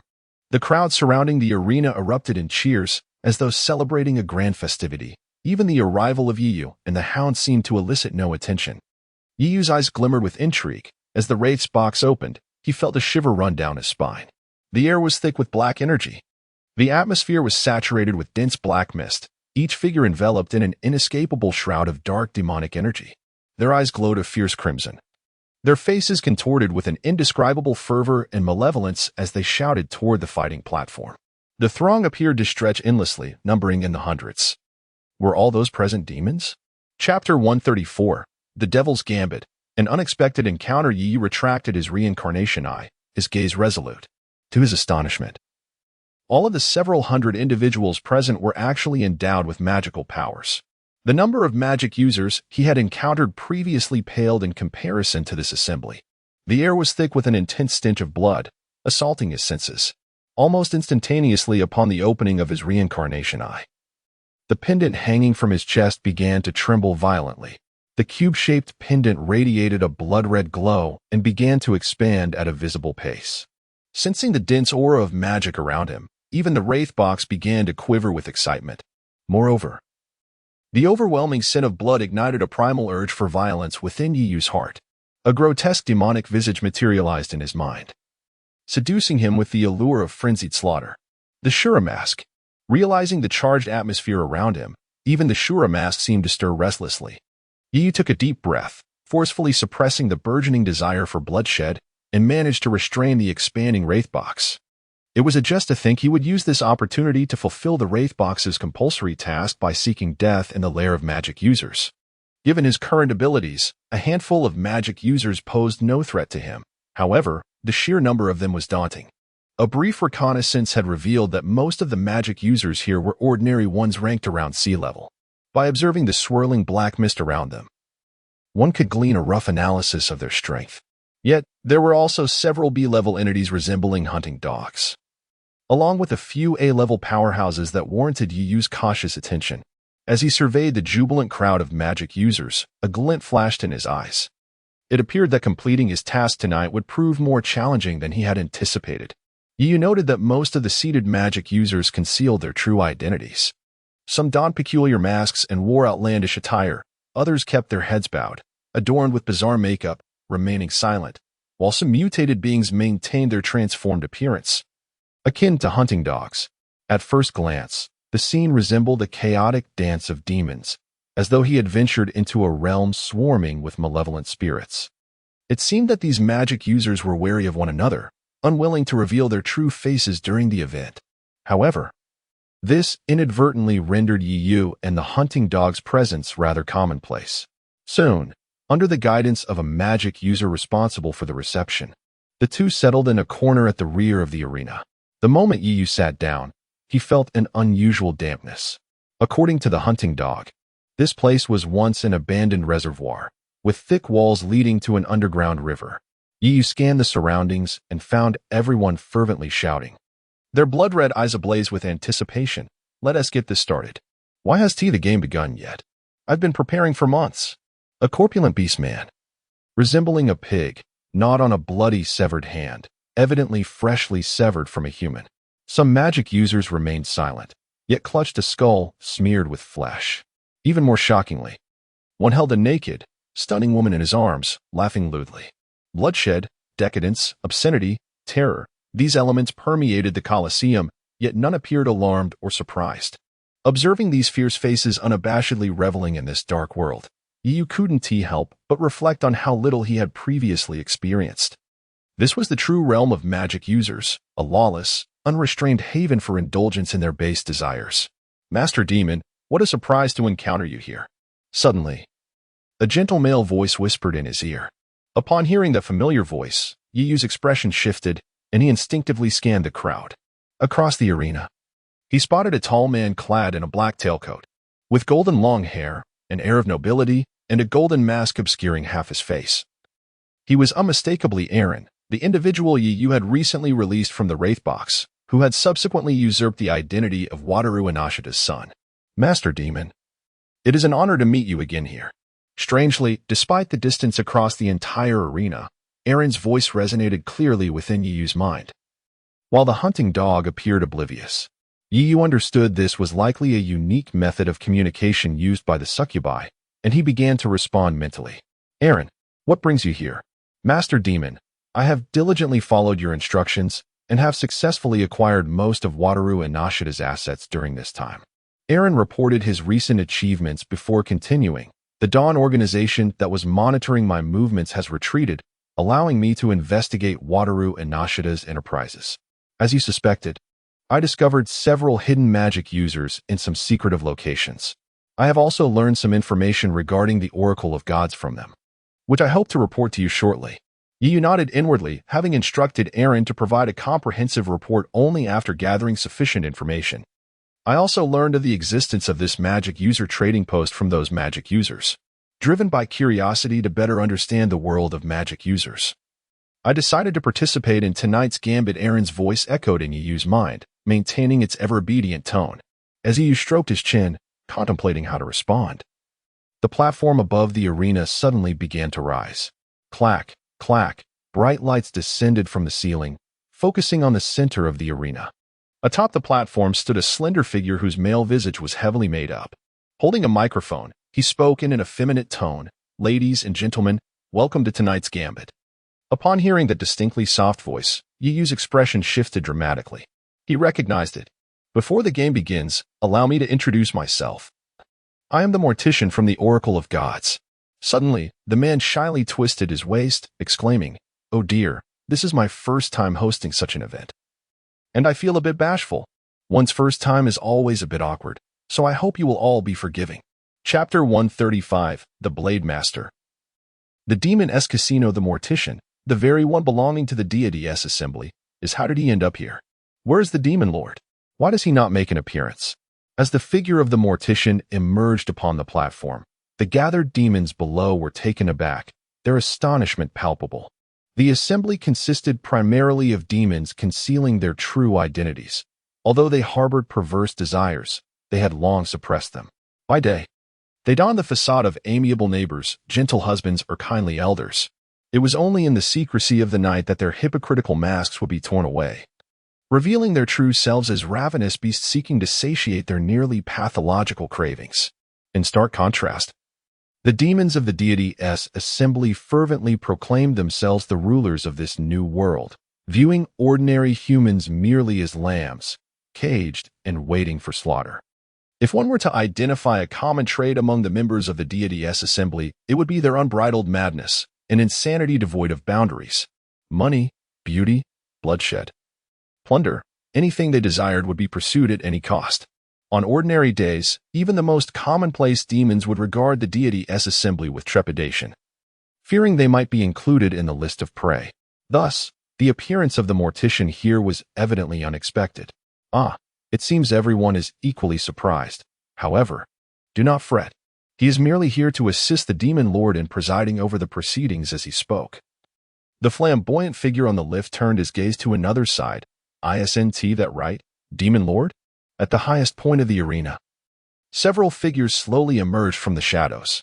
At the forefront stood a rotund man clad in an opulent suit, a cigar clamped between his lips. Beside him were several imposing bodyguards. What is happening? Why are members of the Deity S Assembly here? Yu observed the advancing middle-aged man, the surrounding demons already murmuring in disbelief. Is this the Blade Master orchestrating the demons of this region? Yu's eyes narrowed as he subtly lowered his hood. The stout man raised a hand, exhaling a plume of smoke. "Tonight's betting is to be overseen by the Mortician, and we shall proceed as per our usual customs. It is nearly time to commence." With little elaboration, the man known as the Blade Master proclaimed the betting for the night officially open. Indeed, as his words echoed, the previously restless demons fell eerily silent, their crimson eyes fixated upon the Mortician at the center of the arena. "Let us extend our gratitude to the Demon Lord for granting us this honor." The Mortician gestured toward the Demon Lord and clasped his hands to his ears in a theatrical manner. "Then, let the betting begin." At that moment, a rusty iron gate at the side of the stage began to rise slowly. A trembling man, clad in a white shirt and wearing glasses, staggered forth. His limbs were bound in iron chains, producing a clanking sound with each step. Upon witnessing the terrifying visages of the demons around him, his face blanched in sheer horror. "The prize for tonight's first challenge is 10 million yen. The Mortician, adorned in exaggerated makeup, suddenly extended his arms towards the elevated platform where a skeletal bodyguard opened a case he was holding. Inside lay a thick stack of cash. The assembly of demons erupted in excited gasps, their eyes glowing with fervor. The allure of wealth ignited the demons' insatiable desires, driving their reason to madness. "Where's this place? I want to leave." The bespectacled man, now paralyzed by fear, desperately sought to retreat, but the iron gate had descended once more. "Monsters! You're all monsters. He could hardly believe his eyes, collapsing to the ground, clutching his hair in sheer terror. He had anticipated a mere combat competition, only to confront this assembly of grotesque beings. Let me have a go first, he asked, so tender and delicate. A burly man in the front row leapt into the arena. This giant, resembling a human yet adorned with formidable rhinoceros horns protruding from his forehead, radiated an aura of menace. As dark energy enveloped him, the fists of the rhinoceros demon grew disproportionately large, his scarlet eyes fixated hungrily on the petrified man in glasses, eager for the impending confrontation.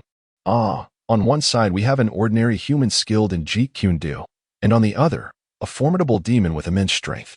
Who will emerge victorious? The announcer beckoned. Let the betting commence. Before the battle could unfold, you noticed several bodyguards descending from the platform, each carrying a golden balance scale. One side of the scale bore a weight, and the moment the demon spotted it, their eyes lit up with anticipation. In the next instant, Yu watched as the demons produced various items, laying them before themselves. The items were a bizarre assortment: glimmering jewels, weapons deemed illegal, and even well-preserved human organs. The game had begun. The Blade Master-esque betting commenced. As Yu remained intrigued, his companion, the Hound, gasped in astonishment. A skeletal bodyguard approached the demons, holding the golden scale aloft. As dark energy swirled around, the scale began to tremble, and the weight on one side inexplicably opened its mouth wide, voraciously consuming the items presented before it. Assault rifle, no bullets, valued at 2 magic cores. As the weight devoured a firearm, it spoke in the very voice of the Blade Master. Yu realized this was the Blade Master's unique ability. The Hound's eyes widened in surprise. It was his first time witnessing the demon's betting. Rumor had it that the Blade Master could manifest a scale imbued with his will, allowing him to assess the value of items, a primary reason why his casino thrived in the demon realm. The scale's mouth continued to consume items, articulating their worth. Yu glanced at the rotund man atop the platform, a glimmer of insight flashing in his eyes. The Blade Master's ability was the manifestation of the scale. Surveying his surroundings, he observed the demons eagerly retrieving their prized possessions, anticipating the scale to bestow a noble value upon their bets. Severed limbs, dismembered body parts, corpses, flesh, women's lingerie, illicit drugs, an array of bizarre wagers was brazenly presented. Indeed, these seemingly absurd items were the stakes brought forth by the demons. This arena, resembling a den of iniquity, was, in truth, a casino uniquely belonging to the demons of this region.